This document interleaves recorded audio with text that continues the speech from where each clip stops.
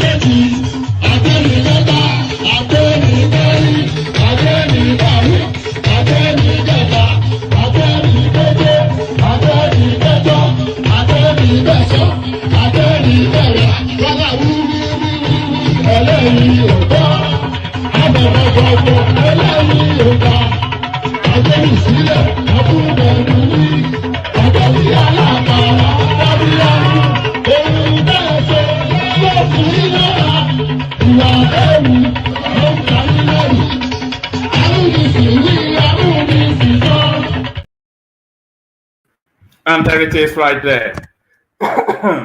There it is right there. Here I am right here.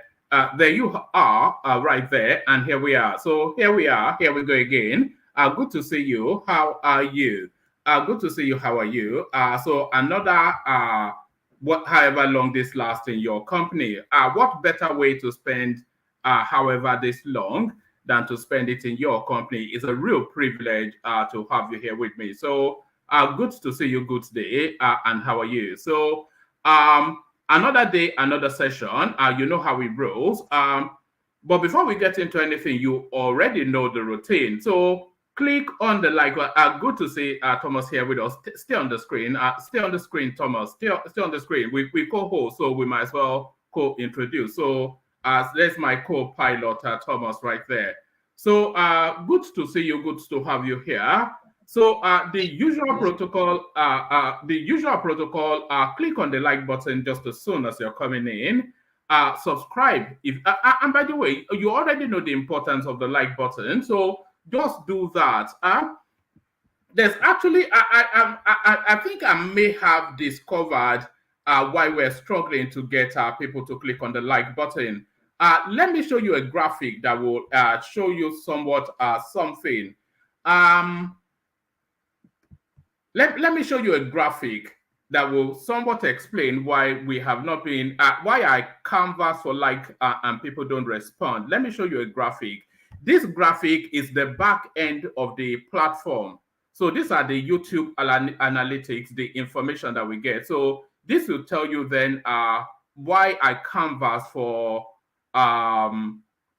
likes and I don't get a response. So look at this. So this is the back end of the platform, as I said.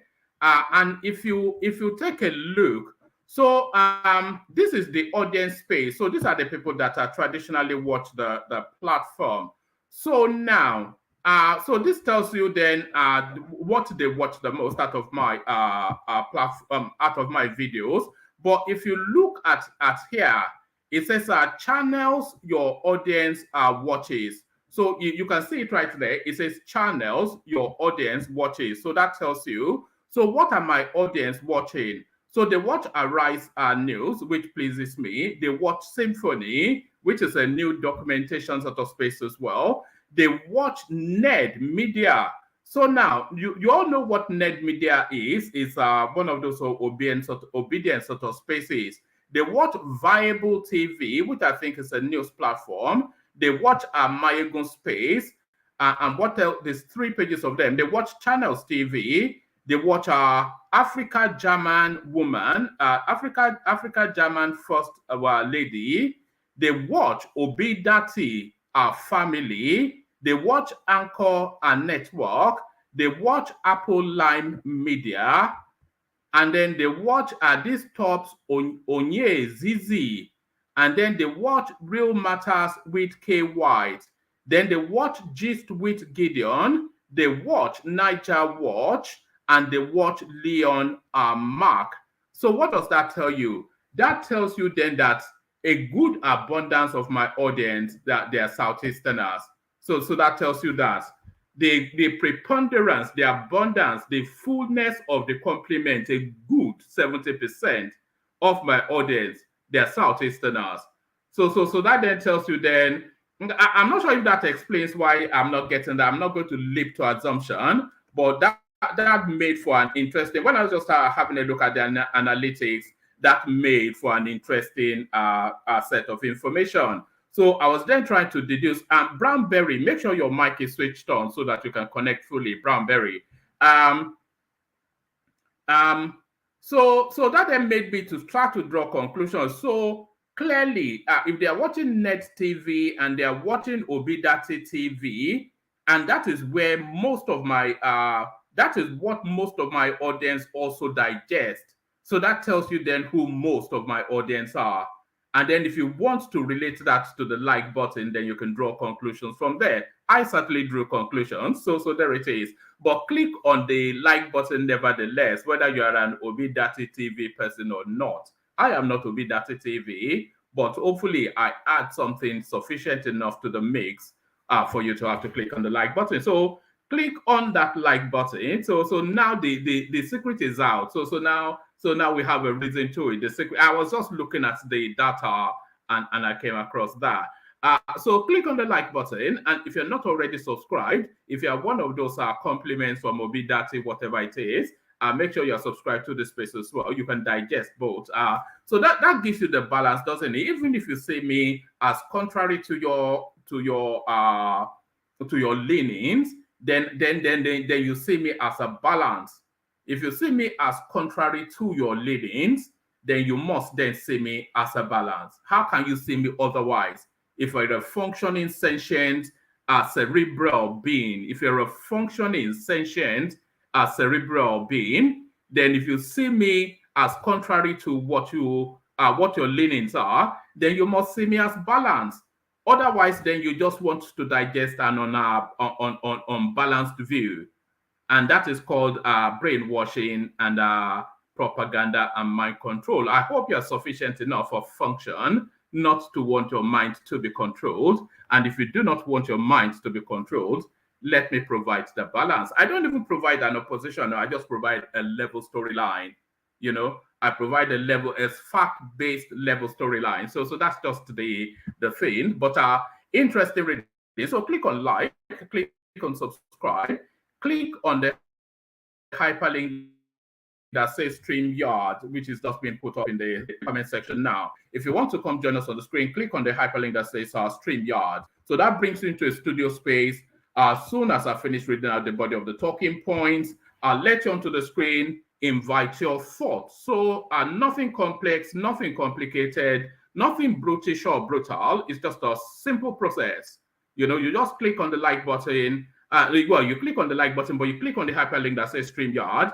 Come join me and share thoughts. I mean, nothing out of the ordinary in that. It's just like meeting up with your friend and sharing thoughts and discussing politics. And we don't even have to discuss politics. We can discuss anything that takes your fancy. So click on that, click on like, click on subscribe, click on the hyperlink that says StreamYard. The invitation to buy your host cups of coffee pinned on the comment section. I'm not even going to flash that on the screen anymore.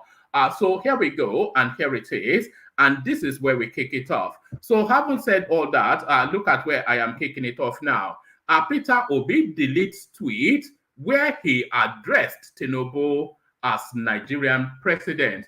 I'm not quite sure that Peter Obi should be deleting tweet where he addressed Tinubu as the Nigerian president, because of course Peter Obi promotes himself as a law-abiding citizen, and the law presents that Tinubu is the president of Nigeria. So why would he do? What has he said that is off in that or untrue? So the law presents as it stands that Tinubu is the president of the country. So why would Peter Obi delete the tweet? Peter Obi deletes tweet where he addresses Bola Tinubu as Nigerian president. So clearly, he's been smacked about by the usual suspects. So he's probably taking a compliment of slapping and very, very swiftly moved. So now, this next headline is not so much back together again, but together at last. So note the distinction. It's not so much back together again, but together at last. Together at last, 4 years after, Ambode joins Fashola Sanwo-Olu at reception in honor of Tinubu. So they said nothing succeeds like success. I'm sure you've heard that phraseology before. Nothing succeeds like success. Victory has many sons. Defeat is an orphan and all that. So all of that. So now you recall, by the way, that in March, Ambode was actually campaigning against Sanwo-Olu, throwing his weight behind the Rhodes Viva space. But now that everything is settled and winner takes all, and by winner takes all, winner has actually taken everything in this instance. Do you get it? Winner has actually taken everything in this instance. So you have no wiggle room other than to yield, sheathe your sword, and bow the knee. So bend the knee. So this essentially is a narrative of Ambode bending the knee, because the winner has taken everything. He took the presidency and held on to his Lagos. So what more is there to say? So Ambode bends the knee really should be what this headline says. 4 years after, Ambode joins Fashola Sanwo-Olu at reception in honor of Tinubu. So yes, we'll spend time with that, see what that has to offer.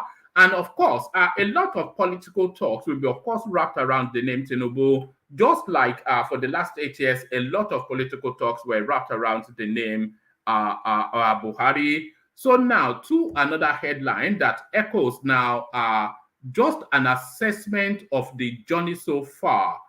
3 weeks are going on for. Nigeria's stock market at highest level in 15 years gained 18.9% in first half of 2023. So now, I'm not sure that the totality of this goes to Tinubu because this is the culmination of a 6 months of trading to land at this point. Unless, of course, in the course of this readout, they tell us that there was a special spike or a pivoting over the last 3 weeks to land us at this space. So if the Tinubu bounce is more than 10% of that 18%, then Tinubu gets the credit. But people that knock Nigeria, there's actually changes. The country is on a trajectory that is upwardly levered. Nigeria's stock market at highest level in 15 years gains 18.9% in first half of 2023. So quite what levered that, we'll find out shortly. We'll find that out shortly. And still staying with all matters are commercial. You remember the arbitrage that Tinubu removed from the Naira exchange space. But they say corruption fights back always in Nigeria. It looks as though corruption is fighting back within that space. Concerns mount as exchange rate continues to sell at intraday low of 460 and high of 840. So that chasm, almost a 50% chasm right there within 1 day straight. So that hints to very much the shadowy hands of manipulation. But who is manipulating what? Because Tinubu says to narrow the foreign exchange buying and selling to one window within the CBN. But how open is the trading in that space is the question. So this is now what is being brought in now. Concerns mount as exchange rate continues to sell, at intra-bank low of 460 and high of 840. So all within 1 day. So somebody had made bank in just that day then. If a 50% differential or 100% differential even. So now this next storyline. This really is a nod in the direction of Ribadu. You remember Ribadu, who sometimes come to spend time with us here. So remember, a couple of sessions ago, he came up and gave us this rather heart-wrenching narrative about a little girl that knocked on his door begging for food. So now, when this storyline, when a subscriber came across this storyline, it triggered echoes of that rather heart-wrenching commentaries by Ribadu. So they sent this in. So let me not fumble at them out. Let me just bring it to you. And northeastern Nigeria, malnourished children fighting for their lives. So it's just there are so many collateral damage type people within. In fact, let's just go through this now. Northeastern Nigeria, malnourished children fighting for their lives. And Ribadu, if you're listening, you inspired this. Northeastern Nigeria, malnourished children fighting for their lives. Residents of Ran in Northeast Nigeria, okay, so that's just that the caption of that photo.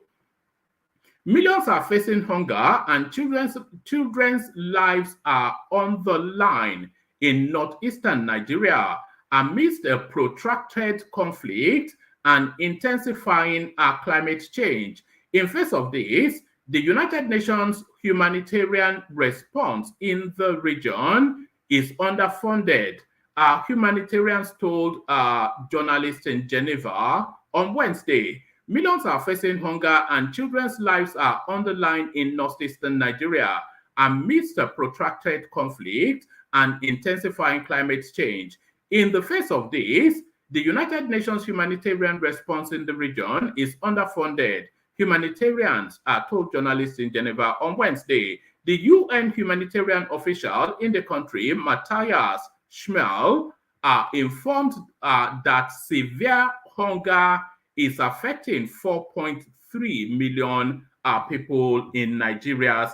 And by the way, the body that was reporting to us just a few sessions ago, he lives in Maiduguri. So very much this is a storyline that he will resonate with almost immediately.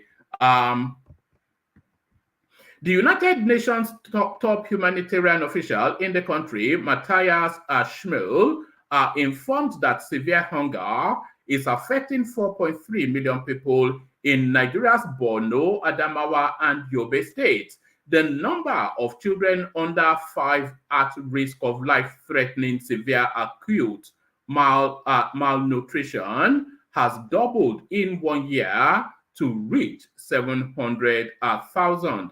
So it's just children under 5 notable. How do they? A lot of them, you want to imagine they are orphans of the conflict, just roaming the streets, scavenging. It's just it's a real tragedy. Describing the situation in the region, Mr. Schmel said, I have been to Borno and the other 2 states several times. I have seen mothers fighting for the lives of their malnourished children in nutrition stabilization centers. The children he spoke to complained about being hungry for days. Those of us who are parents must imagine what it's like when you cannot ensure your children have enough to eat, he emphasized. The catastrophic situation is primarily the result of more than a decade of insecurity linked to non-state armed groups, which prevents people from farming and earning income from the land, Mr. Schmel said. Another harmful factor is climate change and extreme weather impacts. Last year saw the worst flood in 10 years in Nigeria, which affected more than 4.4 million people across the country, not just the Northeast. Soaring prices of food, fuel, and fertilizers have exacerbated the crisis, and the response remains severely underfunded. The United States officials said that out of the $1.3 billion in humanitarian funding needed for the region, only 25% has been secured so far. So that's just it's not a story that comes especially as a surprise to any of us, but we need to remind ourselves, maybe once in a while, that this is actually the situation we find ourselves in. This is the situation we find ourselves in. 700,000 children under 5 are fighting for food to eat in Nigeria. It's right there. This is it. It's a real killer. And if you're a parent, it's an absolute catastrophe. So hopefully we'll be able to run commentaries on that. Now, this clip speaks to conversations that has been going on for over the last 4 or 5 sessions that we've been having so far. The impact of all of these policy maneuverings by Tinubu on the Nigerian on the long-suffering Nigerian mass.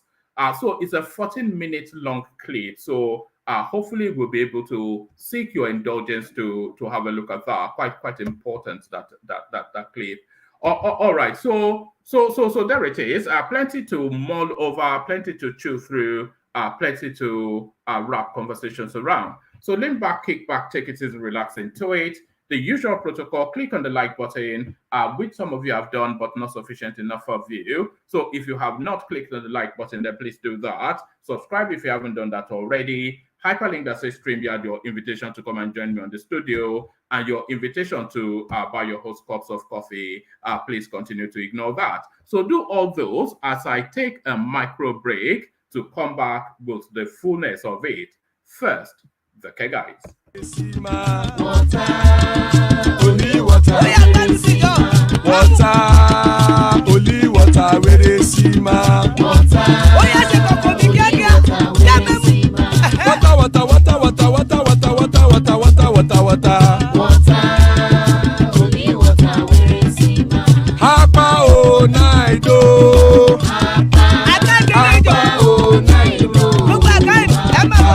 Hapa you don't come o.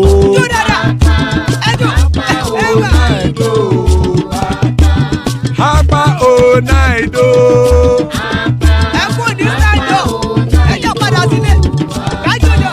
Oro kẹ̀kẹ́ ẹlẹ́mùrè o.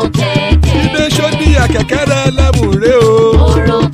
Bobby master kẹ̀kẹ́ ẹlẹ́mùrè o. Chief Wáìlà tí kẹ̀kẹ́ ẹlẹ́mùrè o. Eruku lẹ̀lẹ̀ ẹlẹ́mùdé. Eruku lẹ̀lẹ̀ ẹgbẹ́ ẹlẹ́mùdóde ojàre o.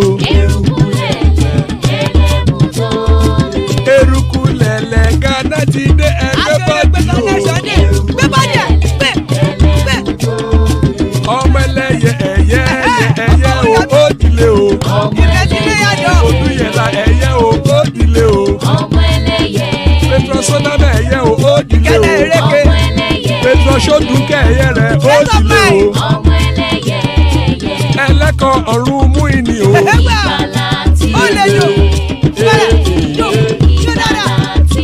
Àkùkọ ọ̀run méjìkọ.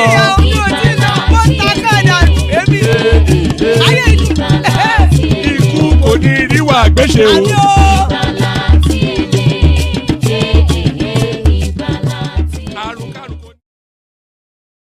And there it is right there. Akuko Onumeiko, the cockroach of the heavens. Akuko in Yoruba land means cockroach, not a chicken or it's cockroach.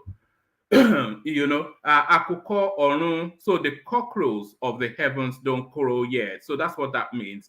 Akuko Onumeiko, the cockroach of the heavens don't crow yet. Iku koniriwa gbeshe, may death have nothing to do with us. So potent prayer. So amen to that on behalf of myself and you, my friends. So amen to that on behalf of myself and you, my friends. As guys, I bring you this. Peter Obi deletes tweet where he addressed Bola Tinubu as Nigerian president.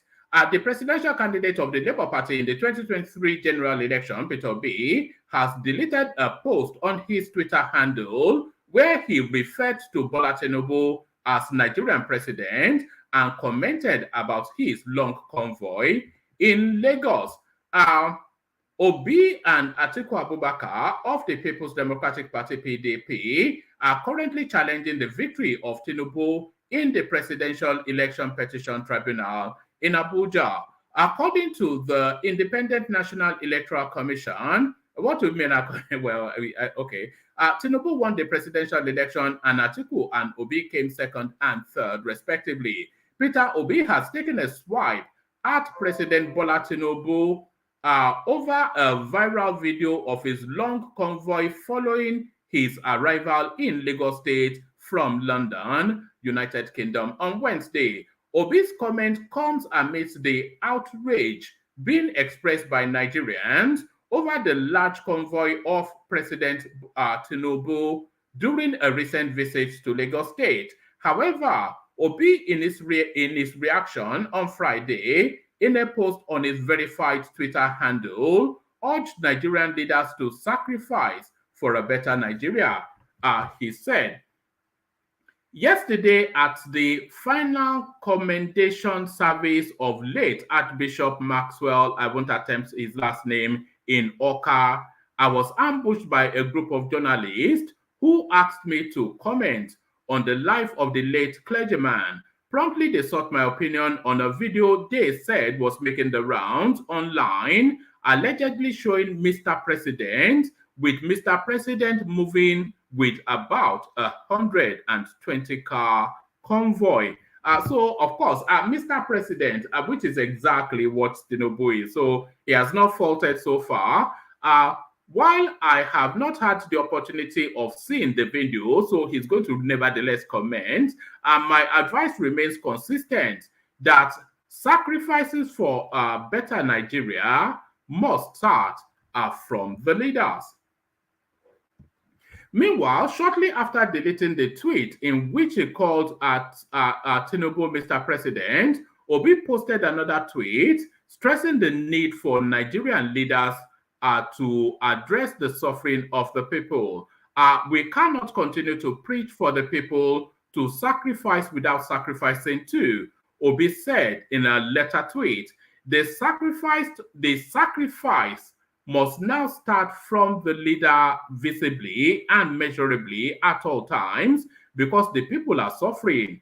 We must now be at the forefront of addressing the suffering. So here it is. So this is the original tweet right here. If you see where my cursor is right here, this is the tweet that Peter Obi has felt the need to. It's just so petty and so silly. Allegedly showing Mr. President moving with about 120 motor convoy. Of course, he is Mr. President. he was sworn in, by the country's chief justice, so he's legally the president. So there's no fault line there, but it's just the toxicity of that space. Because Peter Obi promotes himself as a law-abiding citizen, and the law in Nigeria tells us that Tinubu is the president. He's contending that, but what the law obtains at the moment is that Tinubu is the president. So forget that Tinubu is not. I suspect that that Tinubu is not my president narrative is actually cascading down from the top. So that is Tinubu is not my president, but certainly the people that feel that not only is Tinubu is their president, is probably also even their daddy. Not only their president, but their daddy. 4 years after, Ambode joins Fashola Sanwo-Olu at reception in honor of Tinubu. So for this bunch, for this mob, Tinubu is not just their president, he's their daddy. So there's a clip that I'm going to play you, but I'm going to mute it for reasons of copyright. Former governor of Lagos State, Akinwumi Ambode, has joined his predecessor, Babajide Sanwo-Olu, and his successor, Babajide. I wonder if only Ambode's name had been Babajide, maybe would have kept the. Oh no, Babatunde is Fashola's one. Former governor of Lagos State, Akinwumi Ambode, has joined his predecessor, Babatunde Fashola, and his successor, Babajide Sanwo-Olu, at a reception organized in honor of President Bola Tinubu in Lagos. The trio were seen in a cheerful mood in a video posted on the Twitter handle of Mr. Gboyega Akoshile, the chief press secretary of Sanwo-Olu. Akoshile's caption for the tweet reads, breaking, Governor Fashola Ambode and Sanwo-Olu meet at the Lagos House Marina for the first time in over 4 years at a reception organized by Governor Sanwo-Olu in honor of President Bola Tinubu, who is in Lagos for Salah celebration. They were joined by the Deputy Governor of the state, Obafemi Hamzat, at the reception venue. Recall that prior to the 2019 governorship election in Lagos, in the state, there was a fallout between Ambode and Tinubu's political camp, which saw the former governor lose his re-election bid. So let's have a look at this clip, and then we'll see what we're making of it. But here they are pretending to be friends. Let me make sure that there's no sound. So here it is. So there it is right there. So they need no introduction to you, of course. The hangers-on who are going to, you see all these people attaching themselves to the photographs. They are going to use it to make money later, to try and infer relationships with the leadership in their 419 quest. Most of them, of course, the Supreme Court governor, as they like to call him in Imo State. So this is all taking place in Lagos. All the great, not so great and not so good, all gathered there. That's Ambode, of course, who still in his head imagines that he's still the governor. See how he's preening and peacocking. You see in his head, he clearly imagines he is the president. You can see the red cap, of course. The Southeasterners are in full representation. So not the whole of the region insist that Tinubu is not their president. The people who know who their president is have quickly moved to acknowledge that this is my president, because, of course, there's nowhere that power is more potent than within the Nigerian space. And if you turn your back against the power base, then it will be to your own peril. So that's Ambode now trying to say, yes, I beat you, but let's be friends. Look at that. As though as though I mean, someone would rather say there, I beat you. But I'm sure Ambode knows all of these people. So these are the people that were chasing him for contracts, who of course have not abandoned him to go in a different direction. So there it is, back together again. We rebuilt Lagos, and this is, if you are that narrative, we rebuilt Lagos is all encapsulated in that little cameo right there. So insert Tinubu in there, and that is we rebuilt Lagos right there. So we rebuilt Lagos. They rebuilt Lagos, but is their daddy able to rebuild Nigeria? The market suggests that they have confidence. Nigeria stock market at highest level in 15 years gains 18.9% in the first half of 2023. So, okay, it's not too labeled, so we can just go through it. Equity trading on the Nigerian exchange limit concluded the equity trading on the Nigerian exchange limit concluded the first half of the year on a positive note, with the NGX All Share Index gaining 18.9% and closing at 60.9 thousand index points. This marks a significant milestone for the index, reaching its highest level in 15 years since March the 5th, 2008, when it stood at 66.3% points. No, 66.3 points, not percent. The month of June saw the all share index rise by, so yes, the month of June. So yes. So this is what I was looking for. This right there gives the attribution, because they're telling us that this is a 6 month count, but this little space now that I'm highlighting, it gives the attribution of what actually happened. The month of June saw the all share index rise by 9.3%. So that's telling you then that essentially this is all Tinubu. This is all is right there. The month of June saw a 10% bounce. The month of June saw the all share index rise by 9.3%, breaking a 4-year streak of losses for stocks during this month. So I'm not sure that you guys will. It would have been a decade or so ago, maybe longer, when they were selling all these shares in Nigeria, and I put £1,000 in a First Bank. I've even I hope I still can find the details of it if the market is about to, because I thought I'd lost the money and I just it off mentally, but we'll just it's almost unbelievable. A 10% bounce in a month. I wonder what happened in June. What policy was that not the time that they removed the arbitrage from the exchange rate, and that's the market's response.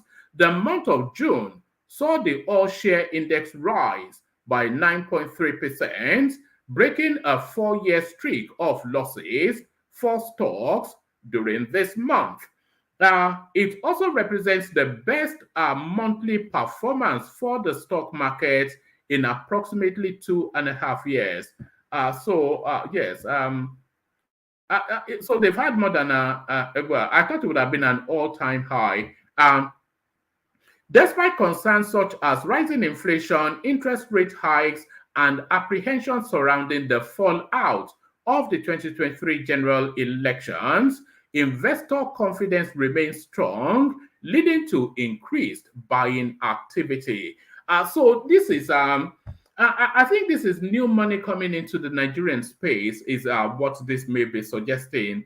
It says that despite concerns such as rising inflation, interest rate hikes, and apprehensions surrounding the fallout of the general election, investors' confidence remains strong, leading to increased buying activities. So, yes, Yes, maybe I should put in. I don't know, man. There are decisions, there are commercial decisions to be made now of some of these moves that we're seeing Tinubu making.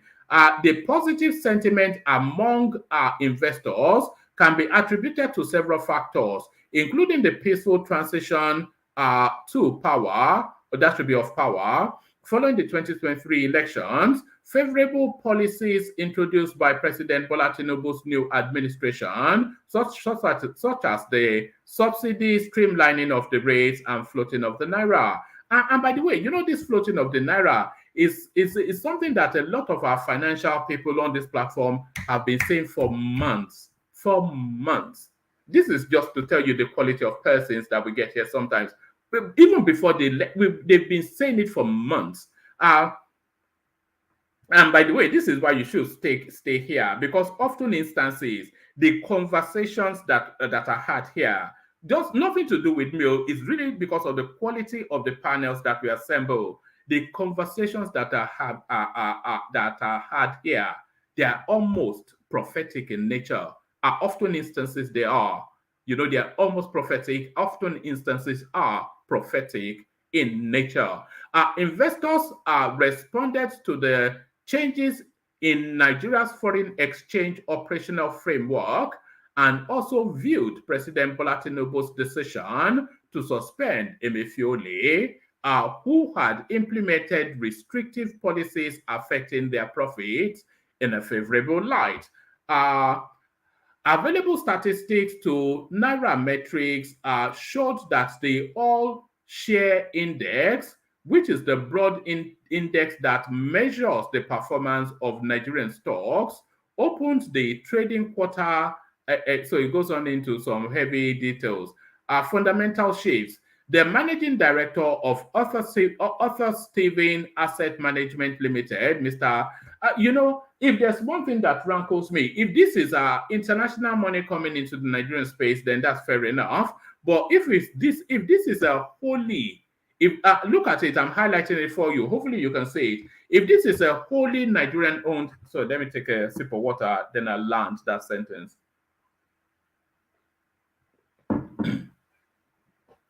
So yes, this is something that rankles me, I was saying. So it says the managing director of Arthur Steven Asset Management Limited. Now I have an issue with that. So if this is an international company with a satellite office in Nigeria, then no issues there. But if this is a wholly Nigerian-owned company wanting to call themselves Arthur Stevens, then that's an issue. Just call yourself Gbadebo Mustafa Mukhtar Money Management Limited. Why would you have to Onyibofy every? Why do we Onyibofy? This was what Mike was saying to us just the other day, that we still have that inferiority complex of that colonial mindset. The managing director of Arthur Steven Management Limited, Mr. Olatunde something or the other, in a chat with Nairametrics, said that a demographic shift has happened in the NGX in the last few years. So I'll give you his quotation and then we'll move on. We now have more local institutions and retail investors in the market than foreign portfolios. So that's quite striking, actually. That's quite striking. So the money propelling the Nigerian stock exchange is actually Nigerian money. And by the way, this is corruption still, though. Is corruption finding its way into the stock market? So they loot the money and then try and launder it via buying stocks. This is how I'm choosing to understand this. We now have more local institutions and retail investors in the market than foreign portfolio investors. The reverse used to be the case. This shift has naturally reduced volatility in stock prices, as the locals are likely to have more faith in the local market than foreigners. That is why you see the NGX ASI continuing to rise despite all the uncertainty in the environment. So that just tells you categorically that it's looted money is being parked in stocks.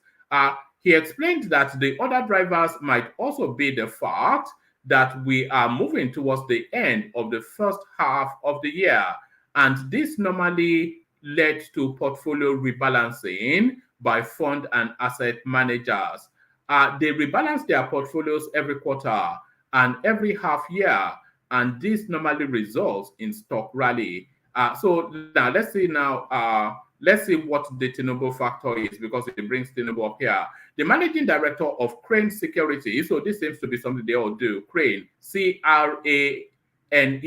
The managing director of Crane Securities Limited, Mr. Mike Eze, said the result of the election, which brought Bola Tinubu, stabilized the market. At the beginning of the year, there was so much tension and anxiety because of the election.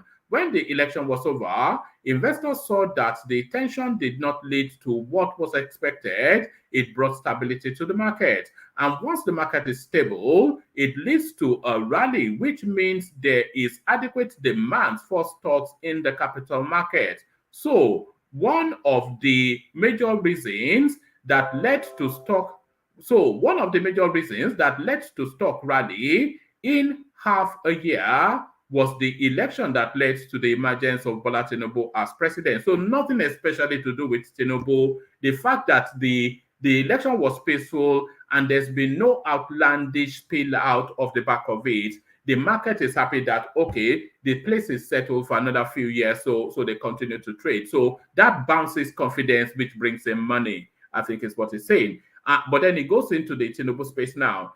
He noted that policies that are market-friendly, introduced by the new president, such as the harmonization of the different exchange rates, the shake-up in the Apex Bank, which trickled down to the Money Deposit Bank, and the floating of the Naira, were major drivers for the rally. Eze added that the removal of fuel subsidies further made the country attractive to foreign investors and high net worth local investors. I wonder who those are, these high net worth local investors.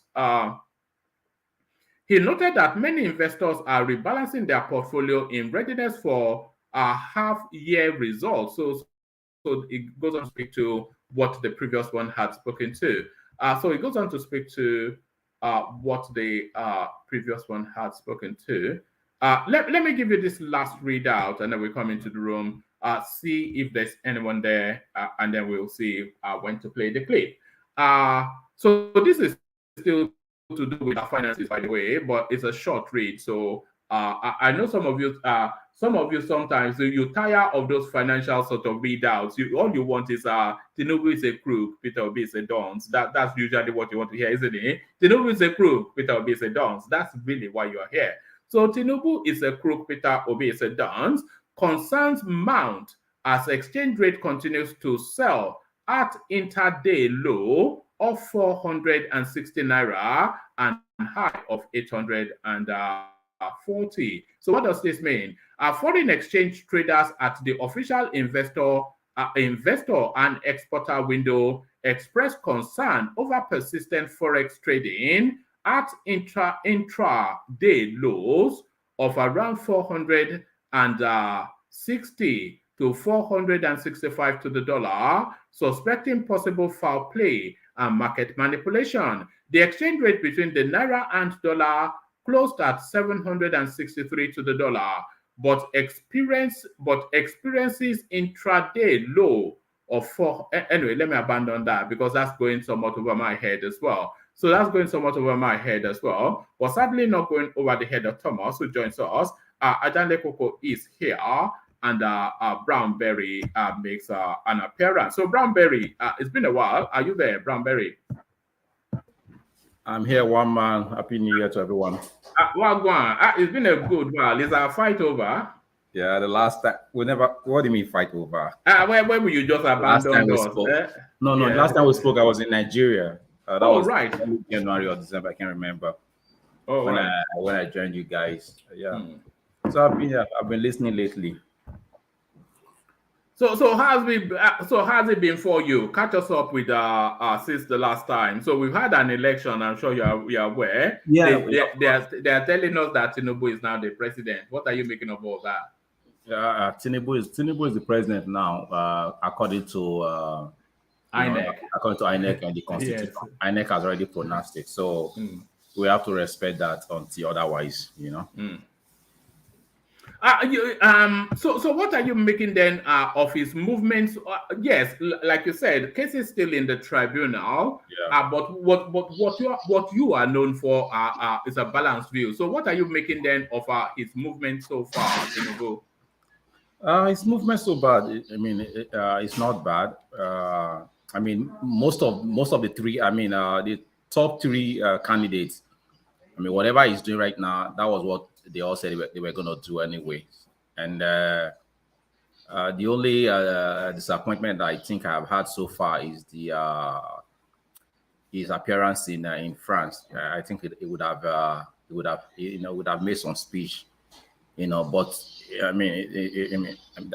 perhaps that's his style, But we are Nigerians, and we are people that always show off, and we want to always be on the forefront. I would have expected him. Did you really want Tinubu making speeches? You know his record with public speaking. Well, he spoke yesterday in Lagos, didn't he? Yes, but he spoke within the comfort zone of his own, kit and cane. Yeah, I don't think he's somebody that cannot speak, But I think that was a mistake. His handlers made. They are just trying. When I hear people trying to cover it, oh, it doesn't matter. No, it does matter. But that one is past now. But we have to move on. But it shouldn't happen again. But how does it matter in the grand scheme of things, though? What was your expectation? What would that speech have meant? What sort of projection do you think him making a speech if he had spoken, if he had made any speech, like that would have boosting his will I say people that are still hanging on the wall, and still doubting him, They would have, like this man, wow, this man is really, is really up there, trying to, bring something back home. Because all we heard was that, he struck this. Some head of state called him, they spoke, but we didn't really know. That's what we didn't get any photos of any head of state that spoke with him, or any president or apart from Macron when he. We saw photographs of him with the Republic of Benin president. That's just backyard one. Republic of Benin. If he wants to, Republic of Benin president can always come to Abuja and see him if that's what he wants. But there's a lot of work to do at home, and those work has to start immediately. Has it started that work with the removal of this petrol subsidy and streamlining the Naira exchange rate? Were you impressed by those policy positions? I was, but I was not surprised. Because those top three candidates, I can tell you, people will say, "Oh, did you think they would have had the gut to do it?" Yes, that's the bigger question, isn't it? But carry on. They would have. Any one of these three, they would have. Because these people, they were. We've never had these three candidates were one of the. We've never had candidates like this before. Like these three candidates. Yeah, I believe they would have. But like I said, there's a lot of work to do. We have to put ourselves back in the position as the giant of Nigeria. Aviation, we have to get our aviation right. Because right now, Ethiopia is just running the show in Africa. We have to put our feet down, and just, we don't need to. I don't think the federal government need to invest in it. Federal government need to just bring people together and let them just fly Nigeria Air. But it has to come with a lot of training, staff training. Because we can't just come and say, "Oh, Air Peace" or whatever you are. Whatever they call themselves, and say because those services we get there, we don't want to be getting that kind of services when international people are coming. They have to, because we need to take control of the whole of the whole of Africa. when it comes to aviation, because aviation is like elephant. There's a lot of employment. You understand? It carries a lot of employment, hundreds of thousands of employment. Let me ask you this question. What would Tinubu have to do? What does he have to do to signal to you that this is somebody you can take seriously and pack yourself? Just say three things that you will say, okay, I'm going to take him seriously. Fight corruption. Probe number one. I'm still on number one, please. Okay. Probe this government. You cannot. The previous government, you mean? This previous government, probe them, okay? Because they did so much. They destroyed this country. Even Tinubu himself knows, and that's why he can't afford to fail, because he knows he's the one. He was the one that brought Buhari, and Buhari failed. So whether the tribunal is going on or not, Tinubu has to put his feet down and bring these people to judgment, and and make sure they are persecuted, and all the money should be brought back. Because you and I know that's a tall ask. That's a tall. It's never been all of the money cannot be brought back. What if more likely is brought back is enough? Yes. Okay. Maybe not even half, but try and recover some of the money is more likely. Right. Yeah, and that is number one. And number two, I'm going to cap number two together. Aviation. Like this, whatever they are just talking about fuel, what's it called, refineries and everything. Just forget refinery. Refinery will come, but steel manufacturing. That Ajakuta has to that one. It has to be the number one priority. Ajakuta has to be the number one priority. Should they not just hand that over to Dangote? Again, come on, is Dangote buying everything? Are they just giving Dangote everything? Well, he's shown a capacity to run business. So there are no other person in Nigeria that has capacity. Anyway, whatever it is, that is a priority, so that we can bring Nigeria back to manufacturing. Because without steel, there is nothing. We cannot manufacture anything, because steel is everything. Whatever you manufacture, steel is like 80% of it. Okay. So, and secondly, should invest in automobile companies. These automobile companies like Innosin and this electrical, and some of them that has this electrical automobile that are springing up right now. Let them pump money into it, like a loan, but not without interest. Okay, pump money into it. You can tell Innosin to open some branches in all the 6 geopolitical zone, so we can flood this. We can take charge of West Africa, from there to East Africa, so and you should also concentrate on mass housing and education and mass housing. That's what brings people out of poverty. Mass housing and education. I'm telling you, in the next 15 years, Nigeria will be different. Education, mass housing, and all these things I just talked about. Invest in innovation. Make sure we take charge. We're able to take over from Ethiopia here, excellent service delivery, Ajakuta steel, housing and education, and we'll be up there. All right, brilliant. So to the headline on the screen, Peter Obi deletes tweet where he addressed Tinubu as president. Tinubu is the president, so. Correct. So why would he delete the tweet? A lot of people feel that he's been held hostage by his followership, and this sort of a headline lends credence to that. If he did delete the tweets, I don't. If he tweeted and he deleted it, I don't think. Tinubu is the president, of course, right now. So what are you going to do? I do feel that. Peter Obi is a gentleman. He tweeted it because he knows that. Constitutionally, right now, Tinubu is the president according to INEC declaration, until court said otherwise. So, if he addresses Tinubu as the president, I don't think there's anything wrong with that. But if he deletes it, I don't know if these are fake news. I don't know. So it's not fake news. But if he deletes it, that is not good on him. Or if he's the one handling his Twitter himself, if he's the one that. That directed them to delete it. I don't think that's good on me. But there's a lot of work to do. This is just gossip on the way. What are you making about the how the financial market has been responding to the Tinubu administration? The financial market, we are saying that most of people that are happy with what Tinubu is doing is foreign investors, people that want to come to Nigeria and invest because they've been having issue with that dollar that was not balanced. So those are the people that are happy right now. But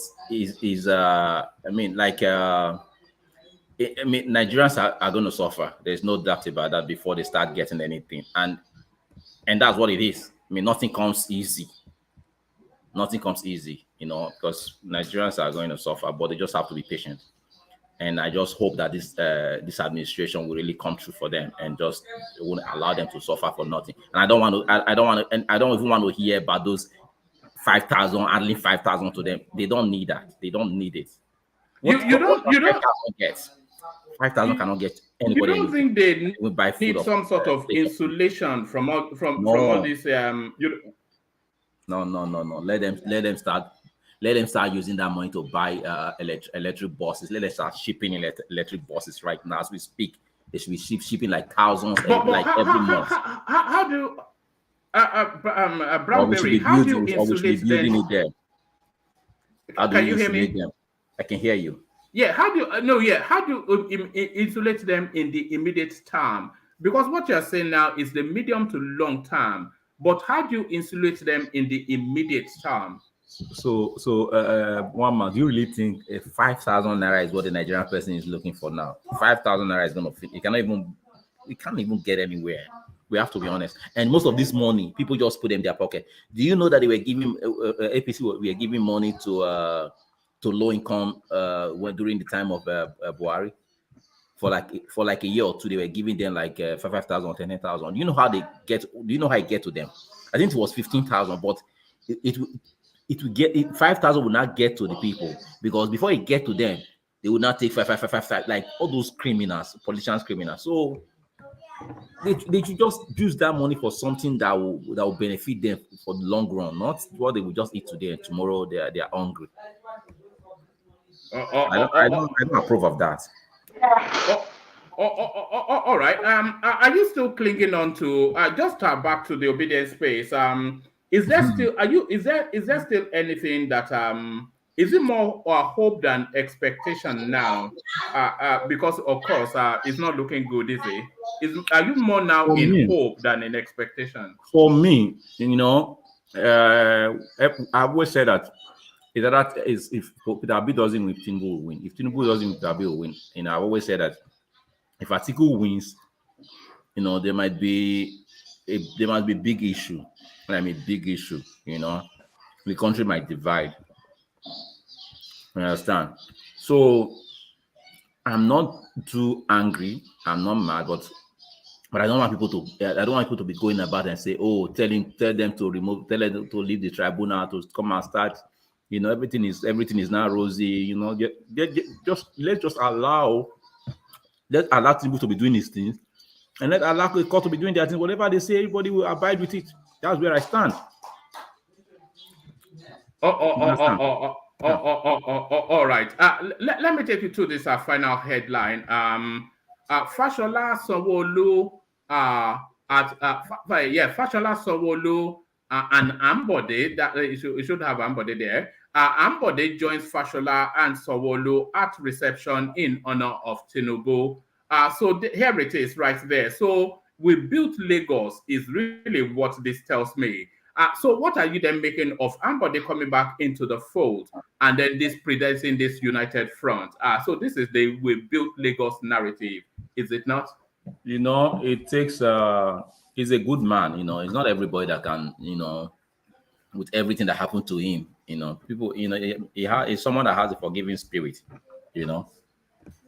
and he also wants to remain in limelight. So he has no choice. Did they build Lagos? Yes, of course they built Lagos. They built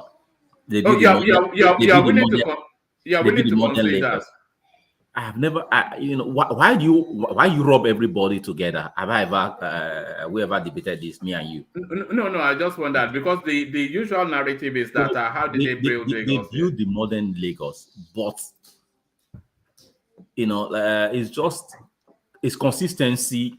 Even out of this consistency, even it's not only Lagos that inflates their contract. Because even like I always say, even with the situation we have in Nigeria, with the structure of our governance, if we had patriotic leaders from bottom up, Nigeria would be fine. It's just that we have corrupt leaders. It's not that money don't come to our state. They don't have money don't come. It's just that they inflate contracts and they do things that are, like sending people to Jerusalem, sending people to mosque, to Saudi Arabia with government money. I mean, what is that? That has to stop. So they are not using they are using money for them. So it's not that we don't have money in Nigeria. Even as this, let's structure restructure, is that what? Yeah, restructure. If we restructure, we are still going to. I'm not saying I'm more for restructuring, but what I'm saying is that with the way this country is structured today, if we have patriotic leaders that are not selfish, this country and our states will be doing fine. But unfortunately, we have unpatriotic leaders. Look at what you just showed right now in the north. I mean, I will always say this, that our leaders from the south, they are corrupt, but the northerners are just so corrupt. I'm sorry to say that they have no heart. What they do sometimes, look at what they did in this Buhari administration, just stealing billions of dollars, and they don't even look back. I wouldn't say the totality of the northerners. No, sorry to say. I think they're just insurgent. And we have insurgency all over the country, so I wouldn't say the northerners. Oh yeah, I'm talking about the northern leaders. They are so corrupt. You can't take that away.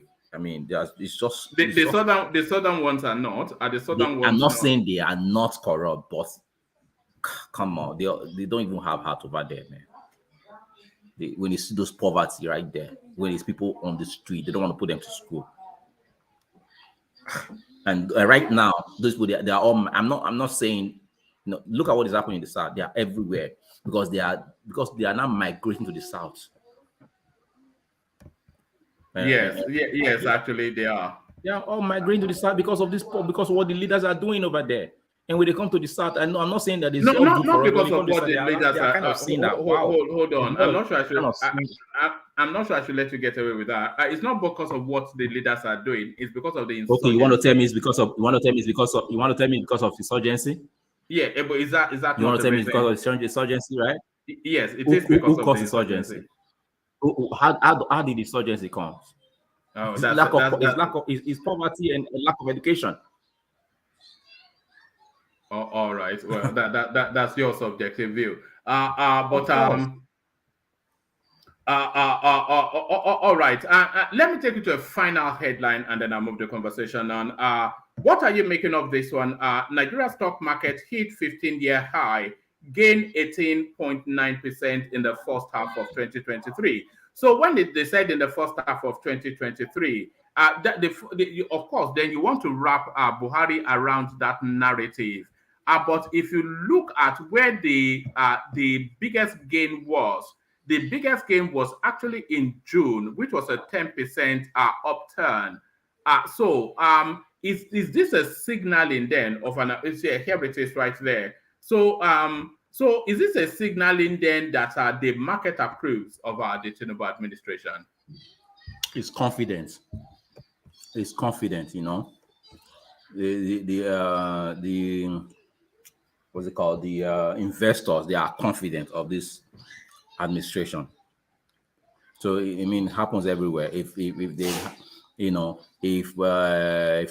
the United States now, if there's election coming, they are looking at, investors are looking at who is going to win. If someone I think is not going to be hard on investment, comes, they will take their money out. Once they get somebody that they think is going to be good, they all pour their money in. I think it's confidence they have on this administration. All right. And are you confident in the administration yourself? I am confident, but my fear is that they shouldn't go about the way Buhari did. I know Buhari didn't do anything. I mean, in 8 years, last 8 years, we didn't have any government. Let's just be clear of that. Even Tinubu himself knows, and people that with Tinubu, they know that there was no government for 8 years. You understand? So that was the only government where minister would just be there for 8 years. And whoever, I mean, once you are given position in Buhari's administration, that has it, you'll be there until Buhari leaves. You know? Yes, so, you know, there was this news snippet that I came across that Fashola was saying that in all of his years, he had no supervisory oversight once. Nobody called him in for a one-to-one to bring his notes, and conversely, what they are actually saying is that Tinubu has employed the services of KPMG to do that performance indicator, performance audits with the ministries every quarter thereabouts. So it looks as though there's a directional change already. And those advisors that he appointed 2 weeks ago, they are also going to be they're also going to be in those meetings when these things are being done. Sorry to interject, but actually one of those advisors is a KPMG partner. You see, is it KPMG or SR1? One of them, the Igbo guy, is a partner in KPMG also in Nigeria. Anyway, you guys, I just wanted to put down an FYI. Sorry. Well, yes, so there it is. You know, we've never had a government for 8 years, and are you impressed by the quality of the appointment so far? I am impressed, you know, but like they always said that, I mean, I'm not going to lie there. I mean, like everybody would say that there are a lot of Yorubas there, but those are people that he knows, people that are closer to him. I don't really care if they do perform. If they perform, I'll be fine, you know. So, but like people always say, there are talented people everywhere around this geopolitical zone, you know, but people want to have around them. Yes, exactly. It's usually the tradition, you know, that although we didn't see that with Obasanjo anyway. So I was going to say it's usually the tradition that most administrations surround themselves with people they feel most comfortable with, which usually goes along ethnic lines. But Obasanjo did not do that, did he? Yeah, but what I would advise Tinubu, that as this administration, you know, moves on, he can start because when you have people around, I mean, Tinubu must have people in the east, north central, or in the south side that he knows very well. I mean, that he can approach and say, you know what, I need someone that's smart and everything. They can, if they give it to him, he can give it to his people to, you know, to run through him, to just assess him, his profile, what he has done, you know, what he has been, you know. Then he can appoint them because they are, you know, it's just, you know, we are here right now. We know that there's a lot of Southwesterners in those appointments. That's just true. But now, yeah, that's what it is. Is that the story? Is that the storyline that you're going with? It's a Yoruba centric. No. What I'm saying is that I mean, there's so much going on right now. He has to appoint people around him for now. But I'm just saying, going forward, you know, he should, you know, ask people to give him, you know, the young smart people. I'm not sure that outside of his kitchen cabinet, you can actually hold on to that as a thought. Outside of his kitchen cabinet, I do not see. I see a broad spectrum. I see Southeasterners, Northerners. Outside of his kitchen cabinet, then I don't really think that. I'm one of those. I'm one of those people that don't want those ministers. How many ministry do we have? I think 40 something or 30 something. I don't know. I'm one of those that don't want us to have. I mean, they should just break them down. It's at least 20 or 22 ministers should be okay. That's fine. They should put them together, put those ministries together, because it's just too much. I mean, you can take two or three in each geopolitical zone. You know, instead of just going to one state and taking ministers and also going about some states have to with what's the name of other ministers? Is it there are senior ministers and junior ministers, and state ministers. Yeah, so what's the meaning of that? What's the meaning of that? You know, I think that was created. Yeah. That was just created. That's job for the boys, isn't it? It's just job for the boys. We cannot right now. We have to cut our coat very very small until we can continue to expand it. You know, we have a lot. We have like I was it Kolata and one other guy that was it. I can't remember. I was say, oh, we can colonize the whole of Africa. If they don't allow us to colonize, then let's all go to China first and colonize, and from there to colonize. No. We have too much to give. What do you make of that as a thought? Not Well, colonize, but I think it said dominate. Not domination. colonize. There's nothing wrong with domination. There's nothing wrong with domination, but we don't need to go about go and come away from China. No, we can do it from. We have a lot to give. I never said anything about China. Where did China come from? I think it wasn't you, but somebody was saying that if they don't allow that, they will go to China from there to be doing it, something like that. I was like, but we have a lot to give. We have gas, we have oil, we have we have the brains. Like it's just we have a lot to give to make sure we can we can be selling to these people whatever. Part of the problem, we've always been like a benevolent superpower in that Africa, because we're the superpower of at least our sub-region and probably the whole continent. A lot of people say the Egyptians have a stronger army, but maybe we should be a bit more aggressive. Maybe we should be American-like, use our strength to take advantage. Of course, there's nothing wrong with that. There's nothing wrong with that, but you have to do something for them. You cannot just go there and take you have to do something. You can say, "Oh, don't worry, we'll give you this. We'll give you gas. We'll give you some, some teachers. We'll give you some engineers. Just like that to help you." But that's why I said that we need to invest in education and mass housing, because somebody cannot be, somebody that cannot afford rent, cannot afford education. I mean, those are the key. Mass housing and education, and let him invest in all these things that this aviation, this automobile company. I mean, these are the things that give that give a lot of jobs, hundreds of thousands of jobs, so that these taxes that they are looking for, they can start getting these taxes so that they can expand the tax net. All right, and just one last thing, and then I'm moving to someone else. You're saying expanding the tax net, but there's a lot of stealth tax being introduced into the Nigerian person, like this proof of ownership. We have to call it a tax that they are introducing now. You say it's only 1,000 naira, but if you add that to all of the other stealth taxes that they've introduced. But I'm just going to stop you there, because I saw that, which is very brilliant, but that's not the federal government. The problem we are having is that federal government want to be in everything.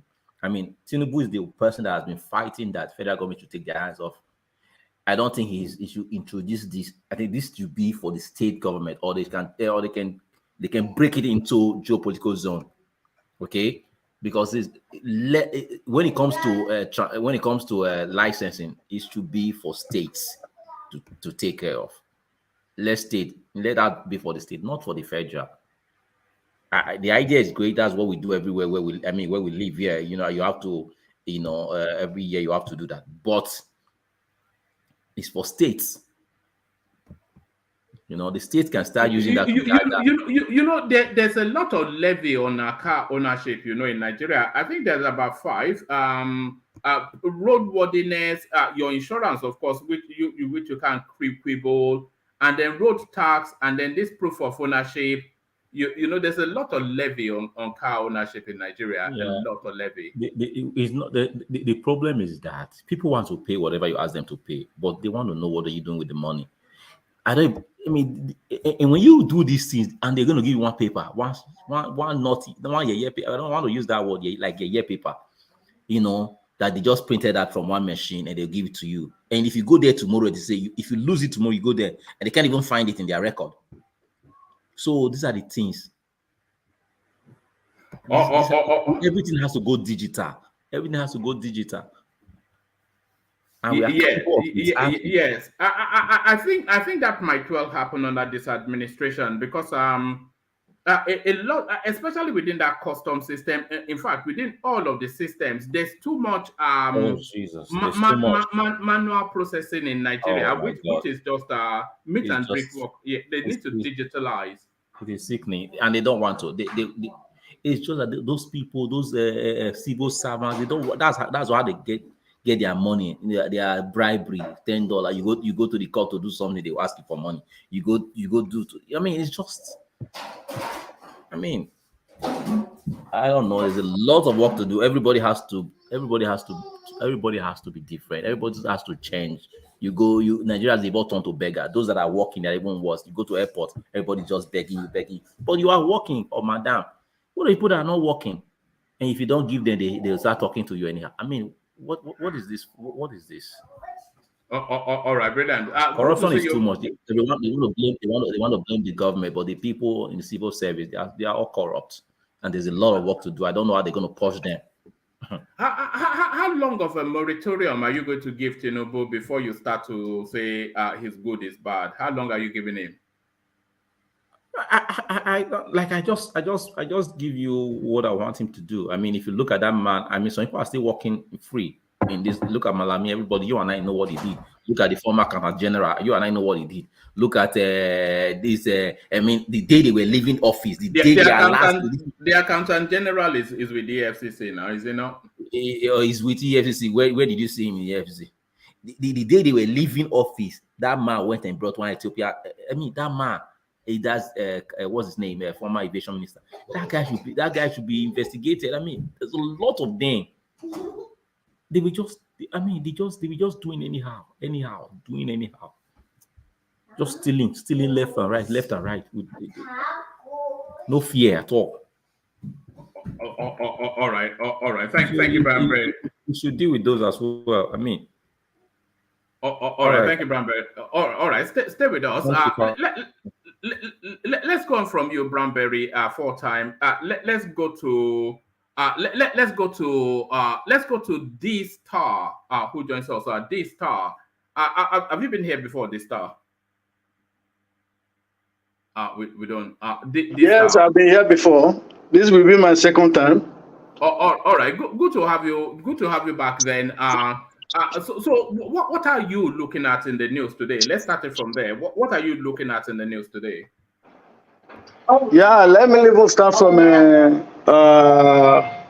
last caller. I think he spoke brilliantly in most of his submissions. And I want to even agree maybe 80% with most of those his comments. One, I should think I agree with him 100% that President Tinubu in the France outing, the first outing for that matter, he did not capitalize on the opportunity. And we are talking of a giant of Africa for that matter, the biggest black nations. I should think he ought to have used that opportunity to address his fellow other presidents, head of state from other countries, at least to showcase the biggest president in Africa. That is for that. I agree with him 100%. Then concerning the dilapidation, hold on. So Tinubu not making a speech at the Paris summit is an issue. Is that what you're saying? Yes, it is a minus. I think Tinubu is not that bad. He ought to have used that opportunity given to him. We are talking a president that is representing the biggest nation in Africa. Come on, I think he ought to have used that opportunity to even at least market himself, market Nigerian nations. Look at the other president from is it like Ghana also. Look at the way he spoke brilliantly, at least to the pride of Africa. That is what I expected to President Tinubu to have done as well too. That is why I agree with him 100% that it was a minus on the side of President Tinubu. At least that is his first outing. All right. And Tinubu reuniting Ambode, Fashola, especially with Sanwo-Olu and Fashola. So that photo that being circulated all over the place. What's your take on that? This all together at last sort of thing that's there. I think that is also a good development, particularly from the side of Ambode. Of course, we both knew the capacity of Ambode, the way he performed exceptionally. The only thing is to see me. Anybody? Are you there? No. Do you need a moment? Okay.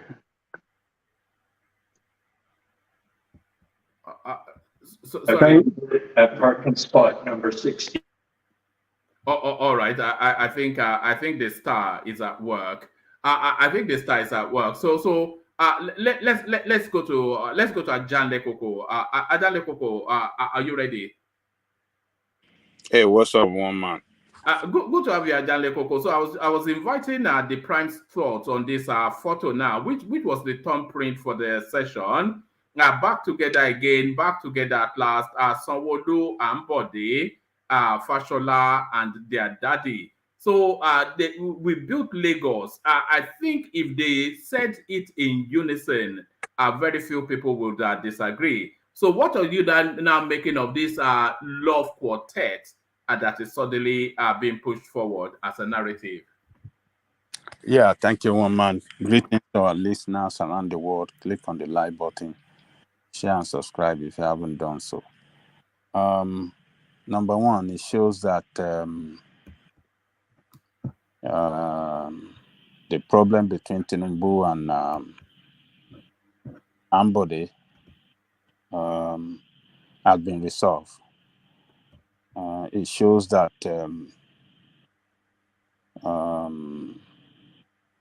what do you call it? I knew that was coming when the governor of Lagos State,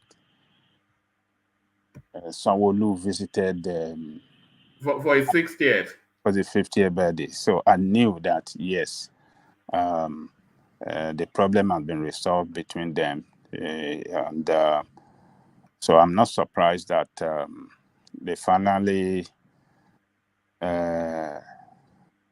showing us in that picture that, look, we are together once again. So, but the overall credit we go to Tinubu. We go to Tinubu that as a leader that we always do everything within his capacity to carry along all his boys, all his political associates, all his political, how do I say it?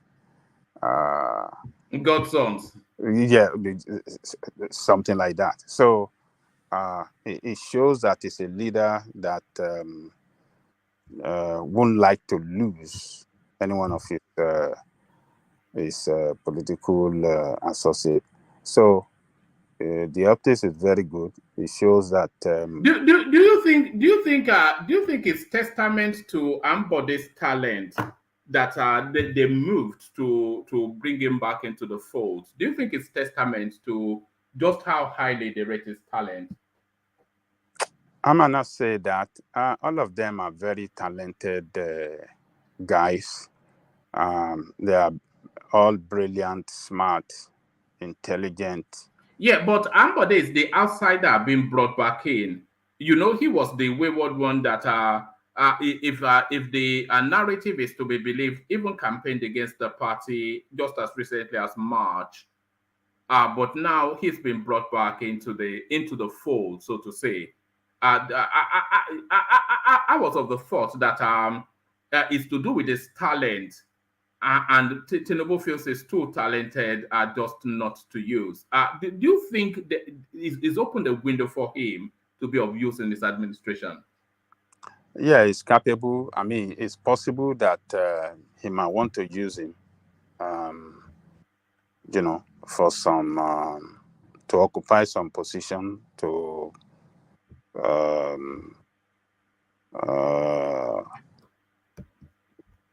do some good work for the country this time around. I believe he discovered some talent in him before he make him the governor of Lagos State. And what I can guess as reason for him to accept him back is that he might have a special love. He might have a special love for him. Sometimes somebody that you really love, this is not like, you might love him because as at the time he make him the governor of Lagos State, Ambode was just a civil servant. He was just the accountant general of the state. He never sorry. I can't help myself. I can't help myself but to say this. What's love got to do with it? Ajale Koko. Who needs a heart when a heart can be broken? Ajale Koko. No. Sorry, I'm just don't. I mean, it just came to my mind that you said he loves him, and in my mind it was that song from Tina Turner that came to my mind. Who slightly passed away a couple of months ago? Tina Turner. Yes. Yeah. You know that sometimes when you really love somebody, when that person did something wrong to you that might seem unforgivable, but for the love you have for him, you can just forgive him and say, okay, no problem. So he might love him for certain things, not just like, if you like somebody different, but he might have some love for him. I say very, very. He might just love him like the way you are using that word is a bit dubious, but like a son. He might just have taken him like a son because he's very, very junior to him. You understand what I'm saying? Yeah. That guy. He might. I guess what I'm trying to say is, I don't think it's a matter of love. It's just a matter of recognizing talent. Yeah. So it's more like value, not love. It's more like, I need this guy. I can't do without this guy for this role. No. Not that you cannot do without him. I'm just trying to quantify. Yeah. Like it's a respect. It's more of a respect for Ambode's talent, what Ambode brings to the table. Not, I love this guy. I think there's a call that came in. Well, I think we are saying the same thing. We are just saying it in a different. But love.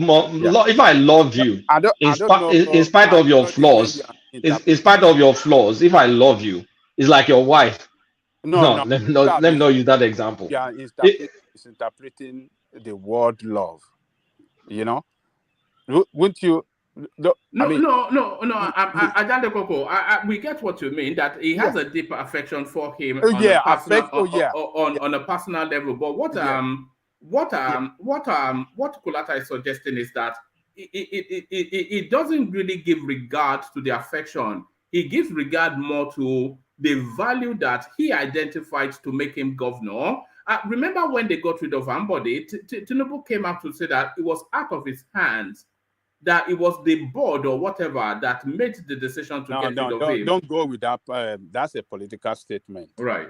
If he wanted to stop those that are agitating for his removal, then he could stop them. He could teamship now. Teamship. He could forget about teamship. He wanted him out.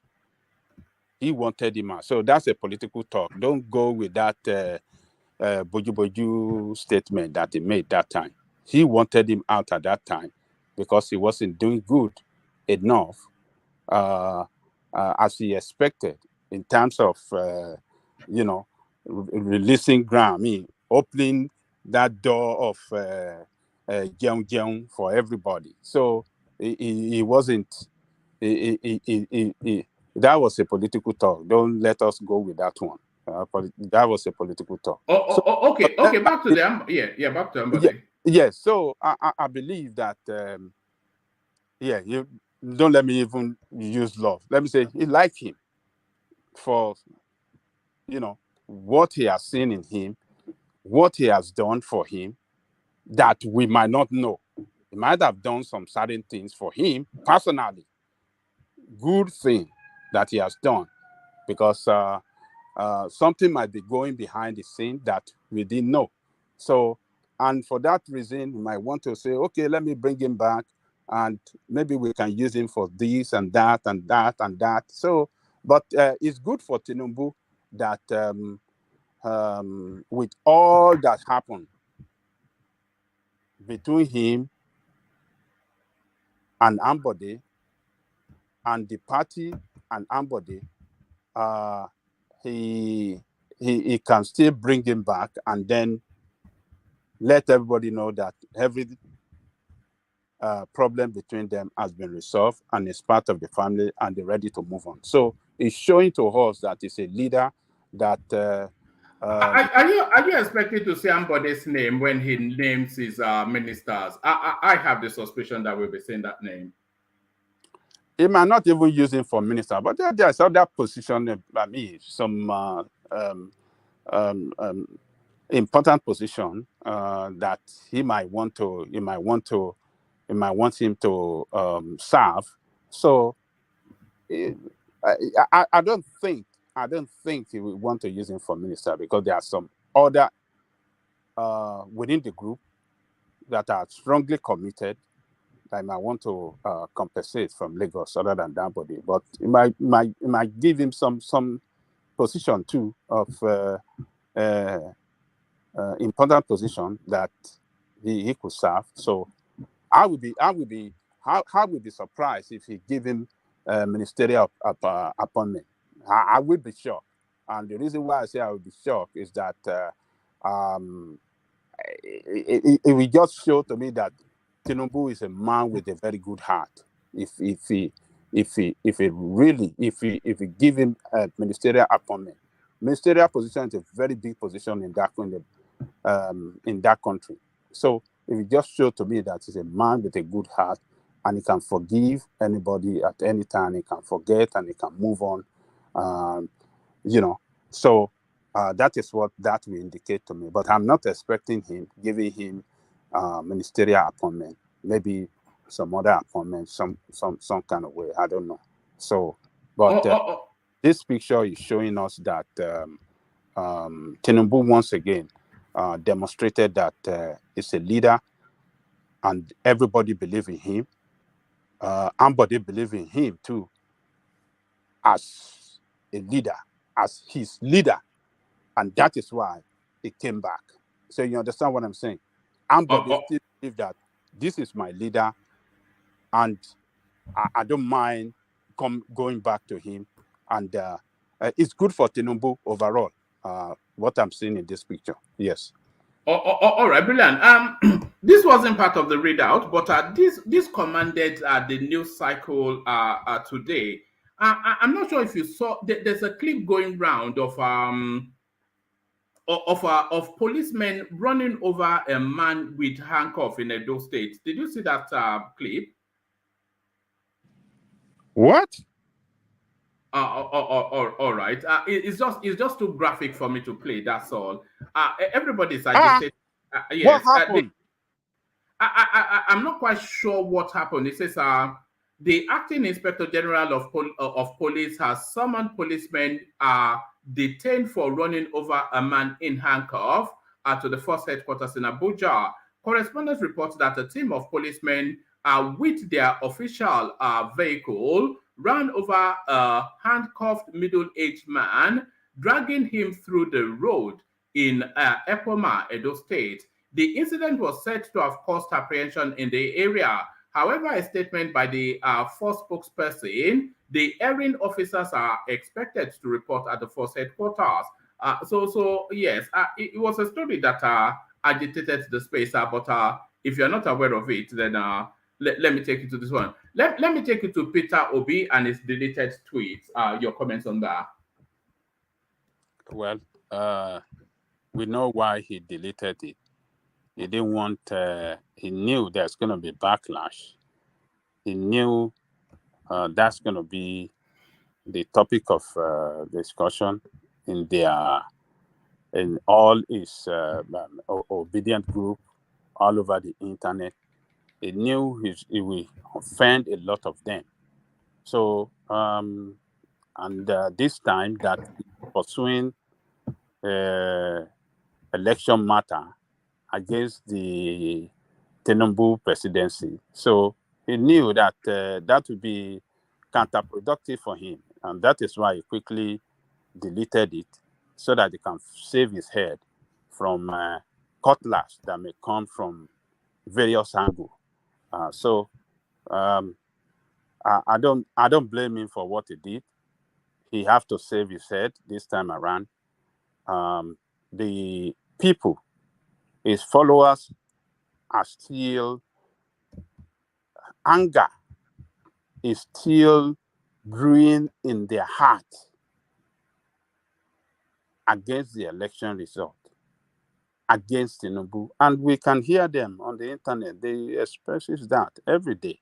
So if him that they are strongly backing can say, oh, Tinubu is my president, he knew they'll be disappointed in him and they might abandon him. They will surely lose their support for him, and he will. That will indicate to them that he's not a leader that is worthy to put their head out for, their chest out for, and their money out for. So he done well strategically to save his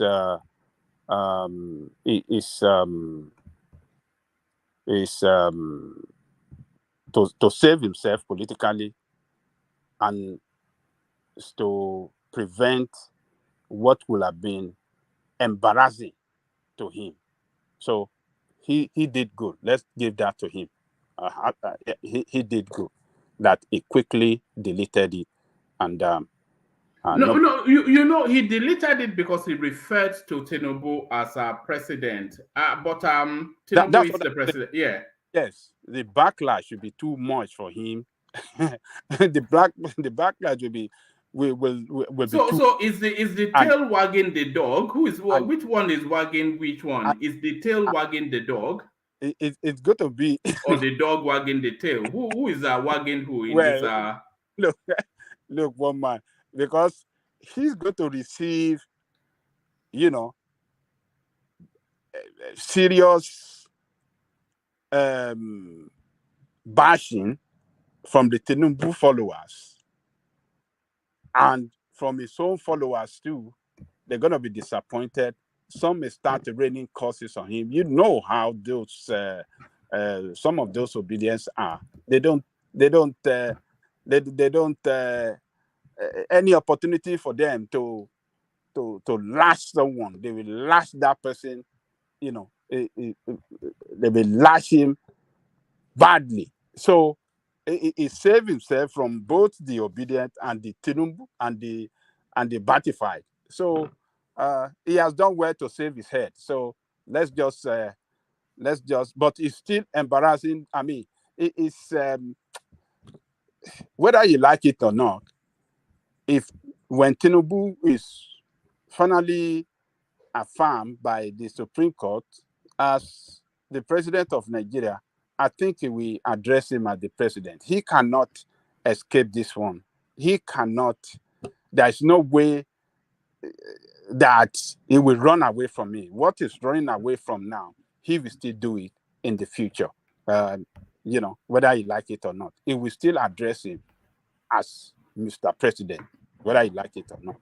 If the court affirmed Tinubu's yeah, but the Chief Justice has sworn. You know, it's just I don't know, man. It seems to me like just mischief making. The Chief Justice has already affirmed Tinubu as the president. So the legal position of Nigeria today, as a law-abiding citizen, he has to acknowledge that Tinubu is the president until anything or anyone tells us otherwise.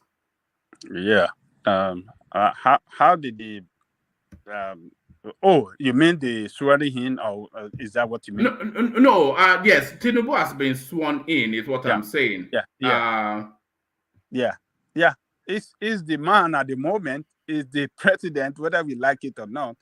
Whether you don't want to address him as your president, or you call him not your president, you call him he never won one state, or you say he's a rigged president, is still the president as far as Nigerian state is concerned now. So tomorrow, we don't know. Depending on the judgment that's going to come out from the Supreme Court. This electoral petition is not a big deal to me. If the Supreme Court, I'm waiting for. So after the Supreme Court judgment in favor of Tinubu, Obi will surely address him as my president. And I hope by then the obedient that are not taking Tinubu as their president now, I hope they will fall in line with their leader and let us move Nigeria forward. That's my expectation, one man. All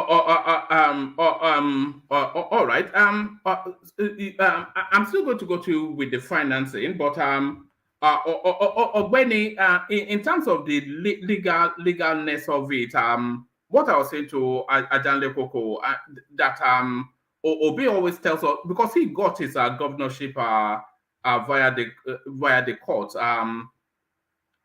For him not to acknowledge Tinubu as president, deleting tweets, what's your take on that from a legal perspective, Ogbeni? Good evening, good morning, everyone from Scotland. Woman, easy. It's just a show of hypocrisy, as usual. And I don't know his advising Obi. You see, he could have, if it's somebody who is wise, or who understand what they call diplomacy, or he has somebody like that around him. And by the way, one of the problems I noticed about Obi is people around him.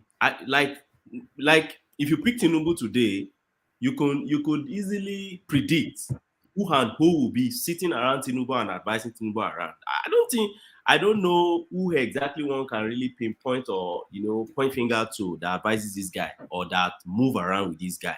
I don't know if you know anyone. Me, I don't know anyone that can really say, okay, these are the guys. We know Akin Oshitokun. We know that Oshitokun is just an emergency partner that came around during election.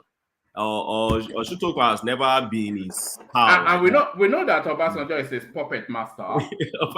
Obasanjo also was another emergency master that just came around. But there's nobody you can pick and say, okay, for the past 5 years, they've been together. And this one also is a figure on its own. Yeah, it's an achievement on its own area. And okay, like the way you pick Tinubu and you see people around Tinubu, okay. What of Ernest Okonkwo? Ernest Okonkwo just left APC how many months ago? That Nollywood star. The guy just left. The guy was still standing behind Tinubu less than 2 years ago. What of Valentine Ozigbo? But I don't know who that is. Is that person popular? And what political space does that person belong to? Has he handled any political office before? These are the questions. He's the governorship candidate in PDP. He contested against Soludo. Oh, so he has not occupied any. Obi is the one I've been promoting him for many years in Anambra. But he has not occupied any political office, right? Yeah. Then what of Senator? No, before we move, let's stay on that person. Now, the person you just mentioned now, when Obi was in government, was he part of Obi's government? And what office did he occupy? he was just like a friend to him when he was a government. He was So in he didn't government. occupy any office. So he didn't force him to I don't even think there's that friendship there. Barely, even No, there was really that friendship. They have a very good relationship. let's say there was even friendship there. I will expect him, if you somebody you friend and you so much trust the person, then you share responsibility for the person, right?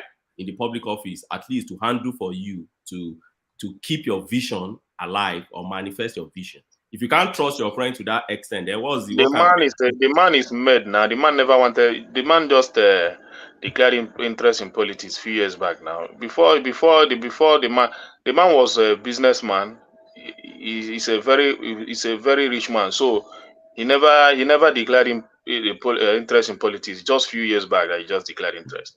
Oh, so yeah, that's what I'm making now. You are still making my point for me. So my simple point is this: where are his political boys? Where are the guys that His chief of staff? His chief of staff is there. He's a woman.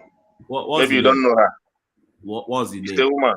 Is he prominent in the Obi campaign? Is he prominent? That's my point. What's her name? Yeah. You see, this thing is very simple. You don't know her name. You see Nigerian politics. I know the woman, but her name is Obi cabinet is somehow, I don't know his cabinet. The only person that is popular there is that Valentine and the victim. Okay. So we saw Tinubu assemble. It's a lie. He has Dr. Tanko. It's a lie. He has Tanko. Which Tanko? When did he join Labour? Obi doesn't have. You see, okay. So in the picture, we saw Tinubu line up his protege, and we also saw them the lineage. Yeah. So I think that's what. Is that not what you mean now, Wenny? That's what I mean. Those are when you see the people Tinubu line up. Is you that call them and his political. I don't know what you qualify it. I call them their protege. It's you that call them. You call them his prodigy. For me, I call them his kitchen cabinet and his think tank. These are the guys that they've been with you for years. They understand your ideology. They understand everything about you. They know what will be your response. If they wake every one of them up today, they will tell this is what Ashwaju will do on this occasion. This is what Ashwaju will do. That is leadership.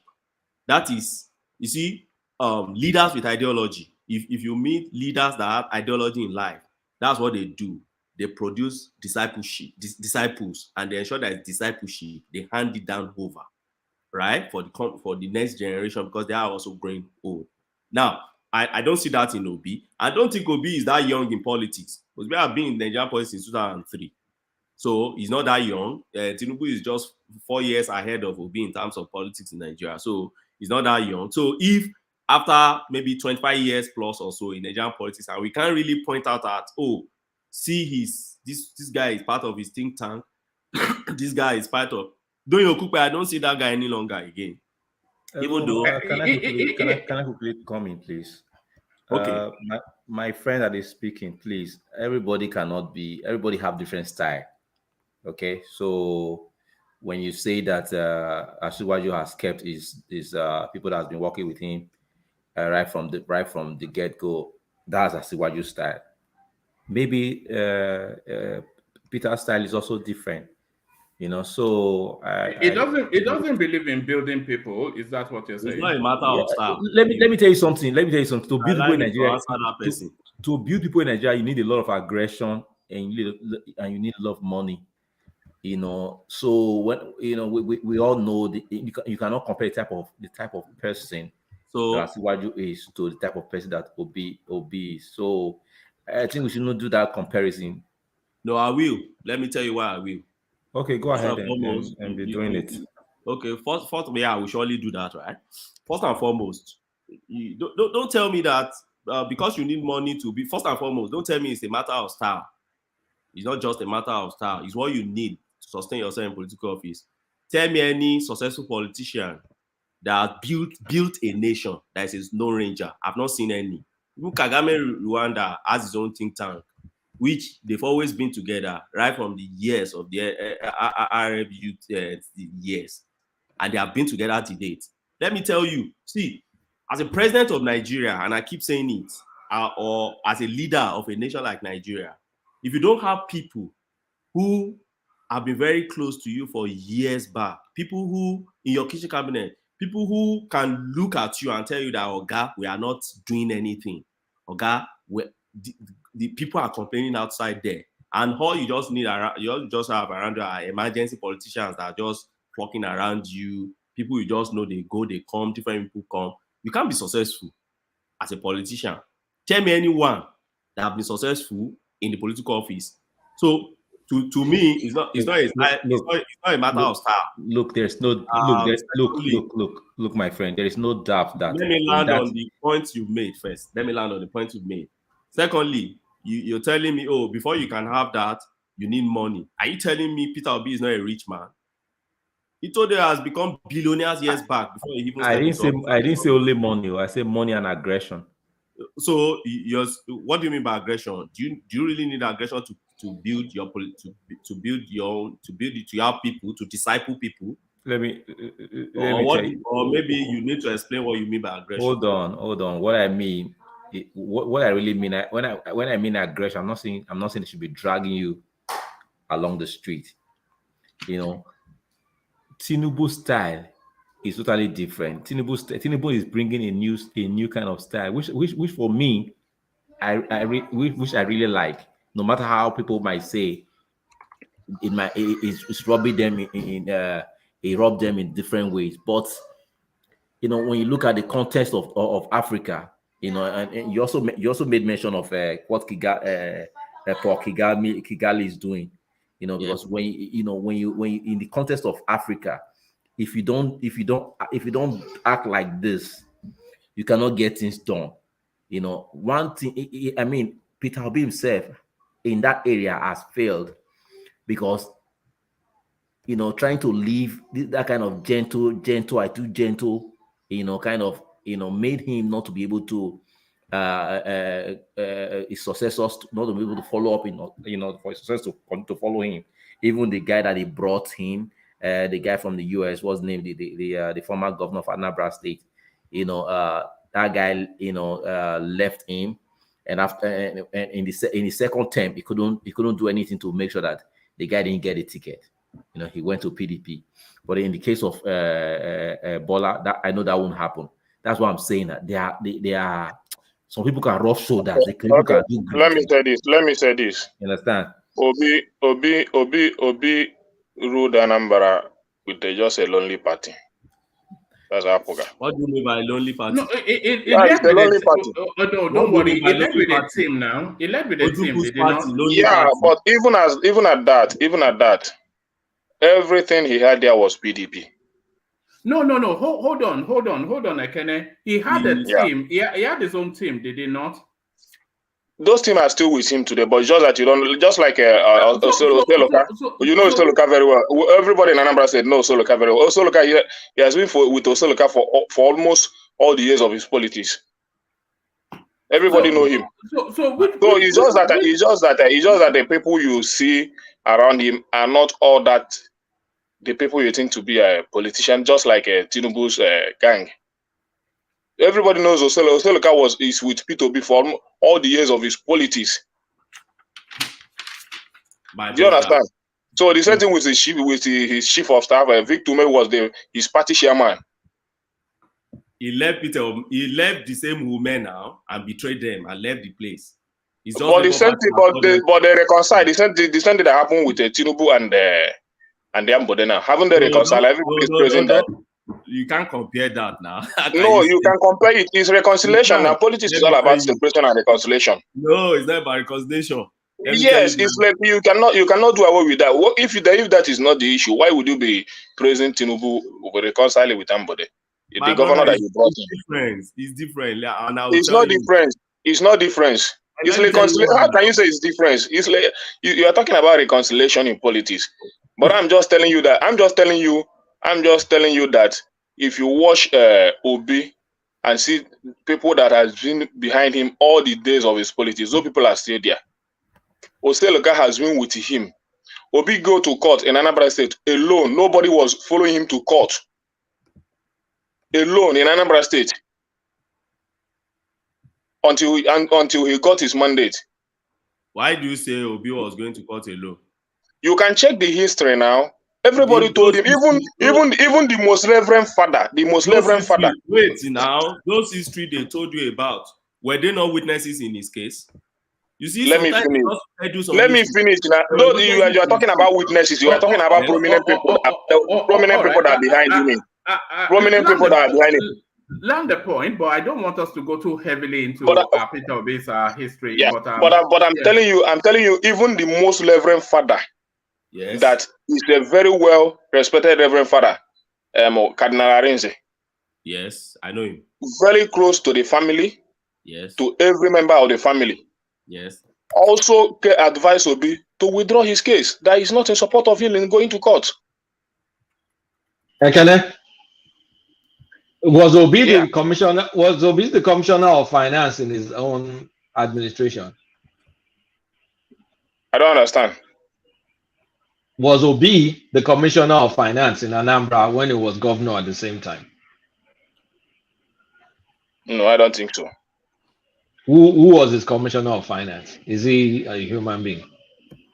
Maybe you can Google it now. You have your phone. Now just Google it. Ask the Google. Okay, so it means what I'm trying to drive to in a silly way is it means he had a cabinet, and it means those cabinets are inconsequential. Everybody appointed for the 8 years that he governed. There's no trace or no usefulness for people that worked under him that they can't even become his disciples or his followers. They're so random that we can as well say they don't matter. Everybody that I know that is solidly behind his political idea is still there today. So Oseloka has been one of his strong supporter right from the day he entered Apoga. Even he was still the man is still there. Sorry, but what was Oseloka's role in his administration?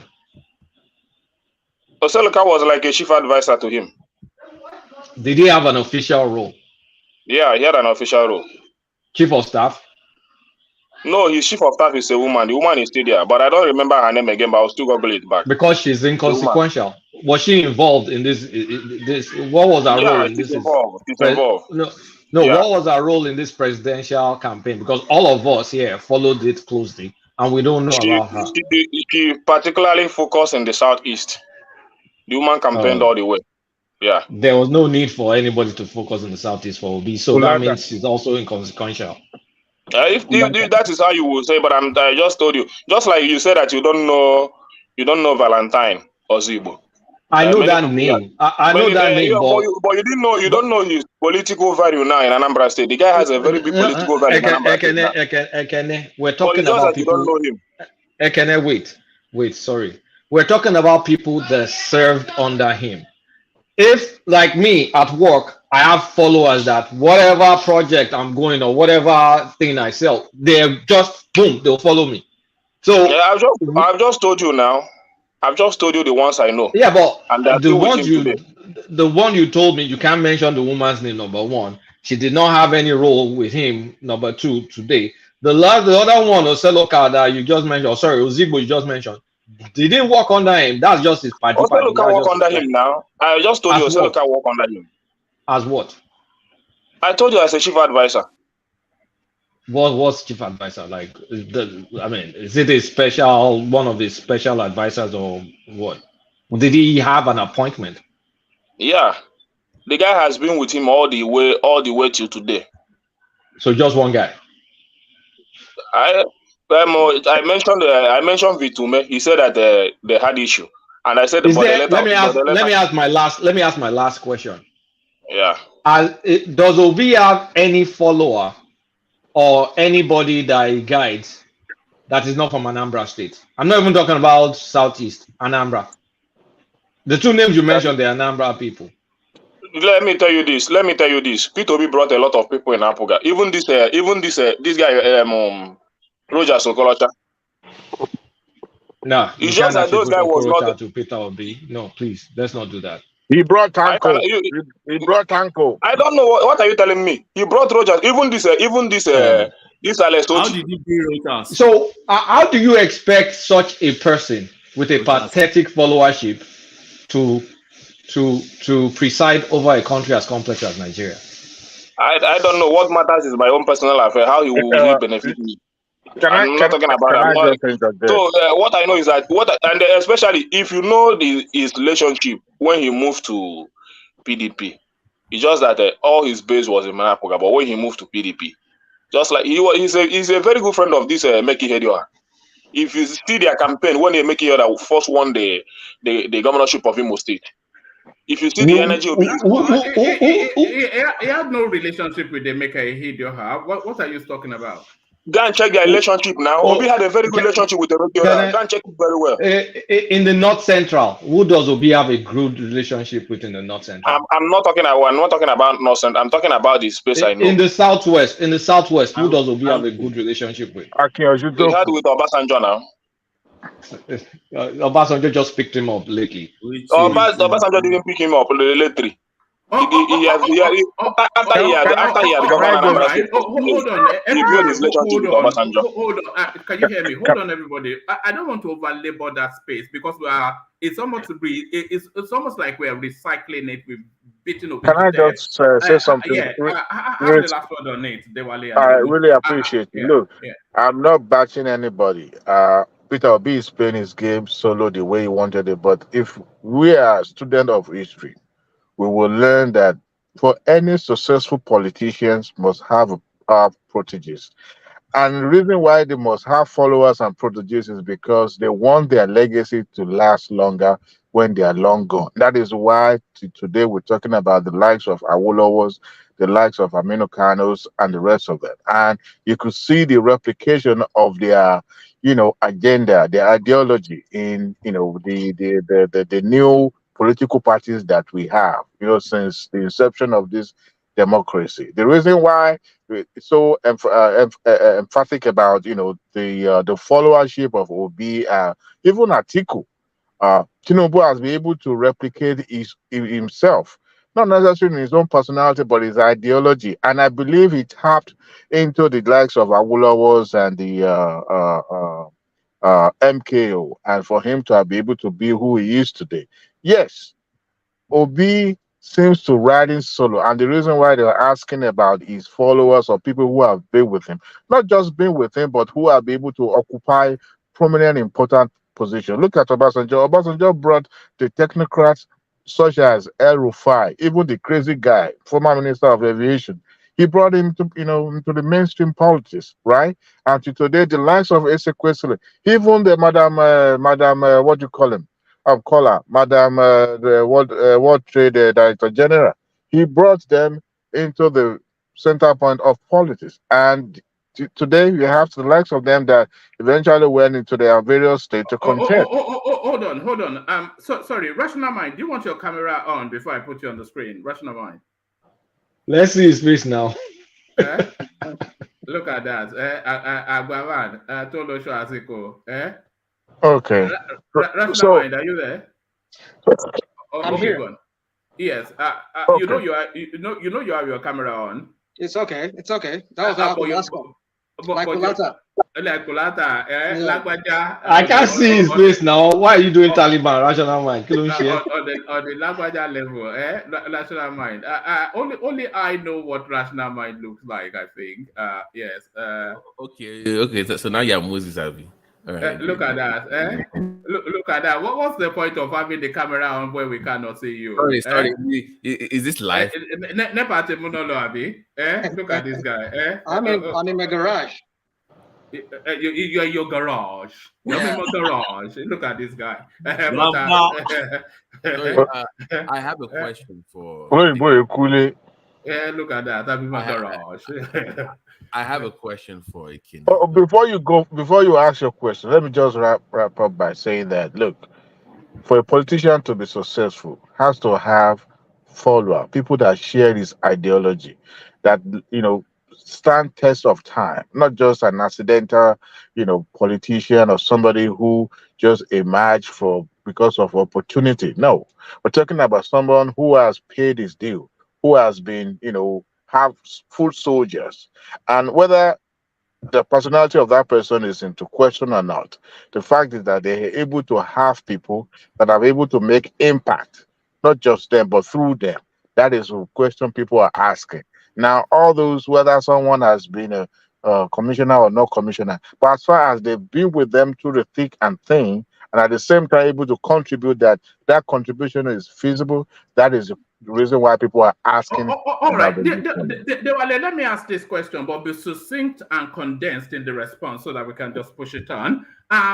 Is it indicative of leadership qualities or lack thereof that somebody who is in a leadership position is not able to bring somebody up into prominence? Of course, it's the lack of leadership skill. Well, that's the point. That's the point people are making. It is the This lack guy, of leadership. he governed for 8 years. He did not. He could not bring out anybody out of Anambra State to say that this is the one in whom I'm well placed. No, not so much, Homer. I think it's deeper than that. Is that it does not have any political ideology that it is willing to, like, if I mention Awolowo or somebody else, they have this belief system about how to transform the society. He doesn't have that, because for me to follow you, you must have something that you believe in that I can then follow. He doesn't have. Yeah, maybe it's just mainly on politics, not to other part of I his mean, life, but no. politics. I wouldn't agree with that, by the way. It's called political philosophy. But, right. but who is the right? No, I'm saying that what we don't know. It doesn't have an I ideological mean, it thrust. is, there's likelihood that he must have impacted some people's life, and yet they have been with him, or have helped them economically and all that. So it's likely that he will succeed in those areas, but in terms of politics, probably not. See the reason why he should. All right. When you say when you say Obafemi Awolowo, you look at Jakonde, and then you look at a trajectory of a retinue of people that have come into political prominence. When you say Tinubu, you look at a trajectory of prominent people, all of whose names you can list. I mean, why do people quote this former Prime Minister of Britain? People quote him today. They excuse me. Excuse me. Churchill. People followed old American politicians. They buy into their ideology. They believe in it. They quote it. What is Peter Obi's ideology? What is his belief system about politics? Do you know?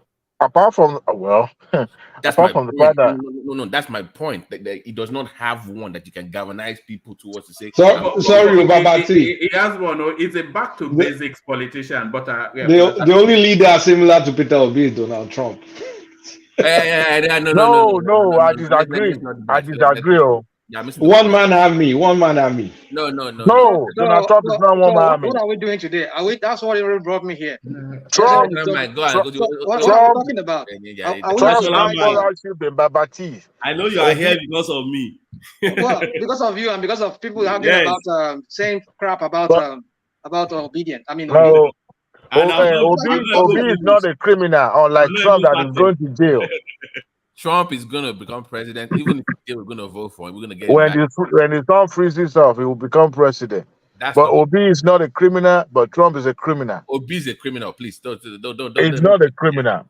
Obi is not a criminal. But to my point, to my earlier point, he does not have this belief system that I can say, man, I believe in this guy. I want to follow this guy. I can die for this guy. He does not have that. But Peter Obi has an ideological thrust. He has a political ideology. No. Yeah. What is it? Tell me. What is it?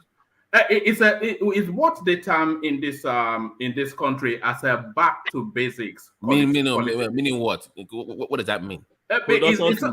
Yes, exactly. But what does it mean? Like, what is it?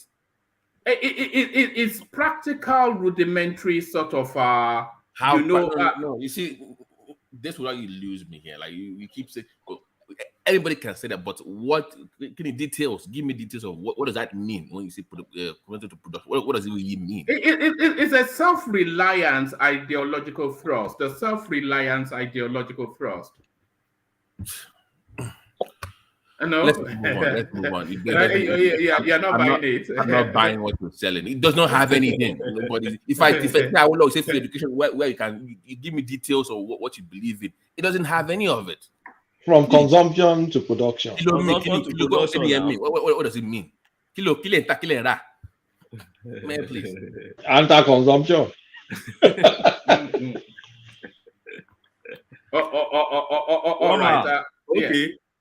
Okay, can I continue now? Because I know rational mind is there for me. He has not even allowed me to. He won't allow me to learn. So people have said a lot. Yeah, fine. And somebody said it's just a style, but I've been able to correct that. It's not a matter of style. For every successful politician, you must have disciples and you must have ideology. They call it political philosophy. They all have it. Our politicians of first generation politicians we have in Nigeria, about Macaulay, all those guys, they all have it. Awolowo, a lot of people you can count on that. Awolowo, Bola Ige, Native Jakon, Adekunle Adashin, even outside the Southwest space, Onabanjo, Olabisi Onabanjo, Abraham Adesoya, even Baba Ayo Adebanjo that is running after Peter Obi now. Awolowo made all those guys. Olufalaye, Segun Oshoba, Olaniwa Ajayi, even Soyinka. All these guys, they were always. How did Awolowo make Soyinka? Soyinka is not. No. That is the Awohism. The Awohism. Soyinka will always still tap from those and made that to explain his things. All those Rupert Fashoranti, Baba Yo Fasomi, a lot. Even Patu told me will always refer to Awohism. Lushola Sharaki. Tuji Braithwaite, all those guys. So my own is, yes. So the Awoism from Awolowo spread across. There's hardly any area you won't find people still attributing, their belief system in terms of the political philosophy to a man called Awolowo. The same thing with Nnamdi Azikiwe. Nnamdi Azikiwe has his own people. Alex Ekweme served under his presidency. And Ale Kwame will always tell you the Zikism, they believe in it. When Obasanjo was in the military, Obasanjo belonged to the Sikh political thought. Even Ojukwu belonged to the Sikh political thought, and others. So the Sikhism, if you study in the Obasanjo is like an Igbo man, right? Is that what the narrative is all about now, right? No. As a matter of fact, in my first year in college, it was part of the course that we were taught in political science then. Citizen. Yeah. He doesn't know that ideology. It's the major ideology in Nigeria. In fact, in Africa, it's a Pan-African ideology. Sikhism. It's not. I'm not creating what is not existing. Everybody knows that Sikhism is a political ideology, and he has people to date that is what they follow. Okay. So can you draw the parallel between Obasanjo and Sikhism that you're trying to talk about? I said when Obasanjo was in the military, Obasanjo was part of a group. They called them Sikh movement or something like that. Go and read Obasanjo books now. He wrote it himself. I didn't write it for him. Okay. He belonged to that political class. So what I'm just saying is, those politicians of first generation, apart from the fact that they had their prodigy, their own people around them at that time, they were able to create their own ideology or ideology group, which to date, you see people associating with it. And you see their political allies, the ones that are still alive, talking much about it. So what do you want me to talk about Peter Obi? Because I can't really pick somebody and say, oh, this is Peter Obi think tank. Today, they are with him. Tomorrow, they are not with him. And you see him gathering them from all sort of... Sorry, Ogbani, you made a mistake.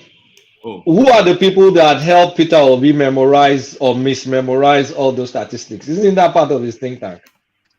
In China, in Pakistan? Conjectural things, just I want us... We're not talking about all this emergency topics here. So that's like a bad boy. Emergency topics. The likes of... I don't help Berubiso, all the Berubiso that he does. Who is helping him? That's his think tank now. It was Tango. So one man, let me One land. man, I'm sorry, I'm bad. This is where I will Yeah, land now. hold on the point. Emergency analyst, right? This is where I'm landing.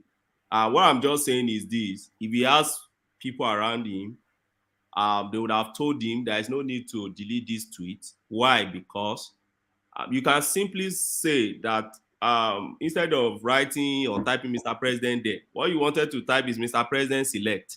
After all, that's what all your obedient guys have been saying around. They will refuse to call him president. They will say he's president select. So just edit to president select and just let it go. When are you mocking? Are you mocking him, or what are you doing? Are you mocking him? Has he done something bad? I'm mocking him. He deleted his tweet. After all, Atiku deleted his own also about Deborah, and we all discuss it. And life goes on. And Tambua tried to prosecute them. They said police didn't show up 3 times. They discharged all those guys that killed that lady. Somebody deleted his tweet. Life goes on. It's all the way in Nigeria. So there's no problem. My own is this: the hypocrisy beneath this deletion is what stings. It irritates me a lot. Why must you have to delete it? You know, more than rather than irritate me, it disappoints me, because that would have been the window for him to say, no, this is what the law says, but we're fighting it in court. Peter Obi, man, he never fails to disappoint. One man. What's that? Hold on, one man. So you guys, what's the hypocrisy there? What's the hypocrisy there? So you the guys hypocrisy behind it is this. So you guys don't think that the politics around that thing, you don't think he should play that politics? You are saying that he disappointed you.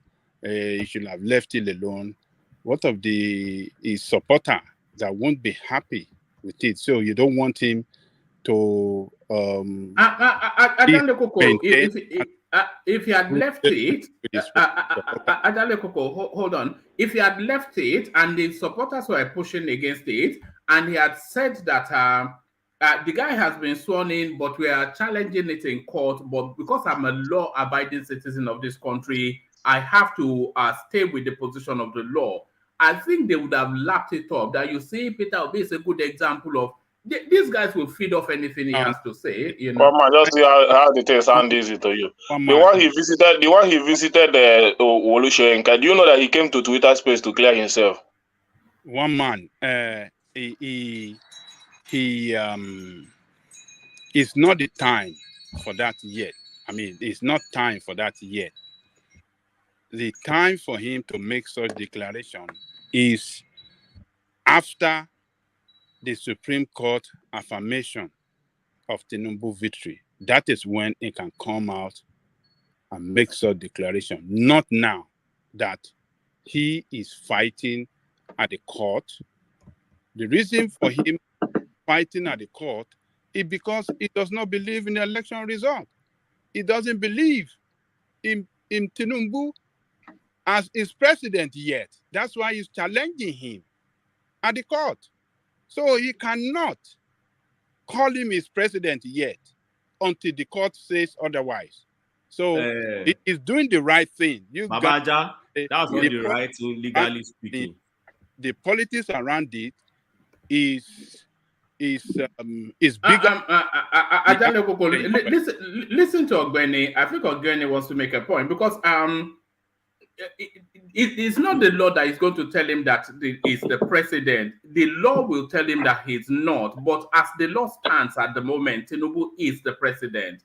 So he's not waiting for the law to tell him that he's the president. He's waiting for the law to tell him that he is not. So the legal position is that he is the president. Is that not it? Is challenging. The law permitted him not to accept him yet.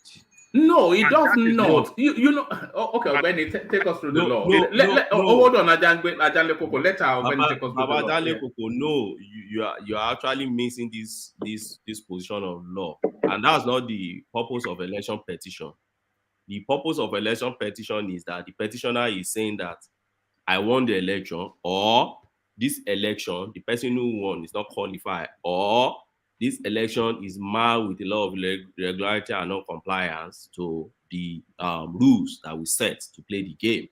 But at the same time, while you are contesting that, the law does not allow any vacuum. So somebody must occupy the space. And for the time that person is occupying that space, that person remains your president. I will give you an instance. You remember this case, Amechi? You remember that before Amechi got to the office, there was a man in the office called Celestine Omea. You remember Rivers State politics. Celestine Omea was in the office. Amechi was still fighting and battling with his case in court. Later, the court declared Amechi, and the court removed Celestine Omea from the office.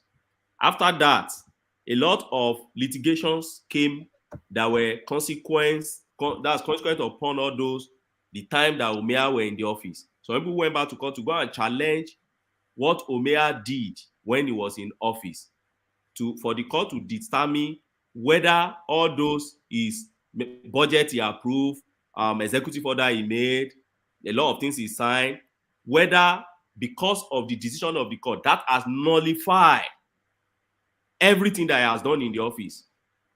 And the court said no, because as at the time he was in the office, in the eyes of the law, he was the governor, legally speaking.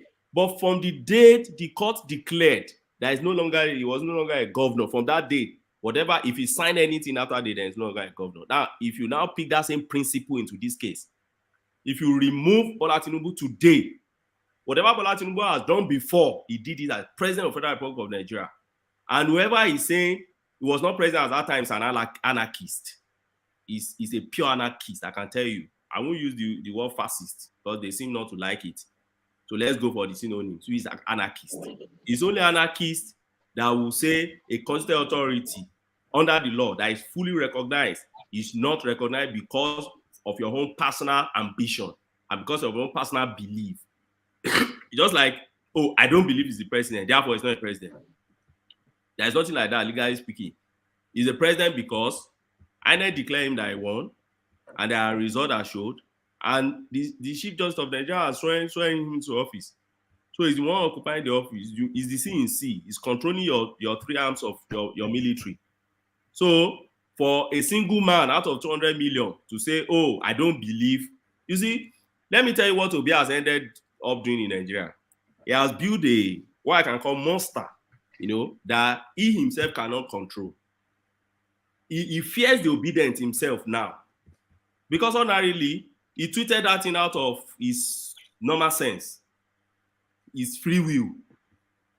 But a second thought about the obedience was what led to him deleting this thing. It means that he has built a group that he can't even control their reactions. You can't even control what they say. You can't even control their anger. That's the issue. So he has built a mob. So it's a mob now, right? So to speak, that you yourself even fear. And this is the way it all starts. Can we interject? You can. Yeah, carry on. If it's so long as it's orderly. It's like you brought me here, woman. You forced me to be listening to, lawyer. Nobody forced you now. It's okay. I'm just kidding now. No! Before you interject, did anybody anticipate that this is what rational mind would look like? No, go ahead and give us the recruiter. Rational mind. I need trademark. You have to give me trademark. You have to pay me. You have to pay me. You know what? You have to pay me for this look.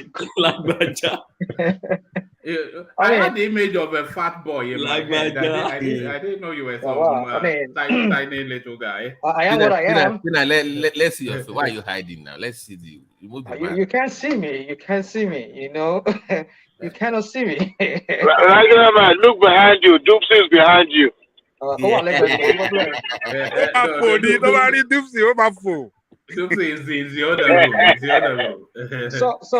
back to what we're talking about. I mean, when we just see one, imagine. Let me quote the lawyer himself. Some of us just come here, we become emergency analysts. I mean, this is the lawyer that we've not seen for a while, but because Obi just got into the headline and for the wrong reasons, or maybe, I mean, in your own, I mean, let's say, in you people's view, because he tweeted something and he realized, oh shoot, like what did I tweet? And then he took it back, and everyone, some audio badified people are all coming here like a. I'm not trying to be derogatory. I mean, like vultures on the prey. Like Kagas, everyone just land here and start dicing these guys, just spinning the whole thing. Like, come on! If somebody tweeted something and he realized that, oh, what I did was maybe I shouldn't have, because considering the court case, what message am I sending to even to the judges or whoever? Am I conceding that this guy is now the president or what? So I mean, you can look at that from that point of view, because this guy, and maybe he has no legal case in court, then we can say, maybe if he did that, and then we can find fault with that. But he has a legal case that has implication.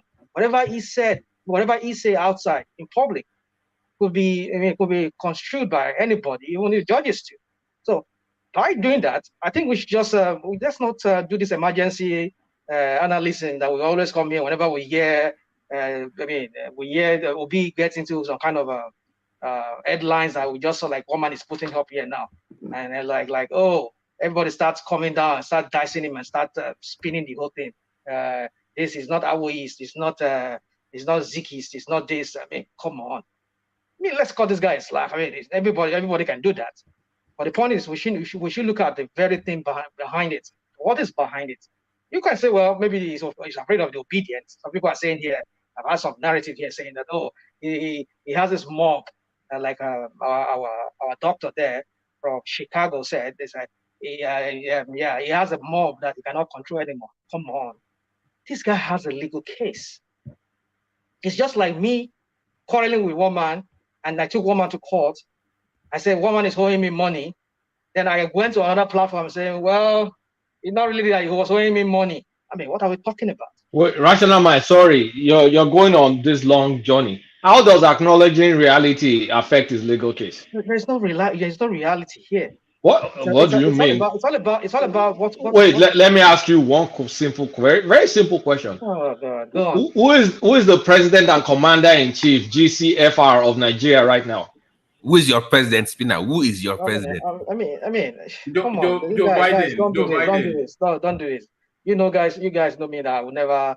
I mean, the INEC. You will never acknowledge reality, so you're like Peter Obi. What's the difference between you and Peter Obi? The INEC declared.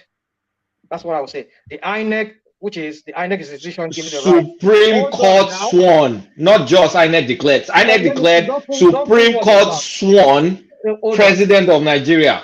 Not Supreme Court. Supreme Court has not sworn anybody. He did not place his hand on Quran and what's it called? Dude, you asked a question now. You can't be making my answer for me now. Is it okay, let me answer your question.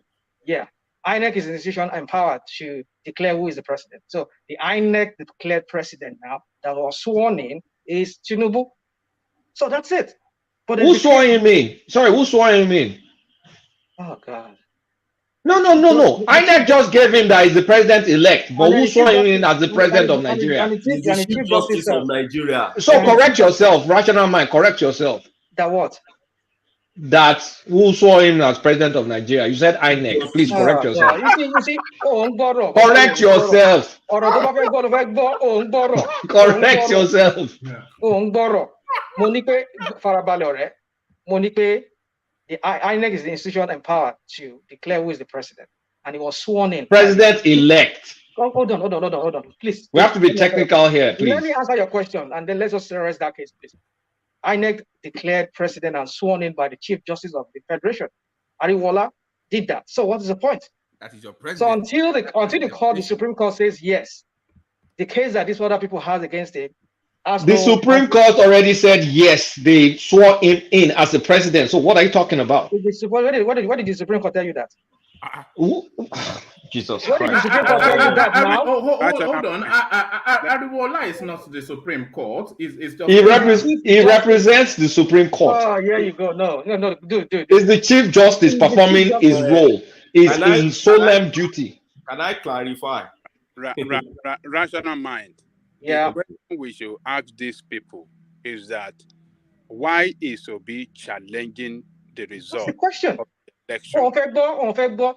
Tó bá béèrè question lọ́wọ́ on fait gbọ́. I can answer it. That's a separate conversation, Babalale Kuku. The question is, who is the president of the Federal Republic of Nigeria, GCFR? Yes, it's Tinubu. Sworn in by. Yeah, sworn in by Kenny. Yes, but he does not agree. Hey, but he's not agreeing with reality now. Yeah, it's fine. The law. That's okay. That's agree. okay. Yeah. But Adanle Koko, what they're saying is the fact that Obi does not agree does not make it unlawful. The only thing that makes it's lawful at the moment. Yeah. So Tinubu is his president. Yeah, lawfully by INEC, by no, as a fellow contestant. Yes. Tinubu is not his president at the moment because he's challenging Tinubu. No. There's no law like that. That's not how it works. They are both contestants. No, both Baba of them are contestants. No, all now. of we the other fellow contestant. What is fellow contestant? Ti wá dórí law ìlú ṣá pátápátá. Ẹ ti dórí law rú náà, Baba Ja, àbá. Dábàá kàwé akagbọ́ orí náà. Ọlọ́run ṣọgbọ́n orí nìkan. Èwo ni ẹ̀jẹ̀ èwo ni fellow contestant? Èwo ni fellow contestant? Akagbọ́ orí. It's not like that now. Let me ask. Imagine, sorry, Ogbeni. Imagine if that was logic and apply it to sports. So if somebody loses a sporting event and he says he doesn't accept it, so therefore the champion is not the champion. Is that where does it? One man. I think I've answered the question. What do you mean fellow contestant law value? Something about it. No. They both contested for that position where Tinubu occupies today. And as such, the law allows him to challenge it if he does not agree with the declaration of Tinubu as the president. And that is what he's doing in the court now. So no other person by law can do that except Obi or Atiku or his fellow contestant before the election. Baba no Ja, other person. Let me ask you a question. Baba Ṣé mo purọ́ the law? No, he's the only person and his political party. Adanle Koko, there's a difference between opinion and reality. Is Obi's opinion that Tinubu is not his president? That's fine. That's fine. But the reality is Tinubu is the president. Kulata, let me ask them a question. Now, if today the court now declares Tinubu, when does Tinubu tenure start running? Does he start running from the day of the judgment or since the swearing in? If your answer is that his tenure starts running from the day of swearing in, then it means he's already your president now. Whether Obi wants it or not, because all those days or months he's going to spend in office now will be counted as part of his tenure. Do you get the logic behind that now? So if Tinubu has been sworn in and Tinubu has his National Assembly already inaugurated in his government, and Tinubu is already signing budget, he's signing this and that, he's signing law, he's signing all these things. So assuming, where do you now put all those things? Are you saying the person signing it are not the president? Then are you saying when you get to the office, you'll be revoking all those things? You can't do it again. So in the eyes of the law, whoever INEC declare at that time, and whoever the CJN, the Chief Justice of Nigeria, sworn into office, becomes your president by law, is your president. Now you can still be challenging. If later you not challenge and are successful with your petition, from the day the court make that pronouncement and remove that man, the man is to be the president. But he still remains your president until the court says not your president. No dispute. We're not disputing that. So for a man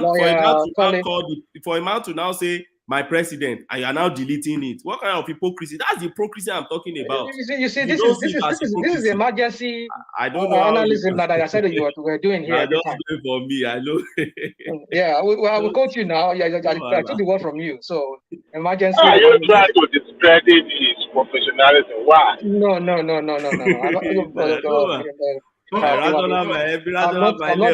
I'll always respect him as a learned person. He's a lawyer. I mean, from the way he speaks, I mean, he has PhD from what I gathered. So why would I disrespect him? I'm only saying that the way we analyze, you know, whenever we hear anything about Obi, the next everybody wants to jump here. I have a question for Spinner. Seriously, what really happened between you? What happened? Yesterday we still talk about it here. Go share me, Tinubu share. It's politics element or liking. I don't know about politics here. You got here, politics here. Because you people came here, I was hearing some of you. That was one of the things that brought me here. Oh, how many people did Obi has made? And I was saying, tell me, did they have finance minister? I was here listening to everybody. I was like, yeah, did you have finance minister? So where is finance minister? Where are his commissioners? Why are they not his disciples? You want to be telling us that Tinubu was in Lagos yesterday? All the governors, so like some people came here yesterday where you're talking. Can you see all the governors that he made? They are all there. They were all there today. I mean, even Akinwumi Ambode was there. All the people I was like, come on, how does that put food on the table of a common man like you and I in Nigeria? It makes people what does that mean? We just come here, we just pedestalize people, we make them like as if they are godlike people. We're talking about the people. Must everything be about food? No, God, come on. It's not food here. We're talking about the life of our people. All right. I think we overflow Obi sometimes, but Adale Koko, round off the Obi space, and then I want to go on to Kolata with two. I want to the stock market space, and then there's an argument coming through for a sixth state in the southeast. So I'll give you the read of that, and then take your thoughts on those two spaces, Kolata. But Adale Koko, round off the P to Obi space first. Adale Koko. Very good. Lorry the fridge. One man. One man. What did you say? No, I said hold on. I said round off the Peter Obi space, and then we move on. By the way, why are you guys calling him Peter Obi? Peter Obi. Peter Obi. Yeah, pronounce it correctly, please. Oh, okay. So to me, I think he has not done anything wrong. He has done the right thing. The political backlash against him will be too huge for him to contain because the Batify will go after him. His own follower will be disappointed. So he cannot disappoint his political followers right now. He has to carry them along till the end of the election petition. So he committed a blunder, but at the same time, he corrected it. And, to me, he has done the right thing. He shouldn't have left it alone. That would have been a big political blunder on it. How will he defend it when they ask him question? When his core supporters ask him question that, how on earth you are regarding this man as your president? He will be blabbing. He will be trying to defend. They will put him in a very difficult position, defending Tinubu. So we're going to find him in a situation, in a position now defending Tinubu while he has a case is pursuing, challenging Tinubu presidency at the court. That will have been counterproductive for him. So he did well. I commend him for what he did for deleting that tweet. So that's my take on that one, man. All right, brilliant. Also about by Adale Koko with the discourse. Chief one man. Can I just say one thing briefly? Carry on, of course. Yeah, because Chief one man. You know, I'm actually, I have a title, you know, I'm an Odolphin. Anyway, carry on. Okay. Odolphin. Unverified titles are not allowed on this platform. Do you want me to go and bring my beads? I can go and bring my We can't beads. verify that right now. Britain. Look at that. If I want it, I can go and take it. If I want the title, I can take it. October of Kent, October of London. Lord one man, Abi. Lord one man. Yes, it's more like a marquee. It's more like a marquee. The marquee of Akinmorin. The marquee of Akinmorin. I prefer that way. But sorry, yeah, Babati. On the more serious, I wanted to say this agitation for one more state in the southeast is very funny to me, because if that is in the name of equality and fairness, let's not forget that the Northwest has 7 states. So if you're really going to go by that logic, then everybody else should get one more state, and you give the southeast 2 states. That would be fairness, right? In a real sense, right? That would be fairness. It's more a case of representation, though. Of what? Because in the parliament, you get a specific quota of representation there I just told you the Northwest has 7 states. So isn't that an imbalance there? What would make sense, if we really be honest, is to take away that 1 state and give the southeast the 6th state, right? Then they lose 1 state. That would truly represent what we're all looking for. But if you give the southeast an additional state, there's still an imbalance in the system, because Northwest still has 7 states. So if you're really going to talk about fairness and equality, let's go all the way across board. So maybe what we're looking for is some sort of collegiate sort of system in that parliamentarian system that we're running, because the numbers weigh so heavily in and it was deliberately skewed, by the way, by the people who wrote the constitution. The numbers weigh so heavily in a certain direction that if they will it, they can in perpetuity have their will. Not a balance. It's not a balanced system. Let me ask you. Okay, you give them an additional state. The North still has more, because once again, the Northwest has 7 states. So how do you correct that imbalance, one man? Yes, but you're headed in the direction of the correction, are you not? Okay, that means everybody else then has to get 1 more state again to balance that, right? If that's what we're going by. So I think Yoruba land has 6 states, does it not? And in terms of population, it's more or less the same in numbers. We have a larger geographical mass in terms of land space. Mm-hmm. But in terms of population count, is almost little as make no difference, the same amount of people. Well, I've always advocated for an Ijebu state, because they are the only province that didn't get their own state. So, Babati, I'm advocating for Okeogun State as well. Yeah, they are the only ones from the old province that didn't get a state. So if you advocate for Ijebu State, why do we put Yewa State? Yewa is technically, but don't mind them. They are one of us. They don't. I want Bara. They are still. No, they're not one of you. They're not one of you. Ijebu is different. Bara is Ijebu is different from you people. One man. Don't mind them. One man. Yeah, I'm here. If I may ask, whoever is writing this letter, I hope the person understands I know the person will understand anyway. And I hope we all understand the complexities and intricacies, the procedures involved in creating a state in Nigeria.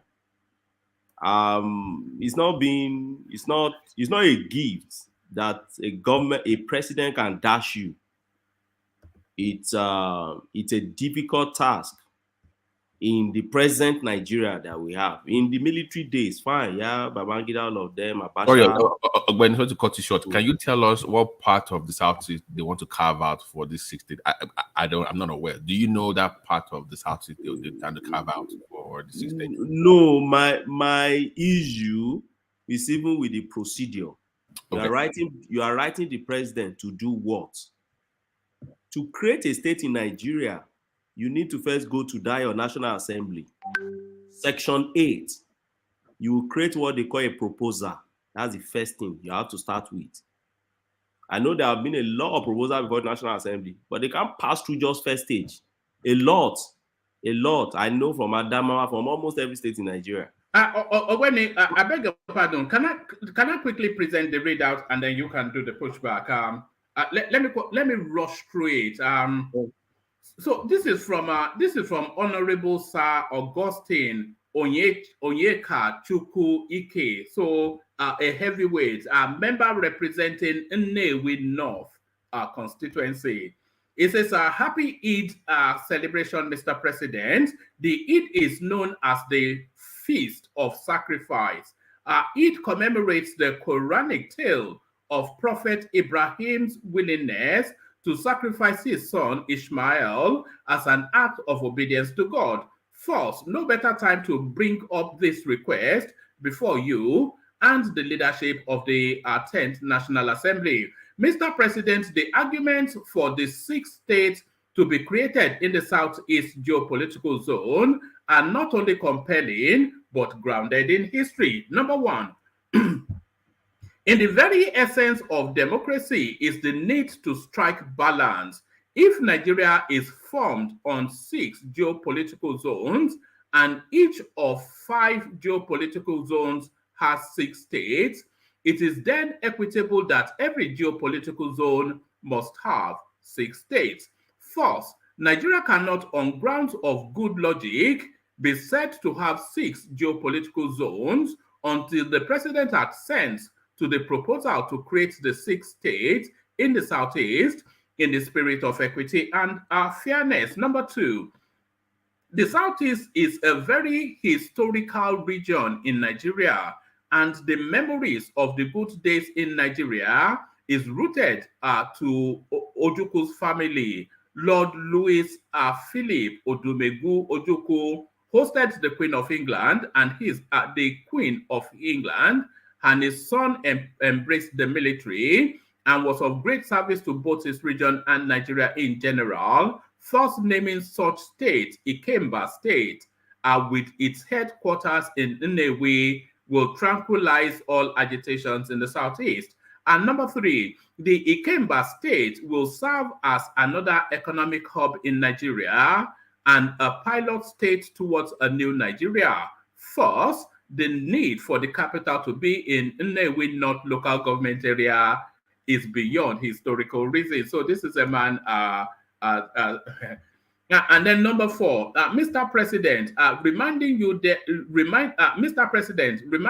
that the Southeast geopolitical zone is supposed to be a total of 18 senators, not 15, as the case is as present, is analogous to telling one they need to eat balanced diet. It cannot be, but then I do not have the other half of it, but that's his argument anyway. Whoever sent me that to send me the other half of it, so we can add that to the conversation. Carry on, yes. Let me ask you, woman, is that a compelling argument to make for a state? Seriously, is that compelling enough? It started well, but it got very silly towards the It doesn't make it. This idea of just give it to me because Emilio is my turn and everybody has it for benefit. It's not an argument to make for state creation. Go and look it up. The only province that never got a state was Ijebu. That they don't actually lay claim to be given a state. So this idea of just giving it to because everybody has 6, I don't understand this mentality, but this is not a compelling argument to make for the state. See, I'm sorry. It doesn't make any sense. And I think it compels somewhat when it's telling you that they have 15 representation as opposed to other people's 17. And they are one of the main stock of the Nigerian space. When you talk of Nigeria, you say Hausa, Fulani, Yoruba, and Igbo. One man, let's stop this. Nigeria is not a Wazobia country. I've always made that argument. Nigeria, this is one of the problems we've had at the country. We have more than 300 tribes in Nigeria. It's not a Yoruba, Fulani, and Igbo nation. There are other tribes in that country as well. So your argument cannot be based on you being the 3rd biggest. Therefore, you deserve this. No. It's not a complaint. Once again, it's not a complaint argument I'm going to give even anything at all. I'm not willing to just... in broad strokes, Nigeria is Wazobia now. But in reality, it's not. Is it? Yeah, but in reality, nothing is. But in broad strokes, is it not?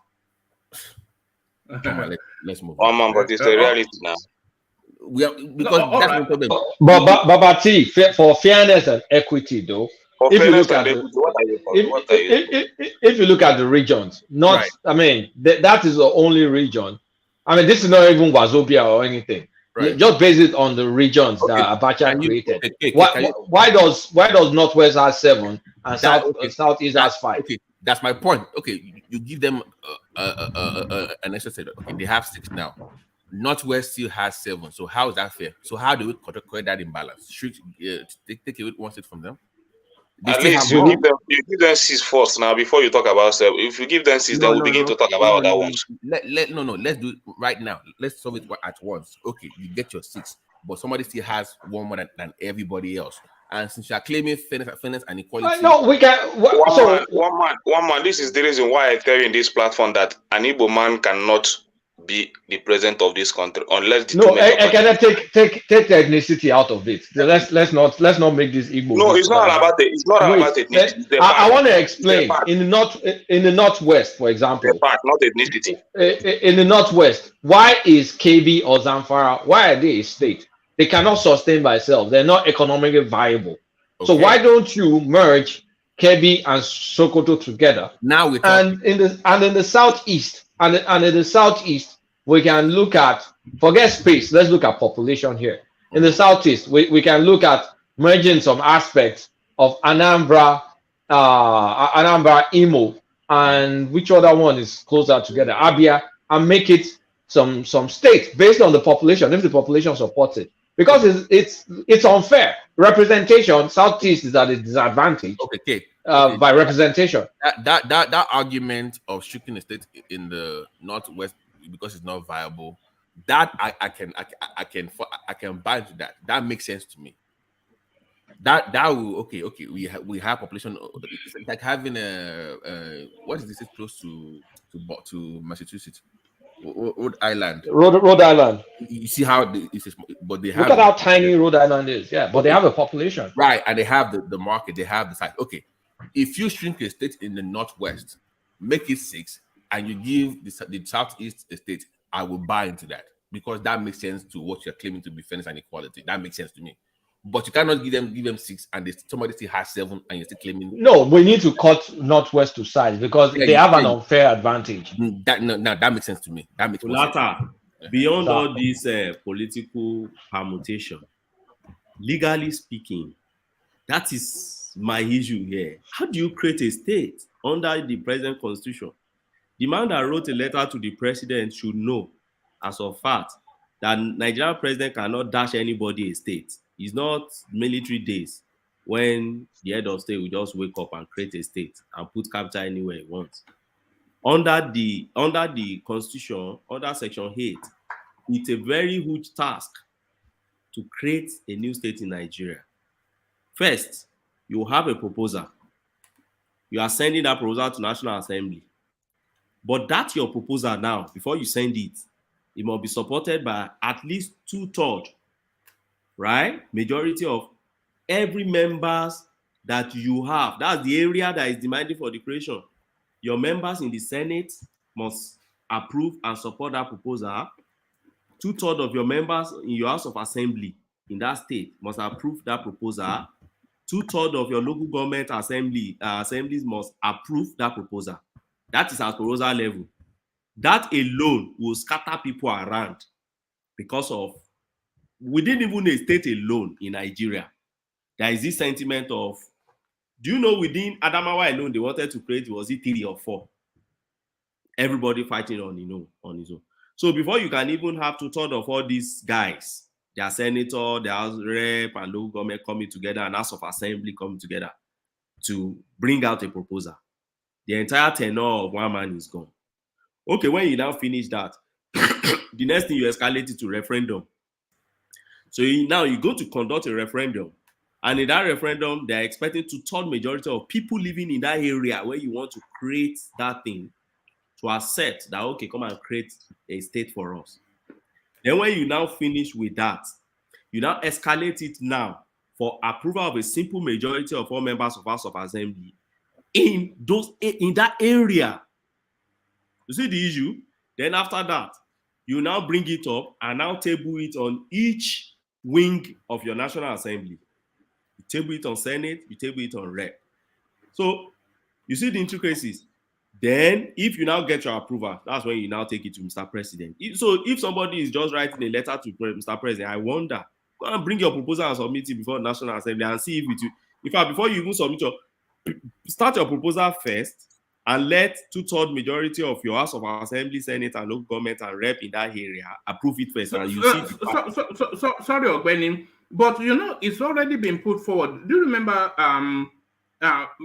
early mid last year when they were doing town halls around the Constitution, and then the idea for the 6th southeastern state was pushed very heavily, and then the idea for a split of Kaduna state was also pushed very heavily. So I think it's already in the works, and it's just trying to propel it to the top of the table.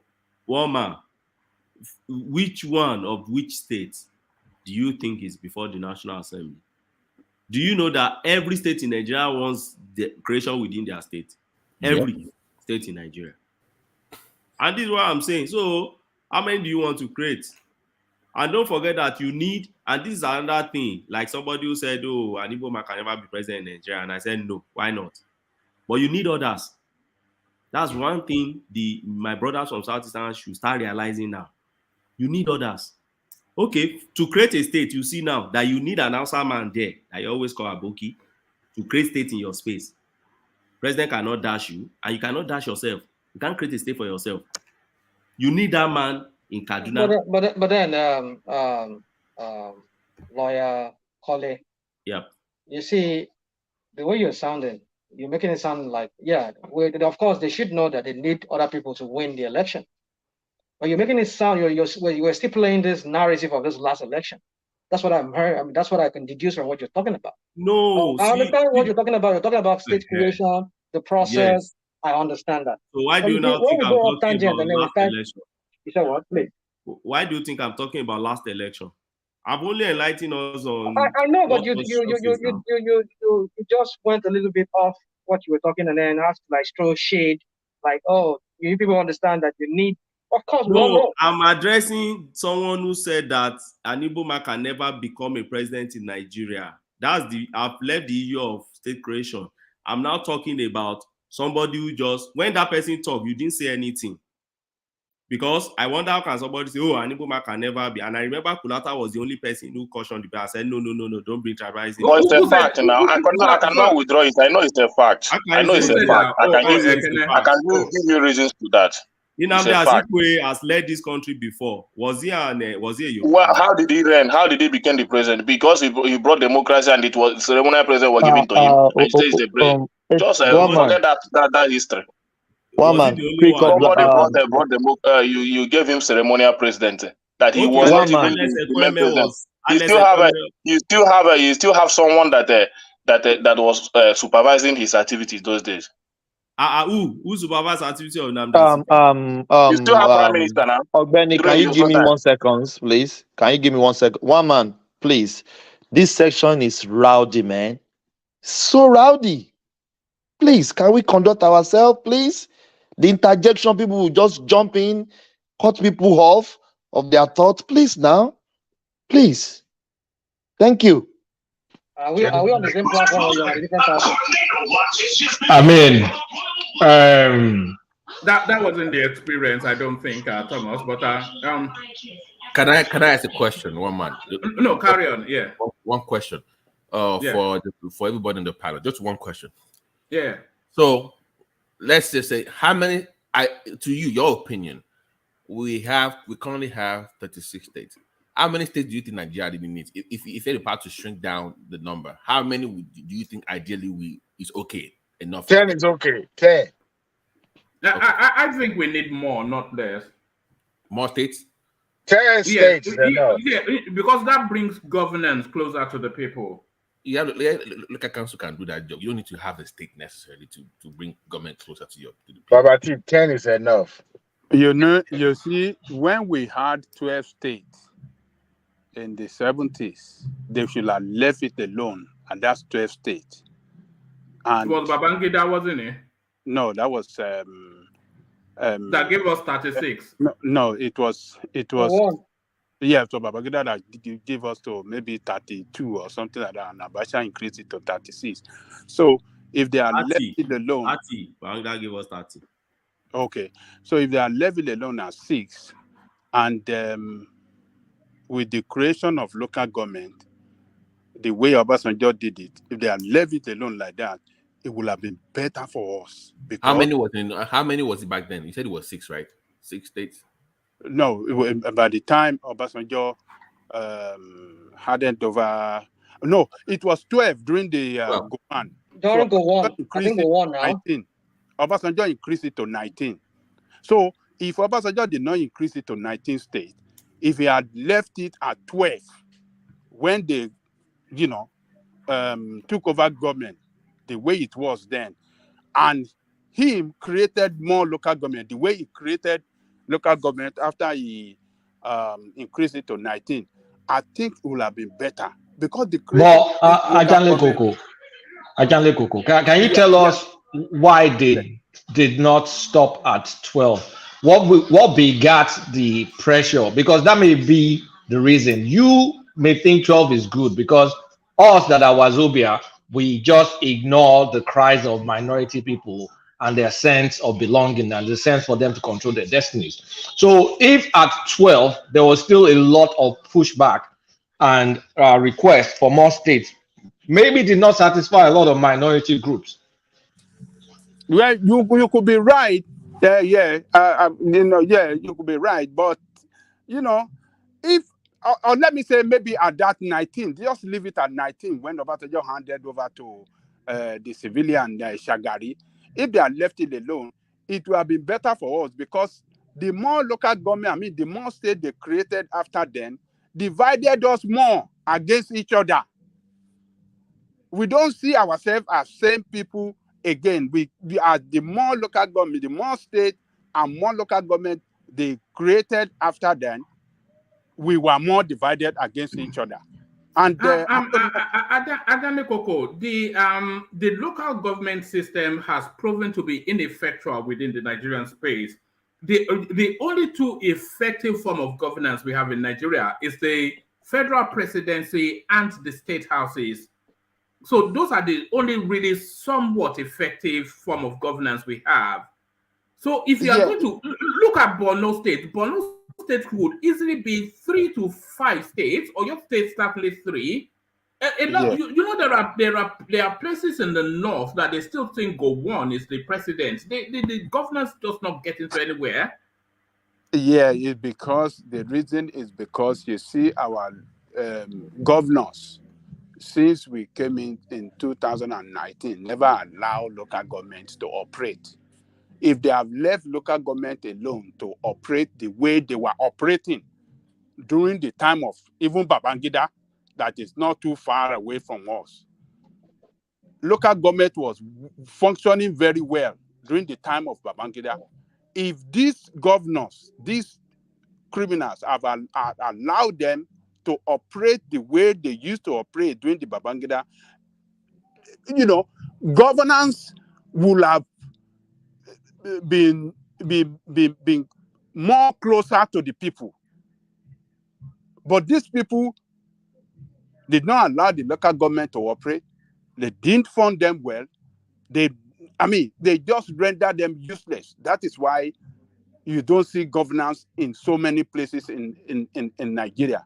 So they should have empowered more, local government more to govern the people, and state will be on top of them doing their own. The way it is here in the United States, it is the county that run the government, and it is the county government that a lot of people rely on here in this country. The county, not even the state. The county, the local government, If you want to do the licensing of your plate number, it is handled by the county. The licensing of your business is done by the county. The education, the elementary and the secondary school of your your county is handled by the local government, and it is the medical, what do you call it? Your medical insurance that is handled by the state, but the education and the fed and the state and is done by the local government here. Every everything that drives governance is handled by the country. So our creation of more states is just to satisfy politicians. So you're saying that 19 should have been enough. 19 is the ideal. That would have been the perfect for us. Okay. Okay, do you agree? And that would have been the perfect, and we would have concentrated on the local government to run the government. Local government should have been more effective, and all the problems we are facing today, as regard, bad governance, wouldn't have been an issue at all. I'm not sure I agree. 19. I want to ask you a question. Yes. Okay. Sorry. Can I ask that question? Ajale Koko address it, and then Kulata pick it up, because it was actually for Kulata to open up that space. So, but I think we already get the inclination that Kulata feels that for equity and balance. But can I ask your question? Ajale Koko respond, and then Kulata talk us through this request for a 6th state. Okay, everything you said here was understandable and well articulated. But now they have moved ahead to create more states. Is there no need to strike the balance for the issue of equity and the fairness? Now they have decided to create more states ahead of what you just explained. So why is it a bad idea to create a balance now, giving each region the same representation? Well, let me ask a question. What's the number from each region? Like in Southwest, how many of the House of Rep member or Senate do they have? Is it more than Southeast? Southeast is presenting 15. Others are presenting 18 also. Each other 18, or just each other region is presenting 18. Northwest is presenting 21. Southeast is presenting 15. Well, I think to me, please, what do we mean by region? Which of the regions are we talking about? Is Midwest the six geopolitical? The six zone. geopolitical. Yeah. Okay, so it's geopolitical zone we are talking about here. Yes, that is what he's talking about. Well, I think the nation is not fair to Igbo for not giving them 6 states. If South can have 6 states, why can't why can't Southeast have 6 states? How many does Southwest have? Only 5 now? Only 6. We have 6. Ogun, Oyo, Ondo, Ekiti, Osun, Lagos. We have 6 now. What is Pinat doing? Lagos. So Lagos is not Southwest anymore. Lagos is no man's land.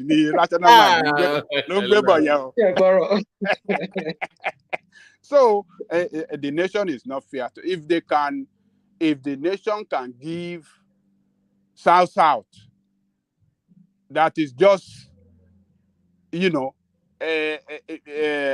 how do I describe it? It's a riverine area. They can give them 6. Why can't they give the Southeast that even have more population than them? Why can't they give Southeast 6? No, South has more population than Southeast. Please don't misconstrue it. How do you mean? How can South have more population than Southeast? Southeast, your population is not in the Southeast. Ekene, look at you. You're in Lagos. Most people are like you, outside of the Southeast. But we are Southeasterners now. Whether we reside in the Southeast or we don't reside in the Southeast. It doesn't work that way. Where you reside is not where you are from. They don't count you because you are Igbo living in Lagos. They count the people that stay in that location. That's how you get allocation and stuff. But yeah, sorry. On people, don't let us deceive ourselves. We know the largest telling me that. 3 tribes in Nigeria: Yoruba, Hausa, Fulani, and Igbo. Those are the largest 3 tribes. So, on what account you want to say that Southside is bigger than? So, the current population of residents of South is higher than Southeast. That's what I'm saying. Okay, well, yeah. quick, let me interject real quick. Sorry, Ajane Koko. Hold on, Ajane Koko. Let Prince come in. I think he's trying to insert into that space. Prince, let me answer Kulata 1 minute. Because they have more states than Southeast, that's why they have more representation than Southeast. They gave them more state, and all of us that they gave more state will all have more representation than. No, population, not representation. Population. That's representation. Now we are talking about representation. Hold on, everybody. Let Prince come in. Prince. Yes. Thanks, Woman. I think somebody mentioned it earlier. See, it's the southeast population is transitory in a lot of ways. They may be more in numbers, but they don't occupy their region as densely populated as other places. And but I don't think. I know what the representation in terms of numbers was like. What somebody said 18 or 17, and the Northwest has 21.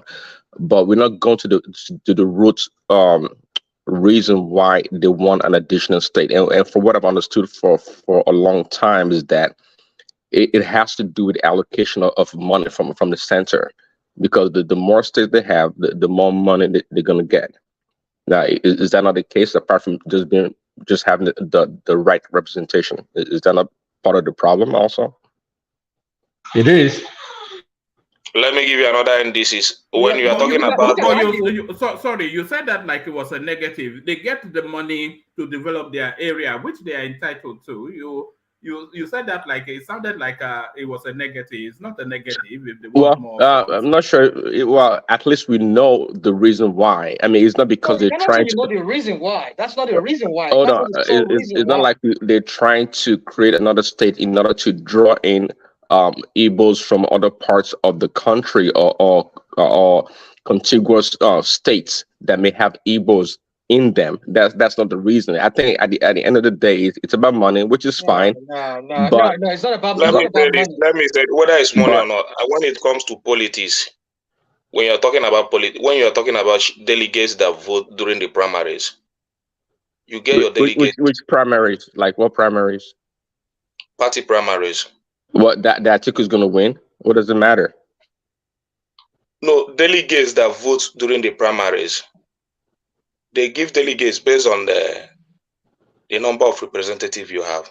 Yeah, that's what I said. That Atiku is going to win. So what does it matter?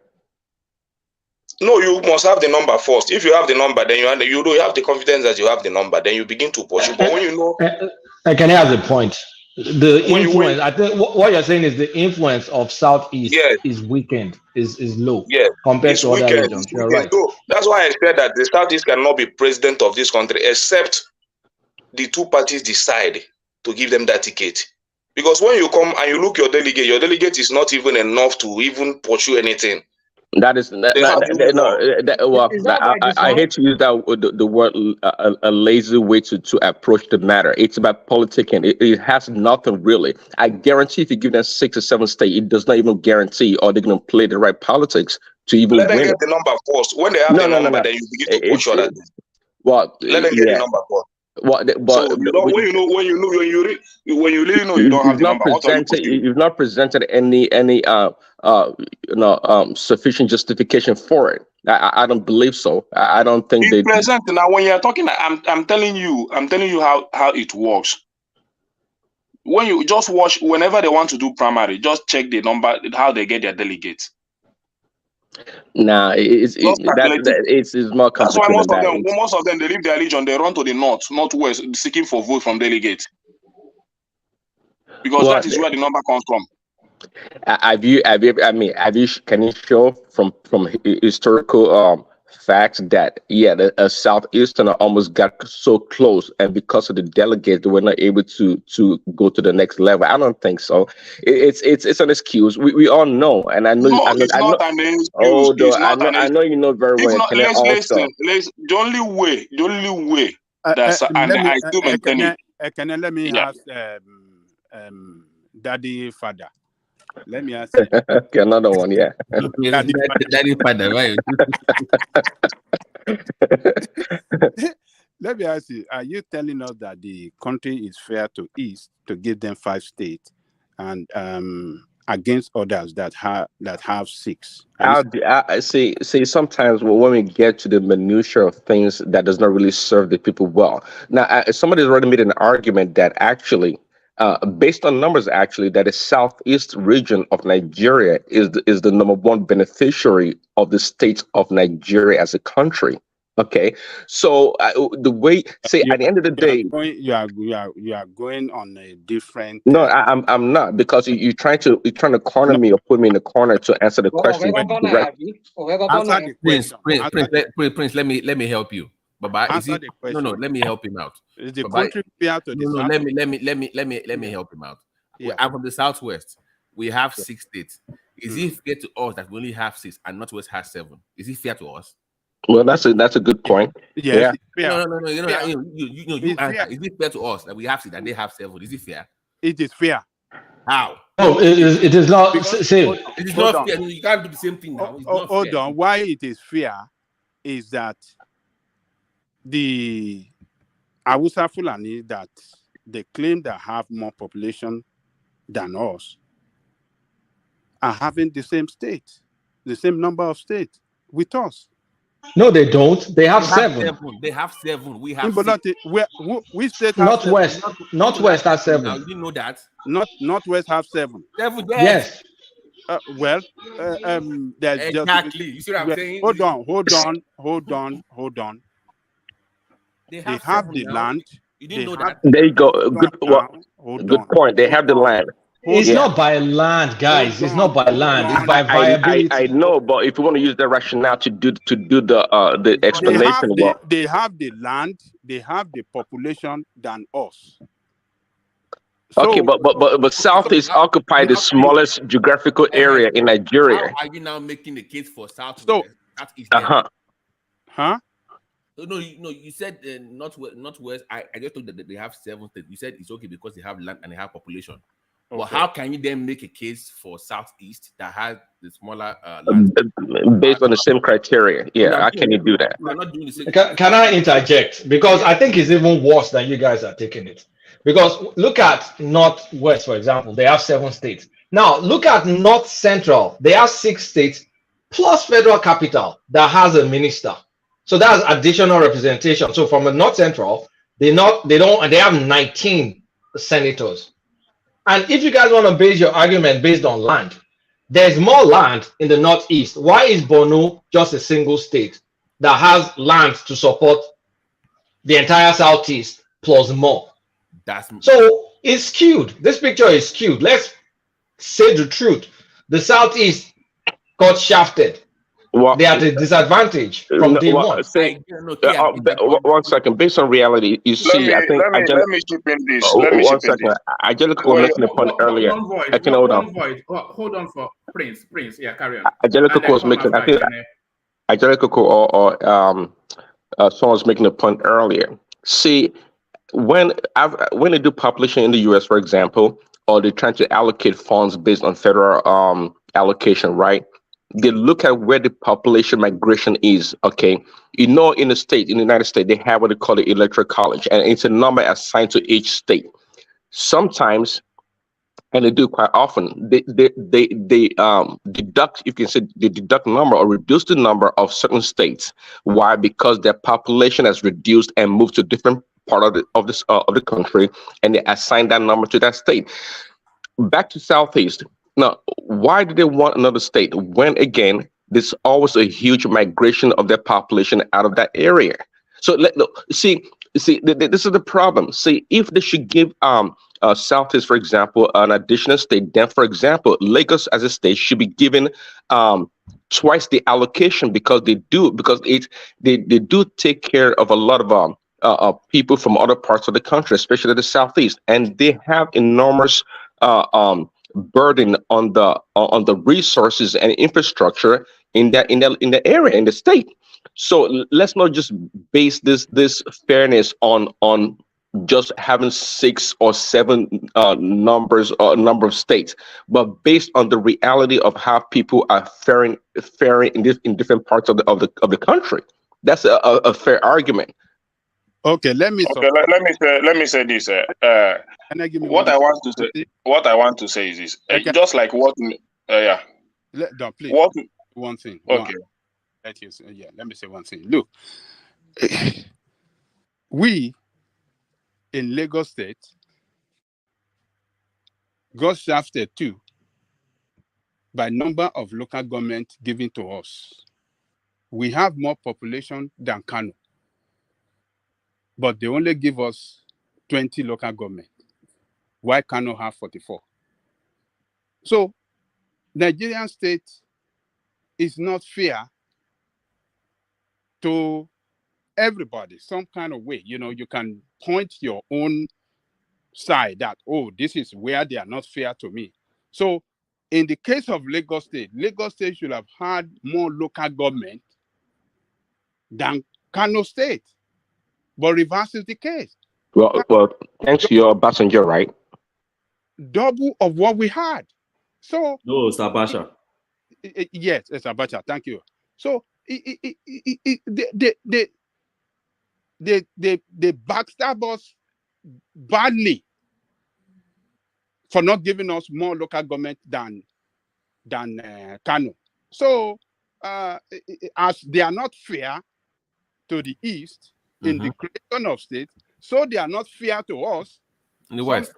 The creation of okay, so what is your wait. So why do you make them a victim all the time? Why you make them sound like they're victims all the time when we all suffer from it? No. Look, it's just pointing out the area where the Nigerian state is not fair to them. The area it's not exclusive to them. That's the point. It's not exclusive to one part of the country. Everybody is bearing the same issue. So, that's the point. It's not exclusive to you only. But it's weighted heavily more. If we are going by ethnic stock, Babati, it's weighted heavily, and I think Kulata was presenting that argument as well. It's weighted heavily more against them than anyone else. Everybody has an argument for more, but they more so.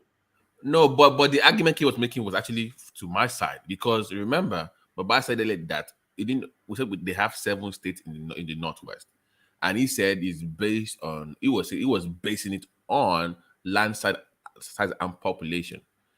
And I say if it's based on land size and population, which I don't agree with, by the way, but if that's what you are going to use as the yardstick for justifying the need for more states, then it does not benefit them. Change the parameters of the parameters of what you're measuring, that we can have an argument. But if you're going to base it on, oh sorry, I got a call. Sorry, let me hold. Yeah. Let me give you this.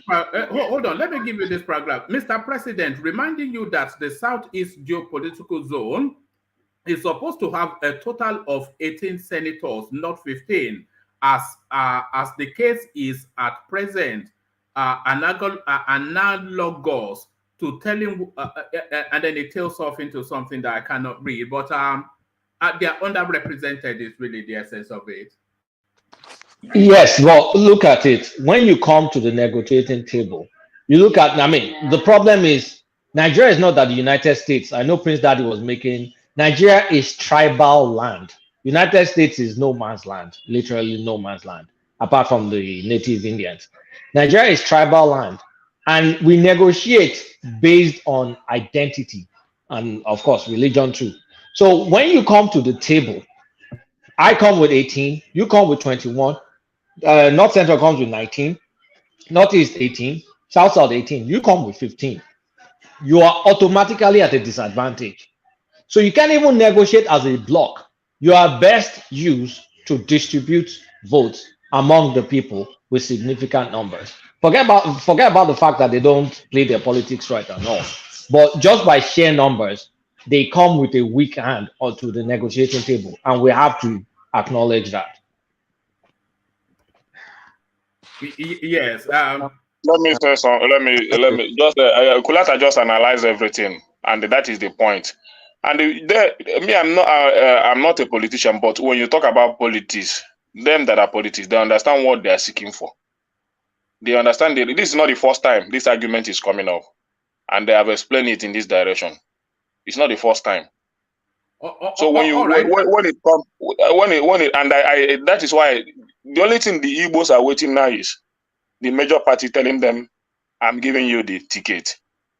Apart from that, if they to begin to play politics the way they are playing it, Igbo man cannot be the president of this country. That is a fact. Well, hopefully that's not a fact. I don't agree with this narrative of Igbo man cannot be, because Igbo man had been before. I gave you an instance of Nnamdi Azikiwe. Nnamdi Azikiwe was never a president. He was a ceremonial president. And president be that. Who told you? The question should be asking Kole. Hold on. The question should be asking Kole. The question is this. You see, we always like to bring some narrative that does not even fit the time. And why do you think it doesn't fit? It doesn't fit. Hold on, everyone. Rational Mind, we'll be needing a tour of your garage at some point. We want to see the Lamborghini Countach and the Eldorado Cadillac, and so we want a tour of that. But carry on, yeah. I wouldn't be able to show you what I have because for privacy reasons. I'm sorry. For privacy reasons. Carry on. Anyway, so what I'm trying to say is that what the context of when you were talking about is different. It was at the context when we have regionalism, we have regions. So, and this time, what the argument here is that why would Southeast have 15? If they give us a reason that, okay, population-wise, as in currently people who reside, because you see, here in America, this Republican, they go by this, what they call redistricting or districting, or I don't know how to do this, their political calculation here. It's all about when they do census, if the Northwest that we're talking about, that they should cut it down to 1. If they have what it takes to have 7 states, why not? But if they don't, then we should need to think about it. But then in the case of Southeast, you see the population more than 1 and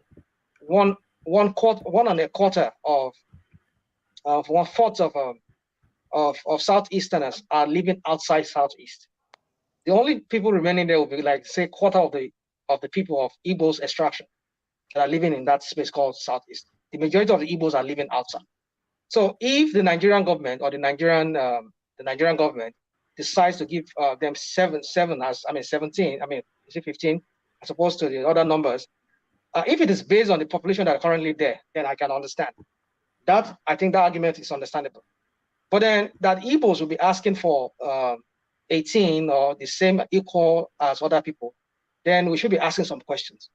Now, other places that like Southwest, where we have loads of people, because that's where the population is when it comes to people who are moving for greener pastures like Lagos.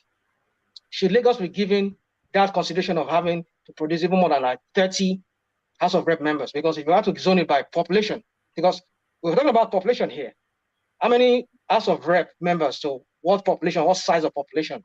That's what we should be basing it on, not like empty land mass. You have a land mass and there's hardly anybody living on it. And then you're giving them a House of Rep member to represent it or somebody to represent it. It makes no sense. Well, now you're talking, making sense. Yeah. So if I can land on my point, If I can land on my point, this is the point I was trying to make. You see, there are a lot of things you consider when it comes to creation of states. And I don't think we are actually going deep and considering it here. One of the things you consider is population of that particular place where you want to create. They consider land mass, your geographical contiguity. They consider your socio-cultural and ethnic composition around that place. They consider your economic viability. No, hold on, Ogweni. Which country are you Hold on, Brownberry as well. Start again, and then let's see where how the Southeast fits in. Let me start with the population. Now right, they have that. Yes. Now you see when you say they have that, and that's the question I always ask. If you say okay, Southeast has that kind of population, Southeast is the major tribe in Nigeria that's spread across Nigeria. So when they consider population, they don't consider your population as a tribe. Don't forget that you are not creating state based on tribe. You are creating state based on people who reside in that particular place where you want to create. So they have their population spread across the country. They are even adding to the population of other spaces where they are creating states, leaving their own space. Consider that, don't forget. Next thing you have to consider is their land mass. Do they really have that land mass? The answer is no, when you compare them to all these Northwest and Northeast that they always like to compare themselves with. You don't Who gave those land mass? Who gave those land mass? What do you mean by who gave the occupied Who shared the land mass? Who shared the land mass? Nobody shares their ancestral land. Is their ancestral land now? Is their ancestral land? Is their ancestral land? Yes, nobody shared it. Ogweni, the point that Kenna is putting to you is the state creation that cut off the regions, spaces, communities that were meant to be part of the wider southeastern space, and they went to south and whatnot. So that's what Kenna is saying. No, it's simple. No, that's not what I'm saying. What I'm saying is this: if you pick Northwest, for instance, Northwest is majorly occupied. Let me say Northeast. Northeast is majorly occupied by Hausa, Fulani, Kanuris. Southeast is in fact, I can say South is the only homogeneous region you can pick in Nigeria. Tell me other tribe that reside with them there. Igala. The Igbos reside there. I know Igalas. The Agalas are in Kogi. Then Enugu and not Anambra. Not Igala is Enugu now. If you want to extend, you extend from Kogi State, from the Igala side now. I'm just telling you what I know. Please, I know that Southeast is basically homogeneous. The Igbos. Then is Southwest homogeneous too? No. Southwest is not, because then Southeast is not homogeneous because if Southwest has Egun, then Southeast has Igala. You have to acknowledge that. I know. See what I'm trying to explain. I've explained. I've explained Northeast. When he's not talking about indigenous shape, he's talking about people alien to the culture coming to be resident there. They sell suya in Southeast now. Ooh. Is their ancestral land. If they sell suya in Southeast, that means that there are Northerners. There are Northerners that live in the Southeast. What does it have to do with what we're talking about? No, because they're saying that the occupants of Southeast, they're homogeneous. And I said, well, if they sell suya, that means they can't be homogeneous. That means that the houses there too. They must have their own sabo and all this. I'm talking of the ancestral land. Is that any? But even with the ancestral land, northern, southeast, they have Igala. For example, these dudes that they just picked at Navy, whatever, is ancestrally Igala, but it's from Enugu. So that particular part of Enugu, is not part of Biafra land. That's what you're saying. It's part of course, it's part of Biafra because it's in Enugu, but they're ethnically Igala. Wait now, you're tracing another history. So if it's actually part of Biafra, that means not all Biafra are Igbos. Not all Southeasterners are Igbos. Wait now, I've left Southeastern. I said, is it part of Biafra land? Where are you? I don't know about this Biafra. I don't know. Let's talk about Southeast. They've distracted me from where I'm going. Where I'm going is this. I started with population. That's the first thing you consider. I moved to land mass. Everybody knows that Southeast doesn't have that land mass compared to question. Compared to Northeast. Hold on, let us go in the land, Brownberry. Carry on. Compared to Northeast and Northwest, we all know. I think Southeast has about 29,000 square kilometers or something like that. And all those places you are comparing yourself to, they are about 40-something, 60-something thousand. So the land mass, one of the major things they consider. Then the socio-cultural and ethnic composition and spread. Now, if you go to South-South, people will say, why do you have 6 in South-South? The sociocultural and ethnic spread in South, you can't compare it to Southeast because there are more other minority ethnic groups in South than Southeast. You go to South, you find different ethnic groups that ordinarily they can't even live together on the normal space without clashing. And you won't find this in the Southeast because you are Igbos. So what's the argument? What's the argument? It's not an argument, it's a conversation. No, so what's the conversation about? I didn't understand anything. I didn't understand this. Oh, I know why will you understand? Because it's not supporting your point. I don't expect you to understand it. Nobody But understands our it. audience will understand it. Once our audience understand it, I'm okay. Because the angle you're coming from is just like you're all over the places. But No, don't get me wrong, I understand what you're my saying. point is made once the audience understand it. My point Okay, is your made. audience, your imaginary audience. And if out of about 9 panelists, 2 are saying they don't understand, it means others understand it. I'm okay So with that. who told you we're just two? I'm a democratic person. I love Mama, democracy. Mama, Majority understand it. But the point I'm trying to make is just to let the House understand that there are indices they consider. And all these factors, who are these people that consider these things? The indices that it's embedded in the process. That's what they consider in picking. That's what they consider in determining your rep. Now, you think they just dash? They just dash his state. Yeah, in regards to the South has been homogeneous. I do agree with you because you sell suya on the corner in No, South. I was being flippant. I wasn't serious. One man, can okay. I'm used to Kulata now. Let Bramberry come in. I don't think he can abide what it's hearing. Bramberry. Can you hear me? Perfectly. Carry on. Okay. What we practice in Nigeria really is not that we practice representative democracy. That's what we practice.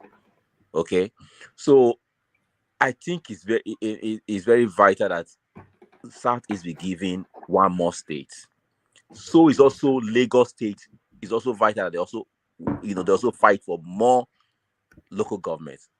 Okay, so we cannot come here and say, oh, because you hate some people's face, you said you want to like that man said in that what's the name of that House of Rep member that went to Brecken and said, oh, economy is doing like this, economy is waving and waving and waving, so we cannot be waving here and there, and because it's also good for us from the south that if South if they had one state to them, when the voting is when things that that affects us comes up, because we're always in disadvantage, because South is only have 15.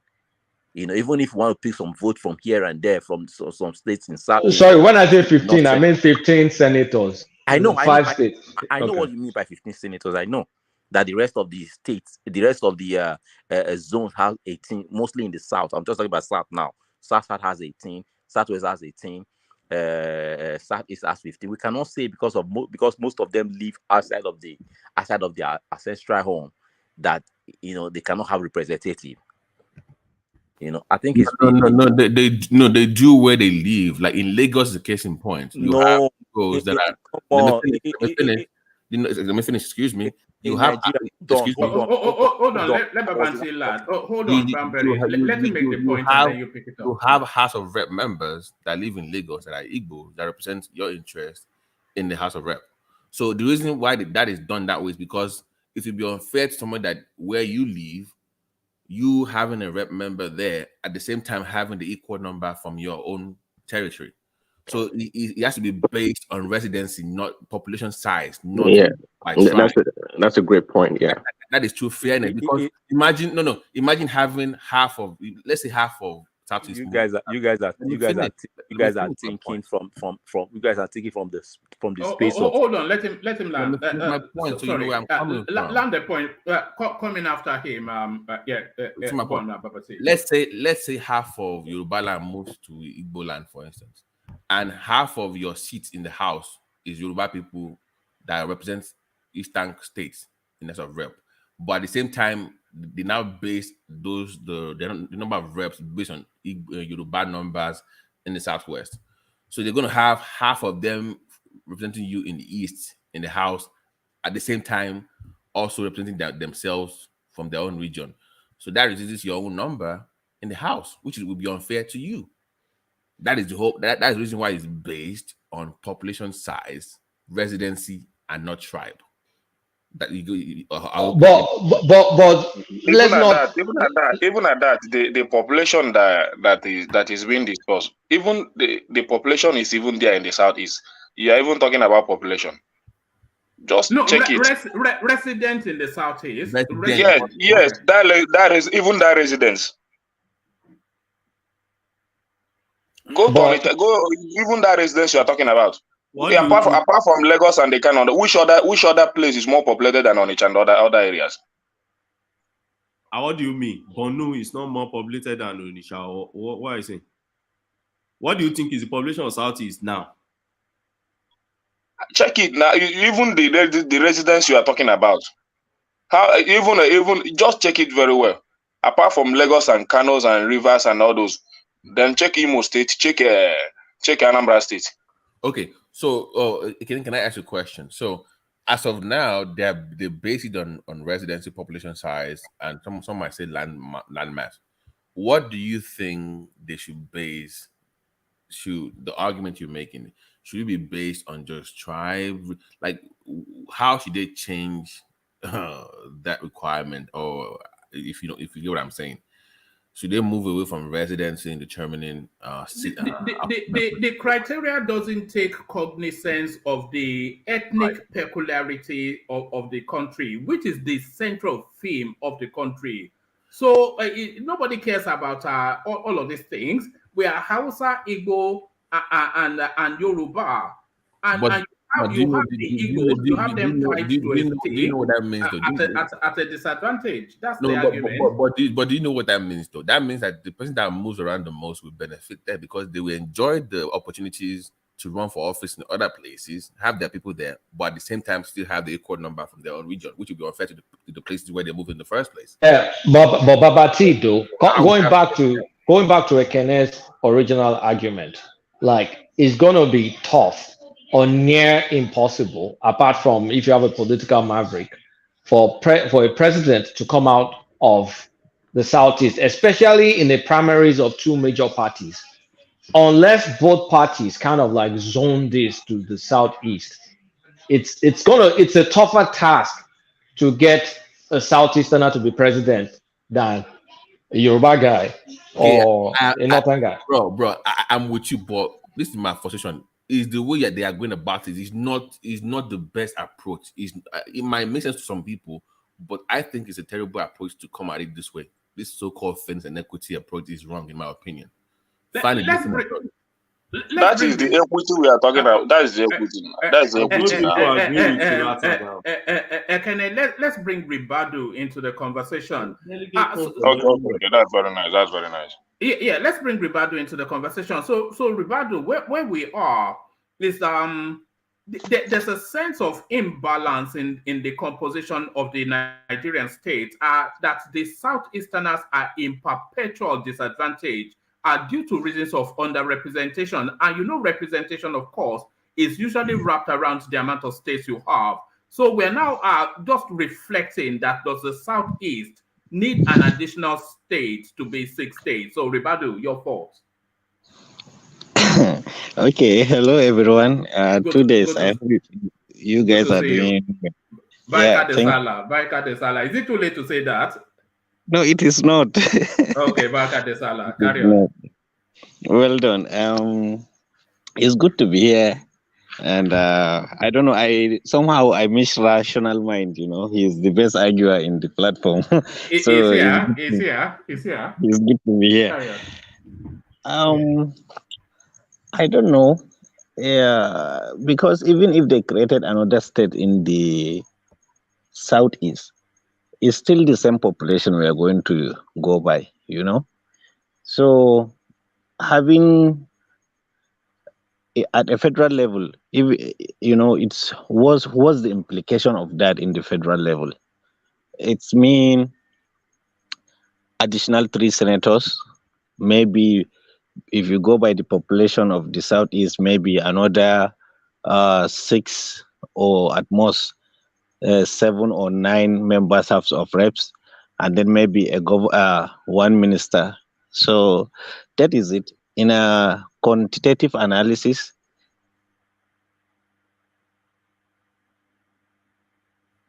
I think Ribado has lost connection. Ribado? One man, how many? I didn't get your own thoughts about my question. How many states did you think that ideally, in your own opinion? I never got your own response to that question. Oh, you mean Nigeria? Yeah, because this for so this. I think we can comfortably accommodate 52. But and I think there's an argument for that as well. But some tribes will still be left out since we have. One man, you said 52 in Nigeria. Hey, let's continue now. You are going. In fact, Toby do Georgia méjì lọ. We can break Borno state up into. Do you think there are 4 states in Borno, Ajande Koko? There is no 4 states. Borno is just to be one state. Borno is not as big as the state of Georgia. Can we go high, please? Anybody else? Do you have any studio? Do we have any other numbers? I'm seriously trying to get consensus. To be honest with you, do we have any numbers? Anybody else? I don't know about others. No. But just to let Babajala Ikoko know that Borno that you just mentioned now can go up to Southeast as a region. I hope you know.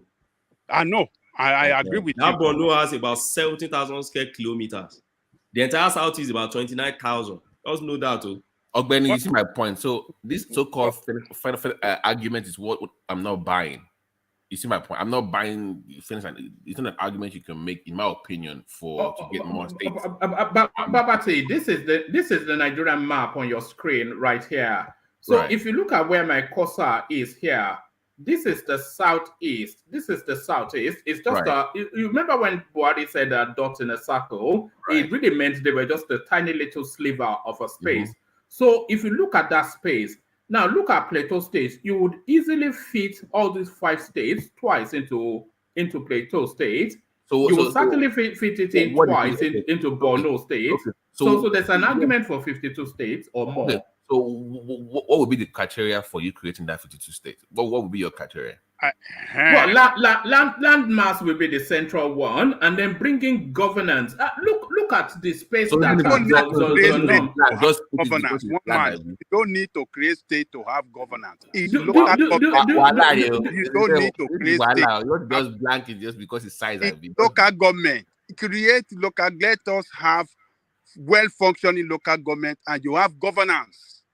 It is not by creating state that we give it is. America. But we're past that level, Ajali Koko. Now, just the way you explained before.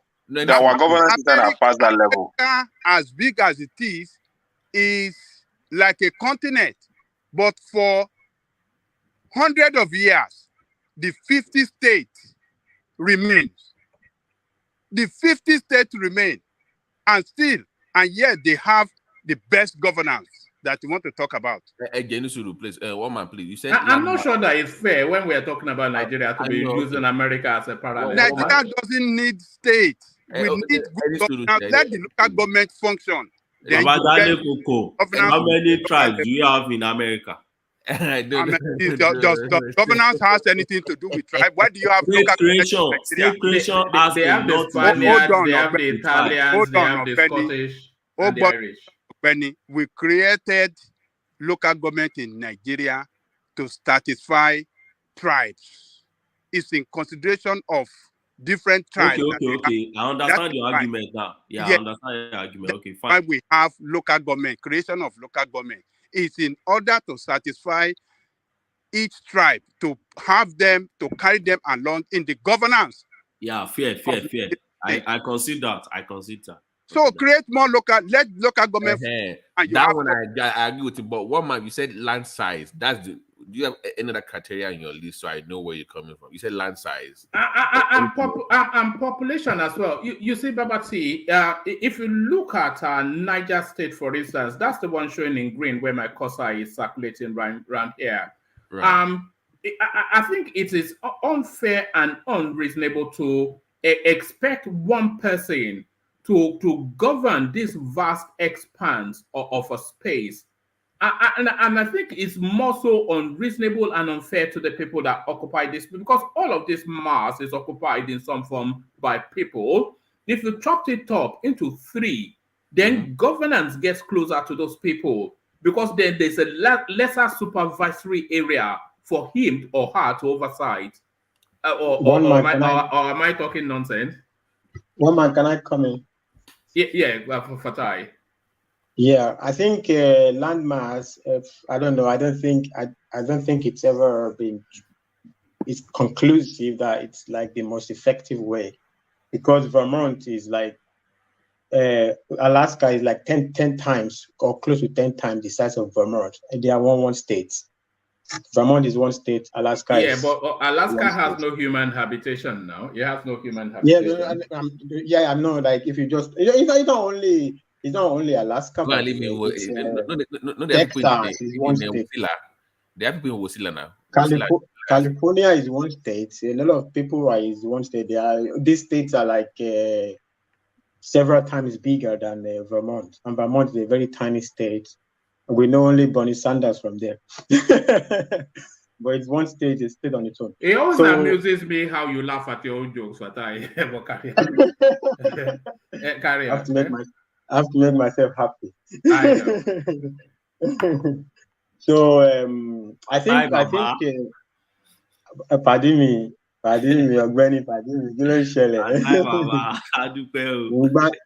Mo ń gbádùn ẹ̀ bóyá bó ṣe gbádùn sìgá tó. Rational mind ló àwọn ẹlẹ́gàn làwọn ẹ̀. Rational mind wey wan buga. Rational mind is showing his video to impress Dupsy Baby. You know, we the fans of Dupsy Baby, we are watching now. We are watching now. So okay, I wanted to speak only to the narrow sense of the letter that was written to. So all of these things there's a lot of things that play into these things, right?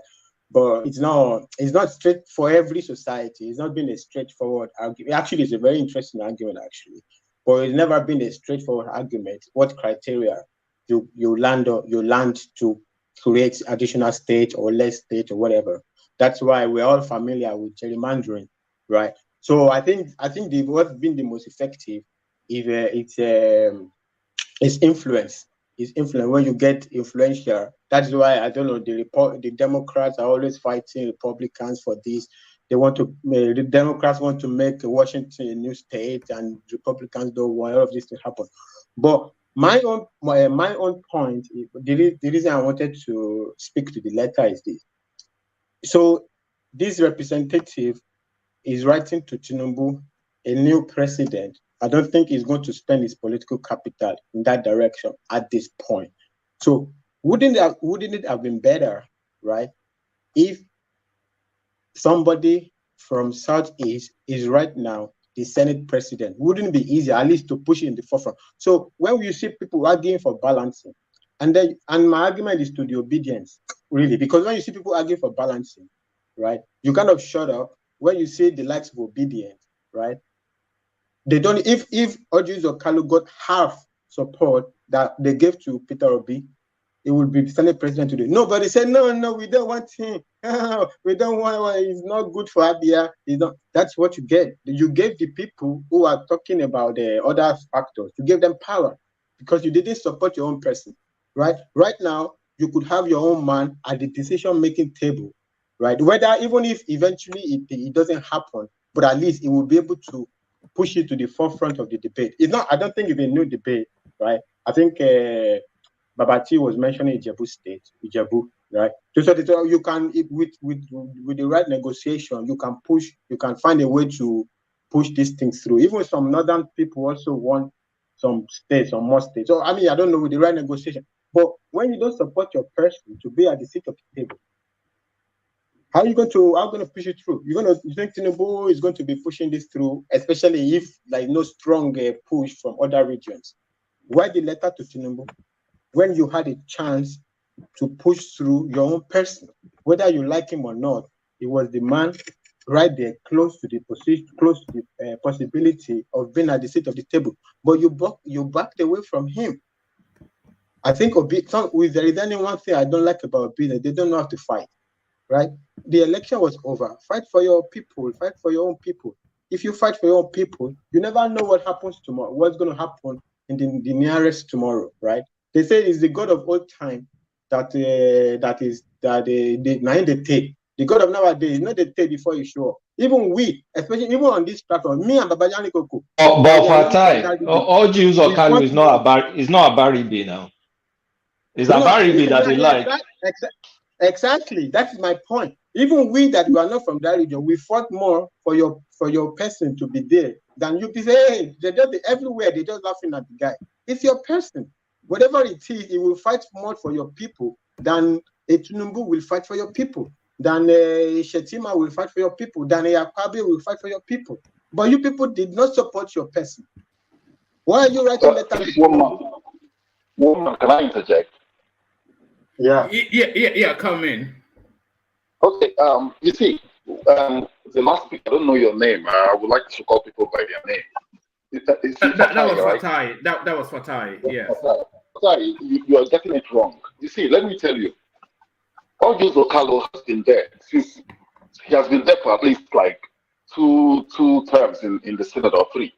A lot of senators, we've had Okadigbo as Senate President.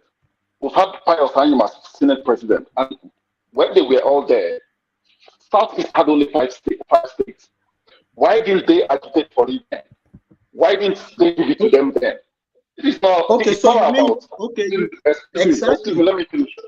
It's not about putting them there.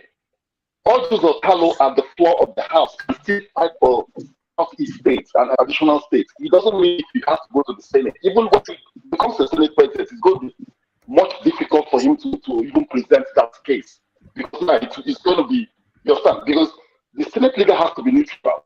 That's what you should understand. So it's not about having five states or having the Senate President to advocate for this for you. No. The Senate President has to be neutral. So you think Akpabio, if he has to bring something to South or to the state, he will not push it. Let me tell you something. Akpabio is not going to do anything for the South. When he was, what's his name?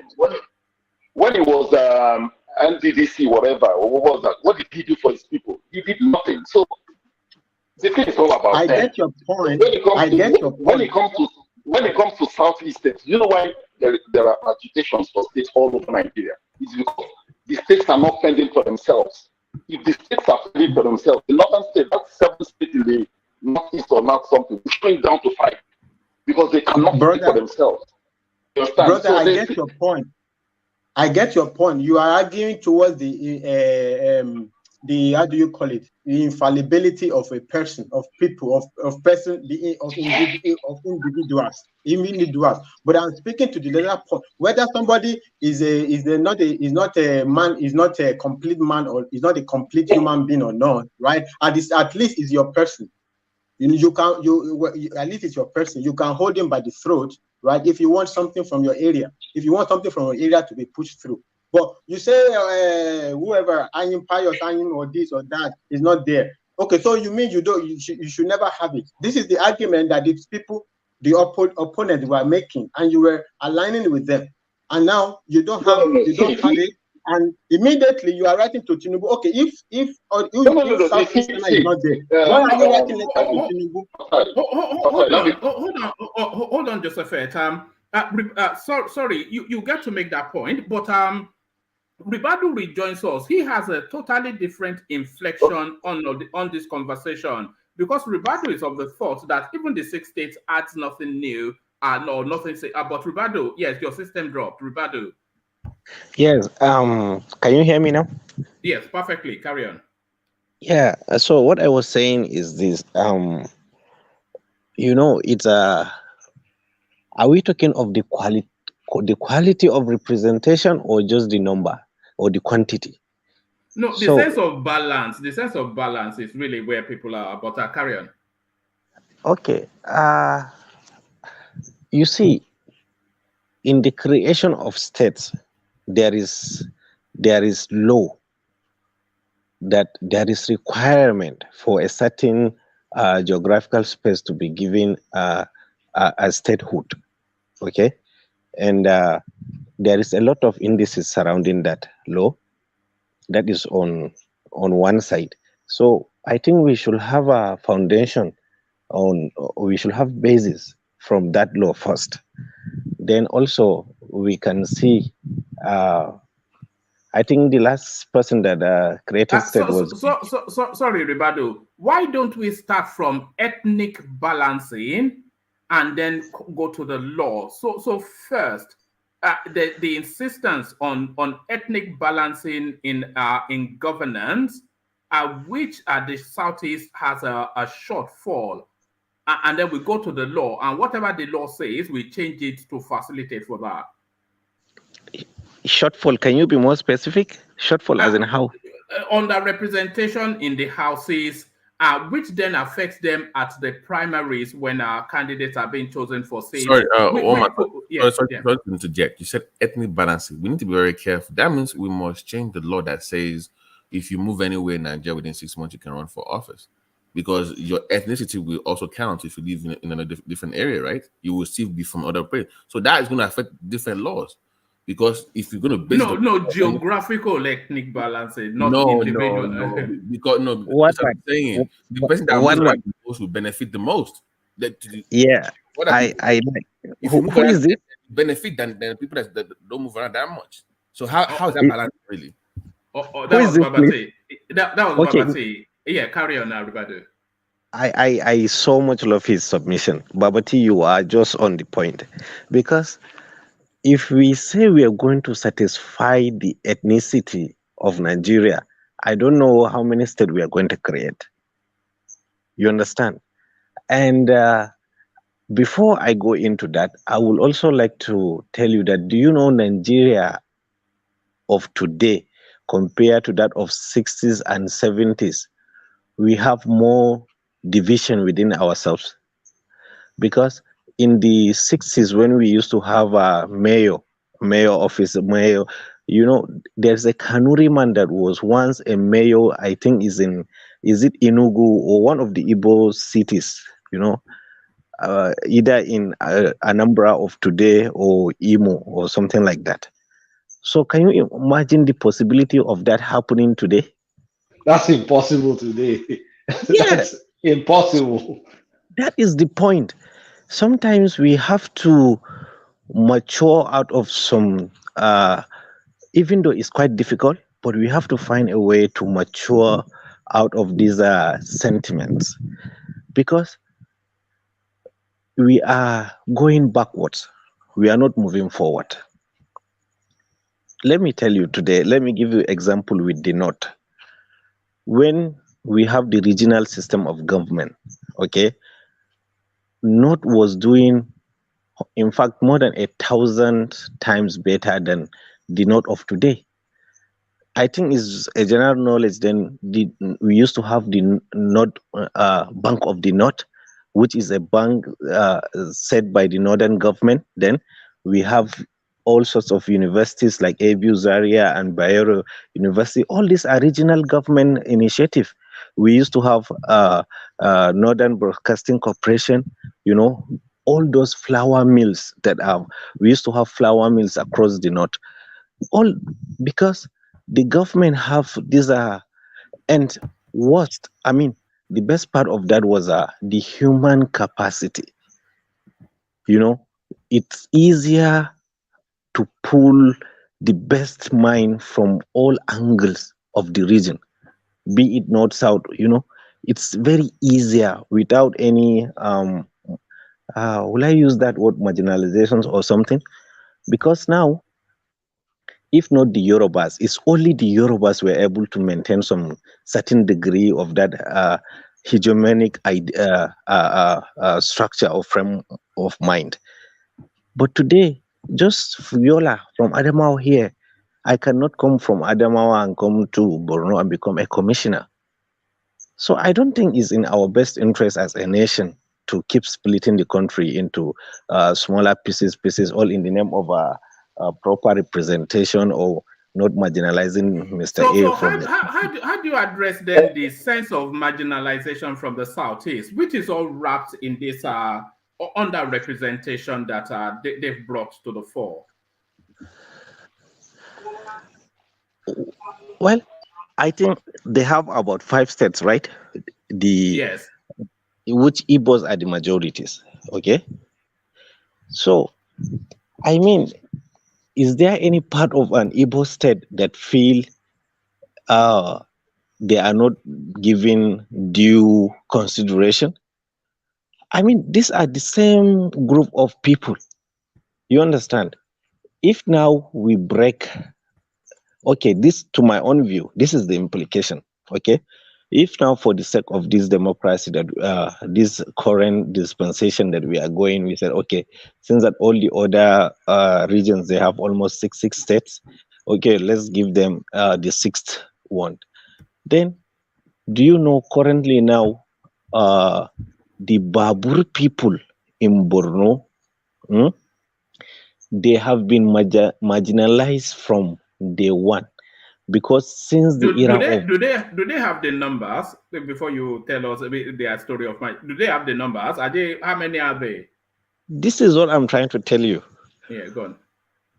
Since the exception, they have never had a governor. You understand?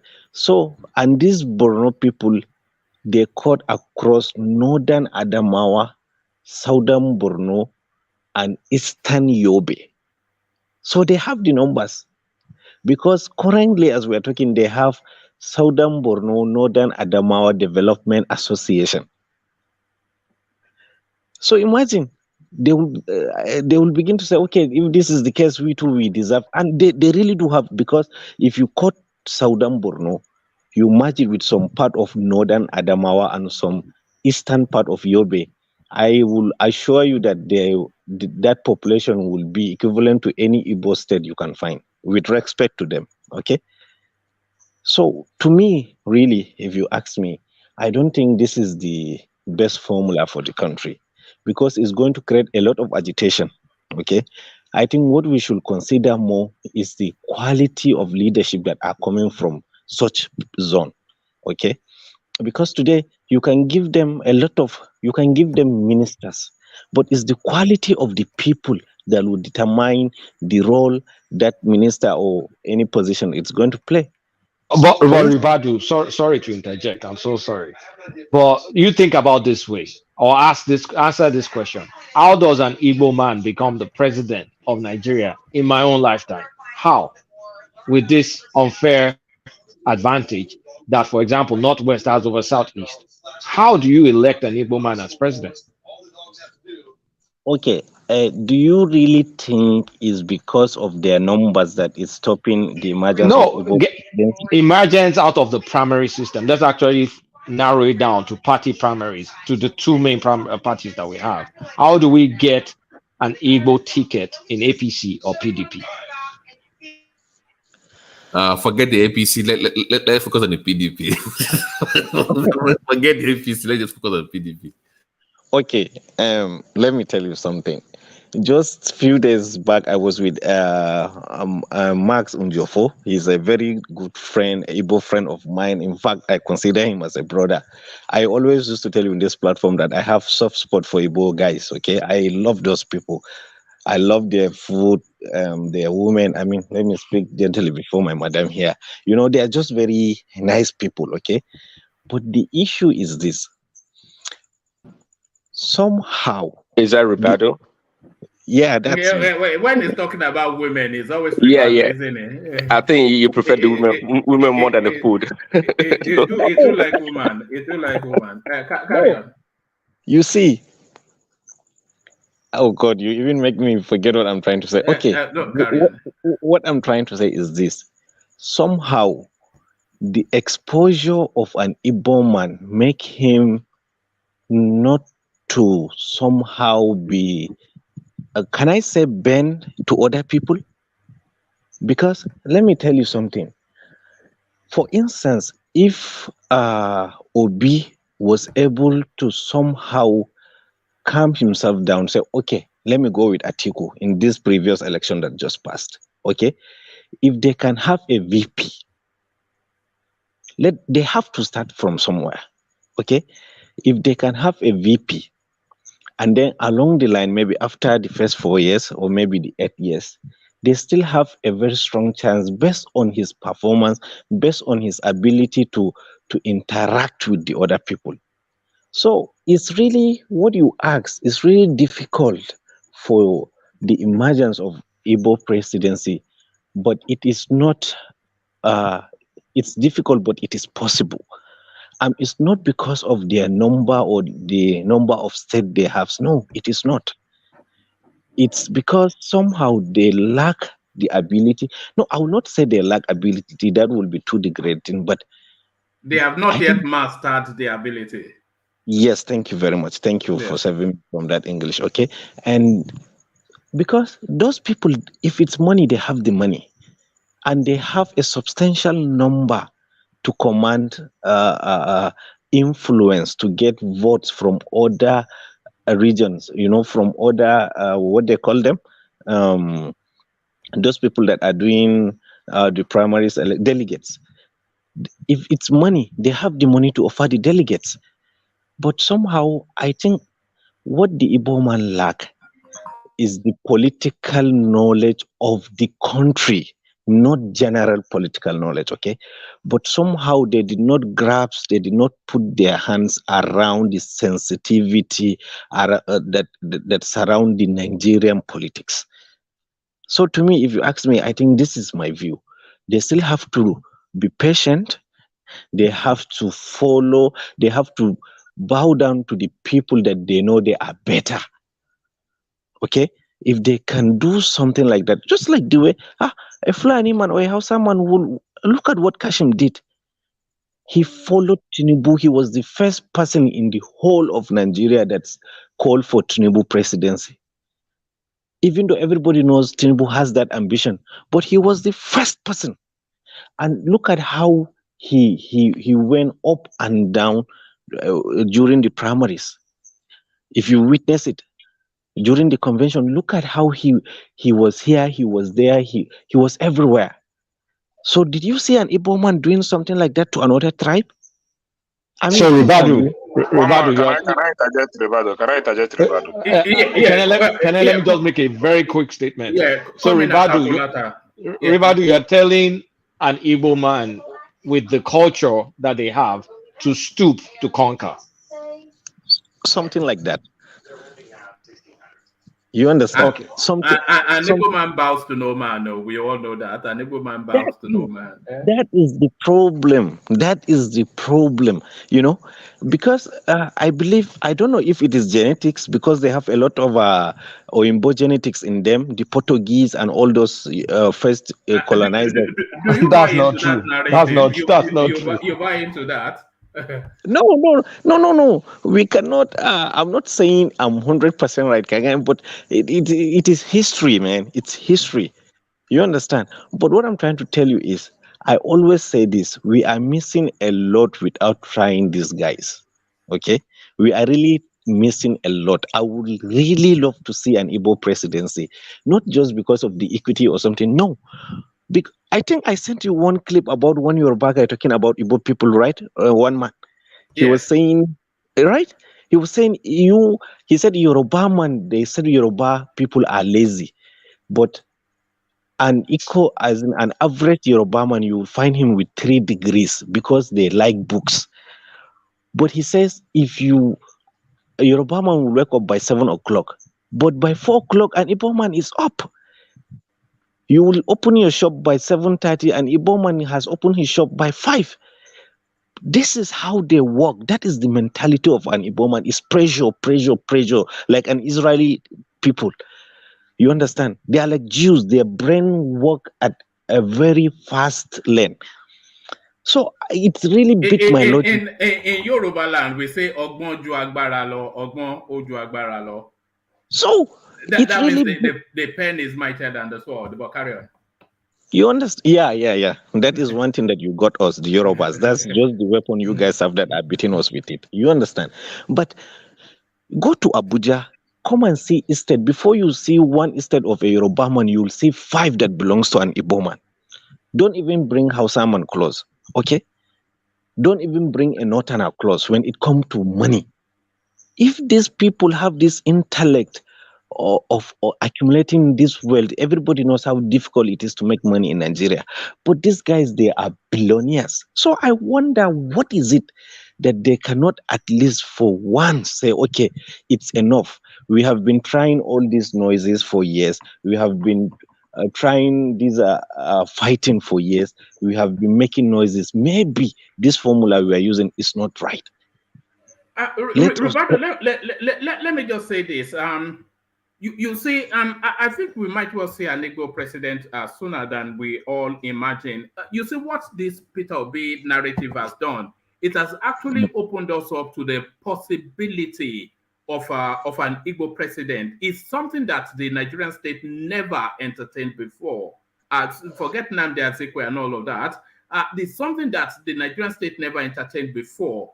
But with Peter Obi now, people can actually see it as a thing that can happen. So I think we may well be closer to, of course, it's not going to be Peter Obi, but now the Nigerian state, I think they've been desensitized or sensitized to the possibility. And I think they're accepting it as an inevitability. You cannot say we are all of the same country and continue to exclude them from governance. So, yes, I think we're closer than we think. Yeah, I would love to see that. I would really, had it been even Peter Obi himself, had it been the guy is a bit patient enough, we would have seen something, because all Atiku wanted is just that is very similar to that of Tinubu. Just the last cap in the wardrobe that they need to wear. Okay.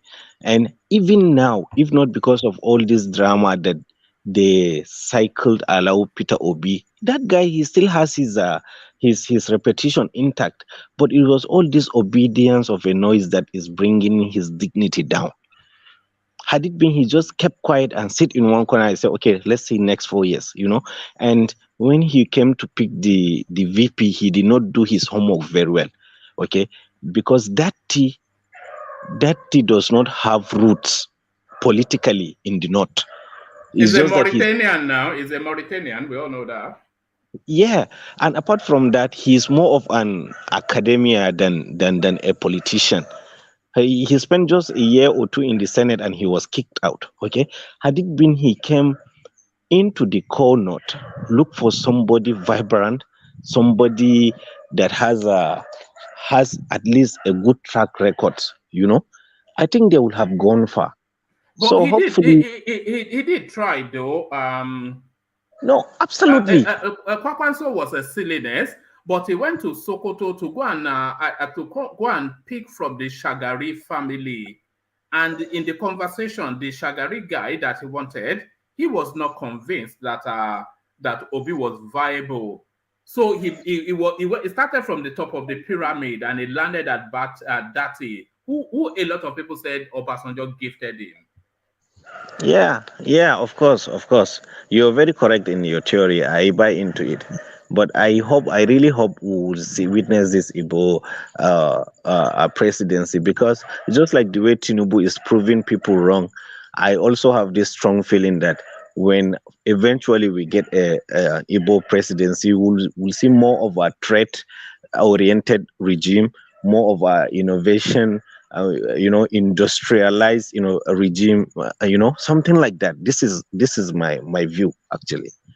But Mr. Ribado, do you think that if PDP has given the Southeast the ticket, don't you think that they would have won this election? As in who? Peter Obi? If the PDP has, I'm not talking about Peter Obi, I'm saying if PDP has given Southeast the ticket, don't you think that they would have won this election? Because PDP is a well-formed party, developed party that if they have gotten candidate for Southeast and well supported, I think they would have won this election. Don't you think so?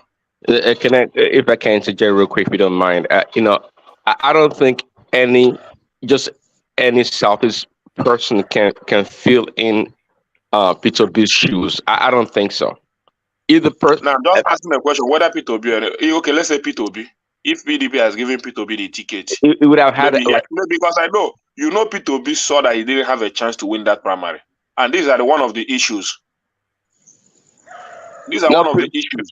He On the cannot PDP. contest on a primary that he has already know that, even in his own region, that No, even if the whole that's what I was saying. delegate in the south Hold on, that's decide what I to was vote saying him. earlier. That's what I was saying earlier. That look, Atiku will always be the nominee. I was being facetious at the same time, being serious. Say it's not about having 6 states or having the numbers. It's about how you play your politics. I guarantee if No, it's something's not how you play. It's not how you play. You must first of all have the number. See, this thing is what you look into. It's not all these politicians understand it, and that is why whenever they come in, whenever that time of primary come, you see all these Southeast those that would declare for presidency. You see them; they are just like they're so sluggish. They're not eager because they know once they look up, they see that the numbers are not coming from the north, and they know their own region. They don't. You're already weakened. That is my point. Okay. So Let me. is that so? That's why they take the money all the time and don't play politics. No, it's not. How can you play politics? You are telling them to wait, and they know that they have to wait. So they continue to wait because you know that in the next cycle of election, if the North decide that they will give the ticket to the Northerner, they can do it. Well, let me tell you. Even if it is the son of the Southeast, then if the North still decide to give it to the North, they can do it. Do you know how to build a coalition? You must build a coalition. That's what it boils down to. You must find to have your vote for gentlemen. Gentlemen. Hold on. Let Babati land, and then Ribado come in, and then Ajale Koko Babati land. What I'm saying, what I'm hearing is that you have the inability to build a solid coalition or reach out to other people. You must appeal to their interest for them to vote for you. It's not a matter of having the majority number. Or no, that's not going to happen. What is this about? You reaching out to other people from other part of the country and say, "Listen, we need to do this." They will tell you what they want. Then you appeal to that interest. You find a common ground. You must do the hard work. It's difficult. It will not be given to you. Let me tell you, people will always, if you know politics, this kind of politics they play in this country, they will always play on you once they know that you don't have anywhere, you don't have the numbers to do anything. Well, quick interjection. They will always play on you. That is just look at what happened in the last election. Definitely, PDP should have known that if this ticket has gotten to maybe either P2B or any, they have supported a candidate from the Southeast and give that person a good vibe from the North. They would have walked away with this election. All right, because they know the Southeast. Did you fight for that PDP ticket as a group? Babati, they fought for it now. What I can say to you is that it is an easier journey to 10 from 6 than it is from 4. That's what he's saying. It's an easier journey to 10 from 6 than it is from 4. But let Ribado come in. I think he wanted to insult. I think Ribado has the floor. Let me say this, then Ribado can. I can please say something before I go. You see, hold on. An Igbo man will be president one day, but what you are going to see, that person is not going to be a person chosen by you Igbo. It's going to be a person chosen by Nigerian state. And they will hate him. Just as the way Nigerian state choose Obasanjo for us, when you were clamoring for Yoruba presidency after the annulment of June 12th, our own backed candidate back then, Olufalaye, couldn't win the election.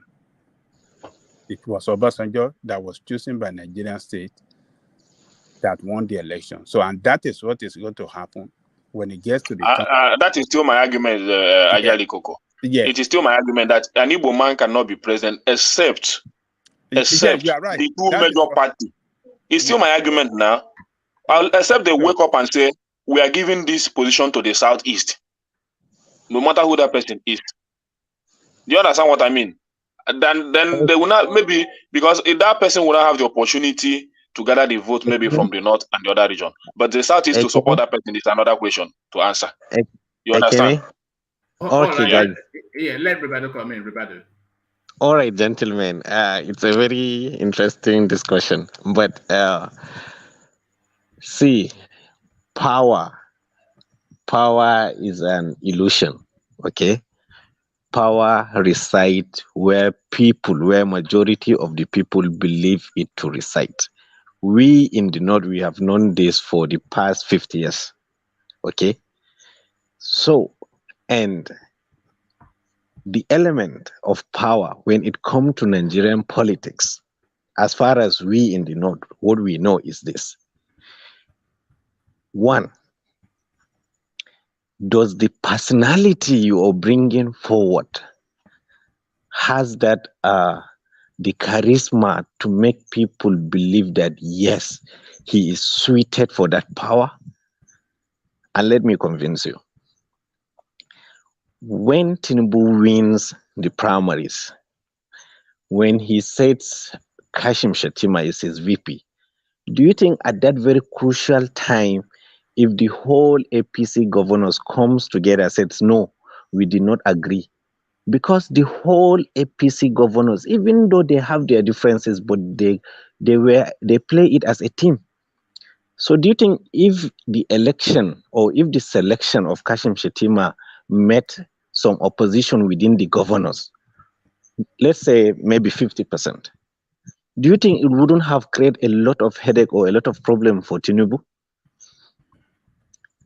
That was why Tinubu has to be sure that the person he is picking, it's going to be acceptable to all the governors and all the major players in APC. And for a player of that magnitude to emerge, he must have capacity, which Kashim Shettima has proved beyond. Okay? So, what I'm trying to say is this. What the Igbo nation or any other, or even South, or any other part of Nigeria, has to understand is this. The president must have 2 to 3 attributes. First, he must have track record beyond doubt. Then, second, he must have that enigmatic personality that people cannot say, no, we know he's this, we know he's that, we know he's weak there, we know how to do this. He must have he must be, how will I put this? He must have that aura of invincibility around him. Are you telling me that that all the presidents that govern this country have all this quality before the Northerners elected that person? What I'm trying to tell you is this. Okay, allow me to finish. Then maybe perhaps you may understand what I'm trying to say. Okay, that helps a lot. Okay, if you can have an Igbo man from the Igbo nation and have a VP from the North or from the Yoruba nation that is sellable to at least 60% of Nigerians, okay, then the deal is done. This is it, okay? So it's not just because at the end of the day, is the personality of the candidates, the ability to have a persuasive strategy, persuasive mind, to talk to people, to connect to people, to make people feel at ease with them. That, okay, if we give our support to these people, at least we will be expecting this and that. I think a few days back, somebody was corrected me, which I appreciate. He says that the Igbos has been in support. They supported Jonathan, they supported Buhari. I forgot who was that person, okay? It's only in this previous election that they stood as an opposition, which he was correct. You understand? But what I'm trying to say, the point I'm trying to make here is most of, when Kashim Shettima was selected as a VP, it was against all odds. Because apart from Abiola, this is the first time Nigeria has witnessed Muslim tickets. okay? And no matter how fraudulent that election might be, is their ability to project power, to talk to the ordinary Nigerians that believe, oh no, let's see, these people, I think they come from a different angle. That was what sold them. So if eventually an Igbo man will have a backing from any party, if he has that personality and was able to do his homework and pick a VP from the North or from the Yoruba part that has the same attributes, I think it will be good for them. So it's all about equation. Yeah, numbers does matters, but who are the people you are selling out? On what platform? What are your manifestos? How good are you in talking to them, to the Nigerians? So my point is this, Mr. Ribado. If you are talking about the Nigerian politics of today, the major party that are aligned with the Igbos are PDP. You don't even talk about APC. You understand? So if you're talking about the party that have robbed Igbo the presidency, you talk about PDP. You understand? So it is the party position right from before they even conduct a primary to decide and to make the right choice. This is the point. Listen, let me tell you. Do you think if they have not been able to make a choice that this is Igbo time to Ekene, let me be honest with you. Atiku will still run again. Atiku will still come back to PDP. He will still come back again. That's my point. He will still come back. Okay, see, maybe she gets allow me like 2 seconds. I wanted to make a point about that right there. You see, this past election, I was so upset with PDP for the reason why they did not nominate a southeastern candidates. See, the PDP have always taken advantage of the southeasterners, and I don't know why they don't see that. See, it would behoove me to see Atiku come back again. That would be the height. That would be the height of disrespect at the highest level for anything. If he doesn't come back to PDP and fight for a southeasterner, hold on, he's coming back. Well, if he comes back, he's coming back to fight for a southeasterner. If he comes back and run, that would be the most disrespectful thing ever in this world. See, Itobi should have been in PDP in this past election, and Atiku should have been the one running up and down, fighting for him and to become the president. So they didn't do that for them. There was this statement that he made in the Southeast, which he didn't know that he destroyed his even. That statement was even a very wrong statement. Telling the Southeast that he's the stepping stone for an Eastern presidency. Many people didn't buy for it. It provoked a lot of people. If you follow the politics of that campaign very well. Let us be very realistic here, please. I would like us to have a very realistic discussion. If not because of Atiku that has picked Peter Obi on the previous election as a VP, he wouldn't have commanded the votes he commanded. That is realistic, okay?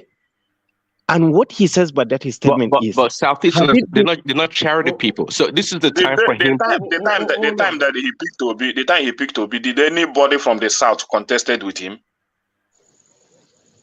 No. No. Then what are you telling me? They made the decision that this power is coming to the North. It was easy for him. Listen. Then why couldn't he now make the same decision that this power is coming to the South? Because I could remember that during the time he picked Obi, nobody from the South contested against the Northerners. That's my point. All right. Hold on, everybody. Hold on, Ekene. Let Ribadu counter back, and then after Ribadu counters back, let Ogbeni have a window to have parting words. I think it's about to leave us. But Ribadu, to you. Okay. See. Okay. Let me summarize it here. Okay. See, party. This is an internal issue within the party. Okay. And for PDP, you don't expect PDP to drop a former VP of the country to take a former governor. You understand? I mean, look at it, man. Look at the structure. It's not just possible. That is wrong. After 8 years of power. As what? as a governor, right? Okay, you understand. After 8 years in power as a governor, and you cannot compare somebody that has been in power for 8 years as a VP. And let me tell you something. Let me give you this comparison.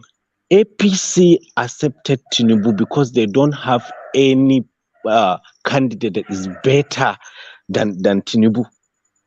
Okay? Because he can match any other candidate naira to naira, dollar to dollar in this country. That is one. So eventually, if you want PDP to take an Igbo man as a president, I'm very happy with that. But you have to understand, that man must have more CV. You understand? He must have something to show more than anyone that is coming from the north. Because the party cannot just gamble because they want an Igbo president. Mind you, the party always want to win. Their sole objection is to win power back. That was why they gave Atiku. It's not that like he's the most qualified guy, because he is the best within the midst at that very particular moment. Unfortunately for him, he made a mistake. In terms of him to give Wike the VP, and had it been Peter Obi himself was patient enough to say, okay, let me go with this man at least. I mean, it would have been a different story. So we have to, the party politics is different from the national politics. You understand? So we have to put all this in their own places before we will be able to analyze what is going on. So let's the person that I want to would go. have loved Yeah, you can in a moment, but let's hear from Ogweni first. But before we hear from Ogweni, just a short little answer, Ribadu. What breed is your dog? We can hear him or her in the background. What breed is your dog? It's my neighbor's dog. It's not even mine. All right. Okay. Yeah. Ogweni, are you there? Have you got Ogweni? Yes, I'm there. Yes.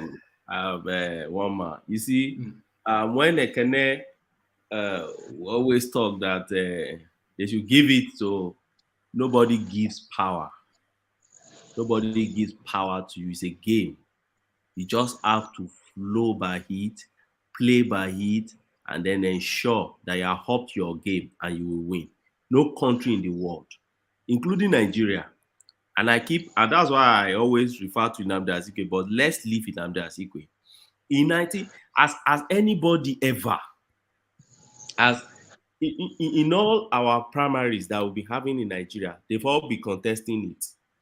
Whether some of them are stooge, they are just there to break some people's votes, so that they break delegates, what Tinubu did the last time. We just sponsor one candidate somewhere to go and break their delegates there so that you'll be able to get my majority. That's what they've been playing. So nobody consider because it is the time of so person. In 1999, PDP primaries, Alex Ekweme did not withdraw for Obasanjo, despite all we are zoning it to Southwest. It must be Southwest because of Abiola.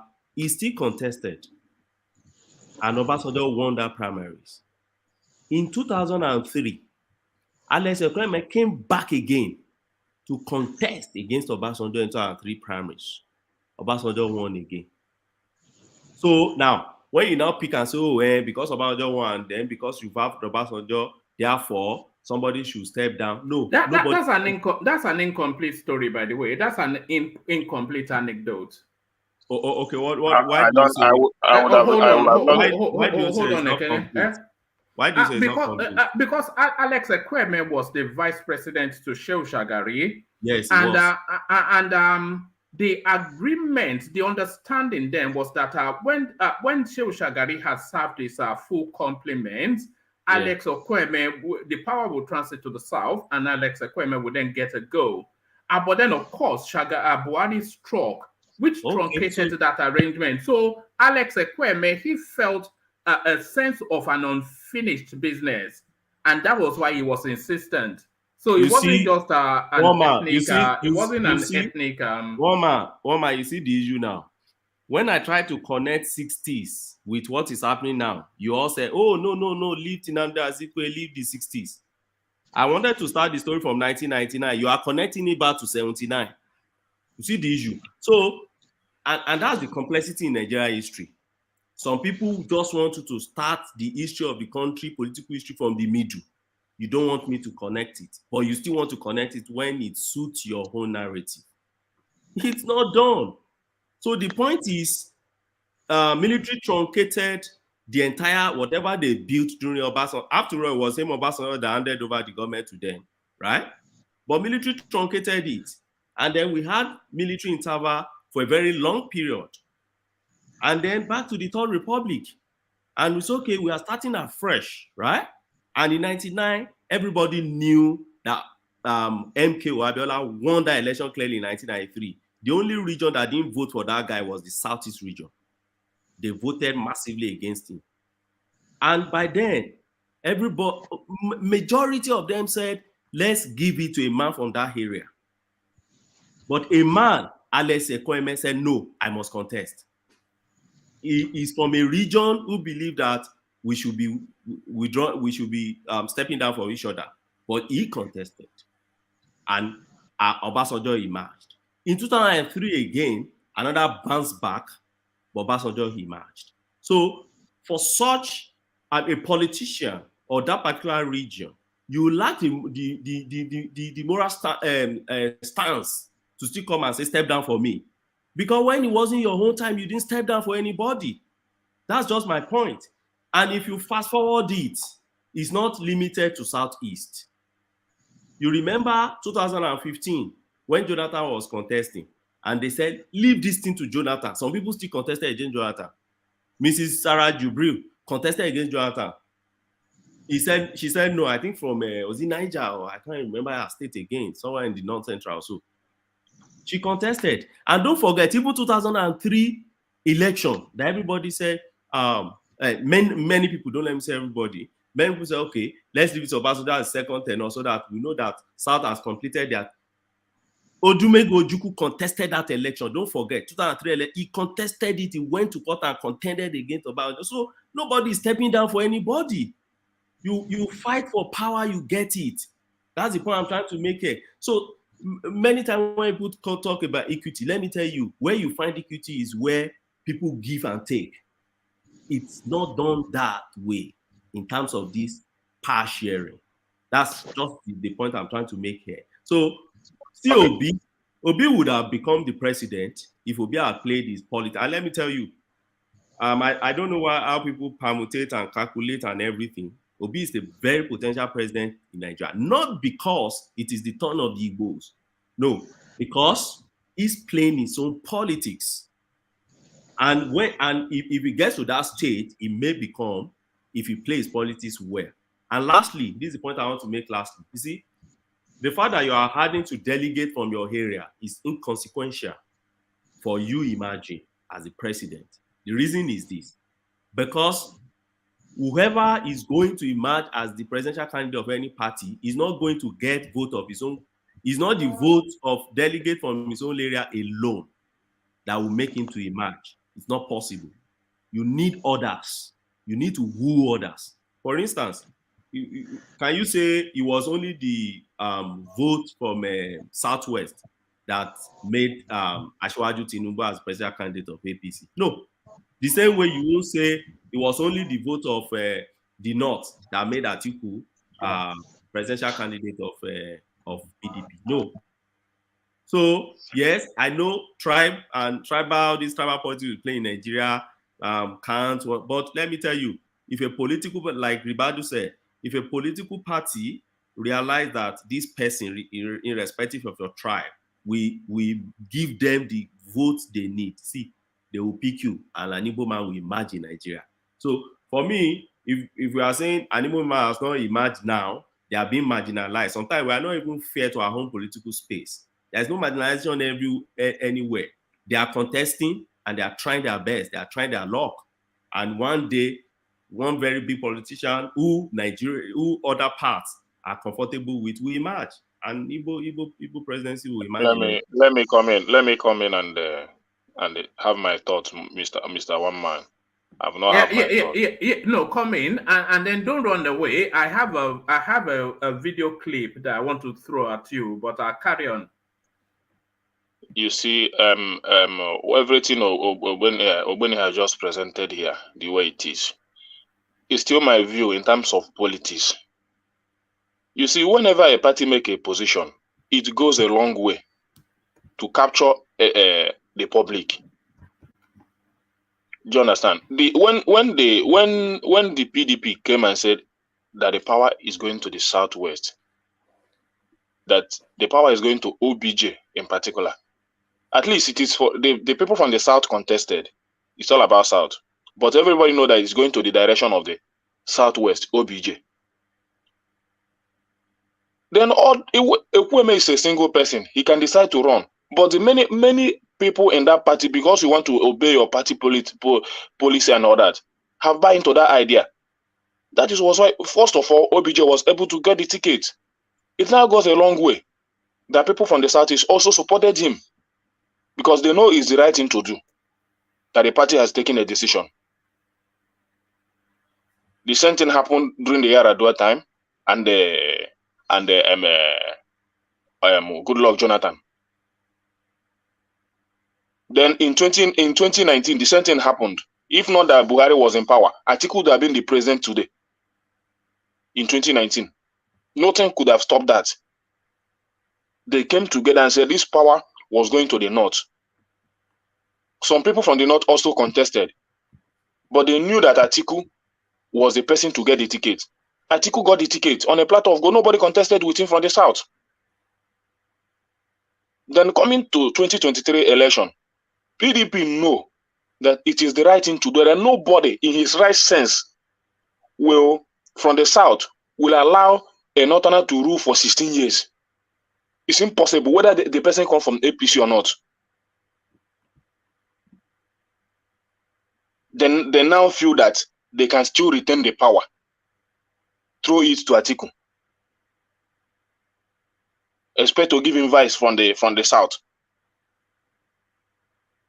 When they know the position, before then they have taken some Igbo people has taken a decision that nobody from the southeast will take the vice president, because that vice president would have gone to Emeka Ihedioha. But because of that order that was issued, because a lot of elders has begun to fight against it, and they didn't even want to understand that direction. So first of all is the party position. The party position does a lot of things. If a PDP has come to the southeast to pick a presidential candidate, give him because the party can always PDP has a very big upper hand. They can help either Obi or any other person to get a good vice from the north. Then organize their campaign. I tell you, whether Jagaban or nobody, this is their election. It's a walkover election. But so Tinubu I know what I'm saying. Tinubu never loses, though. That's the thing. Tinubu never loses. No, I'm saying if they have done the right thing, if the PDP have done the right thing, it would have been a difficult task for Tinubu. Just check it now. Tinubu was able to get this election just because of all the nonsense that played between the PDP and the... PDP did the Southeast wrong. So what are you telling me? What are you telling me? Is this Ekene? Yes, yes. Is this Ekene? Sorry to interject you because I'm about to go to prayers, but let me tell you, what you said is perfectly right, okay? And you know, the boss Mustafa, the previous secretary to the government of the federation, and Babachir David Lawan, his predecessor, they are all from my state.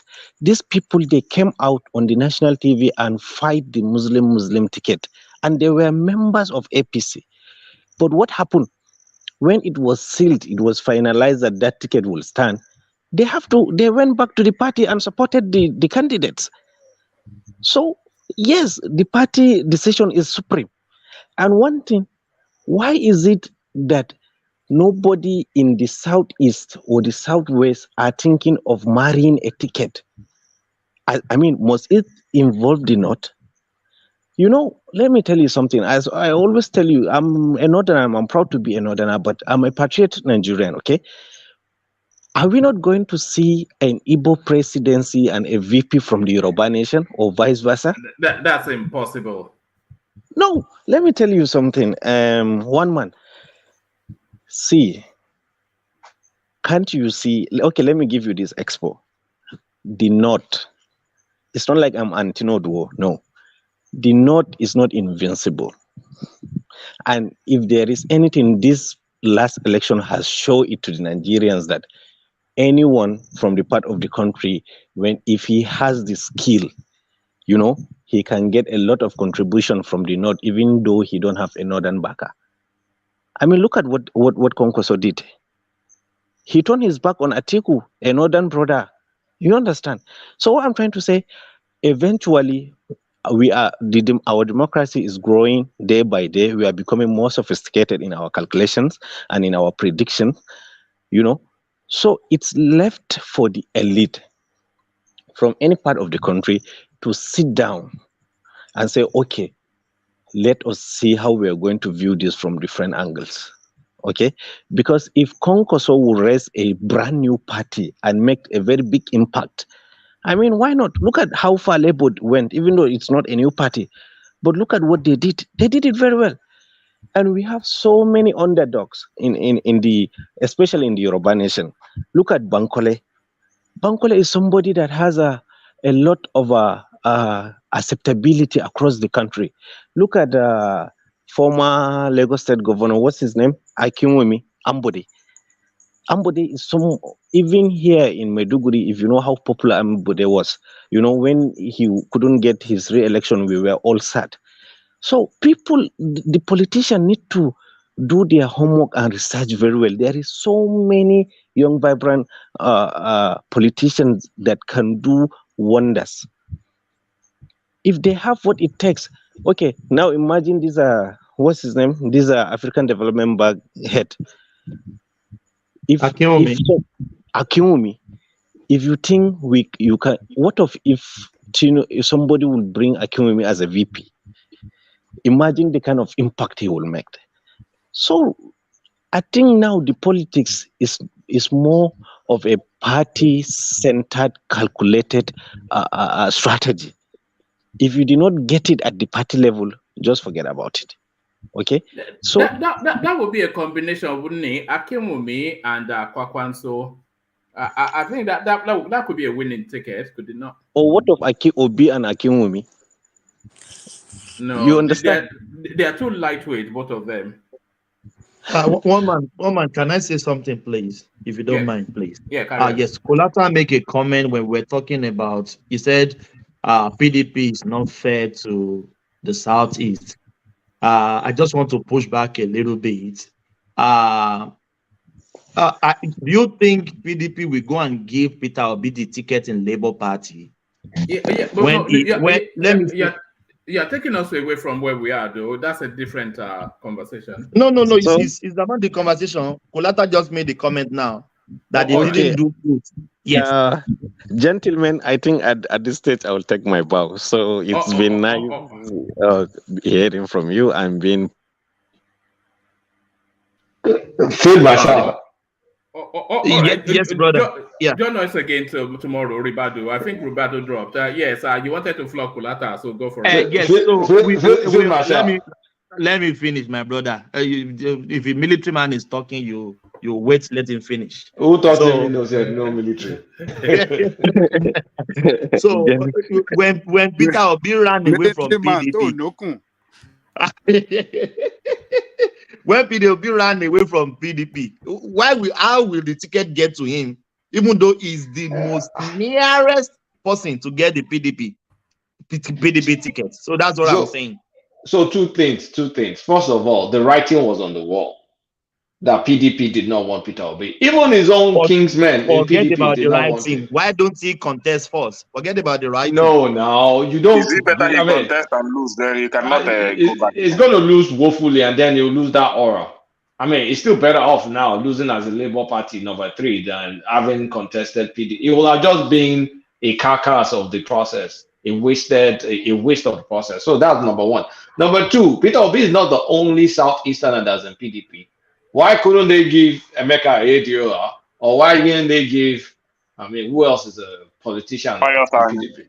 Pius. There's so many politicians from the Southeast that they could have given outside of Peter Obi. Or did It just wasn't Why fair. didn't Pius Naim and the rest step down for him? Why didn't Pius Naim and the rest? They had meetings now. Pius Naim contested now. Pius Naim contested. They had meetings. So why do you know? Let me give you a good Yeah, example. but Patrick. Sorry. Before you give that, sorry, let me Patrick. land on this. One man, I have a low battery. Say they have a video to play. I have a low battery. Everybody hold. Rational Mind, make sure your mic is connected so I can log you on. Yes, let Patrick make that point. Then I'll play that video clip for you. Now, when we say that, why didn't they agree? You remember when Tinubu was running? Do you know how many series of meetings the Yoruba elders had to make sure that they present only one front? And every other person in the Southwest stepped down apart from Oshibajo. That's what we are talking about. So if they had, at that point, they had only 1 meet or 2 meetings and that was all, why did they keep putting pressure? Call all the leaders, all major leaders. How many people even contested in PDP? It's only Obi and the Pius Naim. Who are that else now? No, there are some, but the rest that even didn't contest, they didn't support him. The rest that You did are not supposed. contest. That is where you're talking about the number. When you don't have the number, you're already weakened. No, the rest that didn't contest, they didn't support him. That is where the issue of delegate come. Did all the delegates vote for Pius Naim at the election? No.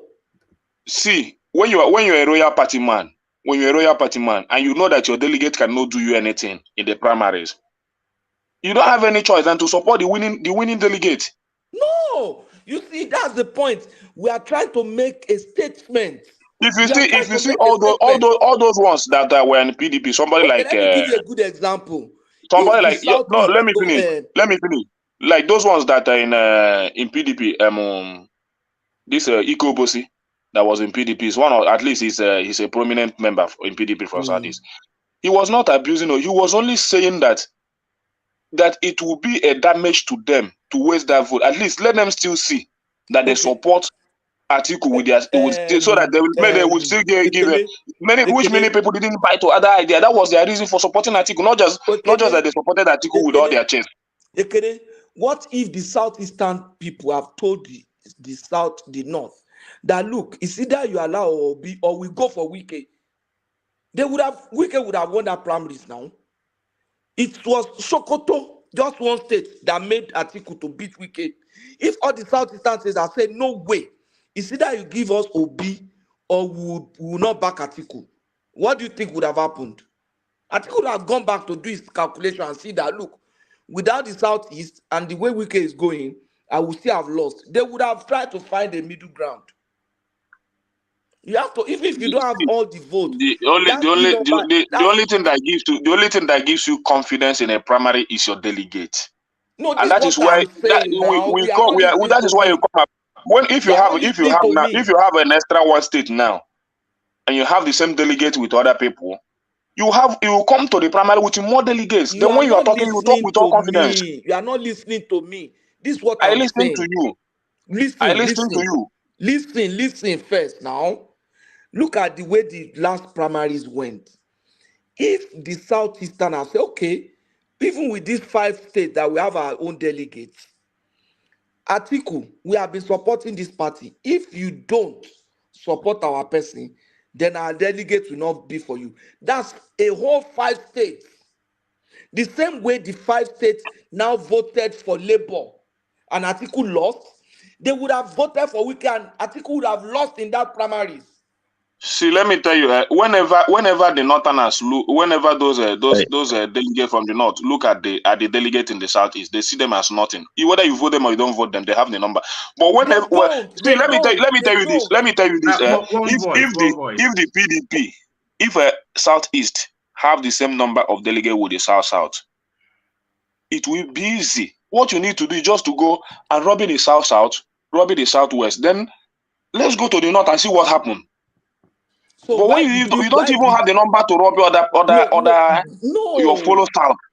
No, wait. For example, in the PDP, there was no Southwestern candidate now. So why is it difficult to love the Southwest? Patrick, I think you should hear Ekene out a little bit. They have delegates. Because what he's saying is, as a block. If Southeast, if they even coalesce as a block, it's almost like they joke because It's the a joke. numbers is small. It's a No, joke. Kulata, hold on. You see, look at the outcome of that primaries in PDP. What played out in the national election would have played out in that primary. If the Southeast say, okay, during the general election, the Southeast just voted for Obi and Atiku lost the presidency. If they had made their position known that, look, all these are delegates, so if you don't give us this ticket, we are supporting Wike. Do you think Wike would have won? Wike almost won Atiku now, if not for Tambuwa. So you can imagine 5 states now supporting Wike. Good point, Patrick. That's a good point. Yeah. Wike would have won now. All right. Hold on, Patrick. Ekene's battery is running low, and I want to because I'm not sure you were here, weren't you? The other day, Patrick, when Ekene was making this impassioned speech about the Tinubu convoy and just the level of waste that was just wasted on that convoy. And so say all of us, it was so impassioned and it made such an excellent speech that we were all subsumed by it and we all rallied to the emotions that it was expressing. The excesses of the oligarchs as they weighed down against the downtrodden men. So now I'm going to play you another clip and hopefully you are as effusive about this as you were that. Ekene, this is for you. Confirm! Jesus! Obi for life!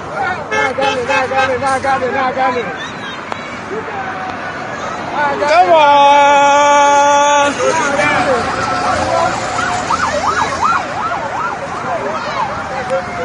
Where am I?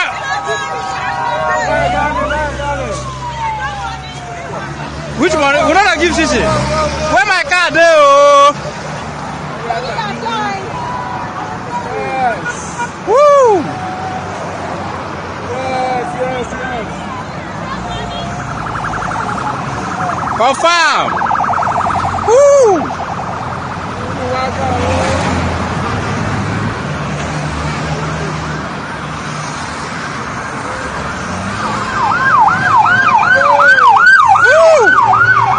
We move.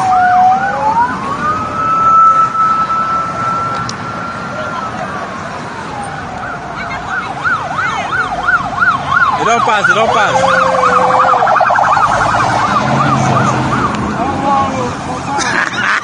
Our president. Yeah, intimidation.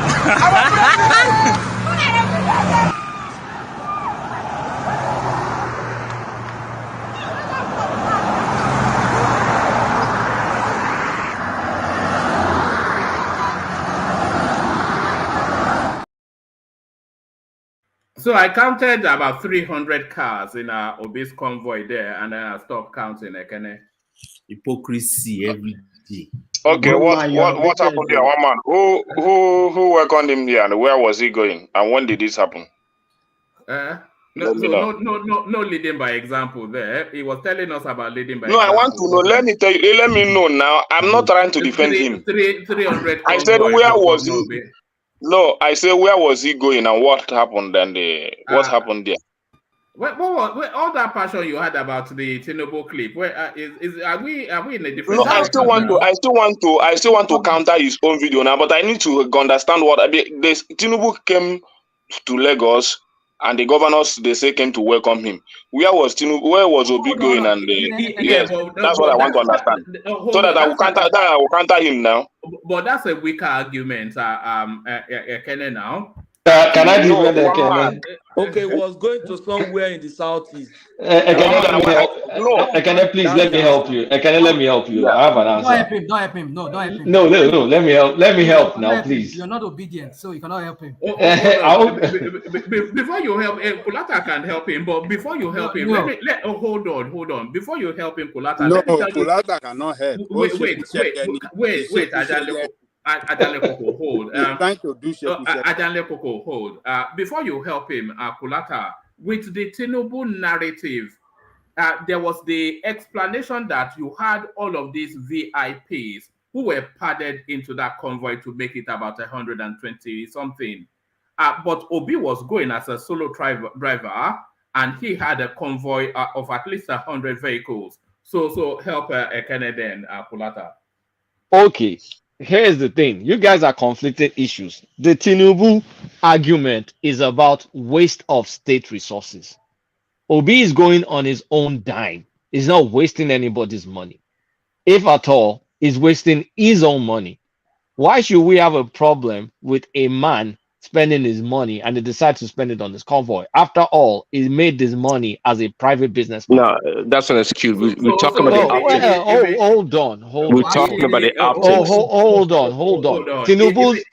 Tinubu's excess is at the expense, is at the dime of the state. So Tinubu is wasting my taxpayers' money, lining up 55,000 cars on the road, while Obi is wasting his own money. I don't have a problem with Obi wasting his own money because he's actually contributing to the economy. But even at that, one man, I think you play this video for me. I still want to understand. I still want to understand where is Obi going, and who are the people that welcome him, so that I will know what to argue now. That is what I want to understand. At least for Tinubu, I know where Tinubu went, and the people that were, they say governors came to welcome him, senators and all that. So I want to still understand where was Obi going, and who are the people that welcomed him. That is what I want to understand. I don't think where he's going adds or removes from the 200. No, I still want to understand it now because I know this video. I know this video very well. Okay, I know this video very well. You guys are twisting the argument. You guys are twisting the argument. This video was his campaign in Imo State. The day he went to Imo State.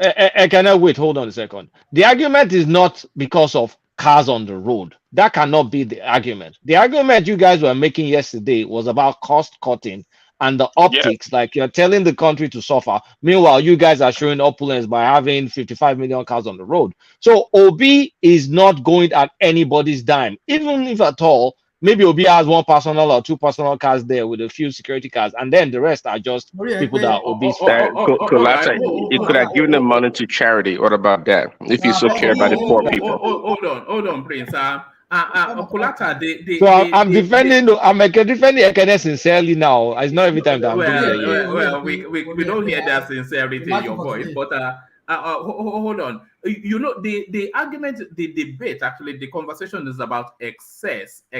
So you are saying Obi was traveling on his own dime. So if he's traveling on his own dime at that level of opulence, then are you saying that if he becomes president, he will narrow it down to 1%? No, that's a non sequitur. It doesn't follow. It does not follow. It does not follow.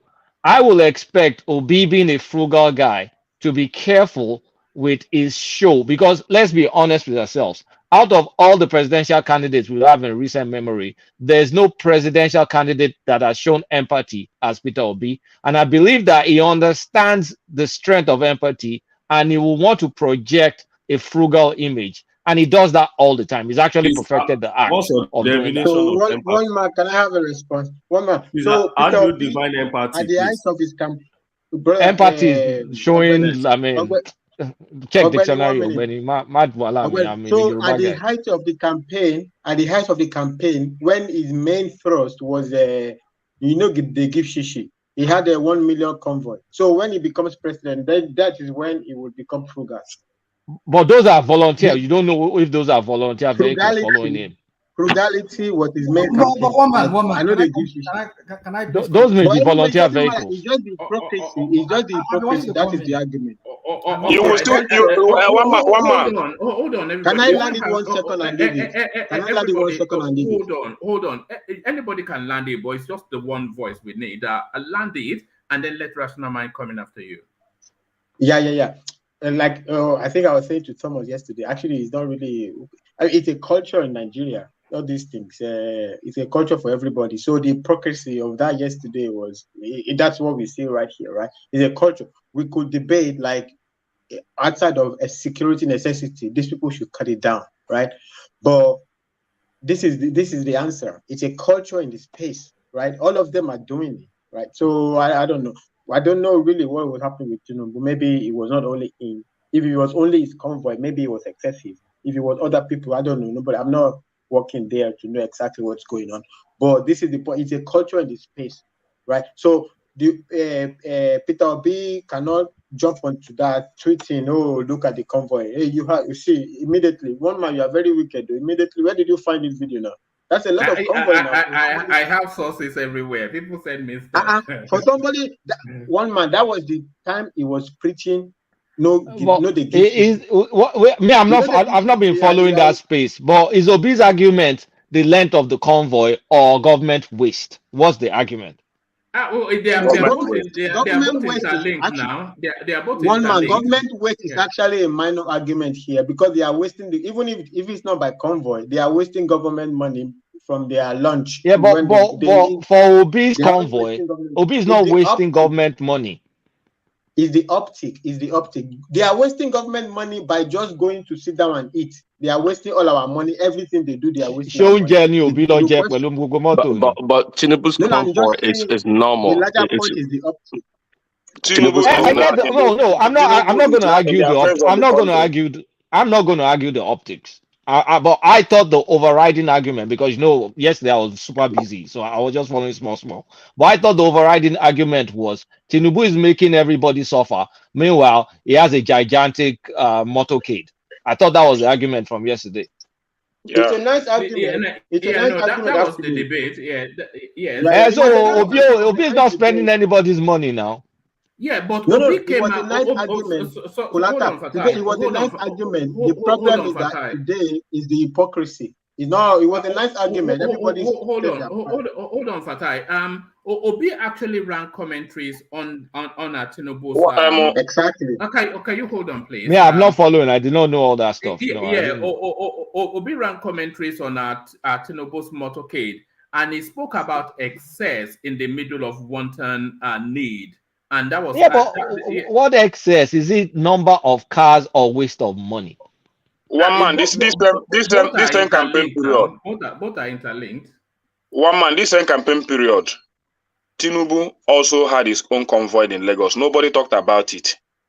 The reason is because he's campaigning. Tinubu is not condemning excess now. The reason is I don't want to back you. Those that live in glass houses shouldn't throw stones. But I still support you. But I just want to tell you that. But that campaign period, all of them that on their campaign knows they are running for campaign. Guys, one voice at a time. Baba, come in. Yeah.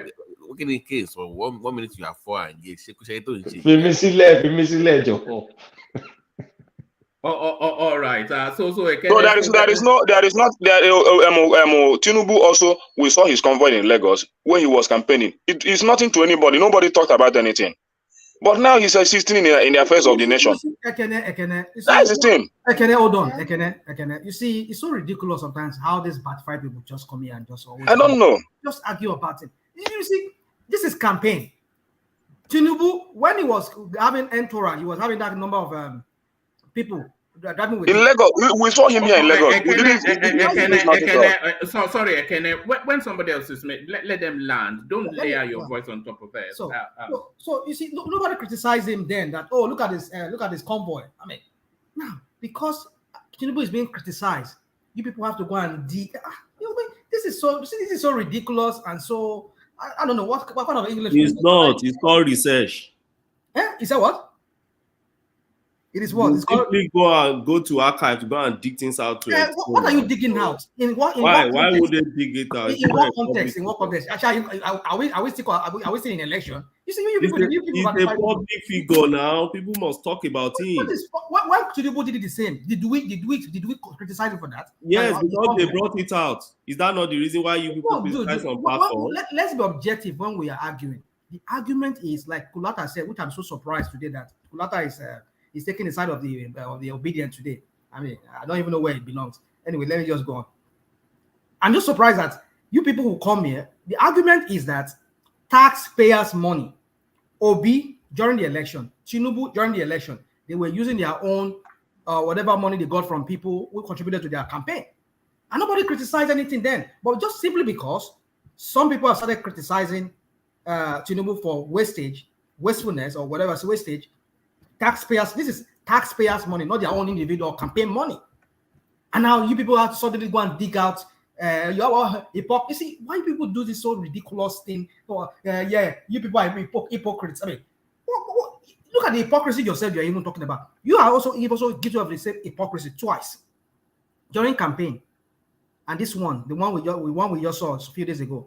Okay, let's assume like let me take a lawyer call it what they just said. Obvious hypocrisy on this is just one. So 2-1, which one is bigger? Come on, we can be doing this. We can be doing this back and forth together here. So you are mayoring. Yeah, we can be doing it. So it's so ridiculous. I mean, it's so ridiculous. Rational mind. Told you about shaping casual capital. It's hypocrisy. If you are criticizing what you do, I beg you, argue senselessly about me. I mean, what kind of argument is this? Good night, rational mind. Good night. It's hypocrisy. But you people have been up the same hypocrisy twice. Obi is only once, right? Let's just assume that it's of hypocrisy. It's just one, and then you people twice. What are we talking about? Are we here to be doing? We're talking about the issue on ground. The president-elect or the president sworn in, which is Tinubu, is using. He's talking about. He's telling you and I. Rajama, please correct yourself. Say GCFR. Say GCFR. Okay, GCFR. Okay, GCFR. If that's what you want. So GCFR, and now he is the president, and I was still acting like we're still campaigning, like as if, goodness, taxpayers' money. Them are going in convoy. They are being protected. They are eating fats. And now you were here excusing and trying to look for some stupid excuse and flimsy excuses that doesn't even make any sense. Come on, guys. And one man, you should know that anything that Tinubu does now affect me. That time, anything that Tinubu does, it doesn't affect me. But now, anything he does affect me so much. So whatever Obi does now don't affect me because he's not piloting the affairs of this nation. Well, it's Tinubu that we're talking about as my president now. So whatever he does now affect me. I don't know how you obedience really like. So honestly, I don't understand you guys. You point finger at somebody, and the person point finger back at you, and you're calling the person. Which pointing of finger is there? Two of them campaign. You are calling the person hypocrite. I saw Tinubu convoy in Lagos. No, it didn't affect me at all. I was not moved. No, I saw his campaign. Rational mind is calling people. No, not you. Rational mind say okay. Rational mind is saying the people that brought Obi's convoy, they are hypocrites. What the heck? They are the one proving that the other side is the hypocrite. You point finger at somebody, point finger back at you. Why are you calling a person hypocrite? You shouldn't have point finger at the person if you don't want to. So they shouldn't point finger back at you. They complain about Tinubu's convoy, and they say, okay, look at your own convoy, and you are saying they are hypocrites. You know the definition of hypocrites? Ridiculous. All right. They didn't throw stone. They just say, look at his convoy. That's it. There's nothing ridiculous about showing you a convoy. They didn't throw stone. They just say, look at the convoy. All one man said is, look at this convoy. That's it. He didn't say anything, no. He just said, look at the convoy. You're calling it ridiculous. One man. One man. You see, the reason why people would complain about this Obi thing was because of the way he spoke when they put that question to him. You won't expect that man that spoke in that clip can have this kind of convoy, whether in a public office or a private life. You will think he's one Spartan that will only, in fact, drive himself and only go alone. He rides a bike now. No, I'm just giving you because you see the way he spoke. He spoke like one. To me, he spoke like Baba Jashin of the 80s that would drive their own 504 to governor office and drive himself back. That was the way he spoke because he said, as a leader, you must lead by example. Is he not a leader? Do you think leadership is limited to public space? And that's why I want Kulata to go back and watch his clip. His clip was not limited to public office. I've not watched the clip. Okay, I want to ask question, Ogbeni. After this campaign, at least we have seen Obi in many occasions, seeing him coming to court and all that. How many convoys have you seen him that come with him in the court and all that and everywhere he goes? First and foremost, your question is faulty because nobody has verified that is campaign. It's you that want to ensure that we believe that it's campaign. It's a campaign in Imo State. I know. I saw it. What are you telling Nobody me? has verified that. You can go and verify. You go and ask. Okay, what are they saying there? What verify it? So don't build question on what we have not verified. Go and verify it now. If you don't verify a video, why do you throw it in the public? If you cannot So verify a when video, Tinubu was campaigning, was he driving 300 convoys? Oh, God. we saw him in Lagos now. What are you people 300 convoy like that? When We he was saw him in campaigning, Lagos no. now. When At when he least was I was in campaigning, Lagos when he came to Lagos. He came with a lot of convoy. What are you when he telling was me? And campaigning. it doesn't affect me because he was campaigning. What am I there to? Now I'm talking about my president. I'm talking about my president. Whatever he does now affect me. So you are saying your president Obi would do that convoy before becoming president. When he become If president, Obi becomes I no longer need convoy. if Obi After becomes that, the president tomorrow and they portray that kind of he will no longer waste, do convoy. One I man, will please, lambast can him. you play that video again and let us see the flag, the LP flag there on top of it. Now. All right, hold on. I'll do that, but check the private chat as well. Rational Mind. Confirm! Jesus! Obi for life!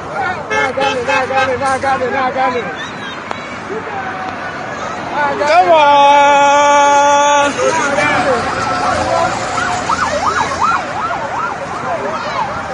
Where my?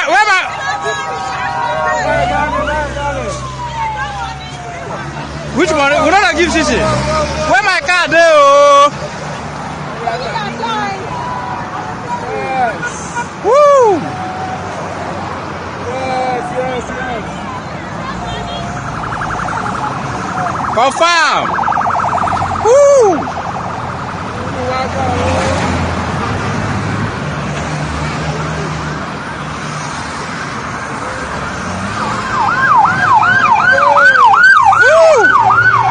We move.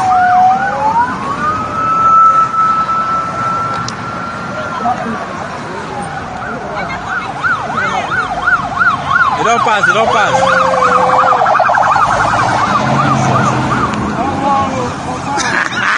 Our president. Yeah, intimidation.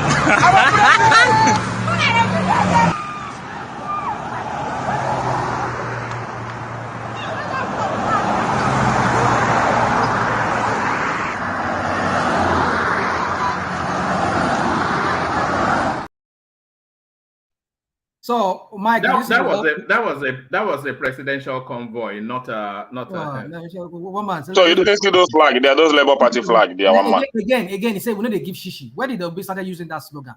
Did you know Obi to be using that slogan before the election started?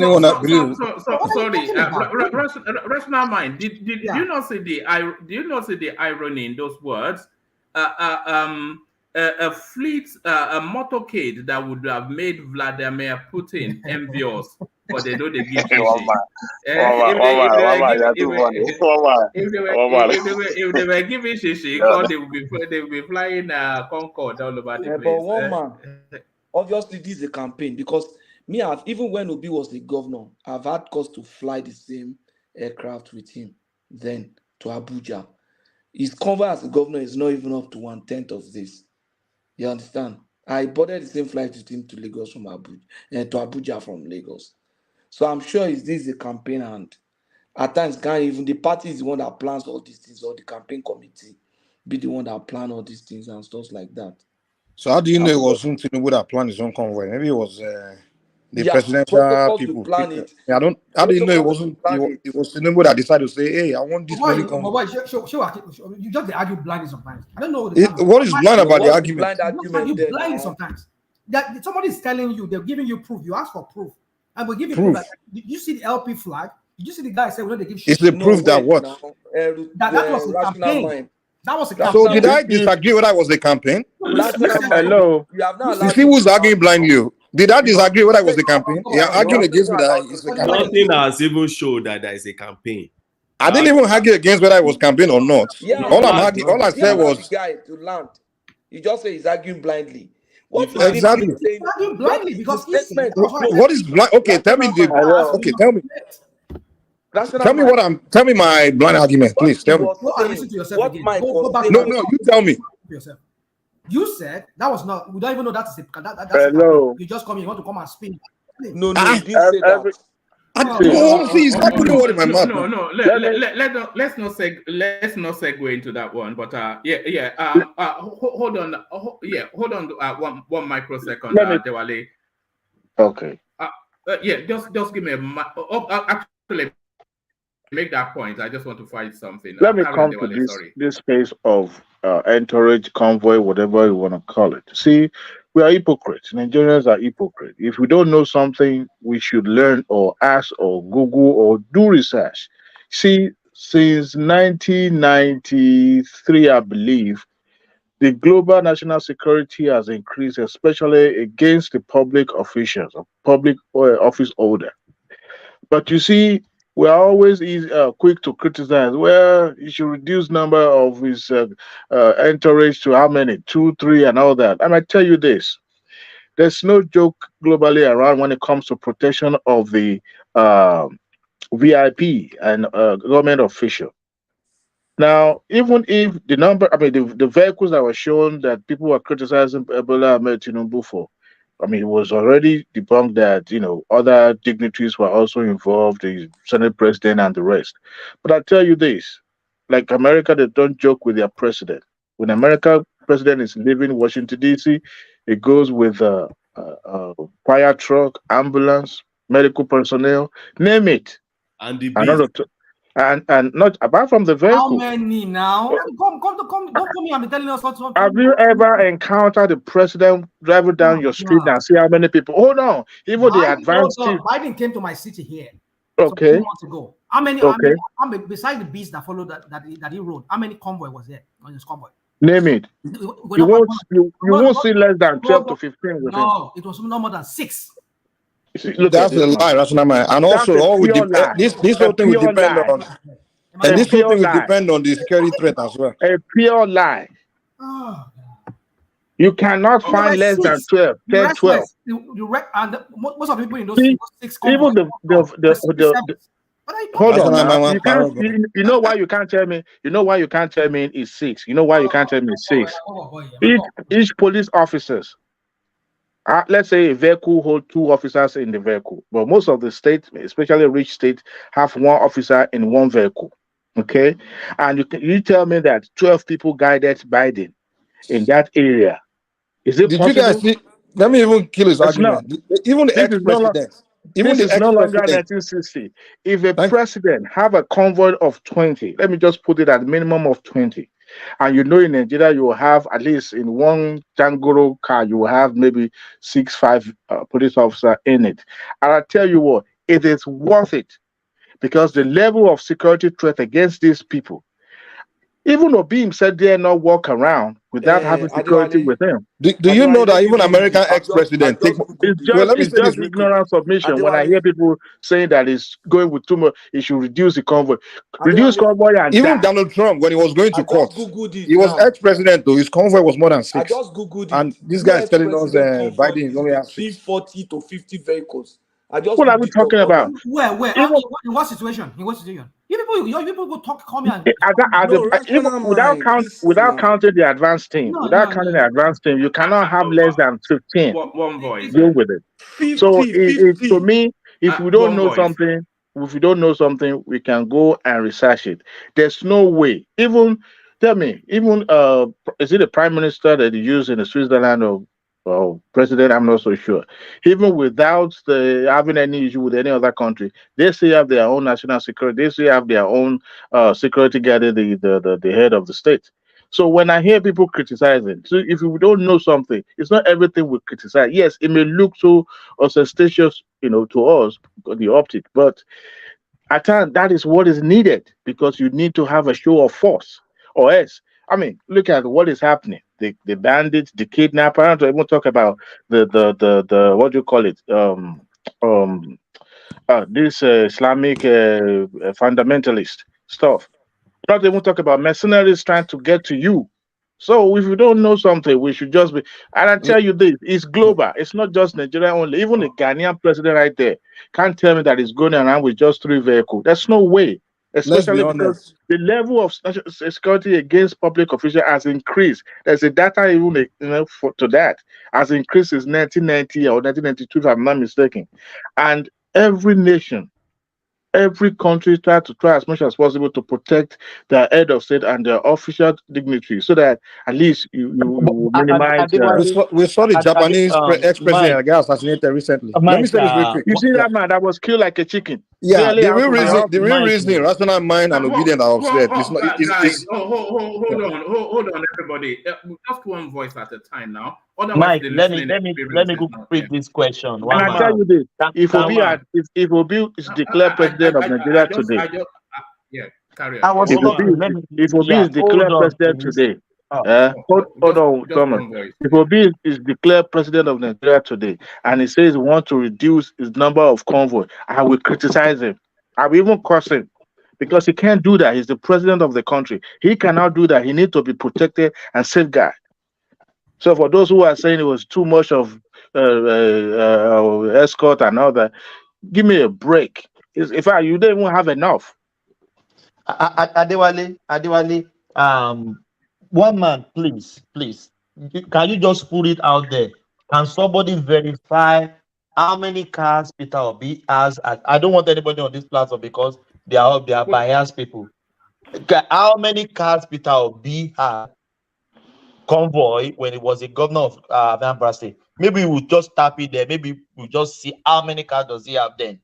Then Adewale, you made something now. Does even president have the power to take the security agent, not to bring go with him with number of? They have their protocol numbers. Am I right? They have their protocol number. Tinubu doesn't even have the power to stop them.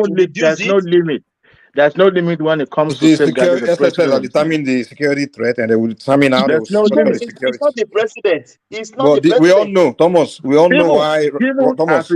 Even as he is, as Obi is now, he dare not walk around without protection because he's still an asset to the country.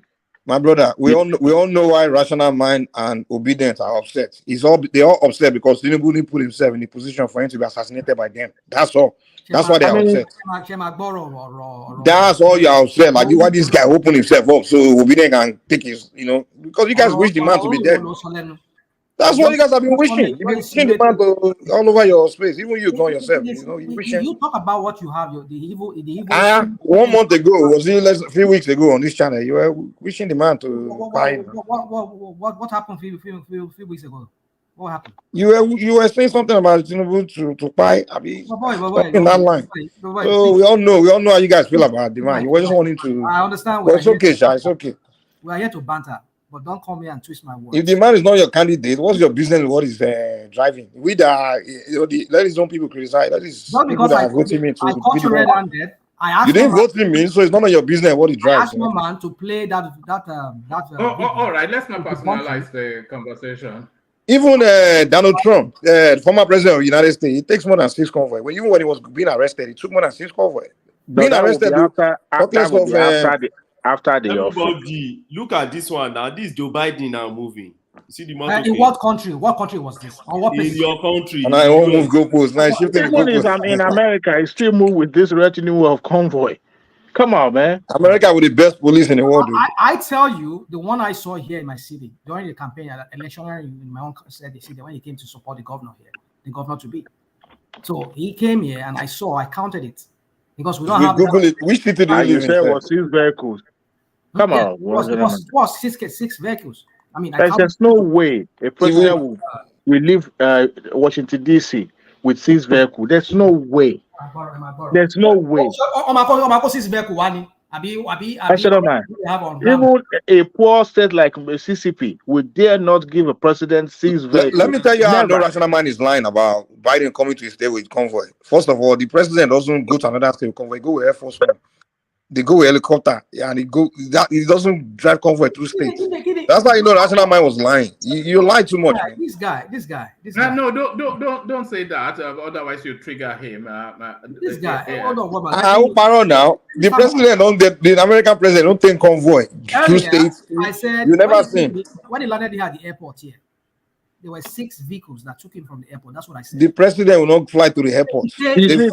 He came here on Air Force One. He landed here at our airport. No, he won't land in the airport. He land in the military base in that country. In every Do you that know city, that place. Do you know how the airport looks like here? We don't have any military base here. No. In the there's military base in almost every.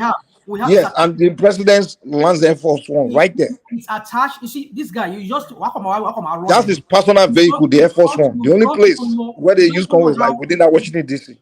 You sometimes you just act like you know. I know more than you, man. Are you going to tell me? Every state is unique in how they design their airport. No, when he's leaving that White House, he take that helicopter. That helicopter right there, and that Marine guy will salute him. He gets on it. And he flies. Some of us are not Americans, Joe. I mean, so this me, I know. I mean, this rational I think I come and deceive everybody. Mama, just move on with these American people. Let's just move on. Rational mind power for now. All right. Yeah, have the last word, Yes, I have the last word. I want to go back. I want to go back to our talking points. Have the last word in that space. We have this. We have this fighter jets here. Can I join my call him? We have this fighter jet here that takes off from the runway, the same runway that we use here for our other normal civilian aircraft here. This is a fighter jet. It's F-150. F-150. I mean, is that a fighter jet? If it's starting like this, the kind of noise that vibrates everywhere. The same runway. So if this guy come as Soroni, more the how each state local airport or how they design everything. How they did I say anything about the design of any airport? You said, all right. This guy's a spinner, man. All right, that let's not information go you gave, rational mind is irrelevant. Man spinning me. You like spinning. Okay. Yeah. All right. Let's just move on. I've not made any argument. All right. Thank you, Patrick. Let's just move on. I don't think we'll land anywhere there. But let's move on to this space. You'll be surprised that Kulata still has the floor. He doesn't even know he still has the floor. But Kulata, I never had the floor. Honestly, you just promised that it will come to me. I've not. No. I came to you with the 6 states something, and then everybody took it over because of the passion of it. I thought I was interjecting. Yes, you thought you were being interjected, and Kulata, you are a controversial person. You know you are a controversial person. So all right. I want you guys to check the comment section. No, guys, please just hold the space for Kulata. It says so talk us through this headline, Kulata. Okay, what's the headline? Who is buying and selling forex? Oh, okay, this one. Yeah. Okay, so apparently, even though Tinubu has given the directive to kind of like unify the rates, it appears the actual trades that happened in the I&E window, some people, I don't know how, by magic or not, still sell dollar. They still offer dollar at 460 naira. So it means there are elements that are offering money and selling it to themselves in CBN still playing the same old game. So in reality, the enforcement of this single FX regime is not being successful because they're still bastardizing the system. So that's why you're seeing the Naira right now is undervalued. We should really be somewhere in the high 600s or maybe in the early 700s, and sometimes it's getting to 800 or something. And I think it's because it's getting engineered still in the CBN, and by one way or the other, people being able. What you are talking about is outright fraud, isn't it? Really, it is fraud now. It is fraud. It's fraud. Nigerians, right? So technically, some people are making a 400 naira spread, in spite of Tinubu telling them to unify the exchange. So our CBN is beyond redemption. They need to get rid. I don't know, firing Emefiele. Let me just say this. Before Tinubu, $1 Australian dollar to Nigeria was 9. Hold on, Thomas. Let Kulata give us the full explanation of that space. Yeah, Kulata. So I think getting rid of Emefiele is one thing. Emefiele did not act alone. It's obvious. All the deputy CBN governors, all their heads should roll along with Emefiele because they were all involved. They were all involved in this shenanigans, and the people under them, and the people under them. So they need to get rid of the entire leadership. I don't know how they're going to do it, and CBN survives. But if you really want a clean shop, Do you you think need to do more. do you think this is happening at leadership level or mid-level functionaries? This sounds like mid-level functionaries. So look at you as an orga in an organization, as an orga in an organization. I mean, you have a bunch of people that will report to you. Those bunch of people are reporting to them. The people who reporting to them are the worker bees. Those are the people doing the work. You will give top line direction like bye, new. And if you want to do some shenanigans, you won't have to say you are doing shenanigans. You just give top line directions. Those are the people that will do the execution. So you kill the head, and now you now take some of his deputies, you move that person, even though he's a Yoruba guy, I don't know whatever that means. You bring that person to the head. He's still part of the crime because Emefiele was not doing that in a vacuum. They must, I mean, CBN has deputy governors for different areas, and all of them they're all in it. So the people deputizing those people are still able. I don't know how this is possible if this is not policy, because I thought the directive should have turned to real policy, that this money will be offered based on real market rate, based on real trading. Well, I was surprised when I was reading it. They were underselling by they were underselling criminal rates. 100%. Yes. Selling at selling 460. at 460 and then closing at 840. Look at the spread. Look at how much. 380, right? No, is my math correct? Explain that, Kulata. Let's explain that. You see, when you say when you talk of intraday rates, it could mean that the market opens at 460. It opens up at 460. Yeah. Should the market ever, Patrick? Should the market open up? If it opens at 460, and people wait now, Patrick, in where the rate is close to 700 or something, who is going to make the trade? Why will you offer that 460? Is anybody supposed? Are you supposed to be able to offer dollars at 460 if it's not engineered? Wait now, this is what I'm saying.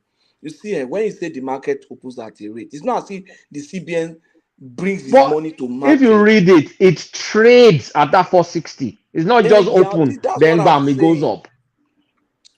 Let me explain what I feel. Explain, I'm listening. Patrick is saying that demand increased in the course of the day, but not by 100%. Not by 100%. At a particular rate. And then activities begin to happen at the market. Now, this is an indication that the market is now free. So we are looking at in the future where dollar might even get to like 400. So the window is wide now. You see how it's opening at this, is closing at this. The window is criminally wide. No, because it's not the CBN selling that money. The window is being manipulated. It's manipulated. No. So, Patrick, look, who is demanding dollar at 460? Let's be real. What you should be asking is who is supplying dollar at 450? No. Before you supply, there has to be demand. Why will I go? No, Patrick, look. Patrick, you look at it this way. I sell Mercedes Benz, right? I have a range of money that I can sell Maybach or whatever. Then I now take Maybach. I say brand new Maybach, Banjo price. And people that don't know Yoruba, Banjo is what's Banjo in English? Giveaway price. Cheap. And I'll say, giveaway price, Banjo. Am I in my correct senses? When I know the value, of the Benz. That's you selling now, right? Why will you sell something that's ridiculously priced? It doesn't make any sense. Let me tell you what is likely to be happening now.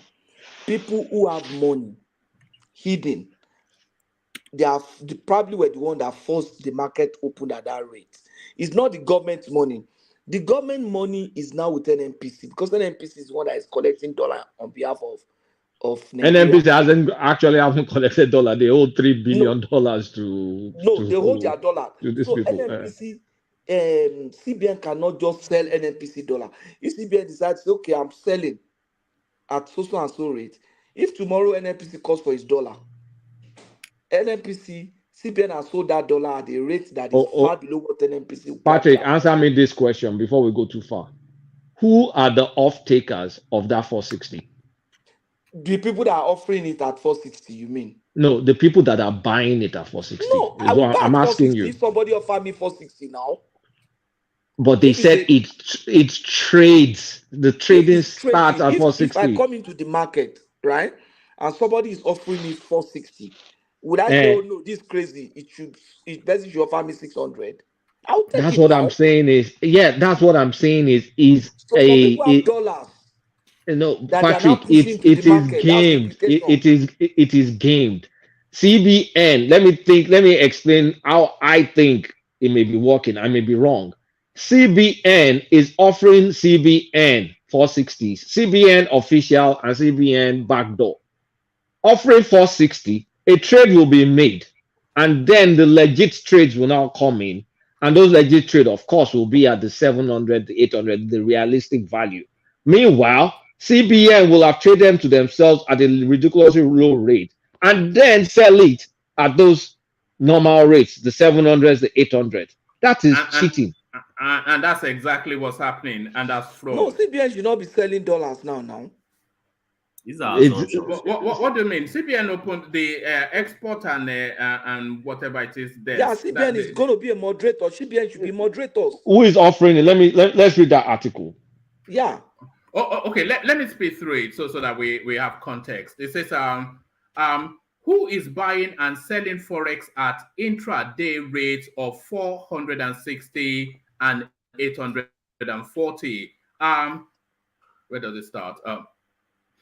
Foreign exchange traders at the official investor and exporter window expressed concerns over persistent forex trading at intraday lows of around 460 to 465 to the dollar, suspecting possible foul play and market manipulation. The exchange rate between the naira and the dollar closes at 763 to the dollar, but experiences intraday lows of 467 to the dollar and intraday highs of 841 to the dollar, creating significant disparities and rising suspicion amongst traders.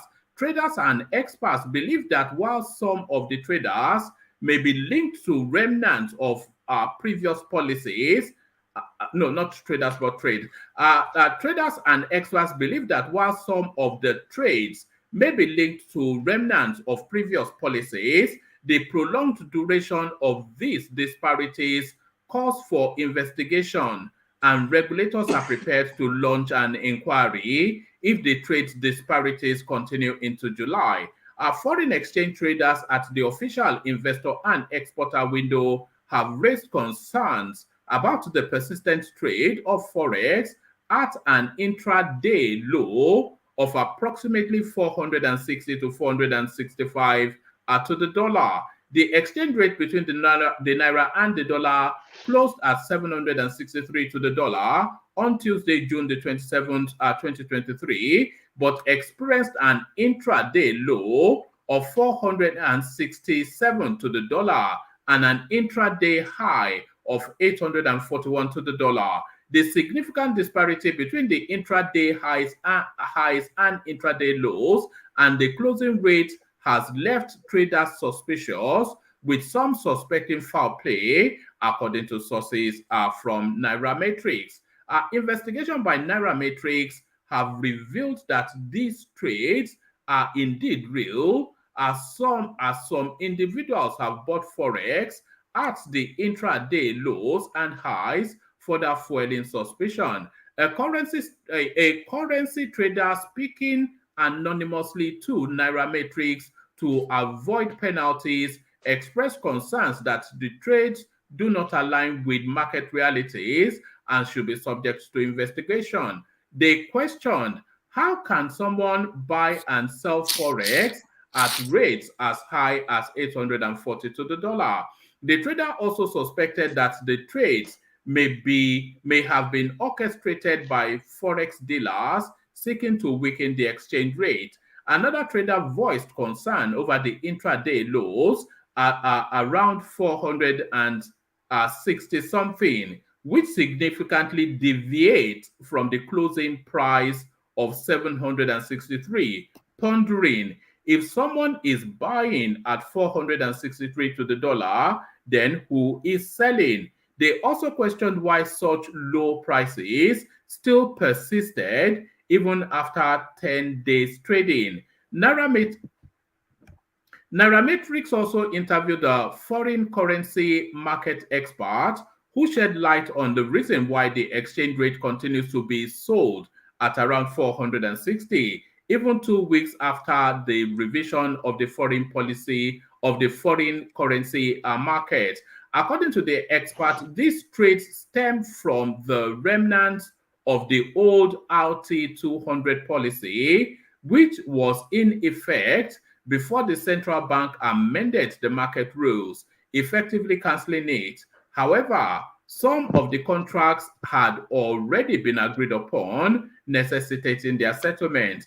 In February 2022, the CBN officially announced the launch of the RT200 FX program, aiming to accumulate US 200 billion in foreign exchange earnings over the next 3 to 5 years from non-oil proceeds. The policy offered 65 naira for every dollar repatriated and sold to authorized dealer banks through the investors and exporter FX window for the third-party use, and 35 naira for every US dollar repatriated and sold into the I&E window for its own use in eligible transactions. So that just gives a backdrop to it. So it does look like this, the abuse of this program, because why will a bank offer a bank that is supposed to trade or a forex trader sell at 460? Patrick, answer me. It doesn't make any sense. So it's still coming from the CBN shenanigans. It's possible. I think what I've seen now, I think there's a manipulation in the market. For example, if I'm a big player, a Dangote, maybe a bank or a bank's client that has an oil company, all of them can put their money in that market now. The treasurer or the treasury guys in the oil company, they move to the market in the morning. Oh, we have 300 million to trade. So okay, let's push this 100 million to the market in the morning in tranches of 25 million at 400, at maybe 400. Now people say, oh, there will be panic. Some people say, so it's happening. So another 1 hour I release another 25 million. People say no, it's maybe people will start picking it. Then another 1 hour I release another 25 million. I've released 75 million. People will start pushing. People that have money, they will think, this Tinubu policy is crashing the dollar. They will push in their dollar. You understand? Once they push in their dollar, at that 450, I've put 75 million in the market, right? I'll just buy like maybe 200 million from the same market at that for 400 now. Are you buying from yourself? I'll buy in the same market. Oh, the market. You get what I'm saying? See. No, you offer at 4 something and people buy it. Wait, hold on. You said you offer the first tranche at 4 something. People buy it at that 4 something. People are willing to buy that same 20 million, the first tranche, at 700. No, wait. Now, this is what I'm trying to do. I am throwing 20 million into the market at 400. People buy. I try another 20 million. People buy. I've thrown like 80 million. People are buying. Now, it will force every other seller in the market to crash because they So you want to crash? So that will make sense if you want to crash the dollar. I want to crash the dollar so that I can move in. and mop up. Panic, is that what you're saying? Create Yeah. panic in the system. Yes, I will crash selling. that market.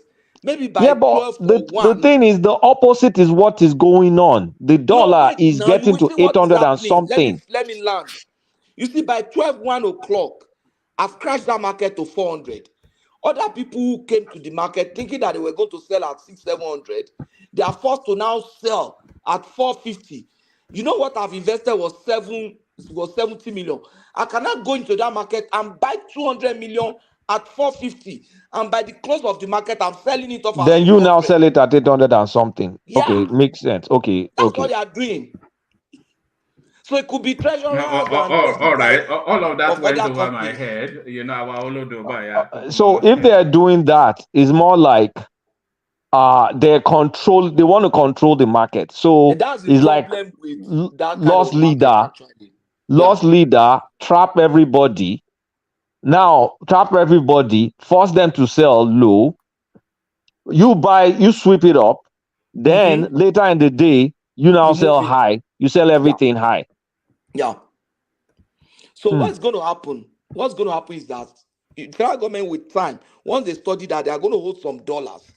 So if there's such a leader in the market that is selling at that price and they want to crash the market, the federal government will just release some money in the afternoon.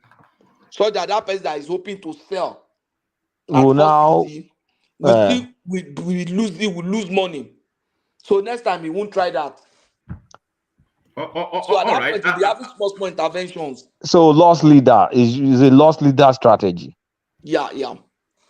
All right. Allow me a short window. Let me just do a bit of administrative stuff. The super chatters, as you know, Ayo, of course, you know that name always comes up, and it doesn't come up once. It usually comes up twice. And not only does it come up twice, it comes up 3 times. A lady, and it's not a lady, a gentleman, so it comes up 4 times. And that's Ayo doing it 5 times today. So that's Ayo. Keeping it 100, making sure the lights are switched on the One Man Went to More platform. And to add the bulb to the light switch, Prince Daddy comes in with his super chart, with the super stickers, not once but twice. So thank you to both you gentlemen. Keep them coming. So it's been nice and pleasant, but now strict rules apply. The military administration of Major General, to attention, no, is everybody in the salute position? The military administration of Major General. Please, can we find military song for the Thomas? I would do that, but every day I think of it. That I have to bring martial music. To bring in Thomas. So tomorrow I'll make sure I have that at the ready. The military administration of Major General Thomas. Thomas, to you. Mustafa. Mustafa. Thank you, Mama. Thank you. Kolata, I think we still have the floor. Yeah, so all these give the floor to someone else. The floor don't take with me, even though everybody was talking. I didn't even know I had the floor. Yeah. Thank you so much. You can still interject intermittently. Don't run away. Yeah. Can I say something, Thomas? Yes, rational mind, yeah. Patrick, are you still there? We hope so. Patrick, let me see. Patrick is here. He's here. Okay. You said, but then there should be, the forex should have some kind of regulators. So these people, whoever, when it opened and allow these people to come sell at that price, those regulators should be held responsible. But in this sense, I think the CBN is the one in charge of it. So whoever is bringing that amount of money and injecting it into the system, so as to create that panic, so other people can sell and start mopping it up, then it means that it's working in cahoots with the CBN, who is the regulator for forex. So I think the CBN too is part of this scheme, or whoever the desk or the department in the CBN would have responsible for this, because how would they allow them when they know that in the parallel market people are selling for $800 or even $700, $800? I mean, $800 naira per dollar. Somebody just came from nowhere and said, "I want to sell it for $400." That's what I tell you that there's something going on. So the whoever is in charge of it, the DG or the DG like we have in the SEC, Security and Exchange Commission, that we should be responsible for that. They should hold him responsible. Rational mind. Can Emefiele, the CBN governor, or everybody be sacked? Is it possible? Because as Kolata rightly said, it's not only Emefiele that is doing all these shenanigans. No, I think let me explain to rational mind what you see. When you leave the market when you leave forces of demand and supply to begin to play in the market, you can never really avoid this kind of situation. Somebody brings his dollar to market and say, I need this money badly. Maybe an oil and gas company now that has dollar stock and say, okay, I need to pay some of my Nigerian debts. I need naira. I can't wait. I might lose this. Maybe I have to pay this much to be able to access another further loan. Maybe the bank say, okay, pay 400 million, pay 1 billion so that you can get additional loan. So the man wants his money. So you can decide, okay, let me just trade it. So as CBN, you are leaving it, you are not regulating it as that much. It's not so you are monitoring. You don't want terrorist funds to come into that system. You don't want proceeds of crime to enter that market. But you are not looking for clean. You are not looking out for clean player who decide to sell their money at the rate they want or buy money at the rate they want. After all, that's what you want. Now, if at the end of the day you now see that this gap is just growing between opening and closing and it's unusual, I'm going to look it up in other market now and see what's the average gap between opening and closing. So maybe later I'll feed the house back on that. When you begin to see that, you only have to intervene. You don't go grabbing people. If not, then you don't have respect for that market. People will be afraid to even sell their money at a price that is very low if they so wish. You understand? Genuine people say, oh, I want to sell this. This is what I think I can get. This is what, you understand? So it's going to be somehow. If at the time you keep arresting players, you understand? I mean, you are not allowing the market to really flow. So the only thing you can do as a market, as a lead, as a regulator, as a country, is when there's such, you can have some intervention. You also bring your money to the system to stabilize it and close that gap. By the time market manipulators try to do that, and they score, they suffer, they get their fingers burnt. Even when they want to manipulate market, they won't do it at a wide window like that. It will just be small, you understand? And then it will be stable, and so people can take decision. We are not looking at the wideness, we are just looking at stability in the market. That's what we're looking at. So price manipulation is allowed. That's because I mean that's price manipulation. It happens, but what I'm saying is that if I understand get those who are manipulating the market, you don't want to over control the system.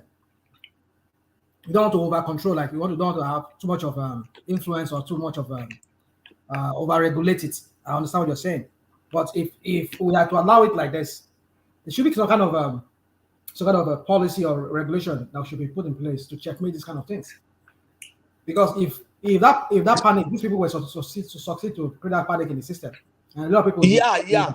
So if they now notice it, one of the earlier when I was listening to market experts when this policy came in, one of the fear they had was manipulations, but the other side of it, they say, okay, if there's manipulation, the government will also intervene with their own dollar stock and be able to stabilize the market. So it's expected in another few months.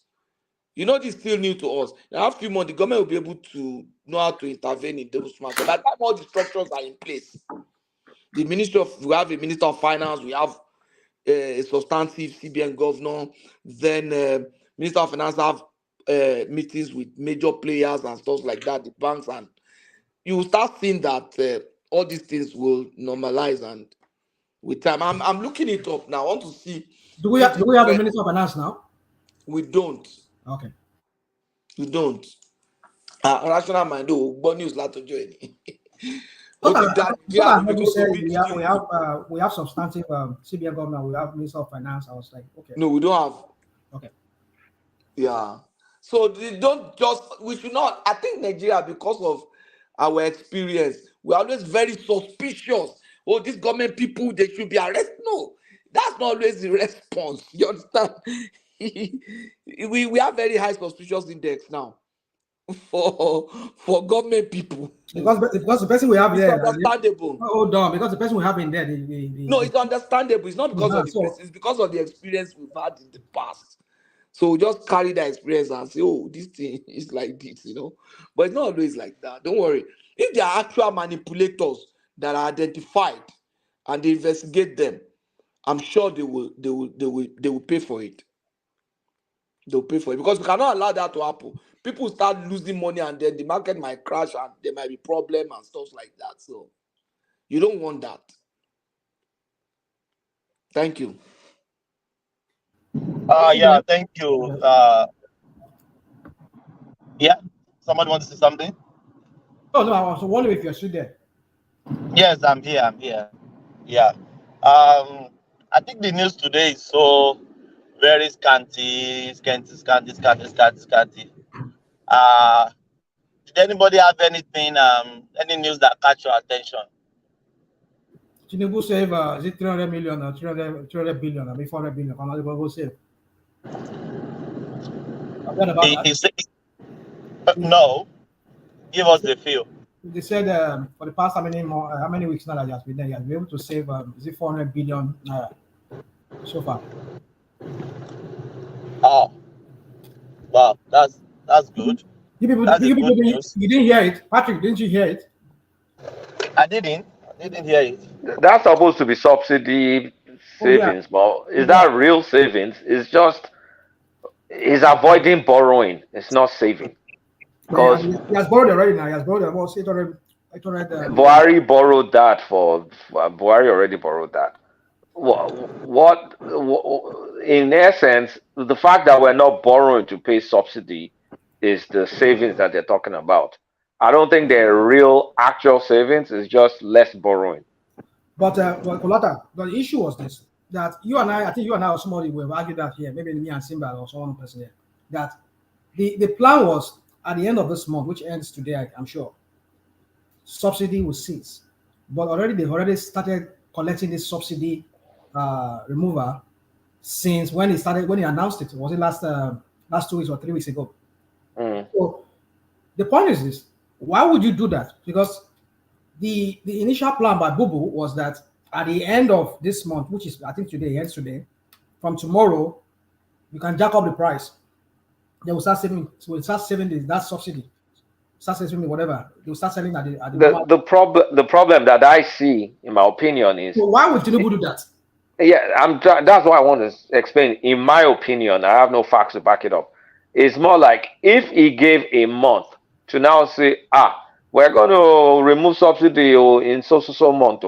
The people that are making money from subsidy will have time to galvanize and get the labor and get all these people, and then it will turn to a mass protest. People will think people are protesting for welfare and all that stuff, but meanwhile, it is engineered by the cabals making money from subsidy. And that's the way they've been doing it. And that's why Jonathan could not remove it. Because the guys making money from subsidy, they just gang up and use all these labor unions and all these youths and co. They use it to riot. And every government will now kick the can down the road. So Tinubu, we needed an element of surprise, even though it came at a huge cost of people suffering. If Tinubu did not do it the way he did it, when everybody was surprised, they would have wrestled it away from him, and he won't be able to make that decision. That's what I think. Rashnaman, Kodata, before you run away, what do you think about the Tinubu and Ambode, everybody uniting together in Lagos? I was about to ask you that question. Honestly, I like it. And I want to suspect that maybe Ambode will be given a parastatal. I'm not saying a ministerial, maybe one of these government parastatals to run. Because you can see that Tinubu has fired all the boards in all the parastatal, apart from some listed in some part of the constitution. It's on page 152. So I won't be shocked if Ambode is brought to run one massive parastatal. Let me just say, for example, I'm not saying he's going to go there, but for example, if they give him an operation like custom, those kind of just massive operation, because Ambode is an excellent administrator. He's a first-class graduate of whatever school he went to. He's a brilliant guy. He had some shortcomings, as in from the power got to his head, and the likes of Babeta and all those people that control Lagos were not down with him. He had his own personal shortcomings, but you can't take away the man's abilities. He's a naturally brilliant human being, and you could see his performance. Like, look at the way he transformed Bushodi. The guy is just brilliant. Let's not lie; it's just overall brilliant. So who do you think offend each other? Is it Tinubu offended him or he offended Tinubu? Why do I ask that? Because I can see. Honestly, it's not a Tinubu thing. People think it's a Tinubu thing. It's not a Tinubu thing. He collected food from a lot of Lagos stakeholders, and one of the biggest one is Visionscape. If everybody remembers Visionscape, Visionscape is it's supposed to be trash collecting one thing, but he knows that is where a lot of the Lagos stakeholders make their money. So he took the job from a lot of people, and they were angry. And any little thing that you do after taking food from people's mouth, they're gonna have to. It's gonna get exaggerated. Like, you piss them off. So any small misstep you do, it will be overblown. And there's a cabal that controls Lagos. Tinubu may be the head of the cabal, but it still has to listen to them. And if people that work for those cabal, they're grumbling that your guy is doing this, is doing that, then Tinubu will be forced to weigh in. And it did not stop at that. His wife or something, she was also an egomaniac. I think she slapped someone important. I can't even remember the details. And about day too, the thing got to his head. He started not following some of the laid out plans. He was trying to make his own path. And that doesn't really last long in Tinubu Lagos. So Tinubu was forced to act. I don't think he would have forgiven him, but he was forced to prevail on the situation. And that is why he did that. So I don't think there's any personal beef between Tinubu and Ambode, but Tinubu had no choice but to take him out. So what are you telling us, that Tinubu is not even acting on his own volition? They still have cabal. On Lagos matter, there's a cabal. Wow. There's a This is the first time I'm hearing. Lagos is a teamwork now. Everybody has made mistakes. They think Tinubu is just controlling everything. There's a cabal. Thomas. Good morning. Good morning, everybody. Good morning. Yeah, sorry. Why do you need to? I don't think there is any cabal. I think what happened that time between there's a cabal. Go find out who Babeta is. There's a cabal. There's a cabal. You cannot call that one. You cannot call that one cabal. When somebody it's not just one Babeta. There are many of them. You need to find out from the people that are close to them. There's a cabal.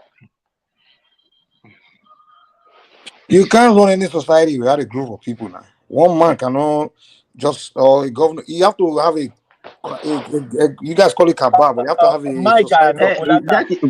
That is why I don't want to call them cabal. I don't want to call them cabal. It doesn't have to be called cabal, but it has to be a group of people that work together to either build a society or destroy a society. But there has to be a group of people. Mike, Simba, and Kulata, if you remember one video that they were asking Tinubu that what happened to Ambode, Tinubu said it's beyond him. If you remember that video, they were asking remember. He said the people say, I was saying, who are the people? So maybe they are the cabals. Thomas. Yeah. If you are a leader and you have people that are under you and they are giving you that respect, don't you have rights to also respect their opinion to even to be a good leader? Even Tinubu himself. Yes. So if Tinubu want to maintain his relevance, he must also listen to his people. But if he believes that if it's not believing like as if it's an autocracy that is me and me alone, do you think it will work? When So people say for people to now Tinubu term those is the people that he sole listen kingmaker of to as Lagos, I cabal just laugh. is something that I don't want to believe. Yeah. Look, Simba. Simba. Simba. Yes, yes, Kulata. I Kulata, know yes. the word cabal is kind of like a pejorative, but let's just, for all intents and purposes, the way those guys act is like a cabal. You can call them stakeholders if that makes you happy, but let's be blunt about it. If we can call the people around Buhari a cabal, those guys too are a cabal. Because I know some details I can't share on this platform because it won't be nice for me to be talking about those things. But you But the have to way give us they a definition of cabal first, so that What way we know details which do you have? context. well, that's why I said let's just call them stakeholders if that will make you guys happy. Okay, that makes sense. What details do you have that you want to share that the people don't know? I'm not going to start They give saying you all that stuff. No, it's not necessary. But the bottom line is he just doesn't act like that. It's of course it's the most powerful person amongst them, but that's not the way the man even acts. Tinubu doesn't act that way. He seeks consensus, and the consensus was Ambode has to go because if he decided to keep him, he still had the ability. If he wanted to force his will, he will have, but then he will have lost power amongst that stakeholder group. That's why I'm That's being what careful. you I'm are not calling them. saying. That is the hallmark of a leader. That's the hallmark of a leader. He must listen to But his people. the So for us to the now label operations those of people, that group is akin to a cabal. If we can call Buhari's inner circle a cabal, I believe we should be fair and call Tinubu's inner circle in Lagos a cabal. I'm a fair person. It's just because some people may like Tinubu on this platform doesn't mean we should refer to some guy's own inner circle as a cabal and not refer to Tinubu's own too as a cabal. Let's be fair. That's why I say in what context, because it may be in two different contexts. It may be like the cabal, the way people describe the cabal of one area, maybe that okay, this group of people that are just colluding to loot, not doing anything, or and then we are saying in the context of Lagos, the group of people that are actually stakeholders. I mean, it's two different contexts. You understand? Stakeholders So that's why you have to define the with cabal. access to Me, I power. can call a group of armed robbers cabal, Let's simplify it. and then a group of Unelected businessmen. If I use the same word cabal, Mike, it's two different Mike, let's definitions. define it. One voice, please. One Mike, voice, please. let's define it. Let's define it. Unelected stakeholders with unvarnished access to power. That's my own definition.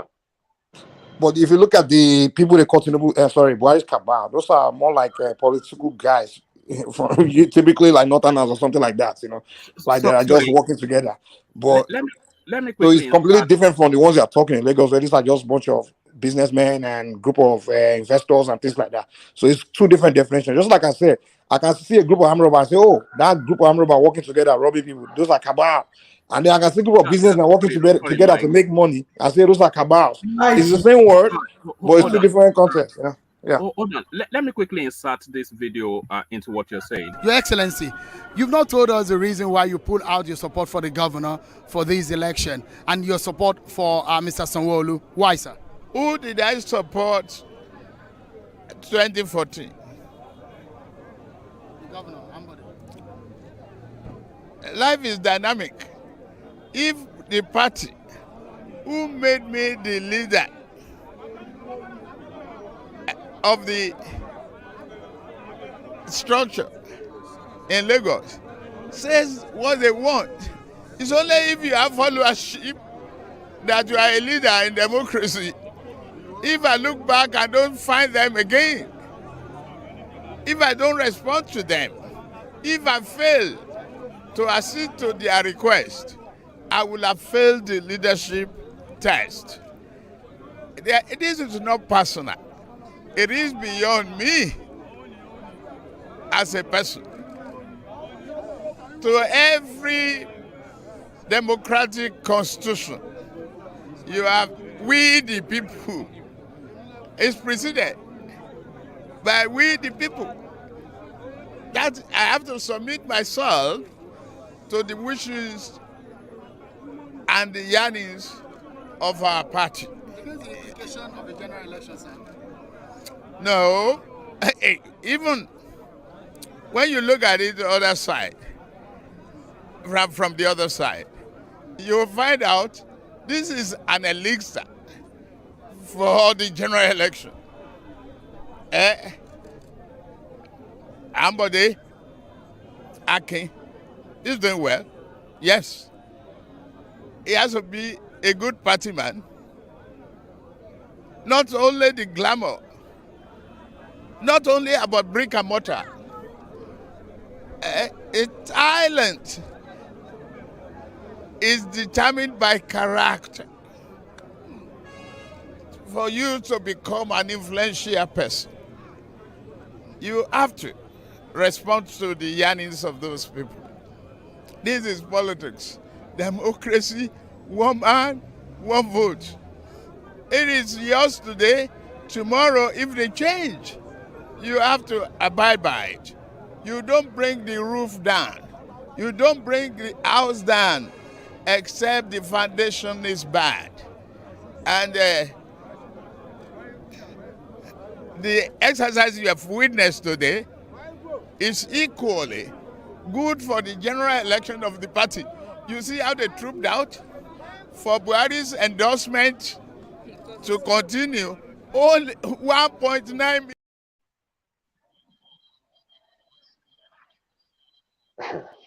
That is it. That's That is it. it. That was That is it. it. Yeah, Thomas. that was the video. Yeah, that was the video I was referencing. So And you can see it goes with what I'm saying. As a leader, you have to listen to your people.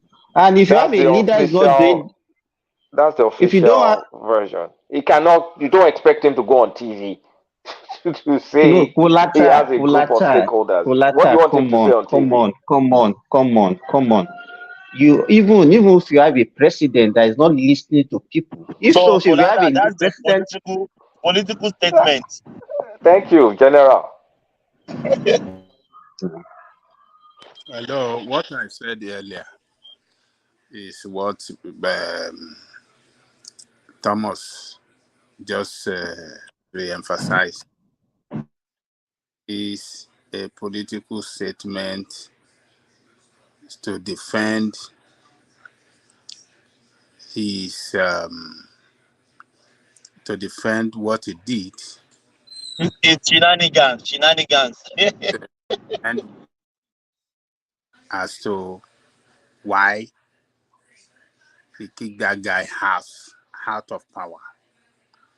What effort, the question we should ask is that what effort did he make? What effort? No, Rashman, quickly, sorry. Is that let him land now? Let him land, please. Let him land. Please, sorry. Let him land, please. Yeah, yes, please, Daddy, sorry. We will come to you next. Let Ajali people land. Please, yeah. What effort did he, as a leader, make to put Ambode on the right track, to ensure that he abides by the rules of the game as far as their party is concerned, and him particularly as a leader? What effort did he make until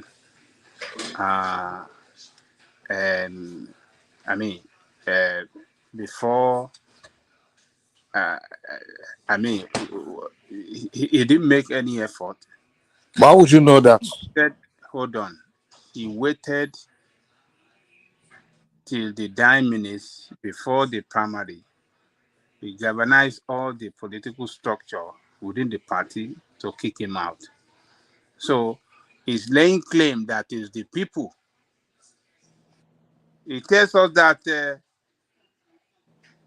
he did not make any effort. He waited for everything to scatter on the head of that guy. You don't know if he didn't make any effort. You are not there with them the whole time. So there's no way you and I can know what they were doing in the background. Let's go to the context of his statement. It is the statement he made. He said the people said they don't. He cannot resist the people. That's a lie. How did you know it's a lie? How did you know it's a lie? How did you know it's a lie? I will tell you. That's what Nigerians do. As a leader of the party, he have a big role to play It should be authoritarian, have you? Exactly. He has a big role to play in ensuring that crisis does not. And you think he But that has was not not played crisis that now. role, and the guy refused? You think he has not played that role as well? Let me talk now. No, it's we are allowing him to talk now. Rational mind, rational mind. You are not the one talking. It's Ajay Kuku. So keep quiet.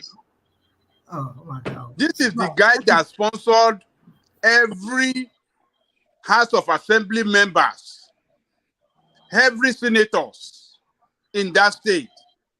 And you said he doesn't have that political power to stop all of them from removing that guy from power. But nobody said doesn't have political power or not. What we are saying is, how do you know the facts of what you are telling us? Do you have facts to it? Emma, try láti máa gbọ́rọ̀. I'm gbọ́dọ̀ etí wa ò di, etí wa ò di. Àwa náà sì lọ́gbọ́n lórí. I am telling you, you cannot be telling us because you are not an authority. But listen to what I'm telling you, and you can pick the fact out of what I'm telling you. He sponsored everybody that have political, elective office in that Lagos state. Including Banky W. Forget about Banky W. In his party, Tinubu is the power behind that person. Without his consent, you cannot be a candidate of the party. So if you have so much power, you want to tell me that he doesn't have the power to cool them down, to say, okay, if he really wants somebody to go, you think he doesn't have the power to talk to them, to say, no, everybody calm down. Let's just even remove the power. Even persuasion. He can persuade them. Thank you. Have the power to persuade them. Okay, why do you think that you need to persuade them and the guy does not need to yield to their own demand also? What you said? I can't understand what you are saying. If every one of them wanted him, and he will now turn against every one of them, or because he will risk every one of them turning against him. Because of one guy. Because of one guy. He doesn't have this magic stick where he can just have the absolute power like that. Because if everyone in that Lagos turn against him, his relevant Lagos is gone. Just like Oshomole in Edo State, when he wanted to be authoritarian. What's his name? Abaseki and the rest of the Edo State Parliament just say, okay, we know what, Oshomole, okay, yeah, we know you are the godfather, but we are against you now. That's it. That was the end of Oshomole. If all of them really were against what the accusation are given at Tinubu single-handedly was just this way, and every one of them was against it, trust me, they would have just cut Tinubu off, and that's it. Mike, what they don't understand that the way the guy is listening to the people that support him, that is the reason why they are still following him. Exactly, and they respect him for that. So they want him to be authoritarian. Then later on, they will say he doesn't listen to people. You know the way they will be spinning things. I don't even understand what they're even saying now. Why the guy that is working, just one guy that is working against the party structure, and then you want Tinubu to now subvert the interest of every other person for one guy. Understand the politics behind it. It's you people that are rationalizing. You are the one. You are not in the party. You don't know what is going on in the party. They don't know. You can't come here this is what's happening. This is the fact. If you are in there, you know what is happening. You know where people are coming from. So we cannot listen to you. Can I ask you, sorry. Have you played party politics before? Have you? Can I ask Mike? We are all the same. You two have not done it before. You have not played party politics before, so nobody can claim that. Listen, I have done it before. I am telling you. Which Sowore party is that a party? Sowore party. What will go come and be telling us here? How many party of 10 people that you are talking about? Hold on, you don't know what it's about to say. You're just saying. See, but when did you become all these things? A stubborn fire like this. I don't understand. No. I'm not a stubborn, but you know me. I don't want people to spin this one. And that's why I'm behaving like this. Rational right. Let me ask you a question. Politics. Some of us have played the O&B party many times. Mori,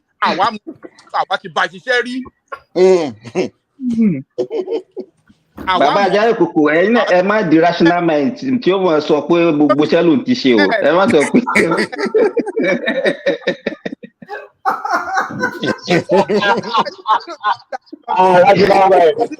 You're in trouble today. Rational mind is the Andy man of this platform. Andy man. Let's hear from our rational mind position to Simba. Yeah. I think I sorry, let me just make this point. There are two questions I want to ask Mike and Simba. Is there anything that Tinubu can do that you people will ever criticize Tinubu for? That's one. Then the second question is going to be a lengthy one. Now, the question I want to ask you for the second one is that comparing this guy that replaced Ambode to Ambode that he replaced, who really did a lot of work in transforming that Lagos? Because we're talking because some people just said here, I mean, it's not as if it's new to me. I have a friend who works with Ambode. In fact, it's my schoolmate. He worked with him. He went to LAG. And so what I'm trying to say is that he works with him. So he told me, he gives me lowdown as to what went on. It was a gang up against him. True that Ambode. How are we supposed to believe this thing you're telling us? Okay, don't worry. I think somebody has said it here already, which is not yesterday. I know somebody that. Thomas, you were here yesterday. We debated. Was it yesterday? We debated it here yesterday. Yeah, yes. I remember. Yeah, I remember. No, after don't let us deceive ourselves. There was gang up. There's no equivocation about that. There was gang up. My question is this: the first one is that would you ever criticize Tinubu for anything? That's one. Then something is that what is the difference between what Ambode did and what Sanwo-Olu that has been there now? What has it done? Can you people talk about it? Ambode departed from not you, the plan. I understand. Well, you are now on the same page on what really went on with Ambode. I'm asking Simba and Mike. I just came from Nigeria. Now I went last year and I went this year, and I saw the brand new rail. I saw a brand new bus terminals. I saw other roads. I saw things. So performance has been there since the beginning, especially from that Fashola time to today. It's all Lagos has consistently. They've drawn a plan for Lagos, so they are going by that plan. And the plan was drawn way before Ambode came in. So they are following the plan. So whatever happened during Ambode, maybe he decided to start doing something that was not accordingly, or whatever happened between them, I don't know. But the fact of the matter is, they're going according to the plan. Even Ambode too, we saw things. So things that Lagos plan was drawn during that Tinubu time. They sat down, a group of people, they drew the plan, and they are going according to the plan. So what are you talking about? What has Sanwo-Olu done? Anyone that comes, as long as it's going by the plan, they will do something. So during Fashola, we saw something. During Ambode, we saw something. During Sanwo-Olu, we're seeing something. So I don't know what you're talking about, man. You're asking me what are we saying? We saw go to Lagos now. Maybe you're one of those people that haven't been to Nigeria in 25 years, and you guys in diaspora just Mike, I was in.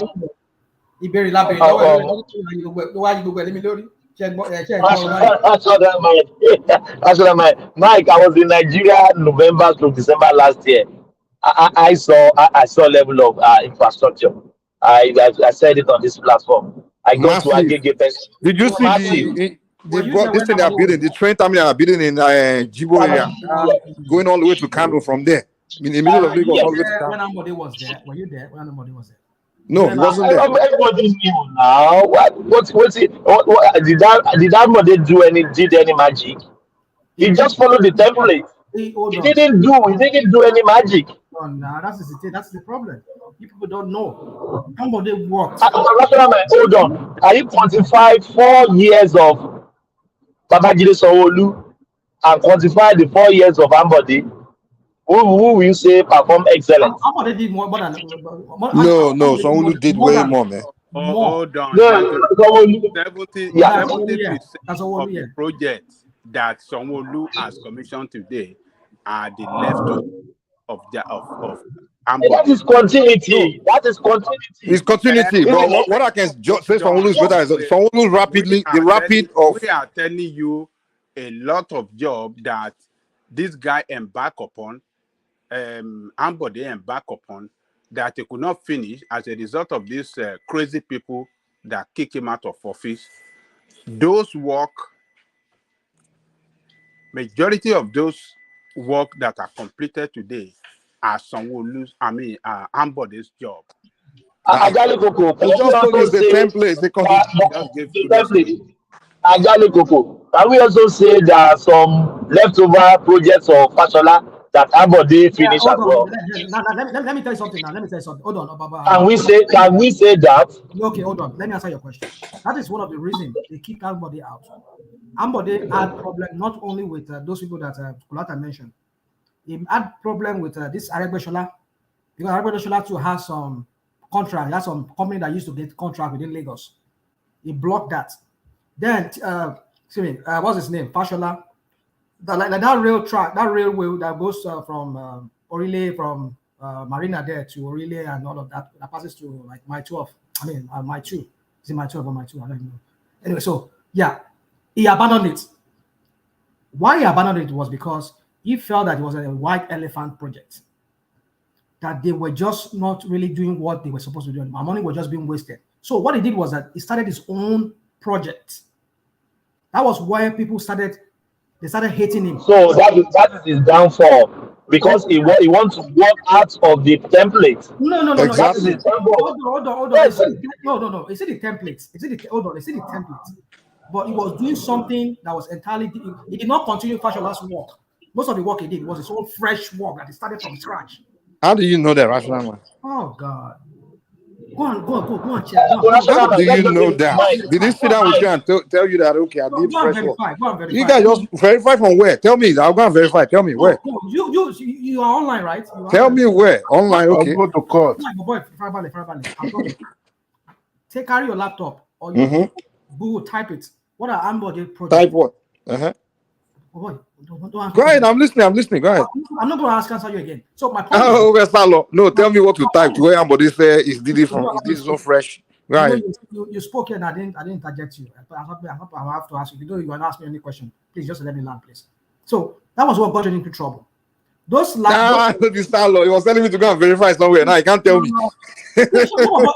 Thomas, will you please mute this guy? I'll meet him. Mute this guy because of what? I'll meet you, please. You can't go and verify. I'm asking you what to go and verify. I'm telling him to mute me. I'm not going to address you anymore. You are a spinner, man. You are spinning. Thank you. Yeah, let me land. So the point I'm trying to say, because it's getting late here, I don't need to raise my voice. So the point I'm trying to make is that he deviated somewhat from. He did not continue with most of our Fashola's project because he realized that those projects were being used to sign for money. That was what got him into trouble with some people within Tinubu. How do you know what you are telling us now? How do you know? The same brothers. The same way I'll be asking. Hold on. You sound like those obedience. They'll just make up stories and be telling each other. You can't do that to us here. We are not stupid now. Those people, they'll just make up stories that doesn't exist and start telling you. When Kulata was speaking now, you people did not ask him, how did you know? Did you ask Kulata? Who? When Kulata was speaking now, telling you about he didn't make up any story. He didn't say this is what happened. This is, and some people suspect, or you can say, okay, my theory is this, or I think this might be the. But you tell us categorically like this is what happened. If you tell us that this is what I think happened, we do suspect. We can accept that, but you can't tell us that this is what categorically happened. Like it's a fact. I was like, were you in the room with them and you tell us go and verify? I was okay. Tell me what I can go and. So please, this guy is just something else. I don't. Something else in what sense? Explain it. Would you allow me land? Please, Mike, please let it go. Just let Rational Man land. Kulata was talking now. You people did not ask him. How did they know that he did not give about whatever? Lamata, is it what's his name? Is it Lamata? These people that are these people that carries a dump and. Sanwo-Olu is his friend. That's why. So is that what? Sanwo-Olu is his friend. That's why. Sanwo-Olu is his friend. So Sanwo-Olu was giving me all the information, right? I mean, I don't. I mean that I have a friend that works with the Ambode, Ambode office. But what Tinubu is your uncle. That's part of his campaign? Who campaigned for him, and he got work in Laos out there. And you're telling me, you're asking me question. How did I know, Mike?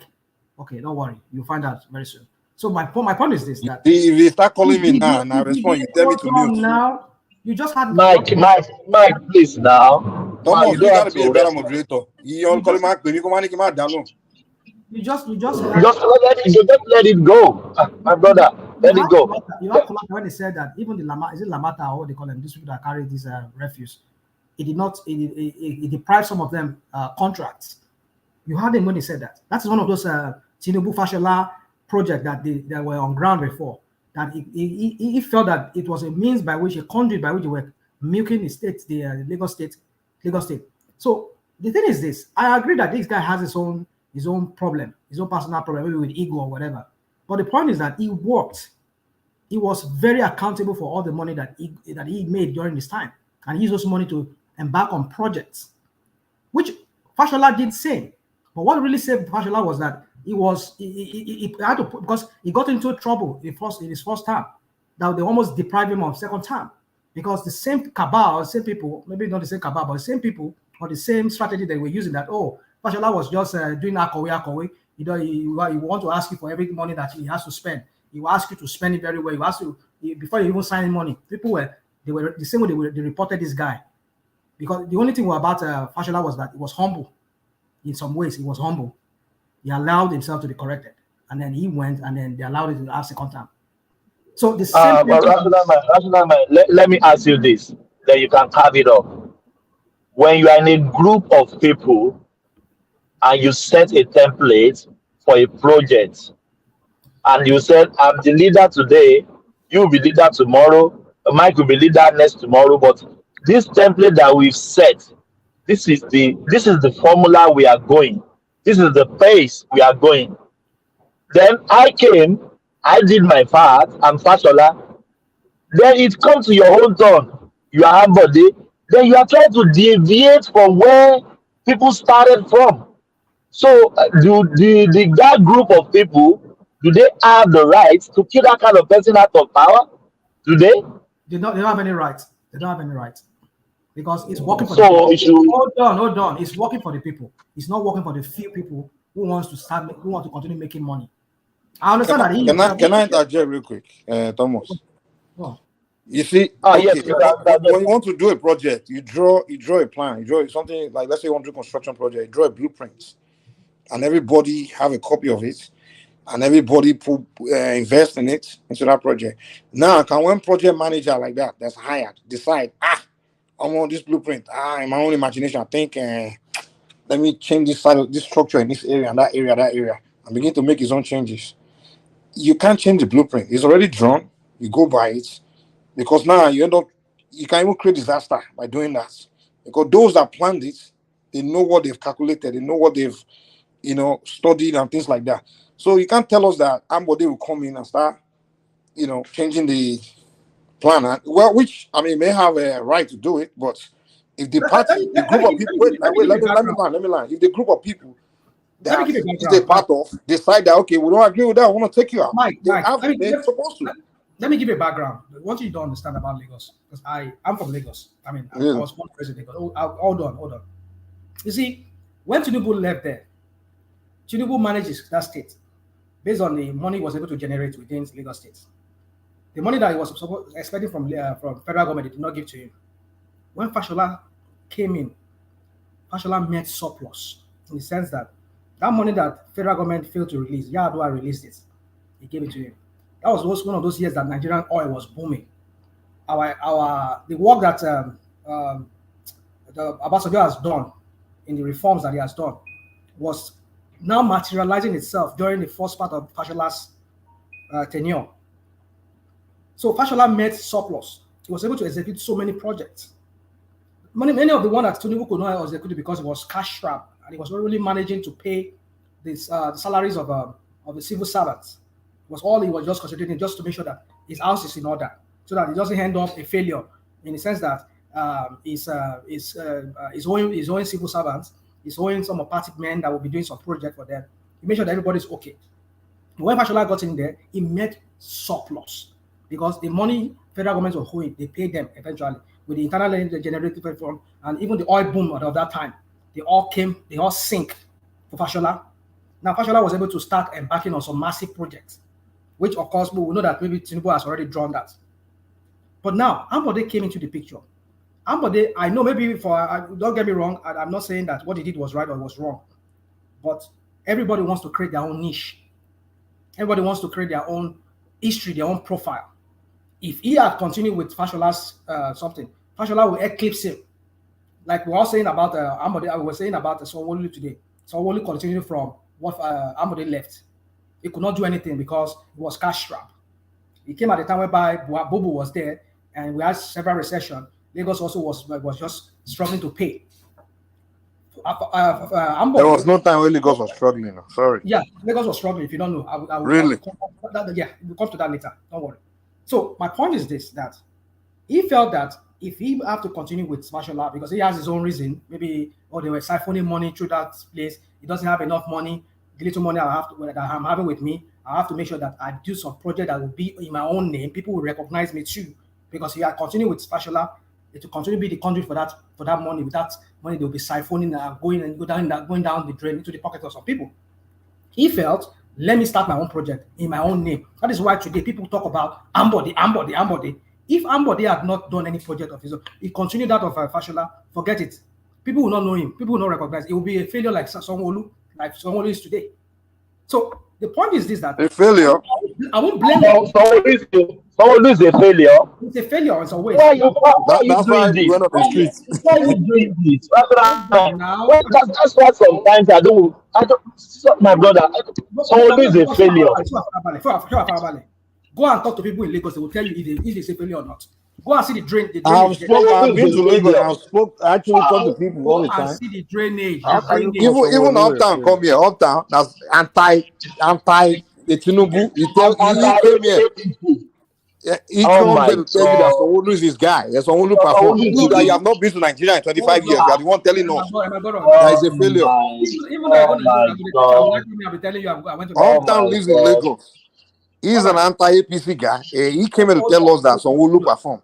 You haven't been to Nigeria at all. Talk less of Lagos. You haven't smelled Lagos in how many decades? You are the one that telling us. National Mike, can we just be? Can we just? Lagos for 25 years. My mama alone. So because he's let's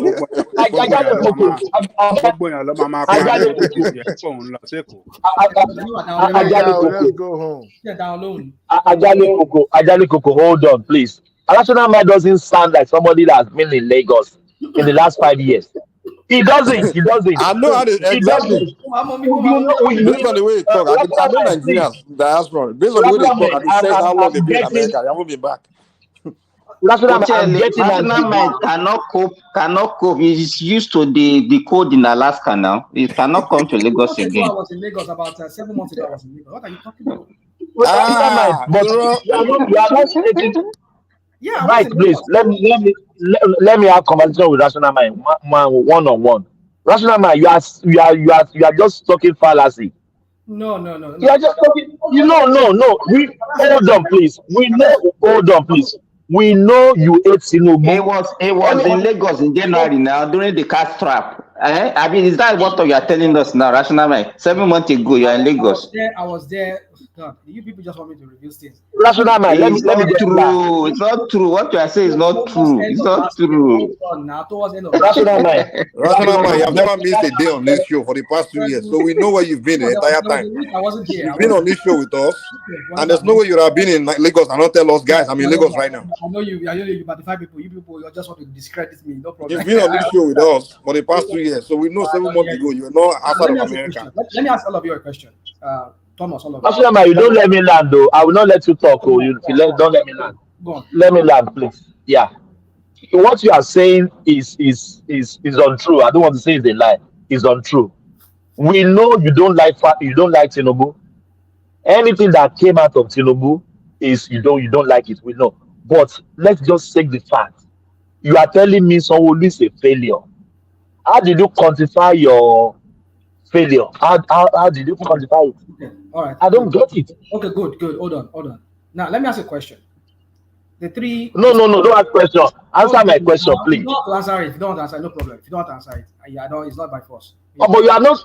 You haven't answered mine. That's what I'm But saying. you want to give the answer yours. Thomas. I'm holding on. Yeah. I'm trying to answer your question. So, but I'll ask a question at the same time. But if it's up to you, if it could be rhetorical. Yes, that's all right. That's all right. Yeah, I'm listening. He wants to spin. Oh God. Let us take Mike. Yeah, let's have this conversation here. Yeah. Let us take Tinubu out of your question because sorry. Because if I start with Tinubu now, you people will say I hate Tinubu like you already said. So let me take Tinubu out of the picture. Now, from the three governors, the two governors before Sanwo-Olu. Now look at Fashola, Ambode, and Sanwo-Olu. Ask Lagosians today, who among these three governors are the performing governors? You will see that Sanwo-Olu will come third. That's what I'm trying to tell you. But does that mean it's a failure? It's a failure. Yeah, it's a failure in the sense that he has hold on. He has no project that he does on his own from scratch on his own. It's all Fashola project that he's trying to finish. He's giving them. How do you know that? How do you know? That is a lie. Oh, that is a lie. Rational mind. Let me say this, please. Let me say this. Agege Bridge. Hold on, please. Agege Pen Cinema Bridge. Let me speak now. Is it not a project? Oh, God. What are you talking about? Thomas, Agege Pen Cinema project you are talking about is Ambode's project. It was like. But who did it? Who did it? Who did it? Hold on. Somebody took an initiative. Somebody started it, and left it at 70% to completion before Sanwo-Olu came in and finished it. So if you want to criticize somebody, criticize them. But no, you can't tell me. Rational mind put all the three of them, starting from what do you call it? Fashola, Ambode, and Sanwo-Olu. Just put all of them together now. That if you really want to choose the best, and the second and the last, Sanwo-Olu will come last. Based on what? His own judgment. By his own judgment. Ask any contrary. Well, they're asking me. I'm here now. Choose as number one. Who would you choose as number two and number three? And Baba Kuku, let me say this. Answer the question. Don't talk story. I will not. You never even live in Lagos. You're not supposed to even speak to this. You live in Kwara State. Kwara Logbe.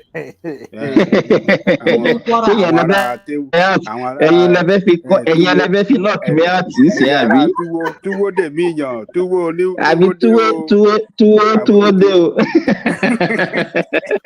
That is discrimination.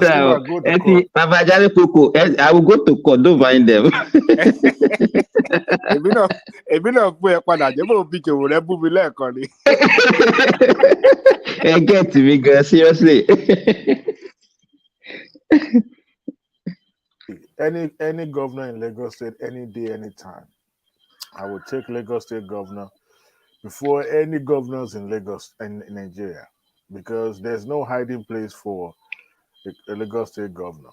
You know, there are some states that their governor has no option than to perform.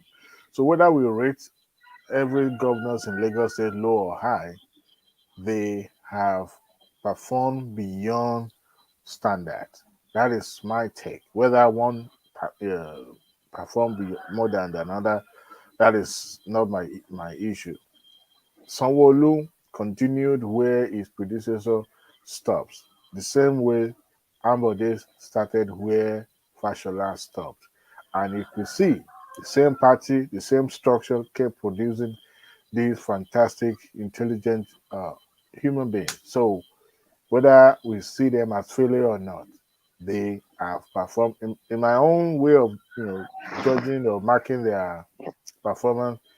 They've done excellently well uh, beyond expectation. So for you to be able to govern Lagos, Lagos is the heartbeat of Nigeria. If that state goes under, Nigeria is ruined.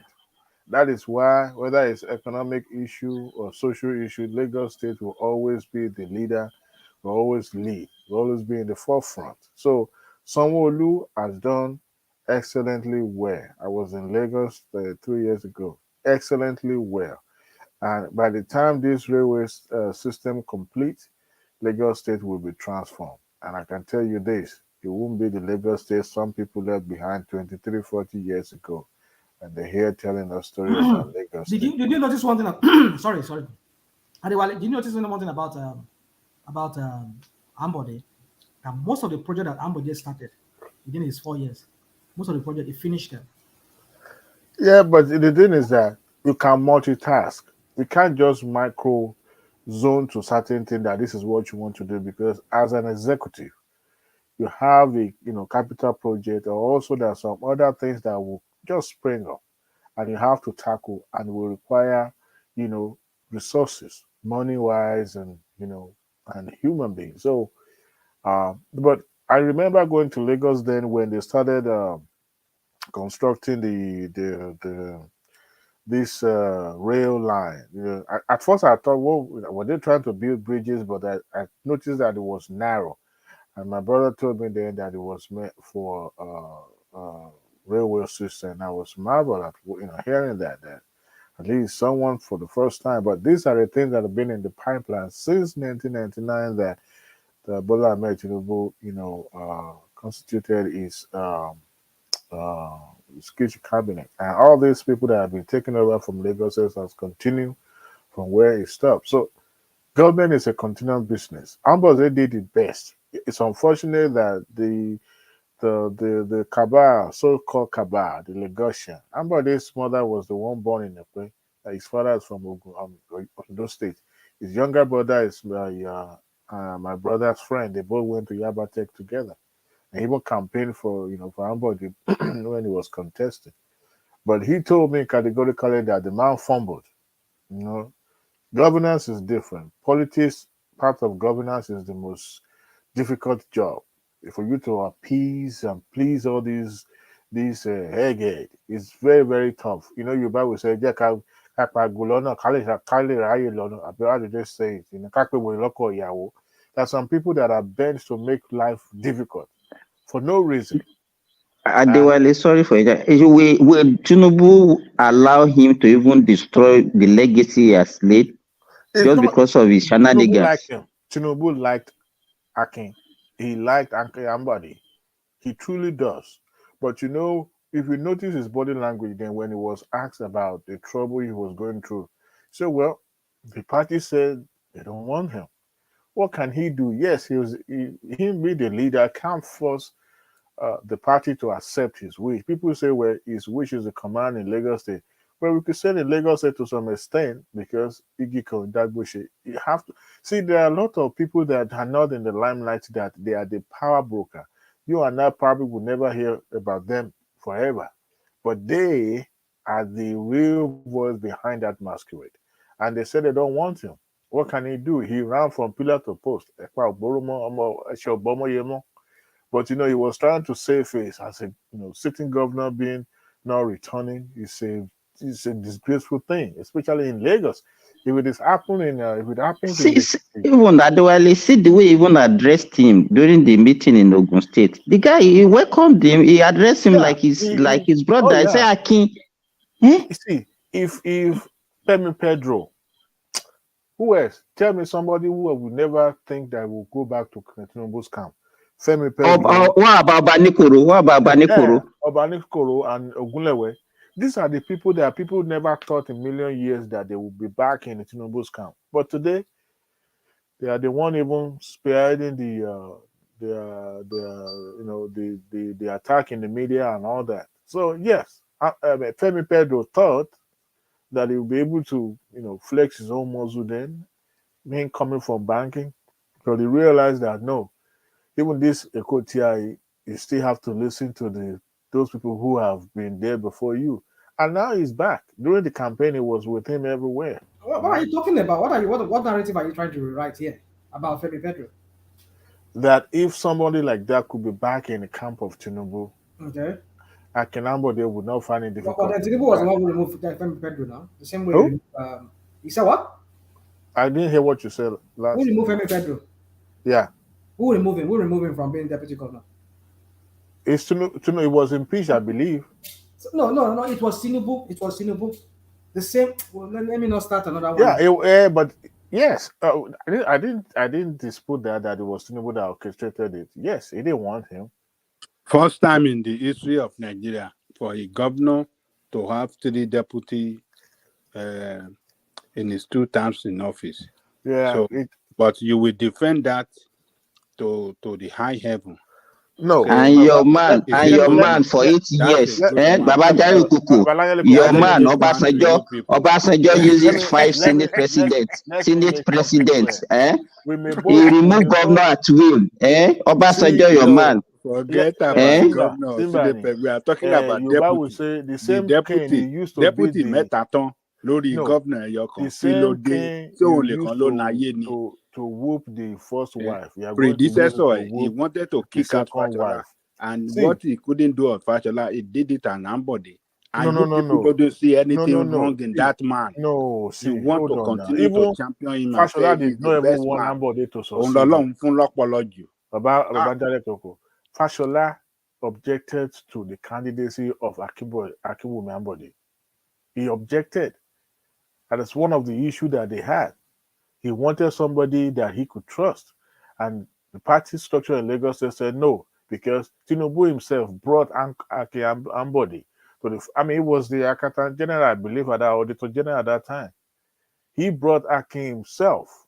Not that, who knew Sanwo-Olu? Well, people knew Sanwo-Olu in some sector, but not everywhere. That was why it wasn't that popular when it was introduced. Adewale, so your point now is that Fashola doesn't want Ambode to succeed him.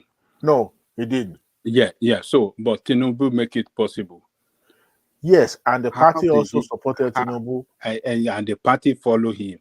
So when it comes to removing Ambode, the party cannot follow him. Right? No, see, he couldn't tell the party that, this Ambode. is my beloved. Hold on. Gbogbo yìí tẹ́ ń sọ̀rọ̀ ọ̀rọ̀ sókè sọ̀rọ̀ sílẹ̀. So he made it possible for Ambode against the governor, which is then, and the party supported him to make Ambode to succeed Fashola.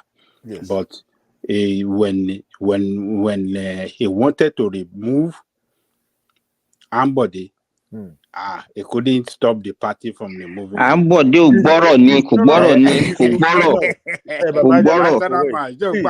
These are two scenarios. These are two scenarios. Hold on. Tinubu can resist. Tinubu can resist the party and the governor then, and make that and make Ambode the governor.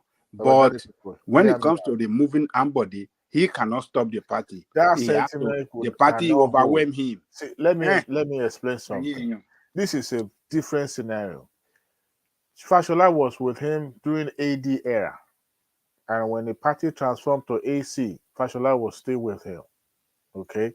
At that moment, Tinubu had a mission to expand the party beyond just Lagos and to capture the entire Southwest. So he was flexing his muscle. At the same time, he needed money and every party apparatus that he could use to capture and to get this thing done. Now, at this point, he needed somebody that would be able to work for him. As at that time in Lagos State, it was more or less the de facto he was in charge and all that. Now, expanding and extending to other states in the Southwest region takes more than just Lagos State local champion thing. And while he was busy doing that, he can't leave Lagos State to just be in the hand of somebody who will be seconded by the governor. So he needed somebody he himself would trust. And by the time he brought Akambode forward, of course, Akambode was privy to the establishment of Alpha Beta and Co. And most of this revenue coming from the Alpha Beta's consultancy and auditing, right?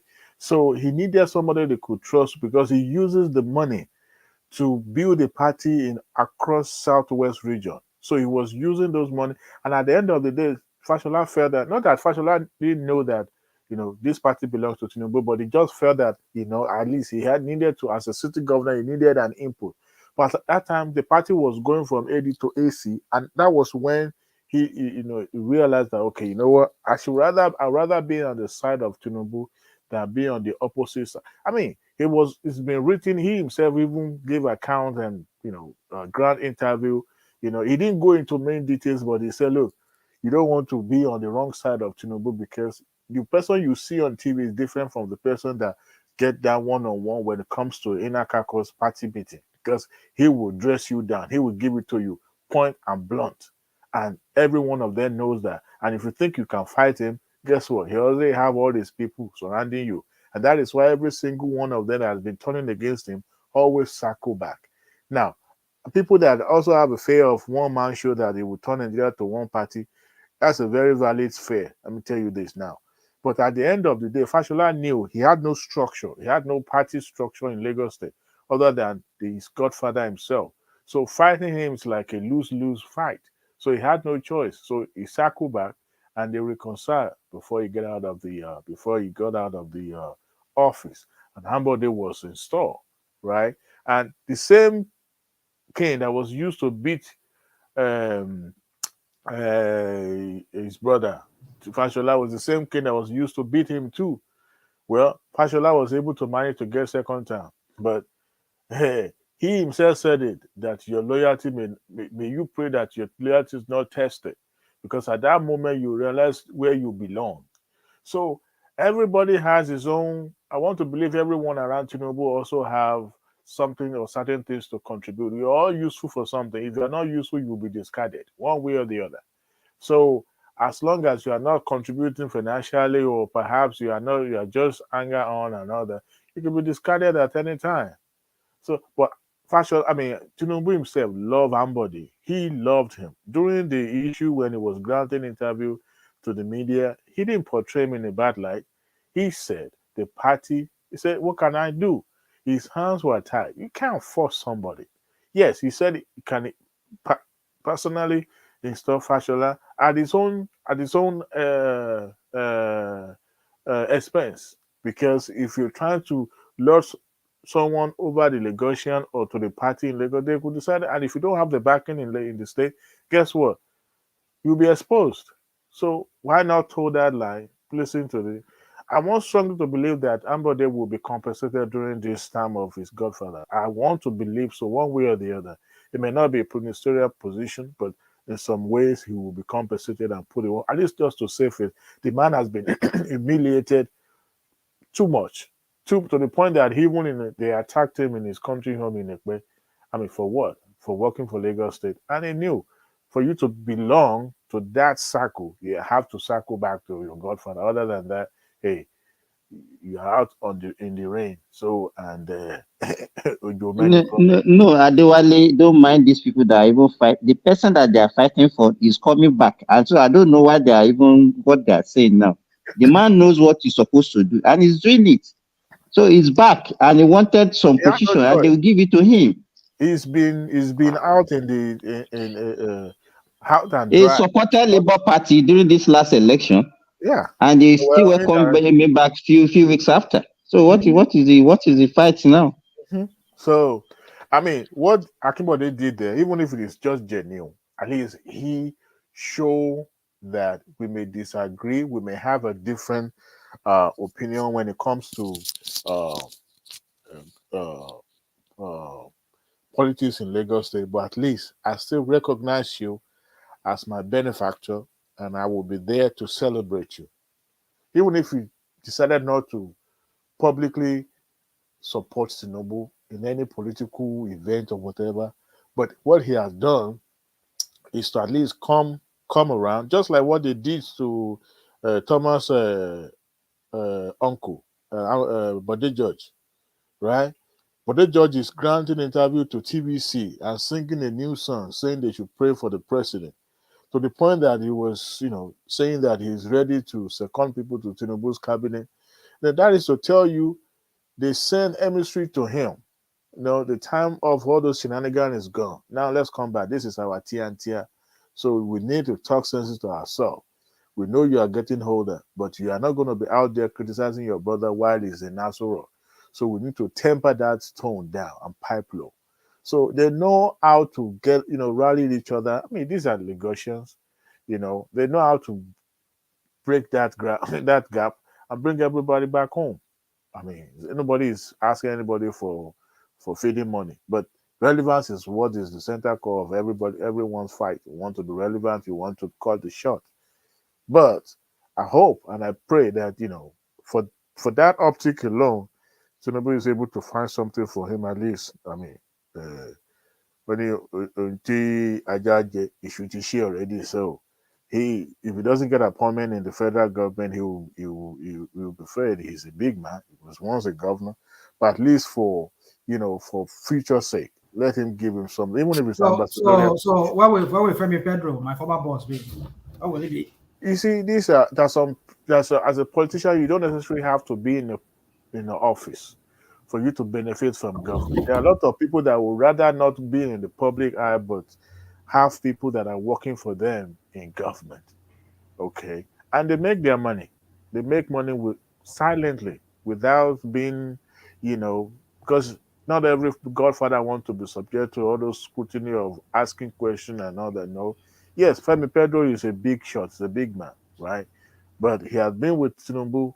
Probably will benefit maybe from businesses and all the handling stuff for government. Not necessarily want to occupy. Or how many people can even Tinubu put in office? How many people from Lagos State? Because he will be too nepotistic now. He will continue to bring Yorubas, especially from those cycles that we all knew with him before. He needs to start expanding. I mean, and he's a man that cut across. So he needs to start looking. Apart from ministerial, They're already talking about Lagos Cabana. They said it's bringing Lagos Cabas. They are it's a calling known them because fact. Cabas has different meaning in Nigeria now. Anybody cannot be. We even have Cabas in one man show now. We have Cabas. Ribadu was born in Lagos. His father, I believe his father was either the former IG or minister. It was somehow a former federal government official. It was born in Lagos. He's a Lagosian, Ribadu. So, and when you have the likes of him and the Dele Alakes and Co, those are the people in his carcass. So we can call that Kaba as well. But after all, Sai Baba and what is his name? One man's friend, the Kaba in Asorok then. Who remembered his name? The one that went with him to London now. I forgot his name again. Okay, Mele Kiari? Yeah, no, not Mele Kiari. The Kaban in Asorok then, the one that is always. Boss Bello?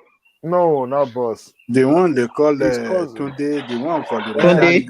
Tunde and the one that way they sell the shaka before, where it can't turn to billionaire. These are the power broker. These are the one that determine who sees the president, who talks to the president, which idea president is going to take, who one we have to send away. So yes, but that's why we need to pray that wherever we're going to be whispering to the president here will be someone who has the fear of God and who listens to the yearning and pains of the people. Because if you have policies that are targeting poor people and yet doesn't get to the poor people, and people go to Aso Rock and say, "Oh, our policy is working right," then Tinubu will be living in a bubble, and his legacy will be going down the drain straight to the Atlantic Ocean. So we pray that those cabals will listen to him. By the way, I have a question for you guys. Have you guys noticed Ganduje lately, the way he do like hanger on? Whenever there's an interview being conducted, he will be like somebody hovering around the interviewee and as if he's just dropping or something, smiley grinning from here to here. Have you guys noticed that? Hello? The guy, the Yeah, guy, the yeah. guy. Go The on. Gandhiji. I think he's behaving like that because he know that maybe they want to orchestrate him somehow. So he's just trying to to be relevant. I thought I'm the only one paying attention. I'll just be well. Maybe I'm just too, body language is very key, because I'm very observant. I just watch him like hovering around whenever there's an interview being granted, as if he has something to contribute. I just do. I don't know what How is. about Erufai? We've not heard from Erufai for the past how many months now? Ever since Everybody has remained silent. He has not even Everybody in the has told public you that, space that he has for nothing to do with immediately after that. Immediately after that video, every file has remained silent after that video that they released. He already told you that he has nothing We to have do not with even seen him in the public space. Maybe he has gone to school. Yeah, but also with that damning video, you need to cool off a little bit too. Control the PR. Maybe his consultant, tells him to calm down a little bit for now. There's a way you appear and disappear. All your sins will be forgiven. But we don't need all those I know old. that El Rufai has a temper issue. Sha. That's one thing I know about him. He might have spoken out of temper because you guys remember the Now lie. election. He didn't speak out of temper, Kankan. Remember that 2019 election when the guy was threatening foreign. Let me land now. If I cut you off now, you'll be crying. Cool down. You just like to justify some. Am I justifying anything? Hey, Guy, let me talk, man. Can you boy, man? Cool down.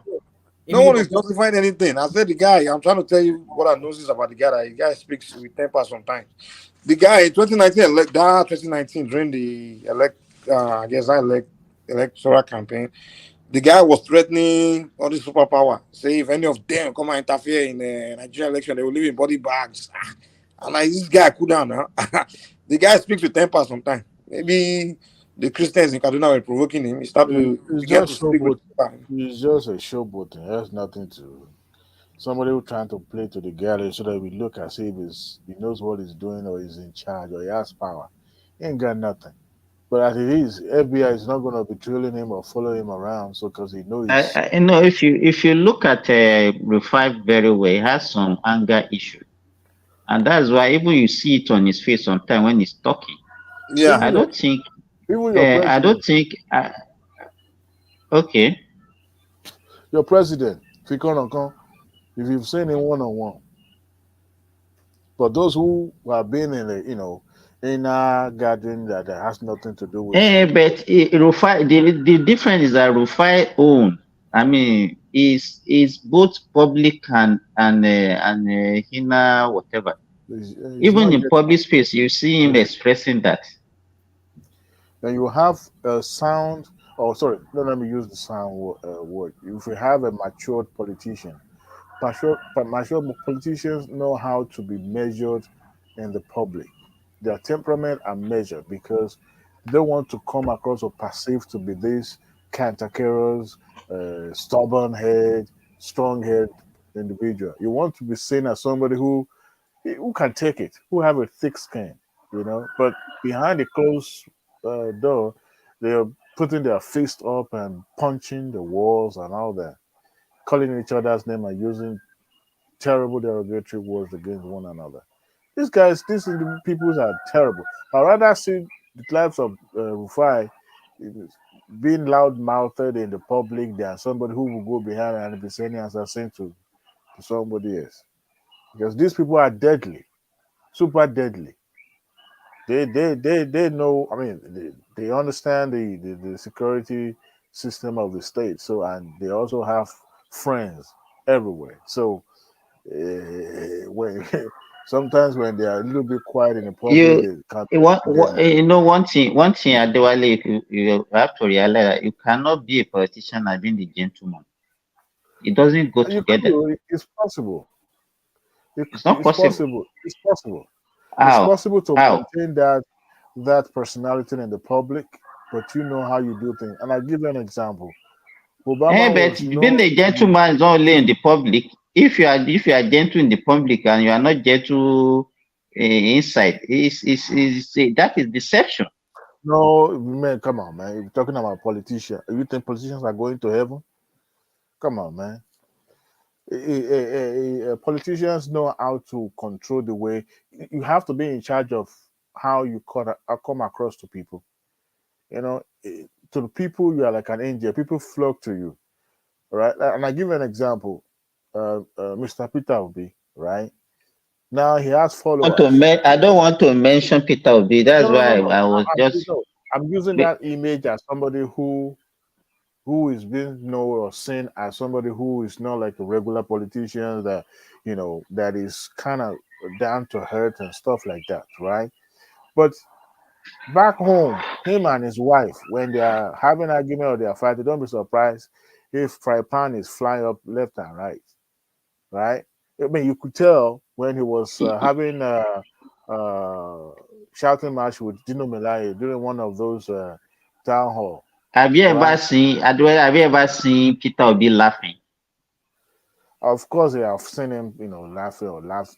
Some of the video that depict him. Very rare, very rare, very rare, very rarely. He didn't come across as a serious. He's always come with a very serious face, with talking.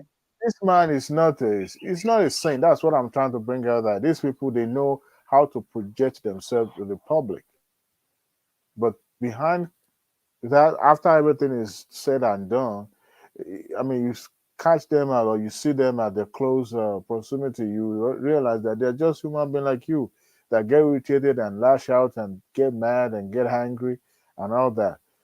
You want to compare somebody like Kayo Fayoshe to Obi, a loudmouth like Fayoshe. Fayoshe has nothing but mouth. He more or less like a tout when he was a governor of Ekiti State. If, as a matter of fact, he was even becoming an embarrassment to the state. That of all the highly learned people in the state, it's only somebody riffraffs in Ibadan, who doesn't even live in the state, who was born but never lived in the state, now became their governor. So we all knew Fayoshe as a loudmouth. The same way you see his brother in River State then as a loudmouth. Right? Wiki. Yeah. And these are the people that can't control their temperament in the public. They say things the way it comes to their head. Come and see the way Wiki is trending in Nigeria. Wiki is trending. That is song, it's in everybody's mouth now. Everybody is shouting. As they paint them, it didn't they? As they paint them, they shoot us. Now the real song, in fact, if he released the album, will have made millions. Yeah, but it's just for that moment.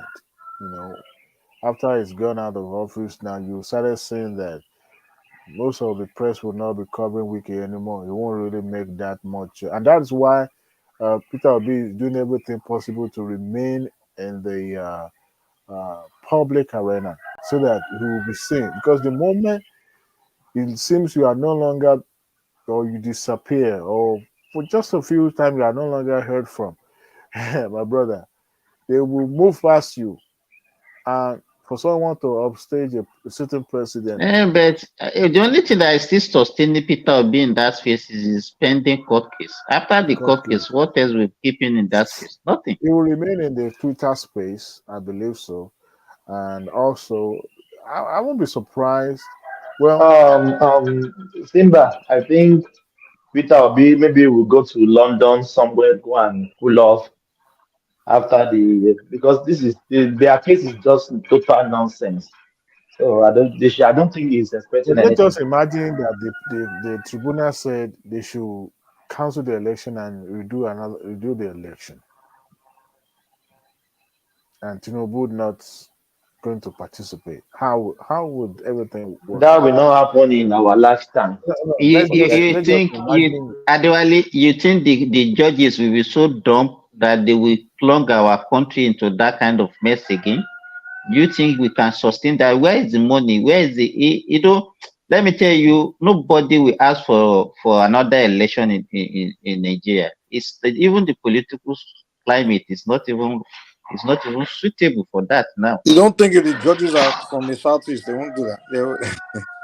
You know, like because I see some Even Nigerian if they are not elites. from Southeast, let's What's that man say? Is it Agbapu, that man. All those top elites, the way they are all still talking about court case. I'm like, are you guys that obedience too? Like, you never know. Someone are very emotional about that thing, you know. So those judges from the I mean, Northeast, not necessarily Southeast. judges If from the if Southeast. there's anything that will change from the status quo now, the only thing is to hand it over to somebody else and look for whatever reason they want to give. But for What anybody to about ask that for any judge? election, it's not possible. That would be a tough one, especially with this It, time it, that it, the government is strapped or no money now. that election will be too bloody. Believe And me, guess what? Adewale. Tinubu has already put his loyalists now, appointed the service chiefs, the IGs, his former security chief security officer, and EFCC former Simba, spokesperson. what about that judge in Abia that told the federal government to pay Nnamdi Kanu 100 million naira? So anything can happen, though. I think on that, I said Daniel Kanu, Nnamdi Kanu, they Tinubu should do something about the case and should get it resolved on time politically. Because the reason why I suggest politically is that shortly after the case ended in the court and his mandate is affirmed, I would like for him to, as part of, you know, spreading olive branch across the country, not just to other contestants, is bringing people to talk about how they can have a soft landing, just like they did to the likes of Asai Dokubo and Tom Polos and co. They find a political solution to it whereby some certain negotiation will happen, and at the end of the day, he will be released. Maybe not necessarily fully, but at least temporarily, where it will become like the likes of what is it called? This Ajanle Koko's younger brother, Showore. And before Showore was only restricted to Abuja. Now you can go anywhere. Go ahead. So how many people did Showore kill? You know, like Well, I don't understand how Nigerians don't believe in no. justice. This is my So take. if the people that Kanu has killed, if they were your family member, will you be telling them? We just do this over and over and over No, and over. but the thing is this. It's Hold the on same now. thing they deal with. I don't know why Nigeria. Just like going to the backward. No. It's the Oyinbos that dictate to us. When you see somebody who has killed so many people, then at the same time they will tell you that fundamental human right. I don't know the right that somebody Oyinbo who don't has do killed that. so There's no many way people. Oyinbo forgive anyone. No, When they do it. America, Why? no, Okay, it's a you lie. remember what Yeah. happened when the soldiers are killing the Boko Harams? They are still saying they should not kill them. They should not do this. I don't No, understand the that's way they different. reason sometimes. Oyinbo is no. When in Oyinbo country, when America go to war and they win, Hitler was all the Japanese head. They put them on trial. Like you don't get away. Bin Laden, anything. Once you've done something that took as a crime, they don't forgive. Once you lose a war, okay. For example, Nigeria keep doing this over and over. For example, when Ojukwu launched the country to war, millions of people died. The same, you know why people like where Adewale talk is the same way 12 years later they were talking to the Nigerian government, hey, let's do this soft landing. Let's just allow Ojukwu to come back to Nigeria and let's move on. So the Southeast can unite. That's the argument they were making, that to make the Easterners unify back with Nigeria, they need to let Ojukwu back and forgive him. So they went See, ahead and did if that. They didn't change every anything. What about the millions but that died? Thomas, The thing is, the way we do things in Africa is just so Thomas, backward. there will always say in nation building there will always be collateral. I'm not saying that. You see, if you're trying to get Adewale, no, collateral. hold on 1 second. The previous administration give clemency to the Boko Harams, the jihadists. in the It's names a of lie. No, reforming. they did not. No. They did not give clemency to Boko Haram leaders and Boko Haram. Yeah, but for those, What you can argue is if you are as a follower, I tell you this, as a follower, even the what do you call them?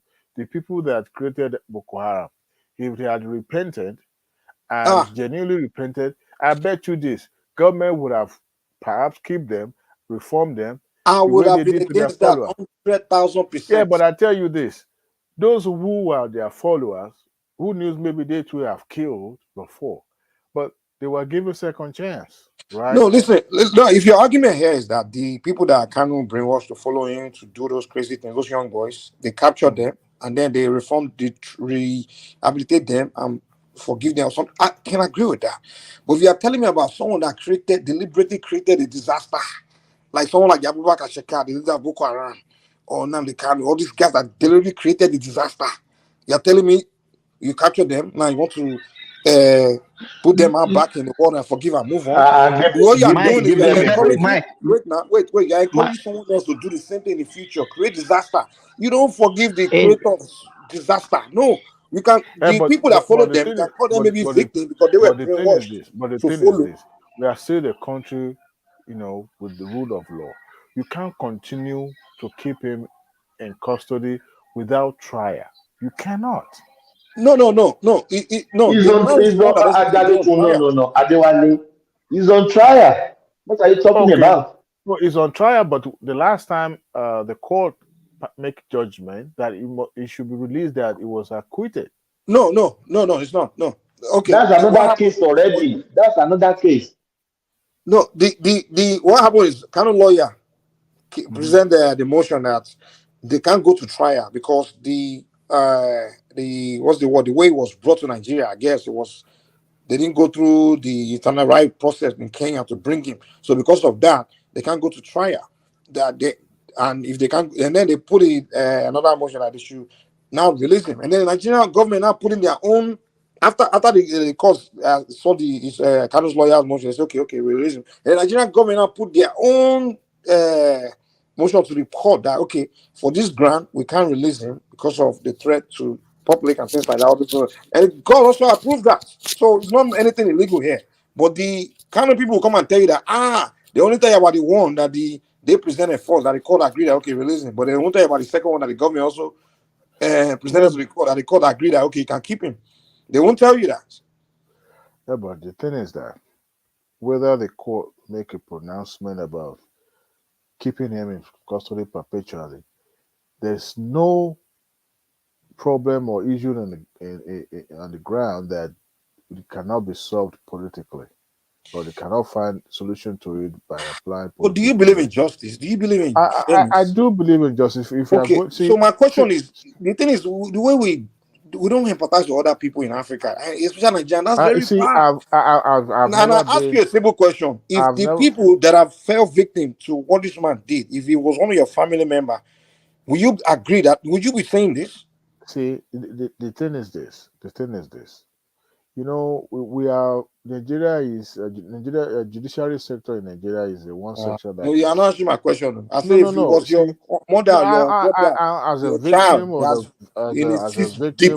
child, as a victim of a crime, you wouldn't want the perpetrator to be let. So why you not empathizing with the victims then? Why you? I mean, come on now. My take is this. See, whether we like it or not, this guy still with much influence in the southeast. Who cares?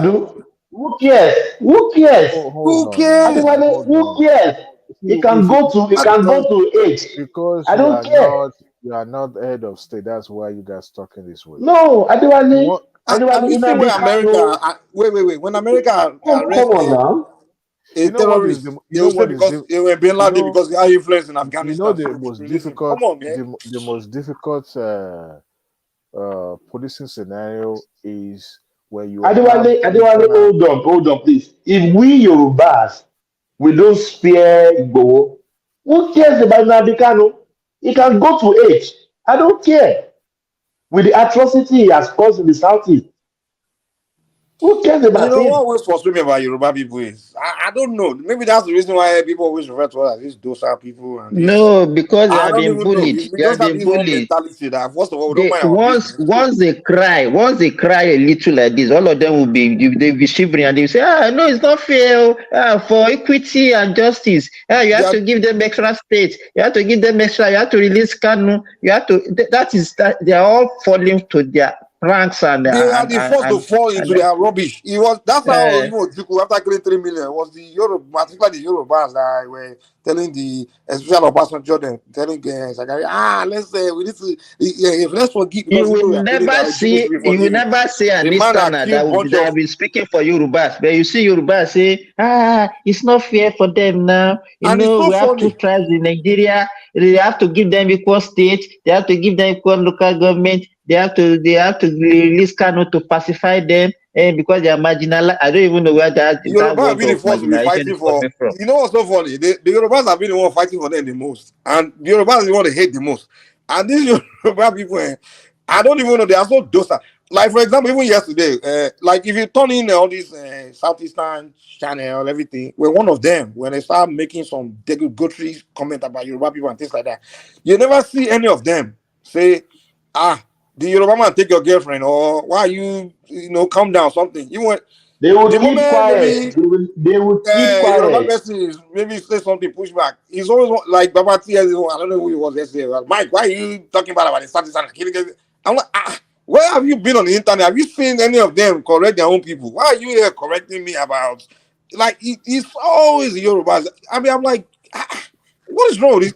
Dude, all these those are Yorubas, man. I think it's about time we start addressing them. Because if it was up to them by now, Chinedu would have been governor of Lagos. If it wasn't the tough people like M. Solomon and those people that stood up, No, Chinedu it's would have their been game, governor of and Lagos. Are you They proud? would have You been proud of wiring Lagos state money to what? the Are they you will proud of rub it what dry. Oluomo? Are you proud of what Oluomo did in Lagos?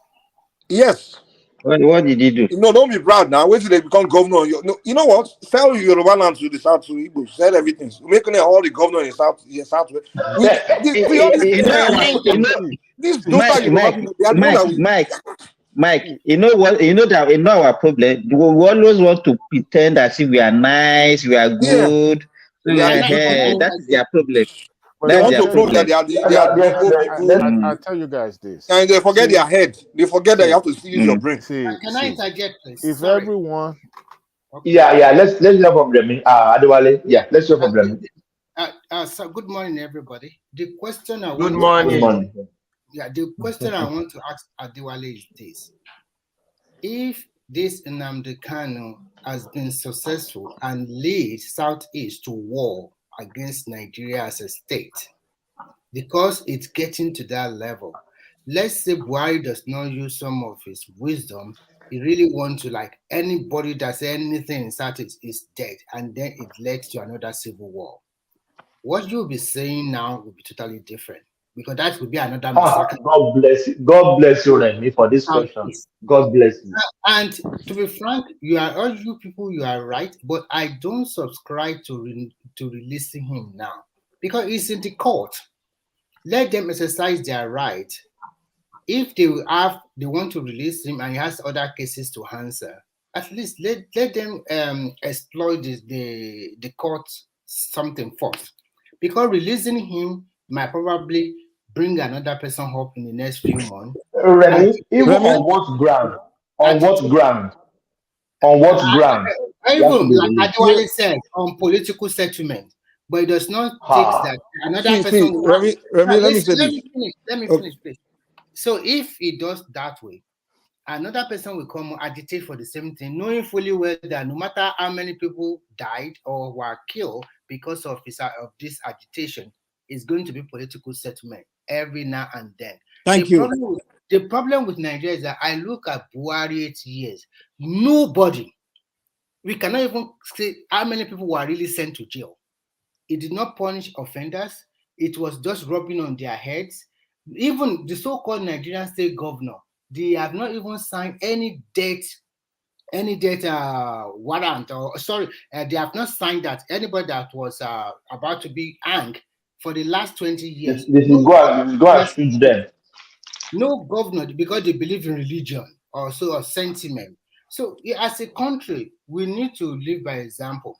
And as we live in diaspora, if this same situation cannot happen in America or Europe, this person would have been handled and jailed even before it becomes so big or propagate unnecessary. Remy, they even take him, they will take him down. They will take him down. Now, you guys are talking about America will Yoruba not allow people. him to see the sun again. They will not allow him to see the sun. Son, He will not again. see the sun. You guys are talking. You guys are talking about You know what will even make it worse. So, Remy, let hold me- on. Let me say this. The thing is this. We in Nigeria, we don't learn from even past mistakes. Okay, first of all, people like Kanu, when I follow the guy closely and listen to him, and even people on his life, Iwazurike, their mentor, Iwazurike's personal mentor was Ojukwu. Kanu was all of them. Their mentor, the guy that mentored them to become this stuff about Biafra was Ojukwu. And this Ojukwu, when he ran away after the war, gone away out of the scene. Nigeria government should just let him go, keep him wanted or just out of the scene. They say because his family or some people in the east say, oh, they want him back. Political this thing. If they bring him back, he can bring the Southeast back to the fold. Nigerian government fell for that stupid thing. The same thing they are saying right now. Can release him, bring him back to the fold, and talk to him if he agree that he will give abandon. Wait. The agree. Wait. Let me land. The agreement with Ojukwu was that he will abandon Biafra, he will come back and become a Nigerian, one Nigerian. But guess what? In the background, he started mentoring the next generation of Ojukwu, which that's what gave birth to Wazurike and Nnamdi Kanu today. So you want to make the same mistake and say, let's political solution of this kind, we will abandon the thing. Guess what? If we abandon it, but it will mentor the next generation of Kanu, who will probably be that. You can't continue to make the same stupid mistake. You make an example of, if they would have made an example of Ojukwu, you think Kanu, some Kanu would have, they suffer. One day they made an example of Hitler. Did another Hitler arise in Germany? Did they move on? When all the Nazi generals, they hang all of them. You lost the war, you get hanged. All the Ojukwu all the general under Ojukwu, at Tuesday, all of them, Nigerian government brought some of them, but they even give the political position. They brought these people. You don't do that because war does not end in the minds of anybody. If me and you fight, if I lose that fight, I can never be happy for the rest of my life. I will never accept that loss. I will continue. I want to, so you crush your, go and look at the three strategy of war. You crush your enemy completely. If you go to war today, if Putin was to lose that war, if America arrests Putin, they're not going to say, okay, let's bring him back to, no, they will eliminate him and create a new group of leaders of Russia, and they will learn that, I don't want to end up like this guy. So that's the way you do it. You don't crush your enemy and start doing no victor, no vanquish, and then bring him back to the fold. They're not happy that they lost the war. So, Mike, in addition, I think our brothers see Yoruba people as what we call Aisabi, Ojuaye, that they didn't really love them. And I think that this trust. No, Remy. They see us as Mugu. They see us as pure Mugu. Because we are very docile. They've told me. I know. I want to finish it. There's a mistrust between the Yoruba and the Igbo. I have a personal experience in this particular platform. There was a day I was moved because they continued to kill a lot of people in the Southeast, and I was venting I was telling people. Anger, I remember that day. Yes. And what did I get? What did I get in return? That the people said, "Is it your problem? The people you are." Is it your problem? Is it your people they were killing? They don't care. They don't. So since that day I stopped, because if the people they said don't care being killed, so why should I pity them? So if they kill one another, so it's none of anybody. Mike, you make a comment just now. Maybe we always watch Nollywood movie, even American movie. If somebody went to somewhere, if they see the son of that person they want to take down, they will take the son down because they know that someday, somehow, that son will realize that this is the person that beat my father. He wants to take revenge. They want to take revenge, They will clear everything up. Do you know? Thomas, they are in a confused state. Do you know why? I will explain it to you. They will explain to you, Remy. Okay, let's Remy respond. There might be coming. In the Southeast are in a confused state. Some of them, they want to go with Biafra. Some of them, they just want to do their own business. They don't even care. And you see them all over the country. They are all over the country. And there was a day, maybe 2 or 3 days. Listen, 2 or 3 days ago, Ekene was saying that the South is too small. Or maybe Ekene or another person, and the land is not good enough for people. That is why people move to other parts of the country. If you move to other parts of the country, and at the same time, you are also trying to say that you want to go away, the people that host you in their community, in their state, you are also creating hatred for yourself, because they know that deep in your heart, you are just coming here to get something from our land, and at the same time, you want to go away in the nearest future. The money you make here, then in the future, you are going to use the same money to fight us again in the future. It creates more enmity. And at the same time, that's why most Nigeria will not probably prefer a president from that region because of that trust issue. Because they have a lot of work to do. If really they really want to remain in Nigeria, and they also want to become the president of Nigeria, it's a lot of work on them. If not, they are not going to even smell it, talk less of getting You see, that. you see my issue with many of these Yorubas. Is the Yoruba put their nose in the southeastern issue. Is they themselves don't learn anything from history. That stupid mistake our leaders back, some of our people made back then, is what land this problem of them 18 Yorubas today. Because when Ojukwu came back, I needed to explain to these people what happened. What he started telling them was that the Yorubas were the one that betrayed them. And he started making. Let me tell you. Because of Awolowo. Because Awolowo No, it's not even just Awolowo. Let me tell you one thing. Anybody. Let me tell you. Anybody know a man named Victor Banjo? You guys don't know Victor Banjo? Okay, Victor. No. I've never heard Okay. before. Okay, Victor Banjo was one of the Yoruba officers. He was one of the guys arrested as one of the coup plotters. He was in the southeast. So even Adewale Moyiga was there. So when Ojukwu started the war, Victor Banjo decided to say, because Ojukwu is one of his best friends in the military, he's going to join the Biafran army. So he joined them. He was the only Yoruba man. So when Ojukwu now, in the beginning of the war, Ojukwu sent the Biafran soldiers to go and dethrone Gowon in Lagos to invade the southwest, invade the Middle Belt and Midwest and southwest. So they left. Victor Banjo was one of them, one of the leading soldiers that would lead the battle. So the battle failed in Ore. They couldn't make it to Lagos. The battle failed in Ore when the Biafran soldiers now ran back. Do you know that Ojukwu told Igbos that it was, say they could have, that battle, that mission, say they had it planned down 100%. Say they could have ran through Lagos and overthrow Gowon. That it was Victor Yoruba man, Victor Banjo was the one that called Gowon and gave up their, sabotage that mission and give up the way he put the story. And that Victor Banjo, when they returned to after that mission failed, when they returned to Biafra, people like Ifa Juna, when Ojukwu was executing a lot of those guys, he killed Victor Banjo. Now Victor Banjo never lived to give his own side of the story. That's okay, this is what happened already. So nobody knows. So man, they killed that Yoruba guy. They kill him. Ojukwu kill him. Now they all executed now. Can you imagine? The guy that's why people were saying this guy's an idiot. So why did you go and join their stupid war? The Ojukwu execute all tires who report they killed the guy. They even showed the video, everything. They say the guy last word was I forgot what they said. But the guy shall regret ever. And the other Yoruba guy that was there, that one mind his own business. The guy didn't join them. He said, well, this is not my thing. Well, Victor Banjo went to do. Well, Ojukwu is my friend. Ojukwu execute the guy. Ojukwu didn't give.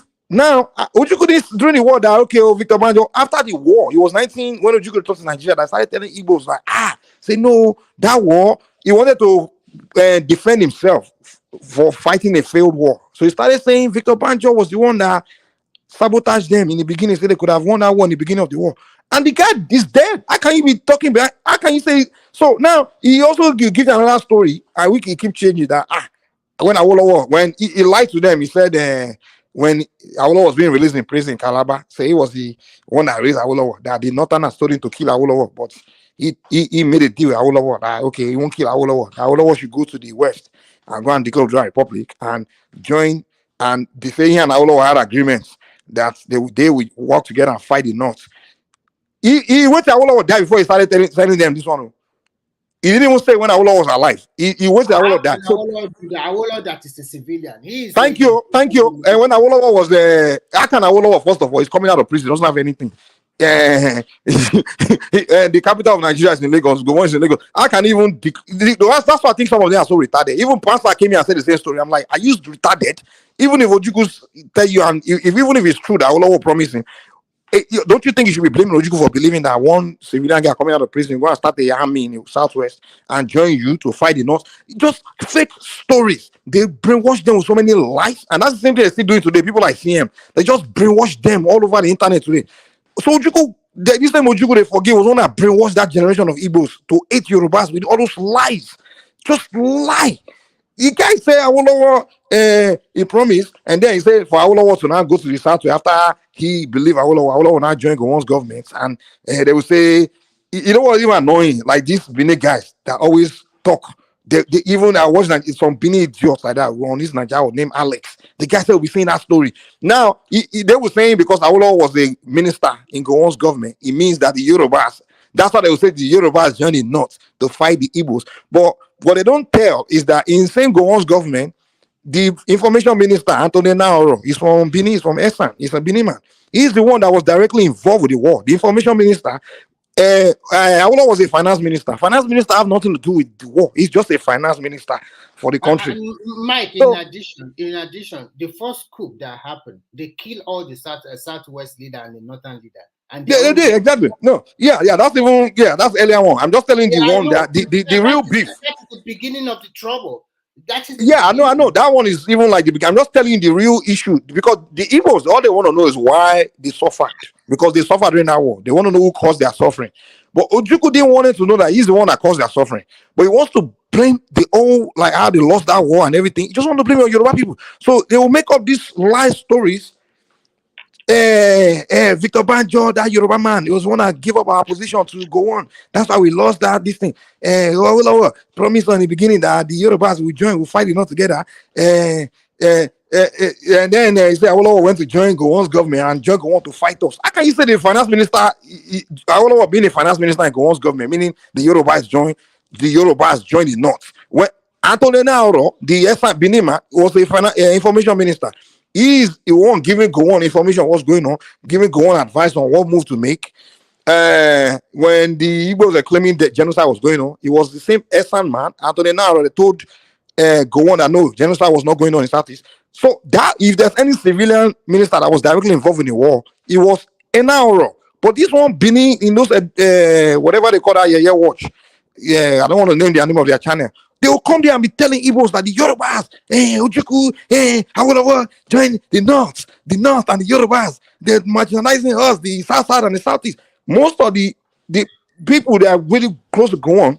Are you guys sitting down listening to this guy? I mean, what is this guy? I know you are from the Southeast, I understand. But if anything I'm saying is a lie. No, you can interject. If I'm lying here, you can interject if I'm lying. Rational mind, what is the problem? What is really the problem with him talking? No, tell me where I'm lying, rational mind. Then I can, you can't just say, you can interject and tell me where I'm lying. I don't even know what to even start punching on this. I've sat down here, just be listening to all this, you're ranting, just be ranting. No, I'm telling you. Now. You can reduce your what volume. led you to this story of rational mind, please. What are you talking about? From one discussion rational mind will tell us the Yoruba man, but he's a liar, man. We all know you guys are Southeast. No, rational mind, please. If you don't want to listen to what he's saying, you can off your phone. No, please now. That's an insult. Insult That's an insult to Mike. You can't be no. That what? I'm telling history, and he's saying I'm ranting rubbish. So I'm listening. Right? You say he's ranting. No. Now, if you don't want to listen, you can take off your system. I know that's not is a Southeasterner because they don't like it. They don't like when somebody that knows history expose their lies. They don't like it. They get upset. Mike, please hold on. Mike, please hold on. Rational mind. I will also say something. In this platform, some people might be talking or saying something. Why some people might not be comfortable, but they will keep quiet and give you the opportunity to say, to say your own side of your to deliver your your speech or whatever you want to do. For example, there were several times that you also antagonized some people here, and some people don't like it, but they will keep quiet and listen to you. So you cannot say it's ranting. So because you cannot just say it's ranting. Remy, Femi, I think bike we know how we tackle ourselves. No, we don't know how to tackle ourselves. It's unfair. It's unfair. Hold on. If I say you are ranting, you will be so mad and angry. Hold on now. Yeah, me and Mike, we know how to tackle ourselves. No, we don't know ourselves. Don't say we know ourselves. When you tackle me, No, I don't tackle you. No, it's not you that I'm targeting. It's when someone is lying, I debunk their lies. So that's different. No, that's why I ask you. No, it's not the same thing.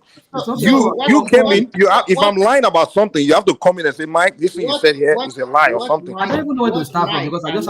If you don't know, then why you interject? Why you jumping in telling me I'm ranting? You said a lot of things that are just like, what is this guy talking? Okay, name one that was wrong. Name one as a lie. Your Victor Banjo story. Okay, tell me which part of Victor Banjo's story is a lie. You said they figured out that he was the one that was giving the story. Do you know how he died? Can you do I know what? Hold on, say it again. How did he die? No. Say what you said because I don't want you to say something wrong. You know. Rational mind. Do you know how he died? Do you know? Do I know how he died? Yes. He died in the war. He didn't die in the war. Guys, look, Thomas, Google Victor Banjo and see how his execution. Thomas, type in the execution of Victor Banjo and put it online. You find out Rational Mind is a liar. Rational Mind does not want to believe that is true. That's just the thing. He doesn't want to believe what? You don't want to believe that is true. Somebody in the comment section has even typed it already. That what? About Victor Banjo. That Okay, Thomas, can you put the information on? Type in Victor Banjo's execution and post it here. Let's see who's lying between me and Rational Mind. If Thomas is hearing me, I just googled it. Rational Mind. So Rational Mind, you are accusing somebody of lying, but you are the one who lied. That's my issue with Rational Mind. He lies and then this man is not Yoruba man, because Yorubas don't have that kind of character. He just come here to deceive us. There's nothing in your character that's Yoruba at all. It's like your character, you are so egotic, man. Like you just come here and you just speak Yoruba, that's all. There's nothing Yoruba about you. Your character is just non-Yoruba at all. You know? So I mean, come on. Mike, take it easy also. Take it easy because everybody's opinion will be different, okay? But it's no opinion. It's just come here and say blatant lie. Or Mike, please, can you continue the story? It was just I think the bottom line. It was just an interlude. It was just the bottom line there is that as we love, Yoruba people are very liberal. And they welcome everybody from part of the country to reside. And we also like to empathize. Sometimes we must also check ourselves. That is the bitter truth. They are taking our party for stupidity. That's what is happening. Because everything that happened during this last election, it was unbelievable. Something you cannot do in your home state, and you want to enforce it in our own land. Something that even Anambra people cannot accept people from Imo to become a governor in Anambra. Why do you want to force somebody that cannot speak our local language, that does not have any performance index to show from his past achievement? We do not have it. Only because some of our people voted for your guy during the election, which was a pattern that was similar in most parts of the country except Southeast. And then you now use that one to now say, okay, now we are going to take your own Lagos king. The lesson here is that the lesson I learned in that election is that first protect your own, no matter what happens. You should protect your own people, and make sure that the standard and what you have in your own, you maintain it. Because if you let anybody from outside into your own home without a proper invitation, you are bringing a lot of havoc and crisis in your house. So the way the rally ran for Sanwo-Olu and the won that election, I like it at the end. Let me tell you, Victor Banjo. This one that it was actually Ojukwu that killed Victor Banjo now. That is history, and I think Mike and you guys have been talking about it. Unfortunately, some people have not moved on since that time. This is a war that started almost how many years now? Is it not even more than 40 years ago? So, and some people have not moved on about it. 51 years. 51. I mean, 51. people don't move on from war. Even America today, Germany, all of them. They're still. Mike, No, Mike. it depends on the narrative they sold to them, like you mentioned before. If they have sold a very good narrative to them that this is what happened and we should move on, but they are not said we don't want to move on, and some people are still Because you blaming know, you. they say truth is what set people free. When people have been brainwashed, and you So see, that is the problem. you know the So, danger for Yoruba people. One danger you guys have is this: you like to, you say you accommodate, you open your doors, you this and that, but you also have to have your brain. If somebody is holding something against you, you have to acknowledge it because it's dangerous. You have to acknowledge it and sit down with that person and address what it is that person is holding against you. You just don't ignore it and just leave it or let's move on. No. Someone is holding something against you is dangerous. I think Yoruba have learned their It's lesson. it's If very and They until have you not. guys saw that They have okay, these not. people are planning. They will Remy, not they learn have shit. not. They have Go and not. learn They have anything. They not. have not learned shit. See, Remy, let me tell you something. There are some Yorubas now. An Igbo person will be insulting the Yoruba person, insulting them. They will keep quiet. They'll keep quiet. They will keep quiet. As soon as one Yoruba person push back, it's you that they will attack. They'll keep quiet. Well, I hope our seen it. fingers will not be The one that even annoy me is the whole fake, like the propaganda and Yoruba. It's like they make all these lies and Yorubas will be there looking. I'm like, dude, like they will be making lies about Yoruba people, telling all this. Like for example, let me tell you this. Let me tell you, like this guy. There's a guy named CM. The guy will call on Dr. Damages, and they just be twisting the Nigerian history, like trying to trick them. That CM, that guy, I don't know what is wrong with that guy. And the Believe me. Yoruba person will be Anytime I there. watch He him, will just keep anytime I quiet. watch him, For example, look at that Mayegun. That guy used to anything, but you twist the story with them. You change everything. You will join them. Insulting Yoruba people just because of money, just because of money. You start don't talk about that. My friend. This guy gets so much money from Igbo people. He gets so much engagement from Igbo people. If you go and look, it's mostly Igbo. you know why? Let me tell you. Sorry. Let me tell you what happened. You know when you see a Muslim converted to a Christian, some of them they will maintain their name.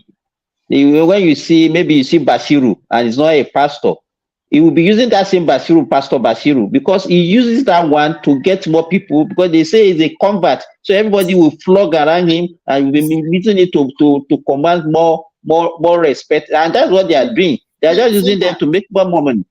Yes. I met a Yoruba girl here, and his friend introduced her as Sherifat. Do you know the first statement that come out from her mouth?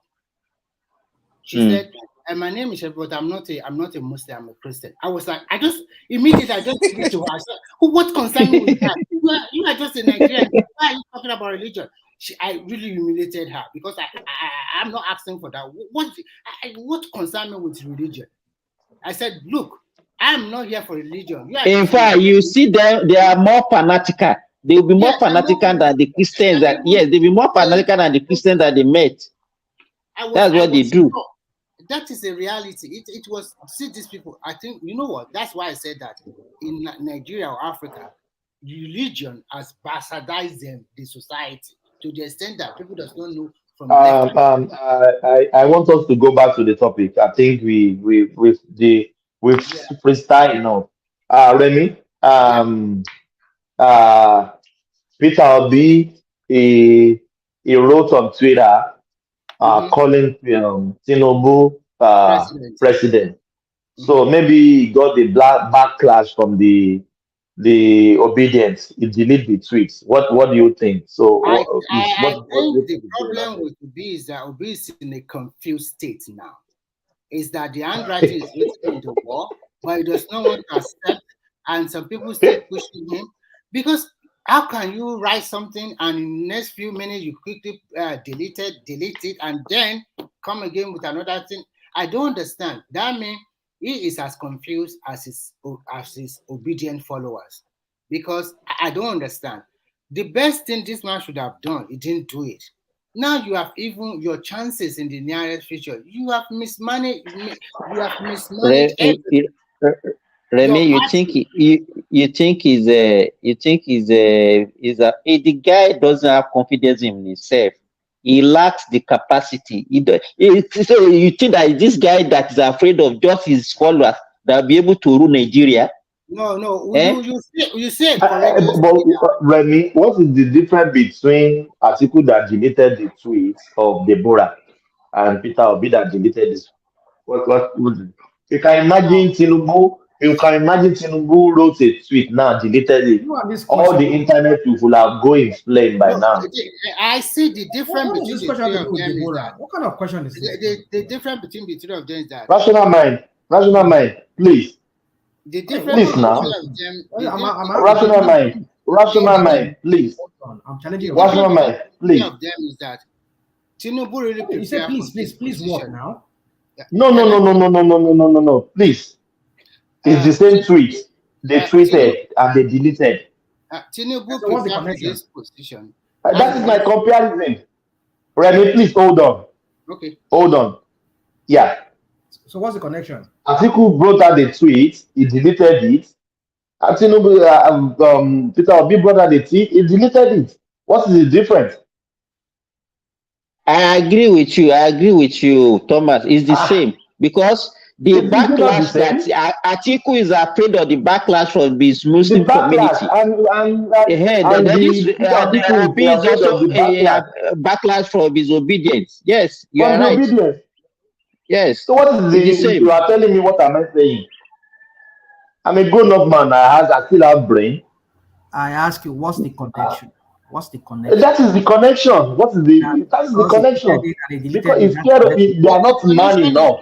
They don't believe in what they are put out there. They are not man enough. I think I've had enough of this dose of they cannot face the consequence. They cannot face the consequence and they are afraid. The one of Obi calling Tinubu. All right, good night, everybody. I beg. Oh my God, it's so funny. Good night, Rational Mind. I think the major difference between the three of them is that Tinubu is courageous and brave. And if you are courageous and brave and you know what you are doing, there is tendency for you to be a little bit proud. That is necessary. If you are brilliant, and you know I know my job, and nobody can tell you any.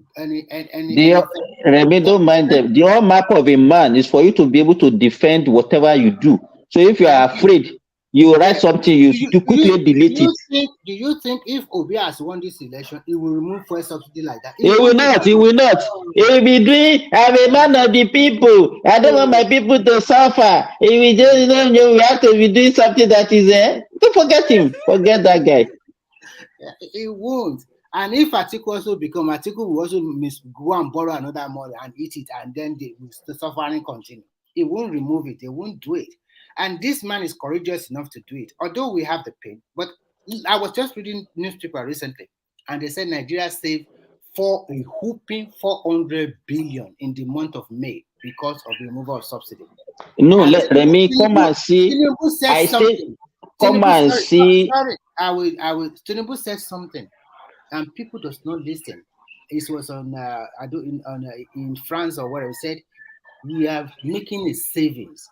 So they know what they are doing. Now, if you can save 400 billion in May, save 400 billion in June, don't you think you can easily increase the salary of Nigerian workers because the money will be there? So this is the man that he knows what he's doing. So by the time they now increase your minimum wage to about 50 to 60,000 naira now, Nigeria will keep quiet. And say, Remy, let me even shock you. Don't you know that 400 billion that you are talking about is more than what the federal government, the state and local government share every month? It's more than what they share every month. There was a time during Buhari. Yeah, exactly. There was a time during Buhari they were sharing 200 billion. It's about 250 in a month. Most time. 270. Now they have 400 billion saved, and then you now save another 400 billion in the month of June. You already have the money to even pay salary for the next 6 months or 1 year. What are we talking about? In fact, during this festive period, I was surprised. Come and see old bro. And I was asking people, come and see the way people will queue in the filling station. It's not as if there's scarcity, low. People are buying fuel. And I was like, where are people getting this money to buy this so-called expensive fuel that they are buying. When you get to Bobas, all these major filling stations, you see queue. Every day they were buying the fuel, and I was wondering where are they getting this money? And some people will come. Nigerians are wretched. Nigerians are wretched people. They are dying. They are dying. They cannot even afford one liter. Let's be objective here. Let's be objective here. If you look at it in totality, there were millions of Nigeria who cannot eat predominantly maybe 3 square meals a day. That is true.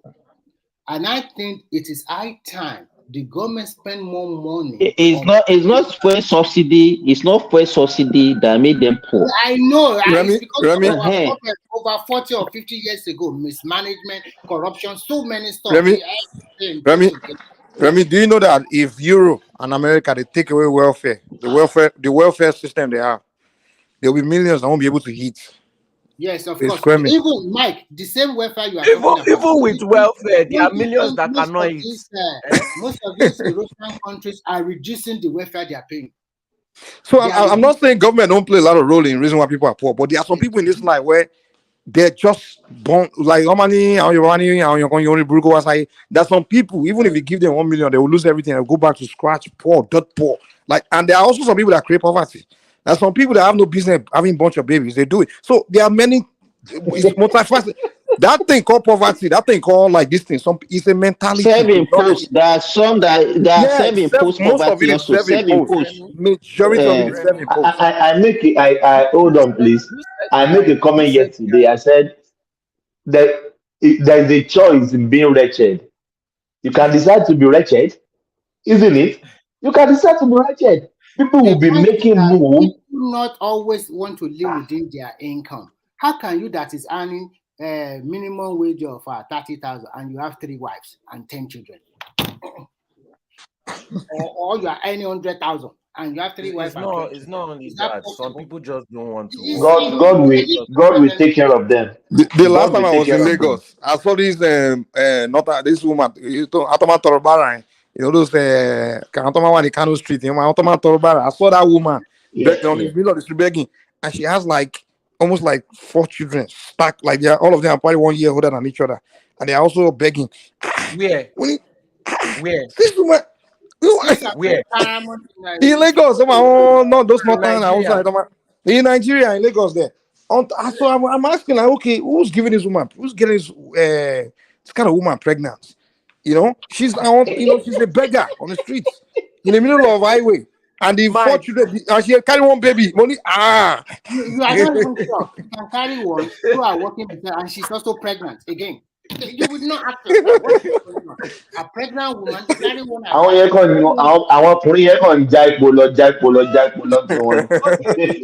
me. That's not the worst I've seen. There was a crazy woman on the road, and one day we just saw her that she was pregnant. That one is very paramount in Yoruba land, though. I don't know why they are doing that. In Yoruba, you will see a lot of crazy people like that. And we know now. We know what they use them do now. We know now. You see we now. Know. So, like you said, self-induced poverty is there, and that mentality of mostly our people from Yoruba land sometimes that I want to do something, people must know. They go and borrow unnecessary money just to show off. 1 day show off, just 1 day show off.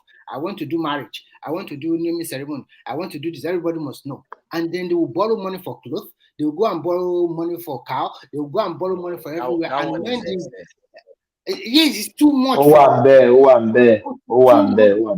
Why can't you just live within your income? Is it necessary? Everybody must know that. But Remy, it is a part of our culture. You see, the only but that culture of borrowing, and after the party, they will not everybody, they need to stop that thing. Everybody must. Let me explain. See, Remy, based on our culture, we are naturally like that. It's only when we see people being frugal that we now start being frugal. Most of us were not like that until we left Nigeria. We were all like that, you know. Well, so what I'm trying to say is that I can follow them by Ashobi, but I will never borrow money. to go Sorry, me, I've never been like that too. Even when I wanted to get married, I told them, wait, wait. When I wanted to get married, hello, can you hear me? Yes. When I wanted to get married, I told them, I said, no, I don't have money to waste. In fact, I was already a doctor working for more than 5 years. I have my money, but I said, I don't have money to waste. I just called some people. We are not up to 50 that attended my wedding. I just did it, and that was all. So, and then there was a time You are my a wife said, miser. You are a miser. You are a miser. tó bá wù ẹ́ kó sọ, tó bá wù ẹ́ kó sọ. So there was a time my wife also the sister said that she wanted to ask her and send her for Hajj, and I asked her, I said, which work are you doing now that you want to go for Hajj? Collect the money and invest the money in the business.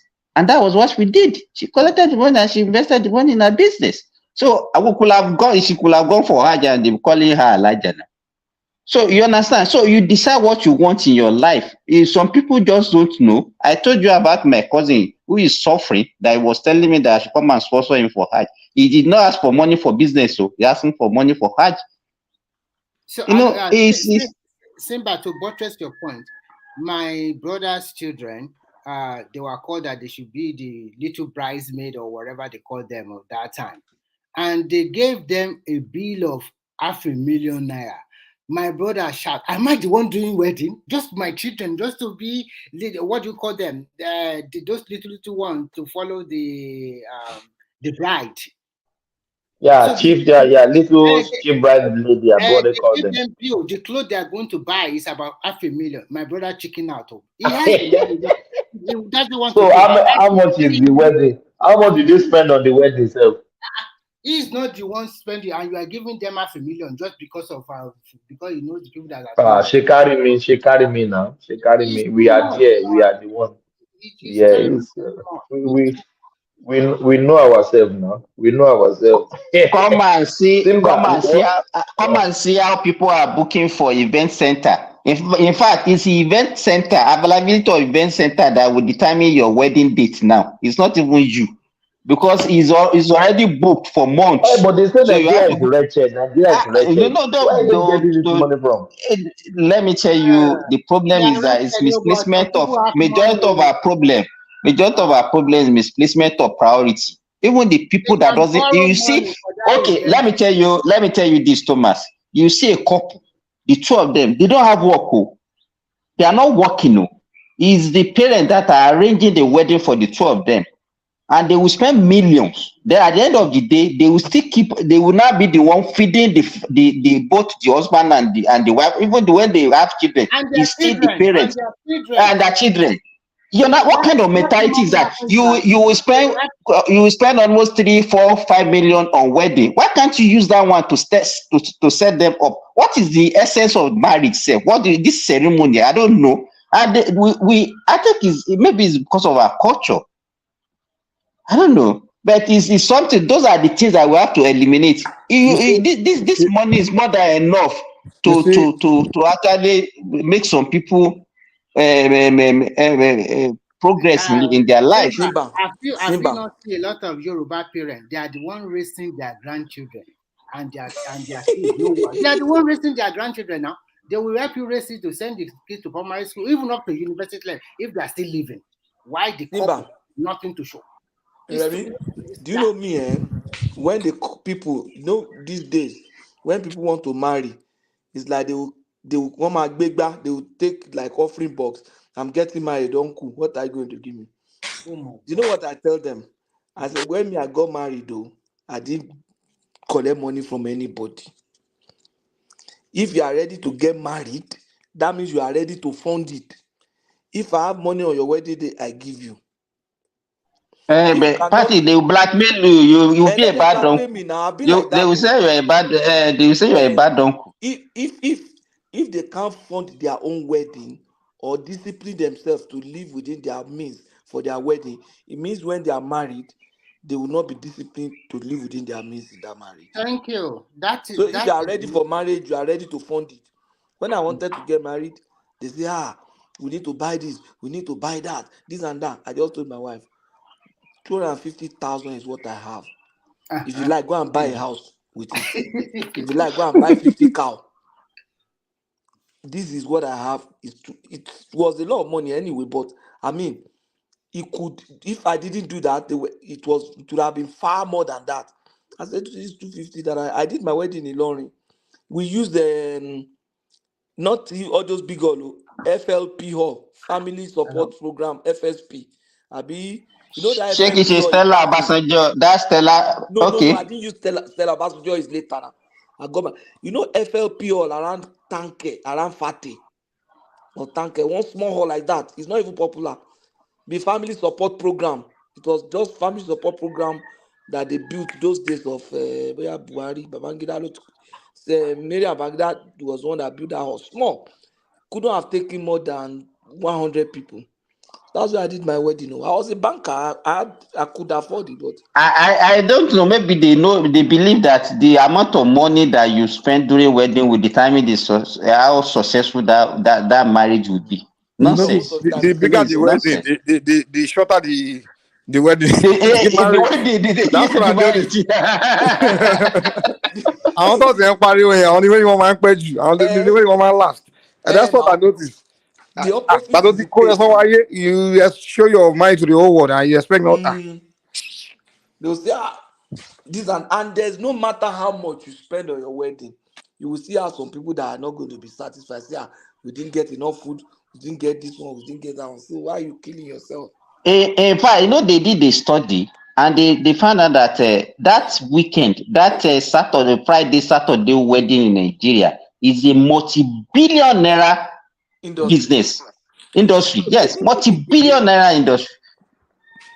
And the Oyibos that we are saying, Oyibos, they are meticulous in the way they spend that. That is what that has rubbed off on you people who are there now. You already learned from them.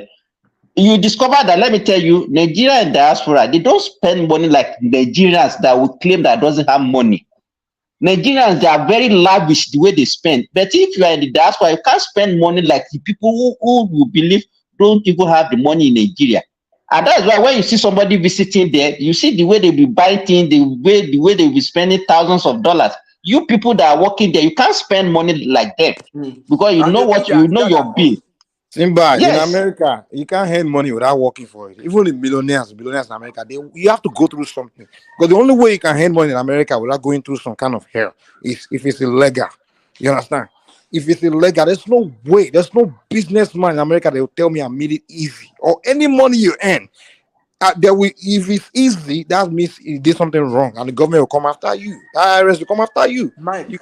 But in Nigeria, most of the wealthy people, it's an embezzlement now. That money now. Mike, but what of those boys that we see on TV throwing dollars and playing football in US? Exactly. It's either they rush, they stole it, they Yahoo, or they stole it from, they embezzle it from the government position. No, in US. In US. In US. Yeah, which one?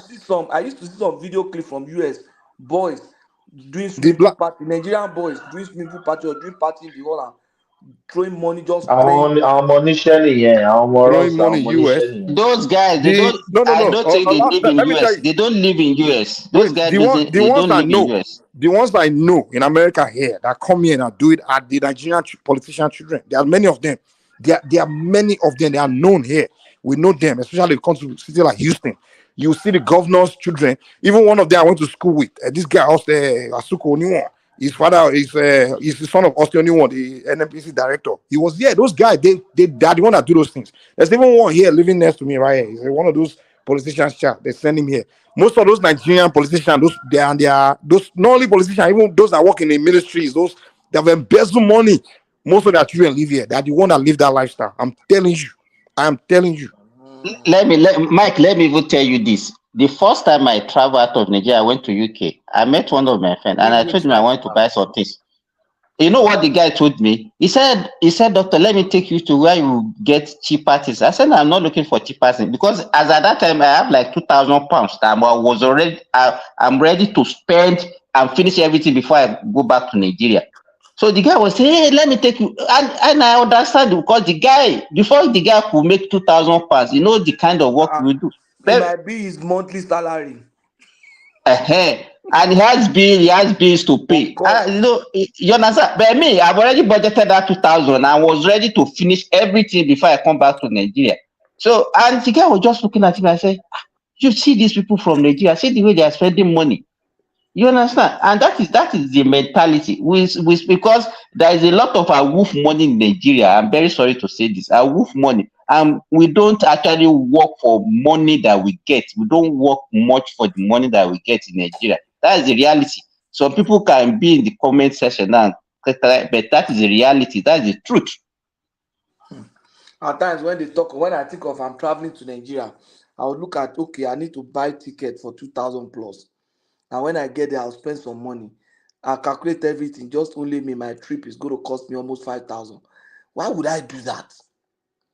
That's almost 1 month. That's like almost 1 month mortgage now.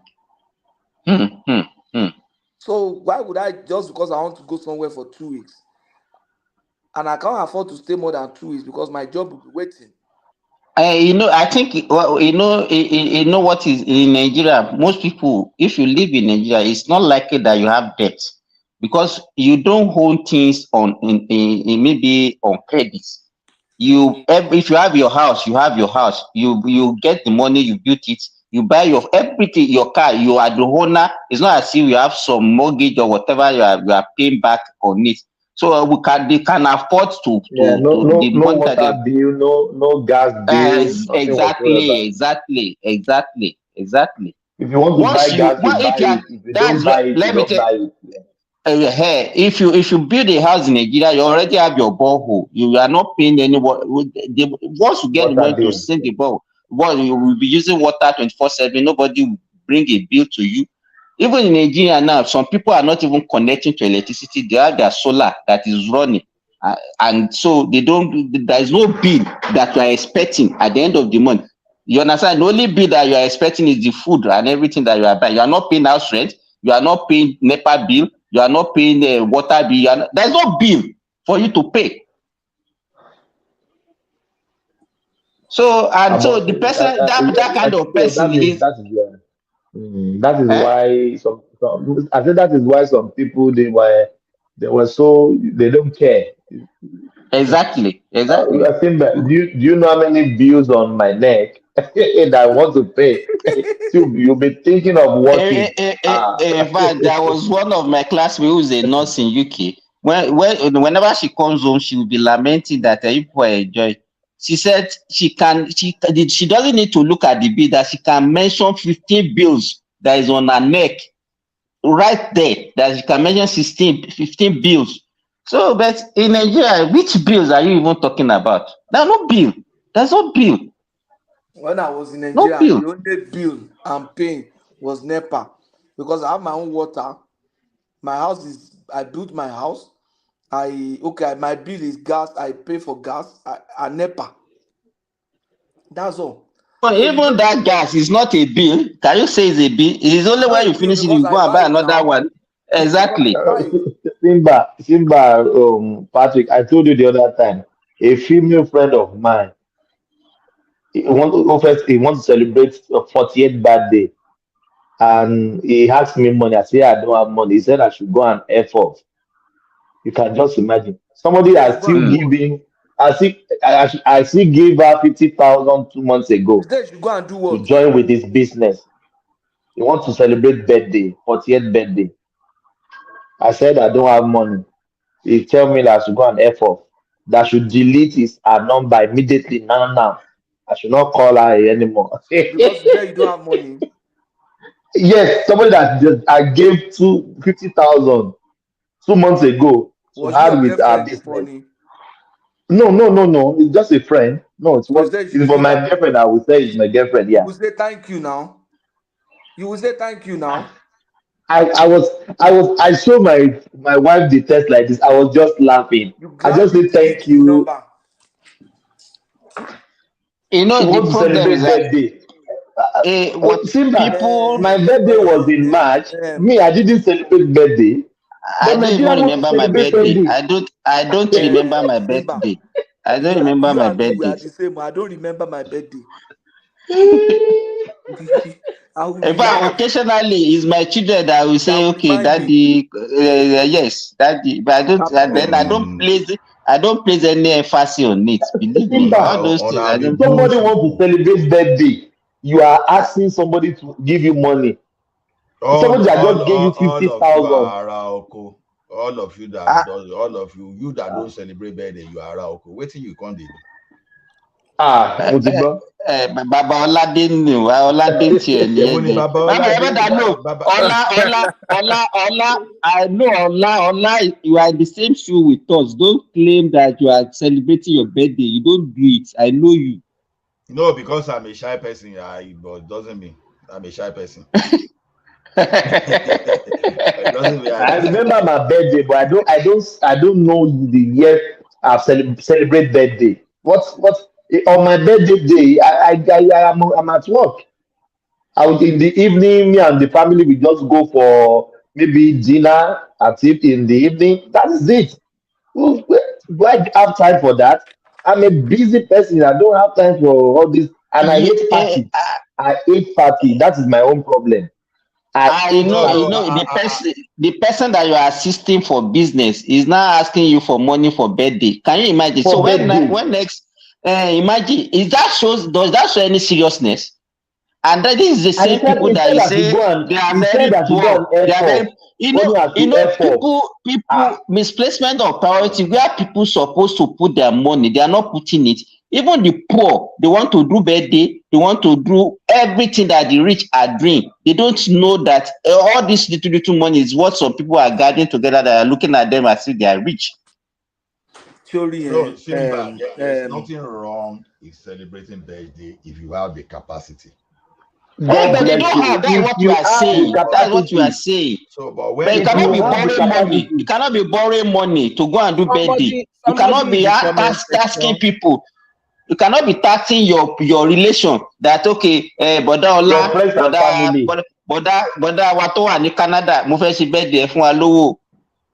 The person he carry blocks and do some socket job now. Why not? DSTV, phone bill, NEPA bill.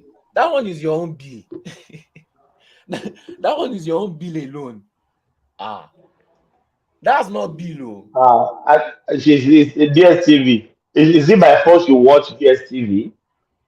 I don't have DSTV. Mama, that one low. Now they have so many television stations. They have so many. They have so many. Thomas, now they have so many free to hear that they can watch 24 hours now. When we were growing up, we only watch NTA. There was no DSTV. We didn't die. No. In reality. You know, Simba, Ola, I'm living in abroad. I don't have cable. I don't pay for any cable. So why would Nigeria that doesn't afford to watch a cable want to watch DSTV? If you can't watch DSTV, don't watch DSTV. I called my cable like 6 or 7 years ago, and the reason is so simple. What I watch on TV is football. Then maybe if I want to majorly I subscribe to those channels like DAZN and all those sports channels, because there's nothing I want to watch in a movie that I can't find on YouTube, because my internet is unlimited. And to be honest with you, I think my internet is far cheaper than what we get in Nigeria. I don't think you can get my type of internet for that amount in Nigeria, because if you look at internet that costs you like about $80, and $80 with Canadian dollars in Nigeria, the current exchange rate will be like around $50,000, right? $80 is not even up to 50,000 naira. So 50,000 naira. Yeah, and it's unlimited. Sometimes I can even stream 1 terabyte, gigabyte of streaming a month. So, and sometimes I will collect server stream anyhow. You don't get that in Nigeria. So that alone can provide me access to a lot of content online. But Nigerian situation is not like that. So if people even my own is 200K for 6 months unlimited. And that is even where I watch in Saudi Arabia. And that same I use it to watch DSTV online. So I watch all Premiership, everything that everybody is watching on DSTV in Nigeria. That's what I watch there every day. But that's the only company that I have. So, and to me, if I'm paying for subscription, full DSTV low, if I'm paying for subscription for full DSTV in Nigeria, I will be paying close to like 20K every month. See, And when you look at their own situation, it's totally different from us because we are privileged to have access to all those things. So now you want to watch, you don't just want to work and pie one day. You still want to enjoy yourself before I pie. You know, exactly.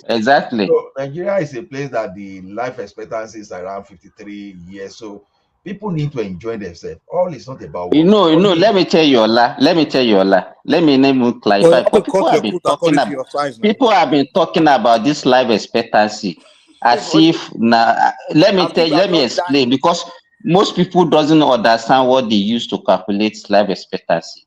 It's not as if you cannot live beyond 52 years in India. That is not the meaning. It's just like an average age of I know now. in Nigeria. What is responsible is that because we have a lot of infant mortality. Okay, let's say somebody dies, it's not even that. Let me tell you, is infant mortality, high infant mortality and under 5 mortality that brings our life expectancy down. Let me explain to you. If you have somebody who died at the age of 80 and you have a child that died at day 1, that means it's 0. So it will bring that 80-year-old man life expectancy down to 40 or to 30. You understand? So but the way people look at it literally, that just drop as if Nigeria at the age of 52, majority of Nigeria will have been dead. No. See, I understand how a lot of people don't because understand it's a function. If it's a function of social infrastructure that you have access to that make your standard of living better, like healthcare, like security. It's not even like it's different. Do you guys even ask how they come up with these statistics? Have they really visited all Nigerians and come up with No, just wait. It's not the way Ola is even painting it. It's not about the issue is that we have a lot of Nigerians that die very early in their life, especially when they're under 5. Now, if you have a large chunk of our population that die at that age, it will definitely, and you now put all average together. You understand? Somebody who died at the age of 5 and somebody who died at the age of 90. What are the causes of death for people that are at the age of 5? Okay, let me tell you what happened. What happened is that majority of our people still don't deliver in the hospital. Even when they have the facility, they still believe in this their cultural yalagbo and all those things. Most of them, just wait. That is one. Some of them will go to churches where they have all these mission home and so majority of these children would die at birth because of asphyxia. Then malaria, all those infectious diseases that kill some of these children very early in their life also. Malnutrition, diarrhea disease and all those things. So those are the things that are responsible for majority of these children that die. So if you now have create a weak immune system, and then malnutrition is at the center of everything, because when you look at malnutrition, it has a relation with infection. It has a relation with all other infectious diseases. Because if a child is malnourished, then we be disposed to all type of infection, and that child will die. Because the immune system is very weak. Religion, cultural belief also doesn't make some of them to make themselves available for vaccination. So they also die of all these vaccine preventable diseases, because maybe one pastor or one imam has told them that this thing has been injected with certain things. They will not go. So they will die from tuberculosis, diphtheria, whooping cough, and all those things. So those are the things that are actually responsible for the low life expectancy that we have. So it's just an average. So you calculate it based on you sum everybody together and you now put a denominator. So by the time you're having somebody who died at the age of 90, you have somebody who died at the age of 5. 5 plus 90, that is 95, divided by 2. It will come down to what? Like 47. Simba, I understand what you are saying. See, when you understand that concept, I know that it is majorly earth income, poverty, and all those stuff that they use. But the major thing about life expectancy is the probability of death. Now, where you have high level of insecurity, you can expand the dimension to your input, because this thing you may decide to go beyond the normal dimensionality that they use, and you may decide to look at factors, because majorly this thing is about death. So what are the major factors that contribute? So you can even include Boko Haram, and you can even include S-Men in some certain situation. I know. Let me tell you. Let me tell you. Malaria kills a child every 30 seconds. Every 30 seconds. No, just wait. The Boko Haram, as Boko Haram kill 1 million people. Those ones are insignificant. They are insignificant. I know. I say you can expand. And you can expand. What I'm now saying is that the contribution, the factor will not really have much effect. That's what it's exactly. That's what I'm saying. It's not as if I do not agree, but when you look at poverty, what does if poverty? If it's not going to affect it, then why do you have to worry about it? Why do you have to? Because it's not going to change the numbers. I'm not saying you the number of people that the Thomas Frank kill every day in the United States, does it affect their life expectancy? All those gunmen that kill people every day in US. All those cases. I didn't get that question, Simba. What did you say? I said those ones, the you can add them, but the contribution is insignificant. That's what I'm saying. All those things that I mentioned. I'm not arguing that. That's why I said you can expand. I said you can expand your dimensionality. Okay. So that's what I'm saying. So you mentioned something about America. I'm just trying to. I don't know. What did you say about America? I said all those people that die from the gunshot and all those school shooting and all those things. That's why they fear people like Mike, Babati, who are those American, all those kulata. They fear them well. No, Thomas just wanted to relocate now. He said he wanted to relocate to US. Well, I like US, but I prefer to be working. I reject in Jesus' name. I reject in Jesus' name. I wanted to hear what you want to say. That's what I'm. No, that's it. That country, man. How can civilians just be walking on the street with a assault rifle? I don't know the kind of country it is. So I come imagine people like Mike now will be military now. Which kind of this thing? Maybe he go to carry armor personnel carry around. That country, man. So wait till be the topic when they talk, sir, before I run away. He's talking about Peter Obi that addressed Tinubu as his president. Then after some time, he deleted it from his tweets. He's a politician now, so he has not done. He has done what a politician would do. So no big deal. He's just playing the cards. He knows that he's president, but Peter Obi dares not say obedience. I know they do again. He go collect. In fact. Why they fear them? Why they fear in support? How can a politician be afraid of his? Is he obedience that will determine his life? What's a coward man? That's a coward now. That's a coward. Thomas. What do you mean coward? What do you mean coward? What do you mean? He can't stand by his word. No, what do you mean coward? He's listening to his followers. That's what it means now. Yes, now you the one supporting him. You are not supporting him now. You want him to be behaving in a particular way. His supporters want him to behave in a particular way, so he should listen to you. Is he not thinking when he wrote those tweets? Is he not thinking in his head? No, Patrick.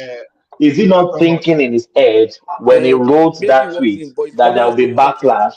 He was thinking, but his followers don't want it, so he deleted it. Maybe they are the one. Maybe they call himself, and he quickly deleted something. You who is Batify is saying he should keep it, so he should listen to you, and not his own people. Peter Thomas. Don't forget that disobedient they contributed. Peter Thomas.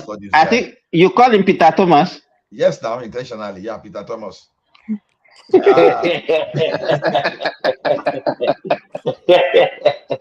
So now the thing is this. They contributed to sponsor him, and say he collected from them. They contributed to take the case to court. It didn't say Now he cannot just wake up and now say, I know they do it again. The backlash will be so much. That's just, we just have to accept that fact. So he has to play the politics to the end. But when it's come to our area where we say he need to Ben Johnson to save himself, he will save himself. But I think now, whatever he's doing now is not that harmful. It's to one in my place. I want to sleep now. Ola. Buffette to Canada to affair Canadian. This guy don't go. So you are speaking French, Ola? He shock you. I know you're in Canada. You know you will learn how to bilingual now. Sometimes someone can speak fake French, but you think say the person they speak French, so you can speak fake French sometimes too. So, so yeah, today's Canada Day. I think that's why everybody just is to 1 year too. So I've been enjoying this. Even there was something I wanted to contribute the other time. I have even missed that. I don't. They are also talking. They also talk about this one senator. No, senator asking for 6th state in the southeast. No, honestly, I really support. Not only see, I even go beyond that. If you cannot remove the extra one in the northwest, Kuku create 42 states, in the sense that you increase all the region to, because the reason is this: it's not because of anything, it's just because you don't want a region to have absolute control over the others. Just look at what Buhari tried to do in that country. Just assume. You mean region? You mean geopolitical region? Yeah, geopolitical zones. Not zone, not region. Yeah, but northwest. Northwest has 7 states, right? So because they have 7 states, if you can find a way to give every other region to make them 7-7, because the reason is this: even if you cannot do that, find a way to make sure that the representation at the National Assembly will be such a way that some people will not dominate other. Because our own diversity is very aggressive, in the sense that when you have that diversity, you are not using that diversity to act to factor something like strength. You are using that diversity to see behave like we were in those days when Alaafin Oyo will conquer. You use it to dominate and to suppress others. Exactly, to suppress others, and that's terrible. So we don't want that. So if they can have equal number, just imagine now, like if I have my way, for example, I don't want our constitution to spell anything like religion. You now just imagine now, some people like Sanfara and people that area that say, okay, they want Sharia, even though they won't use that Sharia when it comes to political office holder, because Obasanjo once said that in 1977 or 78, that when they were debating the Sharia, he said he now called someone, say, but you won't go to Sharia court. The guy Obasanjo said, the guy just said, yes, I won't go to Sharia court, but it is politics. So why am I saying this is that some people, they may wake up from the other side of this thing tomorrow, and they can say, okay, we want Sharia everywhere in the country. Some people, they can wake up tomorrow and say, okay, we have some people wandering around, wandering in our bushes, in our forest. So what do? Let's just create a settlement for them in the city, and let us settle them there. All those kind of ridiculous things can just happen. So to me, I don't want a situation for any region to dominate others. So if we can do that, then not to say I listened to one man saying 52 states or 54, whatever. There's nothing wrong there. The only thing is that you can have that, but it depends on the functionality of those states. If the current state we have in Nigeria, if it is such that the power, okay, let me make an example. The regional power was so strong those days that Ahmadu Bello. Sir Ahmadu Bello said, no, he will not become the prime minister when he even had the opportunity. That position was not attractive to him than to govern his people. So that's the kind of situation we're looking for. That he sent his own. Tafawa Balewa was supposed to be like his deputy or whatever. I don't know how to say it. So if we have a state, if the current state can be as that strong, that people will focus more on the state rather than fighting for the federal government, I think we will solve our problem to an extent. Even though some problem will still be there, but if people can just lose interest in going to that center, if people want to concentrate on, but the reason that you gave, I think, is more tenable as but not for the other reason why some other people are giving just to bring government closer to people and all those things. No, in fact, let me tell you, we are more divided now that we even have more states than when we have less states. Giving more states to us and then giving more local government divided us more, and we see our differences more. Let me give you, for example, when Bendel State was Bendel State, the Bendelites, we call them Bendelites that time, they see themselves as one. But now, and see a difference in a Delta person. And the same thing goes like that. Anambra State, remember when was it Odius or Kalu that was asking the Anambrans that are working in Abia State to go back to their states that time? You know, to me, this creating more states actually make us to discover our differences more. But if you look at it from that your reason, say okay for equal representation, so that by the time they are taking a critical decision, everybody will have equal votes. I think I will align with that. exactly. But given other reason, it's not a good idea. Believe me. No, those other reasons you are talking about, Iwala no they finish. Even we go create 1,000 states, people will still say, okay, we still need to create more.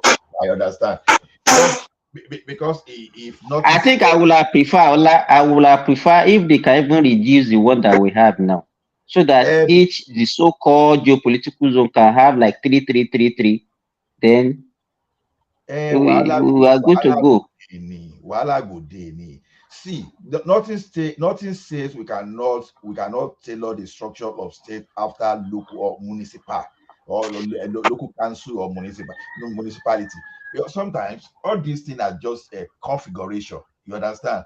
Tomorrow we can say, okay, instead of having governor that duplicate the functions of that duplicate the function of the federal, for example, that look like that of federal, like we can do it like in form of council. You see, nothing says we cannot make a state like a normal council. You know, so or nothing says we cannot make it like a province that will just be coordinating the other local government. So all these things is just a configuration to me. But what is important mostly is where they are altering our constitution, because that place where they can alter our constitution matters. Because like I said, nothing scared me to the point when Buhari wanted to repeal or amended the Land Use Act. At that time, this Audiobe was talking of cattle colony. You know, that time I was so efficient on Facebook. We went in battle. We were fighting ourselves on Facebook. In fact, I love the way I shouted that time, because as I was shouting too, I have a voice. If we didn't shout that time, who knows? Maybe by now, someone will have gone to my father's village and say he belongs to the federal government and take my father's farm and resettle some people in the name of cattle colony, as if cattle is the only business in Nigeria. So when you look at the history of how some people want to conquer other group of people, all those things are supposed to be part of our history. They are supposed to be part of how we make our representation, so that we make, because we say we want to live together. If we want to live together, then some people should not be like slaves, while some people will be like the masters. So we just have to get that in equally. So, But Ola, the thing has actually the damage is already done, and I don't think there's a way we can correct it. Let me give you, for example, presently now, look at the landmass being commanded by the so-called northern region. Because the so-called not central, to me, they are not really northern, but they've already, claimed those regions as part of the northern region. Where, for example, now they're having 18 states in the northern, and we're only having how many? Maybe 15 or so in the southern part of of Nigeria. 17. So is it 17? 6 plus 6, that's 12 plus 5. Okay, yes, that's 17. So is there a way we can, so if we give additional one to southeast, just because of what you say, because if you look at the southeast, to me, they are not even the one that's supposed to be clamoring for additional seat, because in terms of size and population, they are the smallest. But if you just want to give it based on maybe equal representation, I will agree with you. But if you want to look at other criteria, But Simba, where will the land come from? Are they going to split the 5 they have now, or they going to steal from it will other now people? have, they will now be like in fact they will have the smallest, because even the whole of Southeast is not even up to the land size. It's about, the whole of South is about 200 kilometers square that you can travel in less than 2 hours. The whole of Two South, you hours, can 3 hours, travel across the whole of See, Southeast. a state can be 1 hectare square meter, square kilometers, if it's just for the purpose of administrative, administrative block. It doesn't matter, because like what we're saying is it's just for protection. You don't forget this land things is that when we see, even that southeast we are talking about, we may decide to say, okay, this southeast, so we want to make 20 states out of it. Like I said, the word state is just a word. The same state now, you can convert them to like a local government or some kind of thing within the same. Now, because this type of structure I'm recommending now is that the geopolitical zone will be like the main thing that we are focusing on now. Okay, as we are now, we have 6 geopolitical zone, right?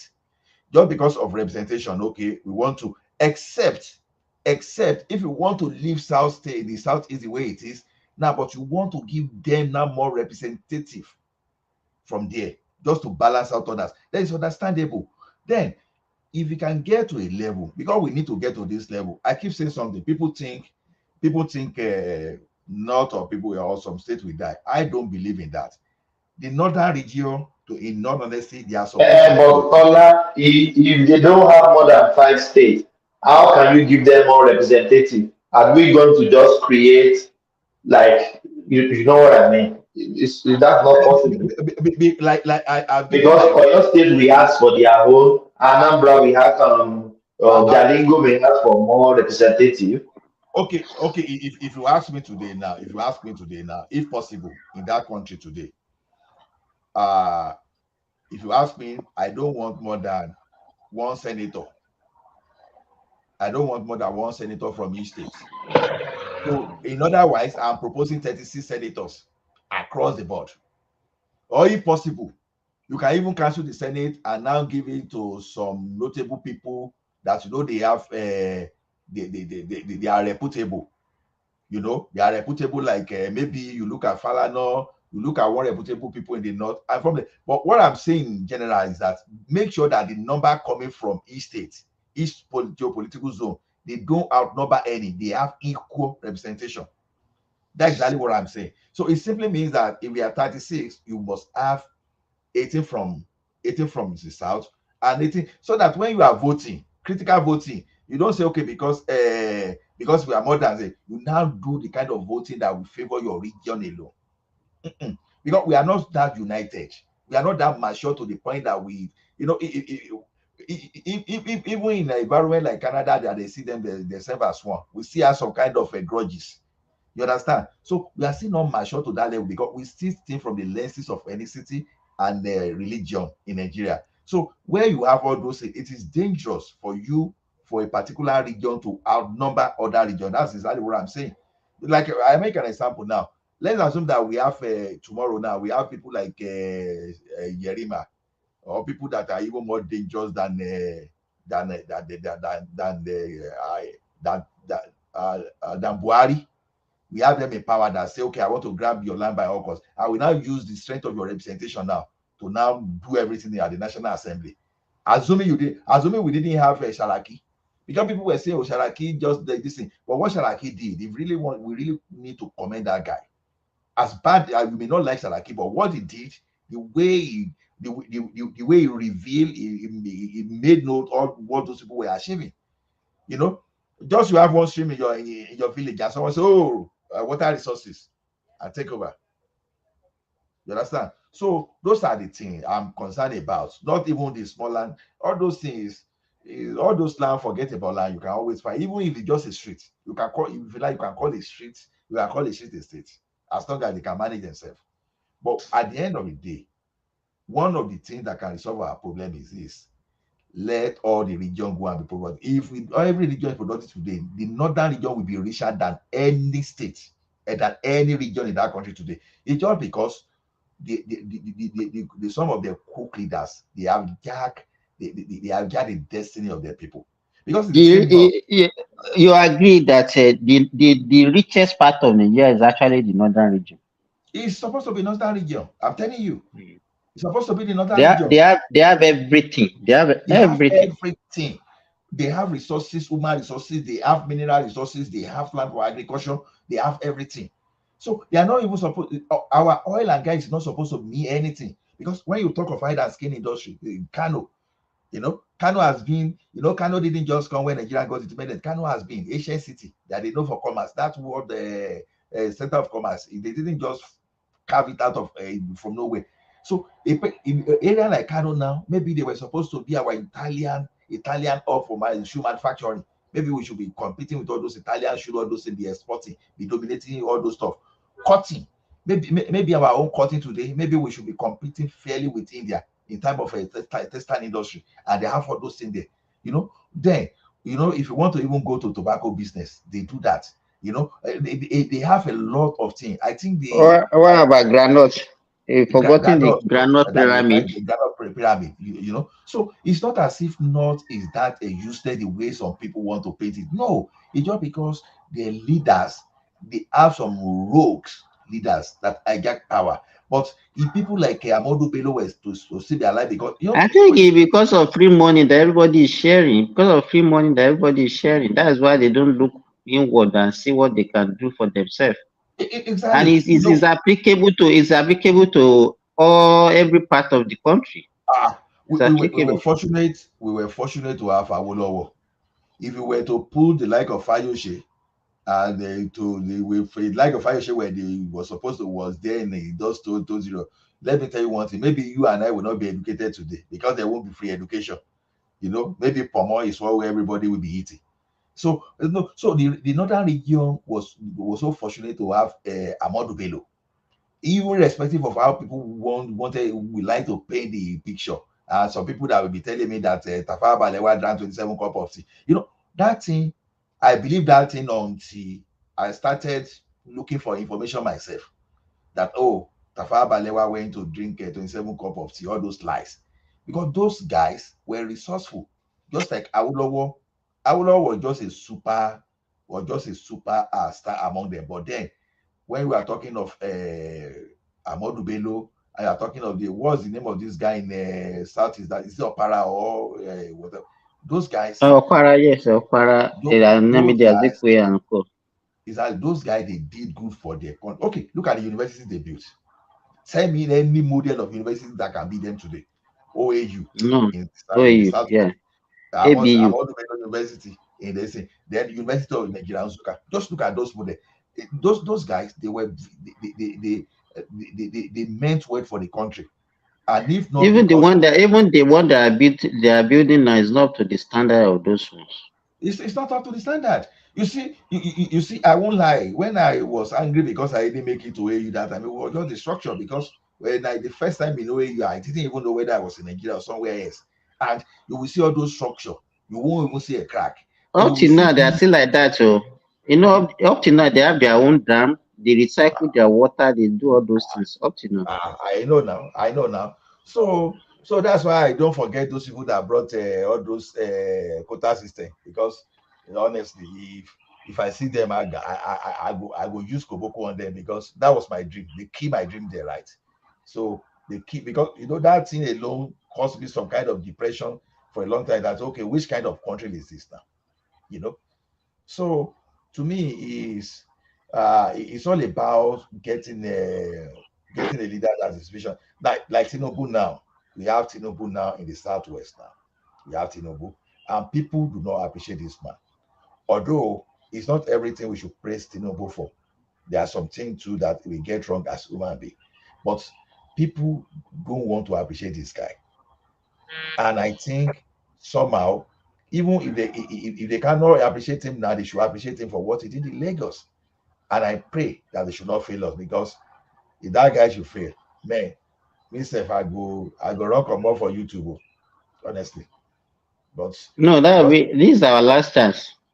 I'm telling you. So I don't pray for that guy to fail. From now, we need to, that country need to, it's improvement that we need now, because we have already reached the barest minimum that we can reach. I'm telling you. Initially we thought we were getting it right when Obasanjo was there. How do I mean? People were returning from overseas to come and be taking big positions in Nigeria. They were, that time people will make yes, so Nigeria is better than the UK now, than America now.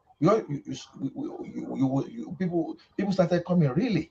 And okay, people that now felt inferior, oh, these people, they were coming and they were jumping ahead of us. Our people too, they will now go back to UK and America to go and quickly get 1 year degree, and we come back to come and get their position. So the competition was going on, and we believe that, we arrived this time around. Yadua got to that place. Yadua is not here to defend himself, but I won't forget that major mistake he made in reversing all those petroleum refinery, all those petrochemical refineries. No, I think I think the problem with those kind of people, the reason why is because the same thing that you say you are not going to blame Peter Obi. When you have a leader that cannot stay by their decision, that can easily be swayed by the demands of maybe people around them, those are the kind of things that you get. That was what made Yaradua to reverse that, and that's why I like the way Peter Obi is behaving. Because if he's afraid or he just is obedient supporter, then will he, if he eventually becomes the president of that country, will he be able to take critical decisions that will be able to move our country forward? That's the question. No, that's it. When they asked Obasanjo about Nigerian Airways, he said, "Oh, but you liquidate." He said, "No." He said, "I kill Nigerian Airways." That's what Obasanjo said, and he now made the story. I think he said, Obasanjo will take a decision and we say by heat, and that was why he was able to be successful to some extent. But if you have cowards like Jonathan, that he will always agree to everything, people will say this is what they will always agree to. That's not the hallmark of a good leader. As a leader, be able to take decisions. The people that we have now. Simba, your network is terrible. Your network is cutting. Maybe you change direction. Person like OBJ, truly, you ask him a question, we stand by it. Even there was an unfortunate question they asked him about Odi, and the guy immediately his countenance changed, and he told them that, okay, you send your soldier to somewhere, your officers, those people that you are supposed to use to maintain law and order, and some people, they're paying them. He now put the question to the uncle: if you were in my situation, what will you do? You allow your country to burn down? Or what will you do? Tell me, what will you do? And the guy quiet. So Obasanjo is not someone you sway, you just sway around just for you to say you want to have your way. No, that's not Obasanjo for you. Those are the type of leaders we have. I never believe for once that we will get it wrong from 2017 to 2000, and that's truly I have this grudge against Jonathan too. If you want to ask me, arguably, I would say they rigged that election against Jonathan. And Jonathan too didn't even know how to stand his ground. No, despite how bad Jonathan was that time, It is my opinion. I could be wrong. I believe Nigeria could have been better than where we are today if Jonathan didn't hand over to Buhari. Because at the end of the day, Are they you call this sure? man. If you are going with that trajectory that Jonathan was going that time, you think it will not be worse than Buhari? That's why I say I could be wrong. There's a reason why I said, because there are some metrics that I use to measure that, okay, maybe it could have been better. Because number I one, think Jonathan docility is worse than that of Buhari docility, though. Believe me. no. That Jonathan Even was not just in control at if all. Buhari is all about docility, I doubt there will be the problem. It's all about the multi-dimensional stealing under this man. And this man that called himself But it was the same under Jonathan also. no, it was the same under Jonathan, but the type of corruption that was going on under Jonathan was like, Jonathan seems to love the militants by giving them contract to guide all those stuff. It's more of, you are distributing our money. Maybe should I say senselessly? I don't know. Sorry if that word is too big. It's too bad. To some group of people, right? But in this Jonathan era, is like what I'm saying is this. It's like it was more of mismanagement under Jonathan than the real people stole money, no doubt about that, especially this woman. I never expected woman to be that to be chief robber like that. Never Somebody expected. that bought brazier, ordinary brazier that worth millions of dollars. Brazier. Although they said a Don't lie, believe those stories, though. Don't they believe said those a lie, a stories. lie. They were just a propaganda to give. It was just Kí ló fi ń kọ́ mọ́? Kí ló wà ń bẹ̀ tó ń kó 1 million sí? it was just propaganda to discredit all those guys, really, because I read it that it was false. Those are No, it was this Adiola released a video on that. Adiola can make mistake. Don't take Adiola's program for Adiola can make mistake. Now Adiola supported Buhari to power now, and to the Buhari they were praising now. You see what he did. So it's human being like us too. So the thing is this: they were just using those things to discredit. And I used to watch the lady, but eventually I just So she is not as popular like before again. No. The moment you started showing your biases, when you lose your credibility. The lady trial his followers don't they approach 1 million now, if I'm not getting it wrong. Well, That lady he lost some intellectuals like us, It's not because he wasn't supporting Tinubu or no, but when you started not really being objective, that's when your credibility will start going into, dustbin. and I think she diversified too. I think she diversified too. So During the election, if you see what she was showing out, the information she was passing around, you could tell that she has a favorite and all that. And most of the time, when you are in diaspora, most of the news you hear are stale news and already embellished. So the chances of it being diluted and all that is very high. And that was where she lost me. I used to watch her show, especially the sarcastic or satirical content of it. Then used to endear me to his show. But when I realized that, I think if there is any case against Tinubu, I think it's better they give the mandate to either Showore or Adewale. The two other candidates are not capable of running that country. Believe me. Not to be that is afraid of the obedience that will not give the Nigerian. Then we'll be afraid of everybody. When you box your when this is the problem of populists.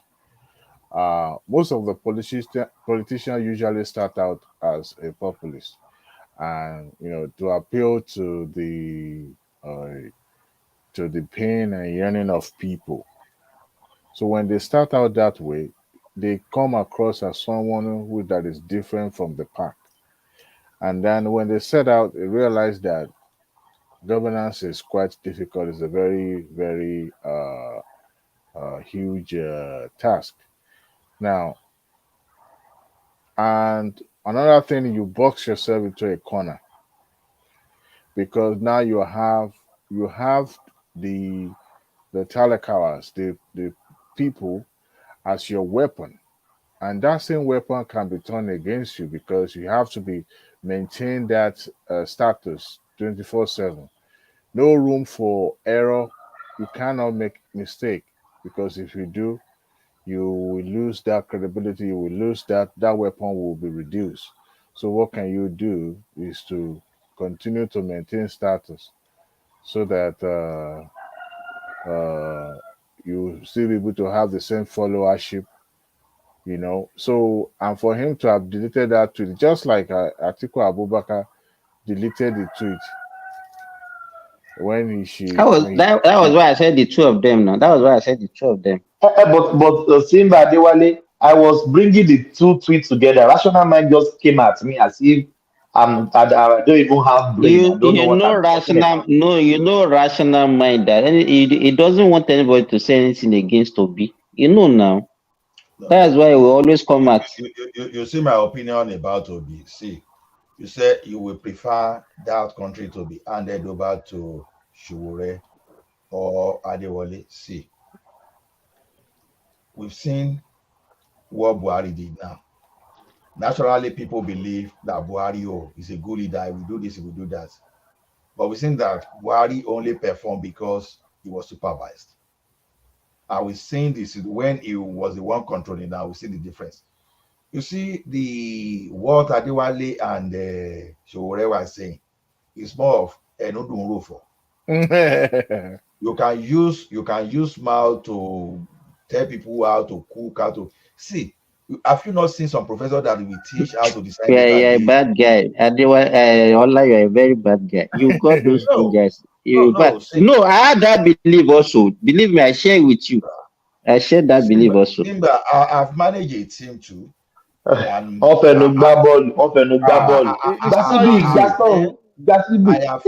have failed as a team manager and I've succeeded as a team manager, so I know what I'm saying.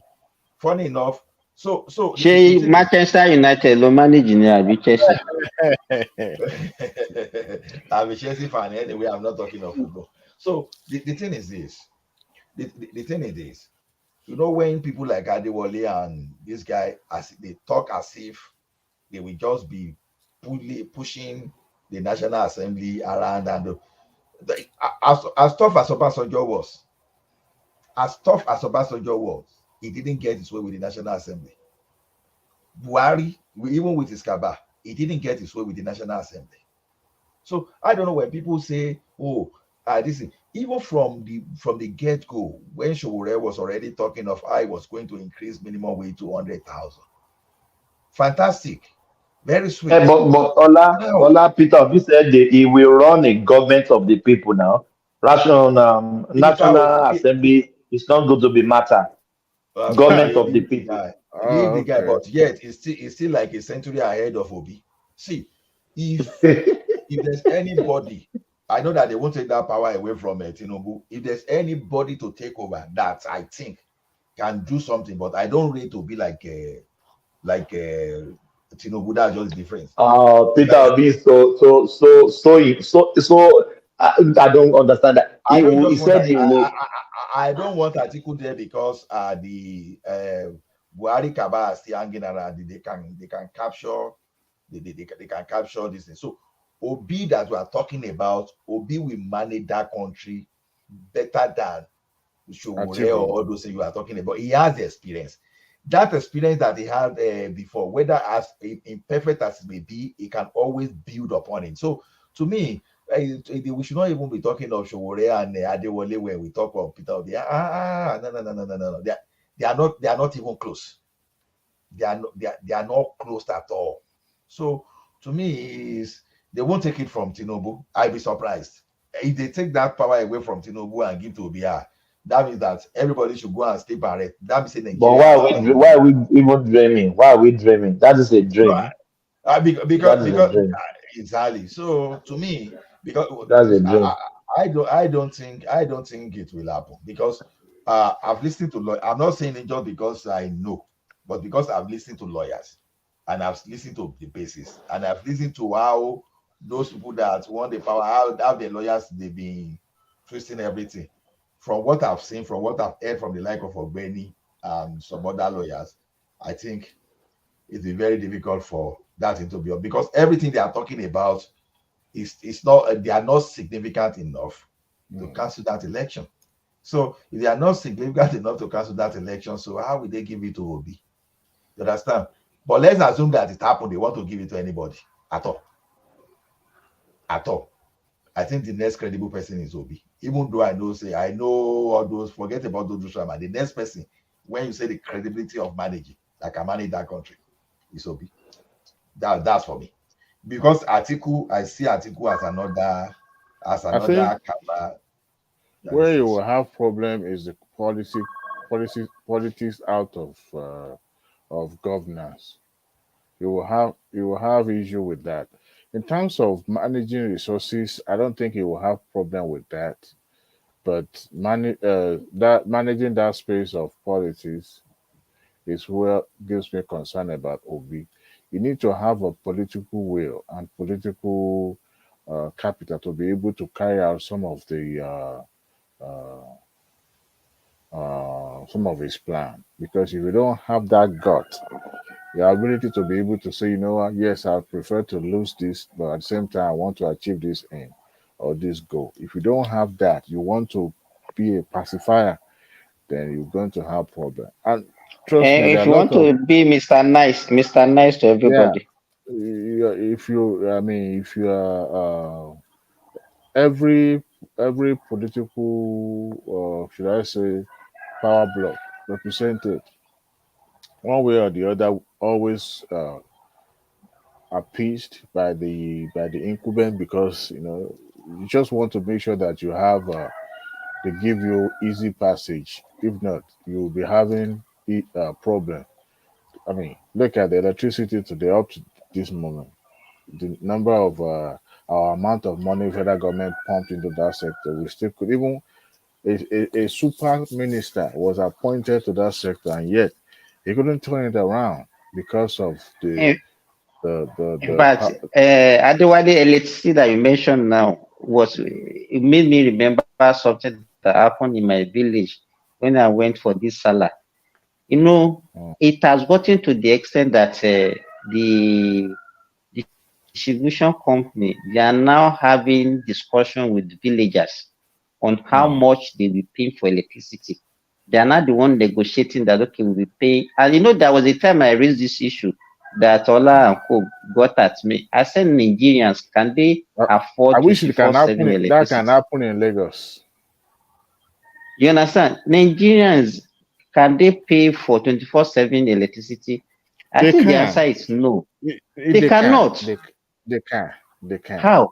They How do you can. think they can? You see, I always use the telecom as an example of how things can be done in Nigeria. There was a time in that country where it was only possible for the big men to subscribe for, what do you say, prepaid. No, not prepaid. Telephone line. Yeah, telephone. Even get telephone line becomes a luxury. But after what do you call that? Glow got involved. Eventually, Glow. Sorry, I'm playing PS5. That's why. All those kids always beat me anyway. So what is the point? And on top of that, they will be abusing you and cursing you as if Anyway, but when indigenous company come into the equation, was able to have a level playing ground for everybody. Today now, it's easier to get a line. I know they've recouped their money, but but I'm talking about the cost. I understand. The cost of electricity in Nigeria runs in the billions, and if they put it together, I don't think average Nigerian can pay for that when you have smaller number of participants, it's always come that way. But when you have higher number of participants, it becomes less expensive, and that is Exactly. the Scale. Where you have the scale. Let's say yeah. in the West, for example, let's say the amount each of us pay here, even in America, because here, one bedroom, you're paying at least $100 and something for electricity. Let's say, okay, we want that same service in Nigeria. How many Nigerians can pay $100 and something a month for electricity? But for a start, people will pay as long as that service is available. They will pay. They won't mind paying. Only for those that can afford it. Those who can I'm afford it, and I telling tell you you, that even if Adewale, I'm telling you the But most little that they are most can't getting afford it. now, they don't even want to pay. That is the issue. see, it is the way it's being planned out here in America. See, yesterday I got an email, right, that Texas is one stupid state that because they want to save energy that they will, because my thermostat is connected to the internet, so they are going to control my air condition uh, remotely. So if you put it, my air condition usually stay at 74 or 74, 75. But for those who put it at 60 something, Degree Fahrenheit. yeah, they will, Okay. Fahrenheit. They usually increase it for them because during the day, and they put a timeline where they will increase it Oh, from so they want to be controlling it for you. It's not you. So you are not even comfortable. You don't have a control over it. if you have a thermostat that is connected to the internet, they will control it for you. They will some places they won't have to even inform you. They will so every household they check your meter remotely. They don't have to come to your house. Exactly. Okay. See, One time Adewale, because when I moved to my new house, I challenged them that why would they give me the bill? I barely connect it to their this thing. And they give me humongous bill and I was challenging it. Guess what they did? They went and printed the first man. You know, even up to the water bill, they will.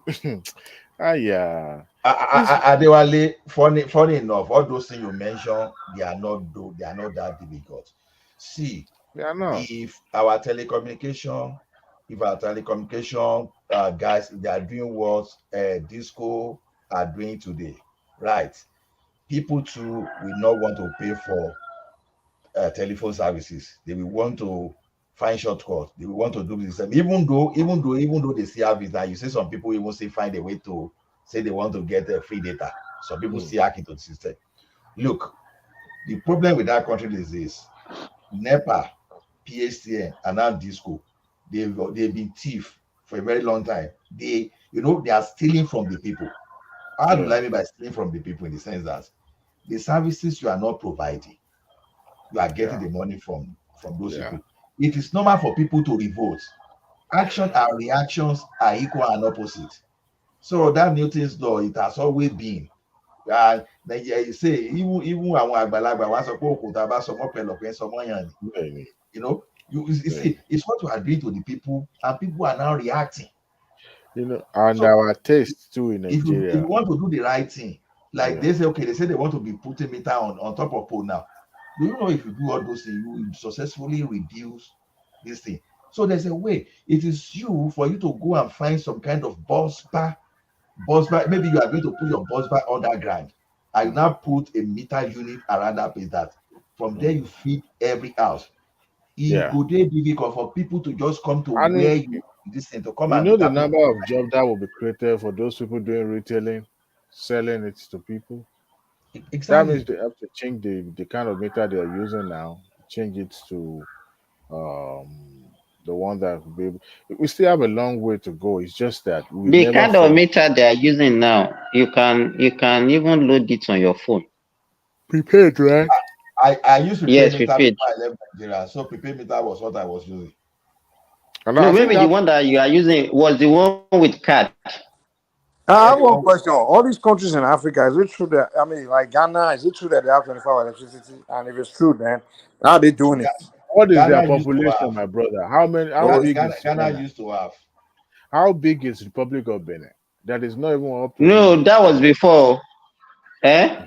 My brother. Well, Hey, Ola, that was And that's why before. I said they used to. I said they used to.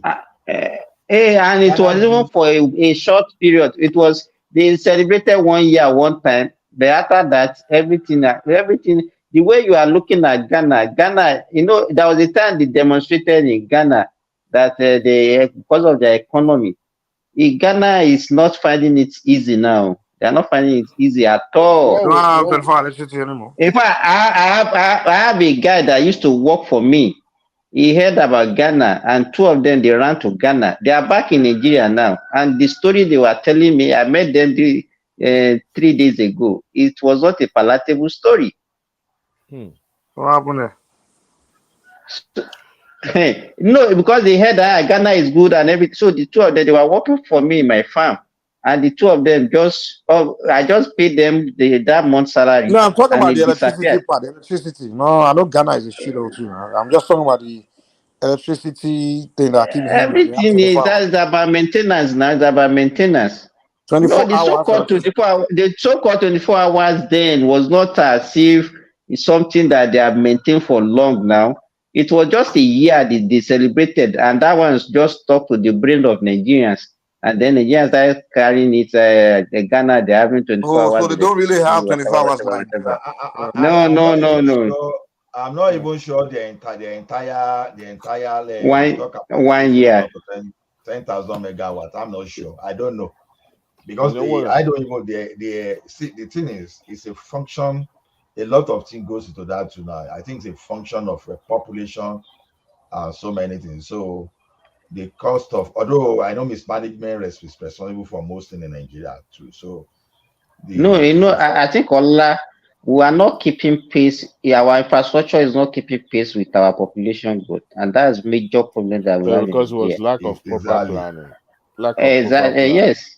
Even our revenue is not increasing with our population, and you know, so I don't know what we can do about that. but those Everything who that we are talking about, we have to think about how we generate more revenue in that country now, see because for those we have a very severe deficit of infrastructure.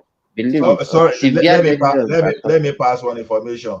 The entire Ghana has installed capacity of 5,300 megawatts, and even Nigeria that But still have what is the population of Ghana? I think about 30 million if I get it right. About 30 That's just million. like Lagos State alone. And I think Nigeria has already installed capacity of around 14,000 megawatts. The problem is evacuation, right? Is evacuation, yes. So there's nothing to compare anyway. There's nothing to compare between Ghana and But their Nigeria. own 5,000 to 30 million is better than our own 14,000 to 200 million. what is funny I is now agree. why do we bank more on a hydro powered system? Why can't we diversify and go for something different? No, we have now we We have have thermal, different we things. have gas, We have thermal, we have now, gas. we have thermal, we have hydro. Okay. What about nuclear? The Egbe station, they are using gas there now. Adewale, In fact, I think we have more electricity being generated from gas now more than hydroelectricity. We can use coal too to power, can't we?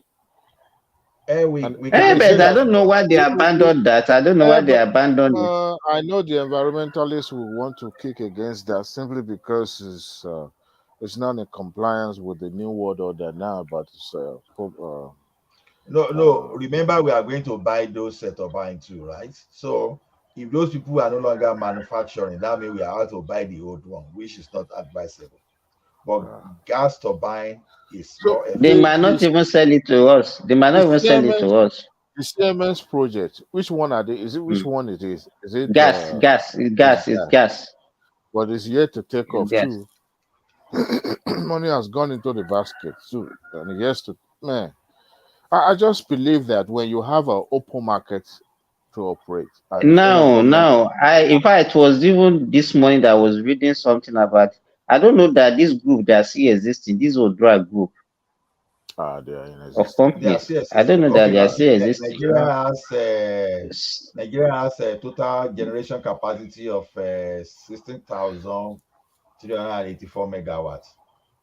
16,000. Yeah, but so It's funny still very enough, small compared to that population. no, How no, many? Wait, what is still getting to the grid? What is getting to the grid is still exactly. less than That's 6,000. it. If you utilize this 16,384 megawatt, honestly, we won't be talking of a 33% unemployment. Yeah. All those Unilever that ran to Ghana, they will come back to Nigeria because Oh, so Unilever is no longer in Nigeria. they ran to Ghana They when are no Mr. longer Ghana now. gave them. So Unilever left. Unilever left to Ghana. Then Dunlop left also to Ghana. Dunlop is not exactly. in Nigeria too. Oh yeah, they've been gone for a long time. So Yeah. what we need to do in Nigeria is that if they put all this megawatt, assuming that this megawatt are in the hands of private investors, what I mean in a fully regulated and But And that is what I want to. That is the information I want to give you. Now that was why I mentioned this Odua. They said they are going to invest in, and they want to use it for the Yoruba state. The Odua group of company. They want to invest in this new electricity, yeah, I would whatever. rather they don't do that because if you waiting that they look for before. if you look at it now, Southwest is more or less like the most highly developed in the entire country, and thank God for Awolowo that started this vision of making sure the Southwest is economically stable and all that. And but if you don't extend that to the other part of the country, the country will continue to experience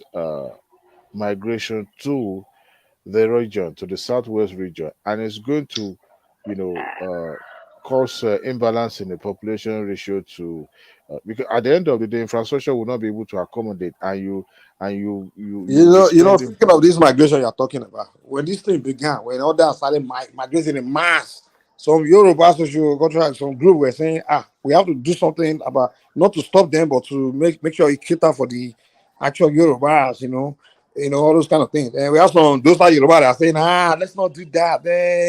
We are bound, I we mean, slowly watch some ethnic group taking over market. look at Lagos State now. Lagos State has to spend double or triple to cater for the people that migrated from. And Mike, they are not increasing allocation of Lagos State, so because No, these people are coming to Lagos, so they did. they are not increasing it. Well, but when we start talking about all these things, some Yorubas will jump in and say, "Why are you Even Kinika?" creating local government was a problem. So, and here in America, even the local area that I stay, I found out that the utilities provided in this area where I stayed are being monopolized. Um, Even up to the cable provider, only one company was allowed to run their cable around these estates. Not just this estate, as other estates around this place too. The electricity, in fact, you are limited to certain number of companies that you can use. However, I realized that the zip code where I live is more or less like a middle class area, so everything is expensive. I don't even buy things around here because I'm not white. I'm not a white person. But what I found out is that barely 2 years moving into this area, I got an email and letters that says that everything is going to all the price that we pay for those utility will be increased. Now, whether I use electricity or I don't use it, I'm bound to pay $50 every month. I must pay, and That reason is cost of subscription now. the $50 is mainly for the what is used to run their pipe, and Maintenance I was charge. told that even the what do you call this thing that they run underground, the pipe, what do you call it? I forgot the name again. How am I always forget for these days? Cable. No, for sewage and all that. That we are going to pay for that pipe and all those cable, everything. We will pay for it for a very long time before they started easing off on the price, because we are more or less like the first new owners of the property around It's this. like you want to the investor want to recoup his money from In you fact, people. That's what it means now. 3 of those utility company has written to us now that they are going to increase their price, right? So whether you like it or not, you have no choice, and you have kids at home. You yourself need the internet to work. from time to time. And at the end of the day, you have no choice than to subscribe to them because they are the only one available. But it's available and we won't mind paying because we needed it. So if light is made available to Nigerians were very, even though we may try to live a little bit simple life, but we like to live life to the fullest. We will pay for that service. We will pay for that commodity if it is readily available.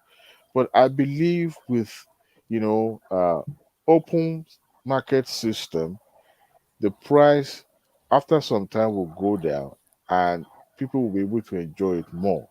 But at least let it be like that instead of just government controlling everything, government need to run this, run that. For crying out loud, it doesn't work. It's more or less like even in a socialism system, everything is not controlled by government. And I've never seen where everything is controlled by government that is successful. Never. It's always about one thing goes on down and you pick another one. For crying out loud. Not even in our environment. At all. Because we At are too all. polarized for that. At all.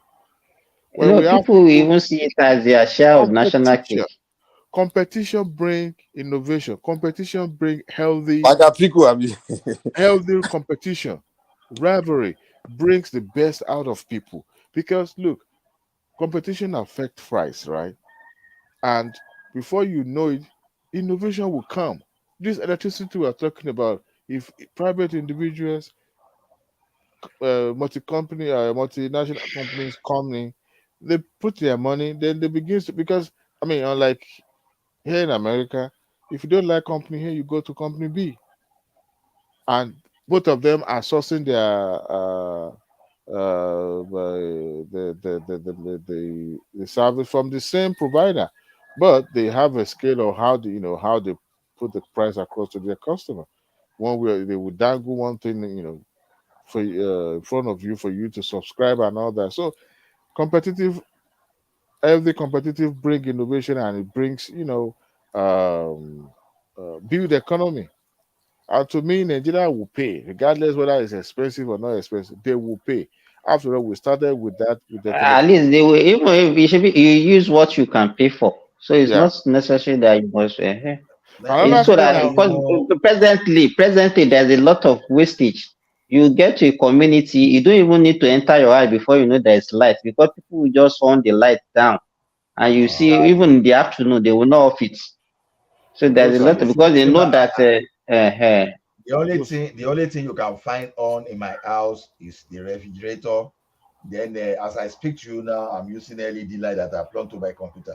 Nobody is putting on light. You switch off your light because Let me even shock we are you. talking You of know, bill of over $400. What am I even talking about? It's bill of about $500 a month. hmm. You know what it means. So Yeah. I'm not talking even of telephone. No, I'm if, talking of. I'm not let talking me of even anything shock you. another Even in thing. Nigeria now, because I use prepaid in my house. Yesterday, I said I want to bath. I want to on the heater in my bedroom. You know what my wife said? He said, "No, don't on that heater. Let me go and use gas to warm water for you." That is because she's the one that will pay because I give her money monthly. And that is another way of controlling woman. If I'm the one buying it, she will not take like that. Too. But since the money is coming from my own pocket, whatever I give her, that's what she need to ration. Before uncle. You understand? So You she know, said, no, don't put on that heater. the company that I subscribe to here, they told me that if I use 1,000 watts monthly, that I will that they will refund me $100. But in 1,000 my watts is too small, Adewale. is it one 1,000 watts? is it 1,000 watt No, or it cannot be kilowatts? Sorry, 1,000 watts. kilowatts, right? That's how you measure it, not watt. Kilowatt. Light bulb use watts, right? So it's kilowatt, right? KW. Yeah, it's kilowatt. So, but we never use 1,000 kilowatts in my household. Maybe they want to push you to get to that so Yeah, that they they want to not make say, sure that I've turned that light on for, and by the time you get to 1,000, you're already in kill mode. In fact, that $100 will be useless because you'll be paying through your nose. I mean, I've had cases where I've used maybe 400 kilowatts in a month. During the summer, we use almost 600, 700 because we don't always stay at home. Everybody will And be because at that's when you school, use work. AC now. Yeah, well, we even have somebody now, going to school, and we make sure we leave the air condition on whenever it goes to school from home. So maybe that is the only time that it will change. But other than that, during the cold weather, our bills stay, the same. But I expect it that because it's even, I don't know. I have choice. I could go to any company tomorrow and sign with another one if I don't want this to change. Adewale, we have to shut down 10 Well, hours sharp. you always shut down. You always do that. Well, we have to shut down. But to be candid, if people excuse me, I had to come off. Adewale, And don't get me. what are you doing here? Diwali Ola, I think it's time we get rid of Thomas. I don't get this. Just interrupting people and say it is okay and it's up there. Thomas, Let's fix election dates. I can see Babati is already campaigning in the comment section against Thomas. He's already Thomas, campaigning against Thomas. Only ìjọba yín No lágbára problem. jù. Lieutenant Brigadier Thomas. I'm sacking everybody. Everybody's sackable. I'm sacking everybody. Even the owner of the show said, "Hold on, okay, I'm listening to you." And you guys, that we now have Kabas in this one-man platform. We also have Kabas. No, now Thomas Kabas. Thomas Kabas, that was wrong pass. Thomas Kabas, wrong pass. Some people Now we have Kabas. When Thomas is in control. Oh my God! Which Kabas do you belong to? Rational mind, Ajale Koko, they are one Kabas. They are one Kabas. No, I like that. Thomas In fact, those ones, because man doesn't have control over them.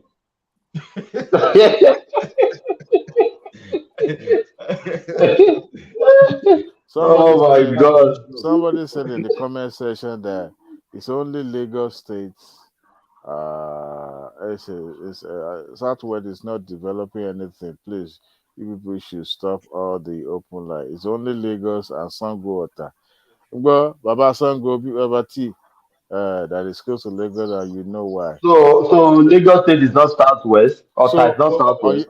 Your state is not Southwest. That is developed. It's not Southwest. Ondo State is not Southwest. I traveled to Akure. When was that last time I traveled to Akure? I couldn't believe my eye.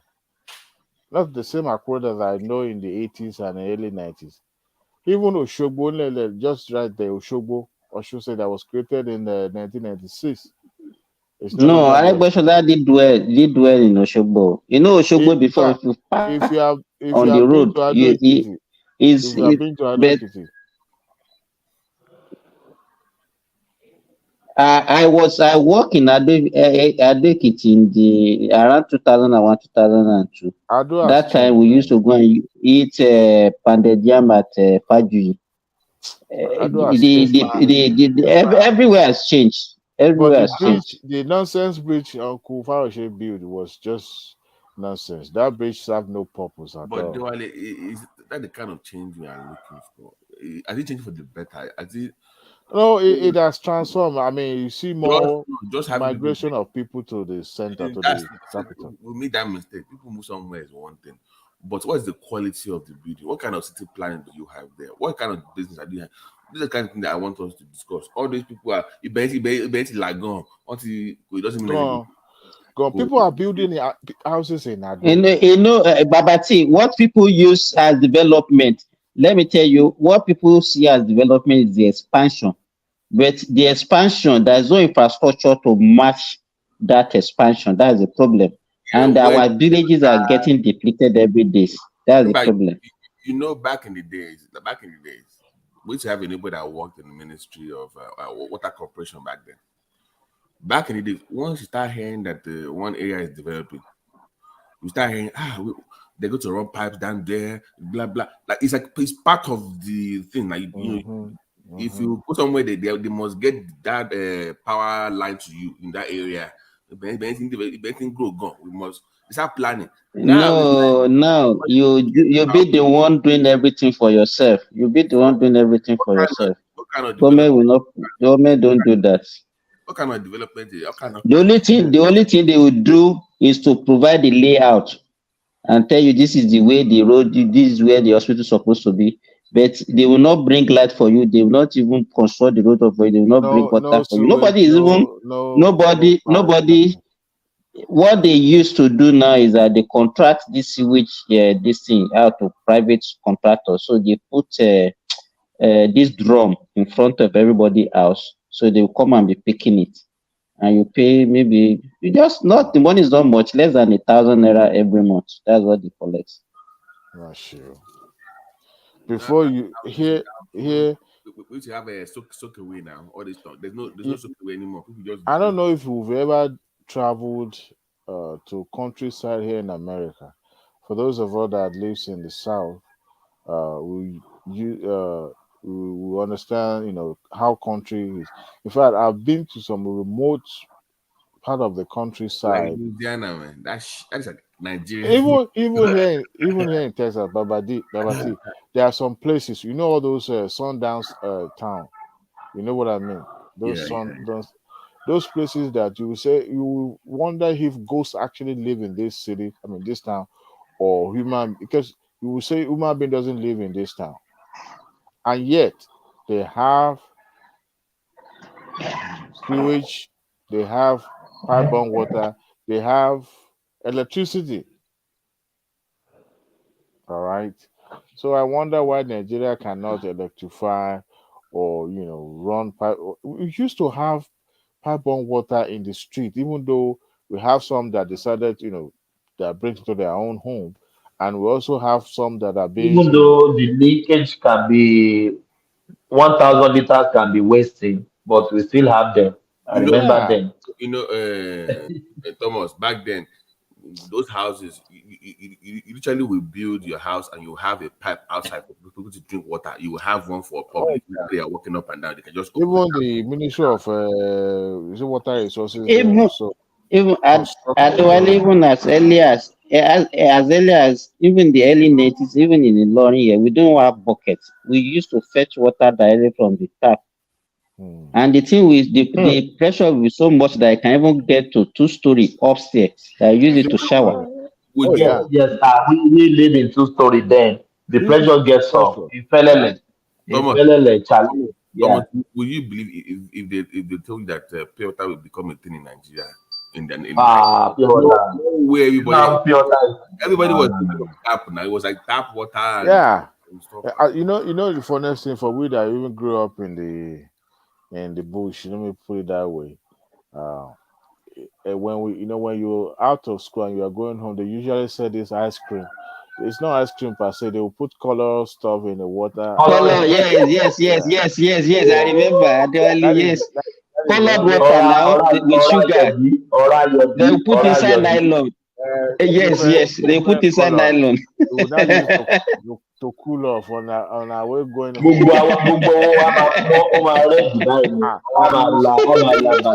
Save all your covers. They have the iced one now. It's called a fine nice.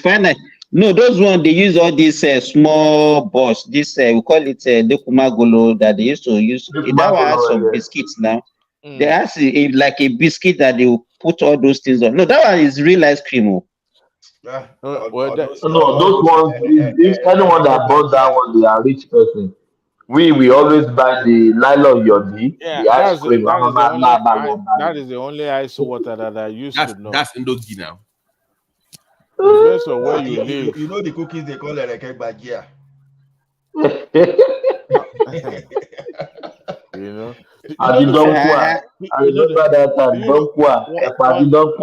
One day, I was here at home and I was dreaming the day I would drink. You know this fine yogurt that they sell in Lagos, the one you would drink and you go to the toilet immediately. Okay, yes.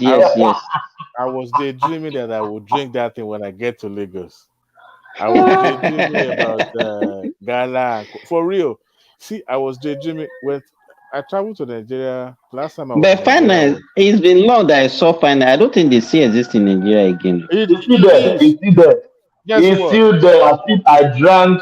I took one when I went to Nigeria. It's bicycle. It's bicycle. They used to Yeah, distribute those still things. using that Bicycle. bicycle. very common It's feature in still Lagos there. then. You know what? It's still there. I Bicycle stopped. and Uncle Sam. I stopped to buy one. I regretted. Hey, yeah, I shit that day.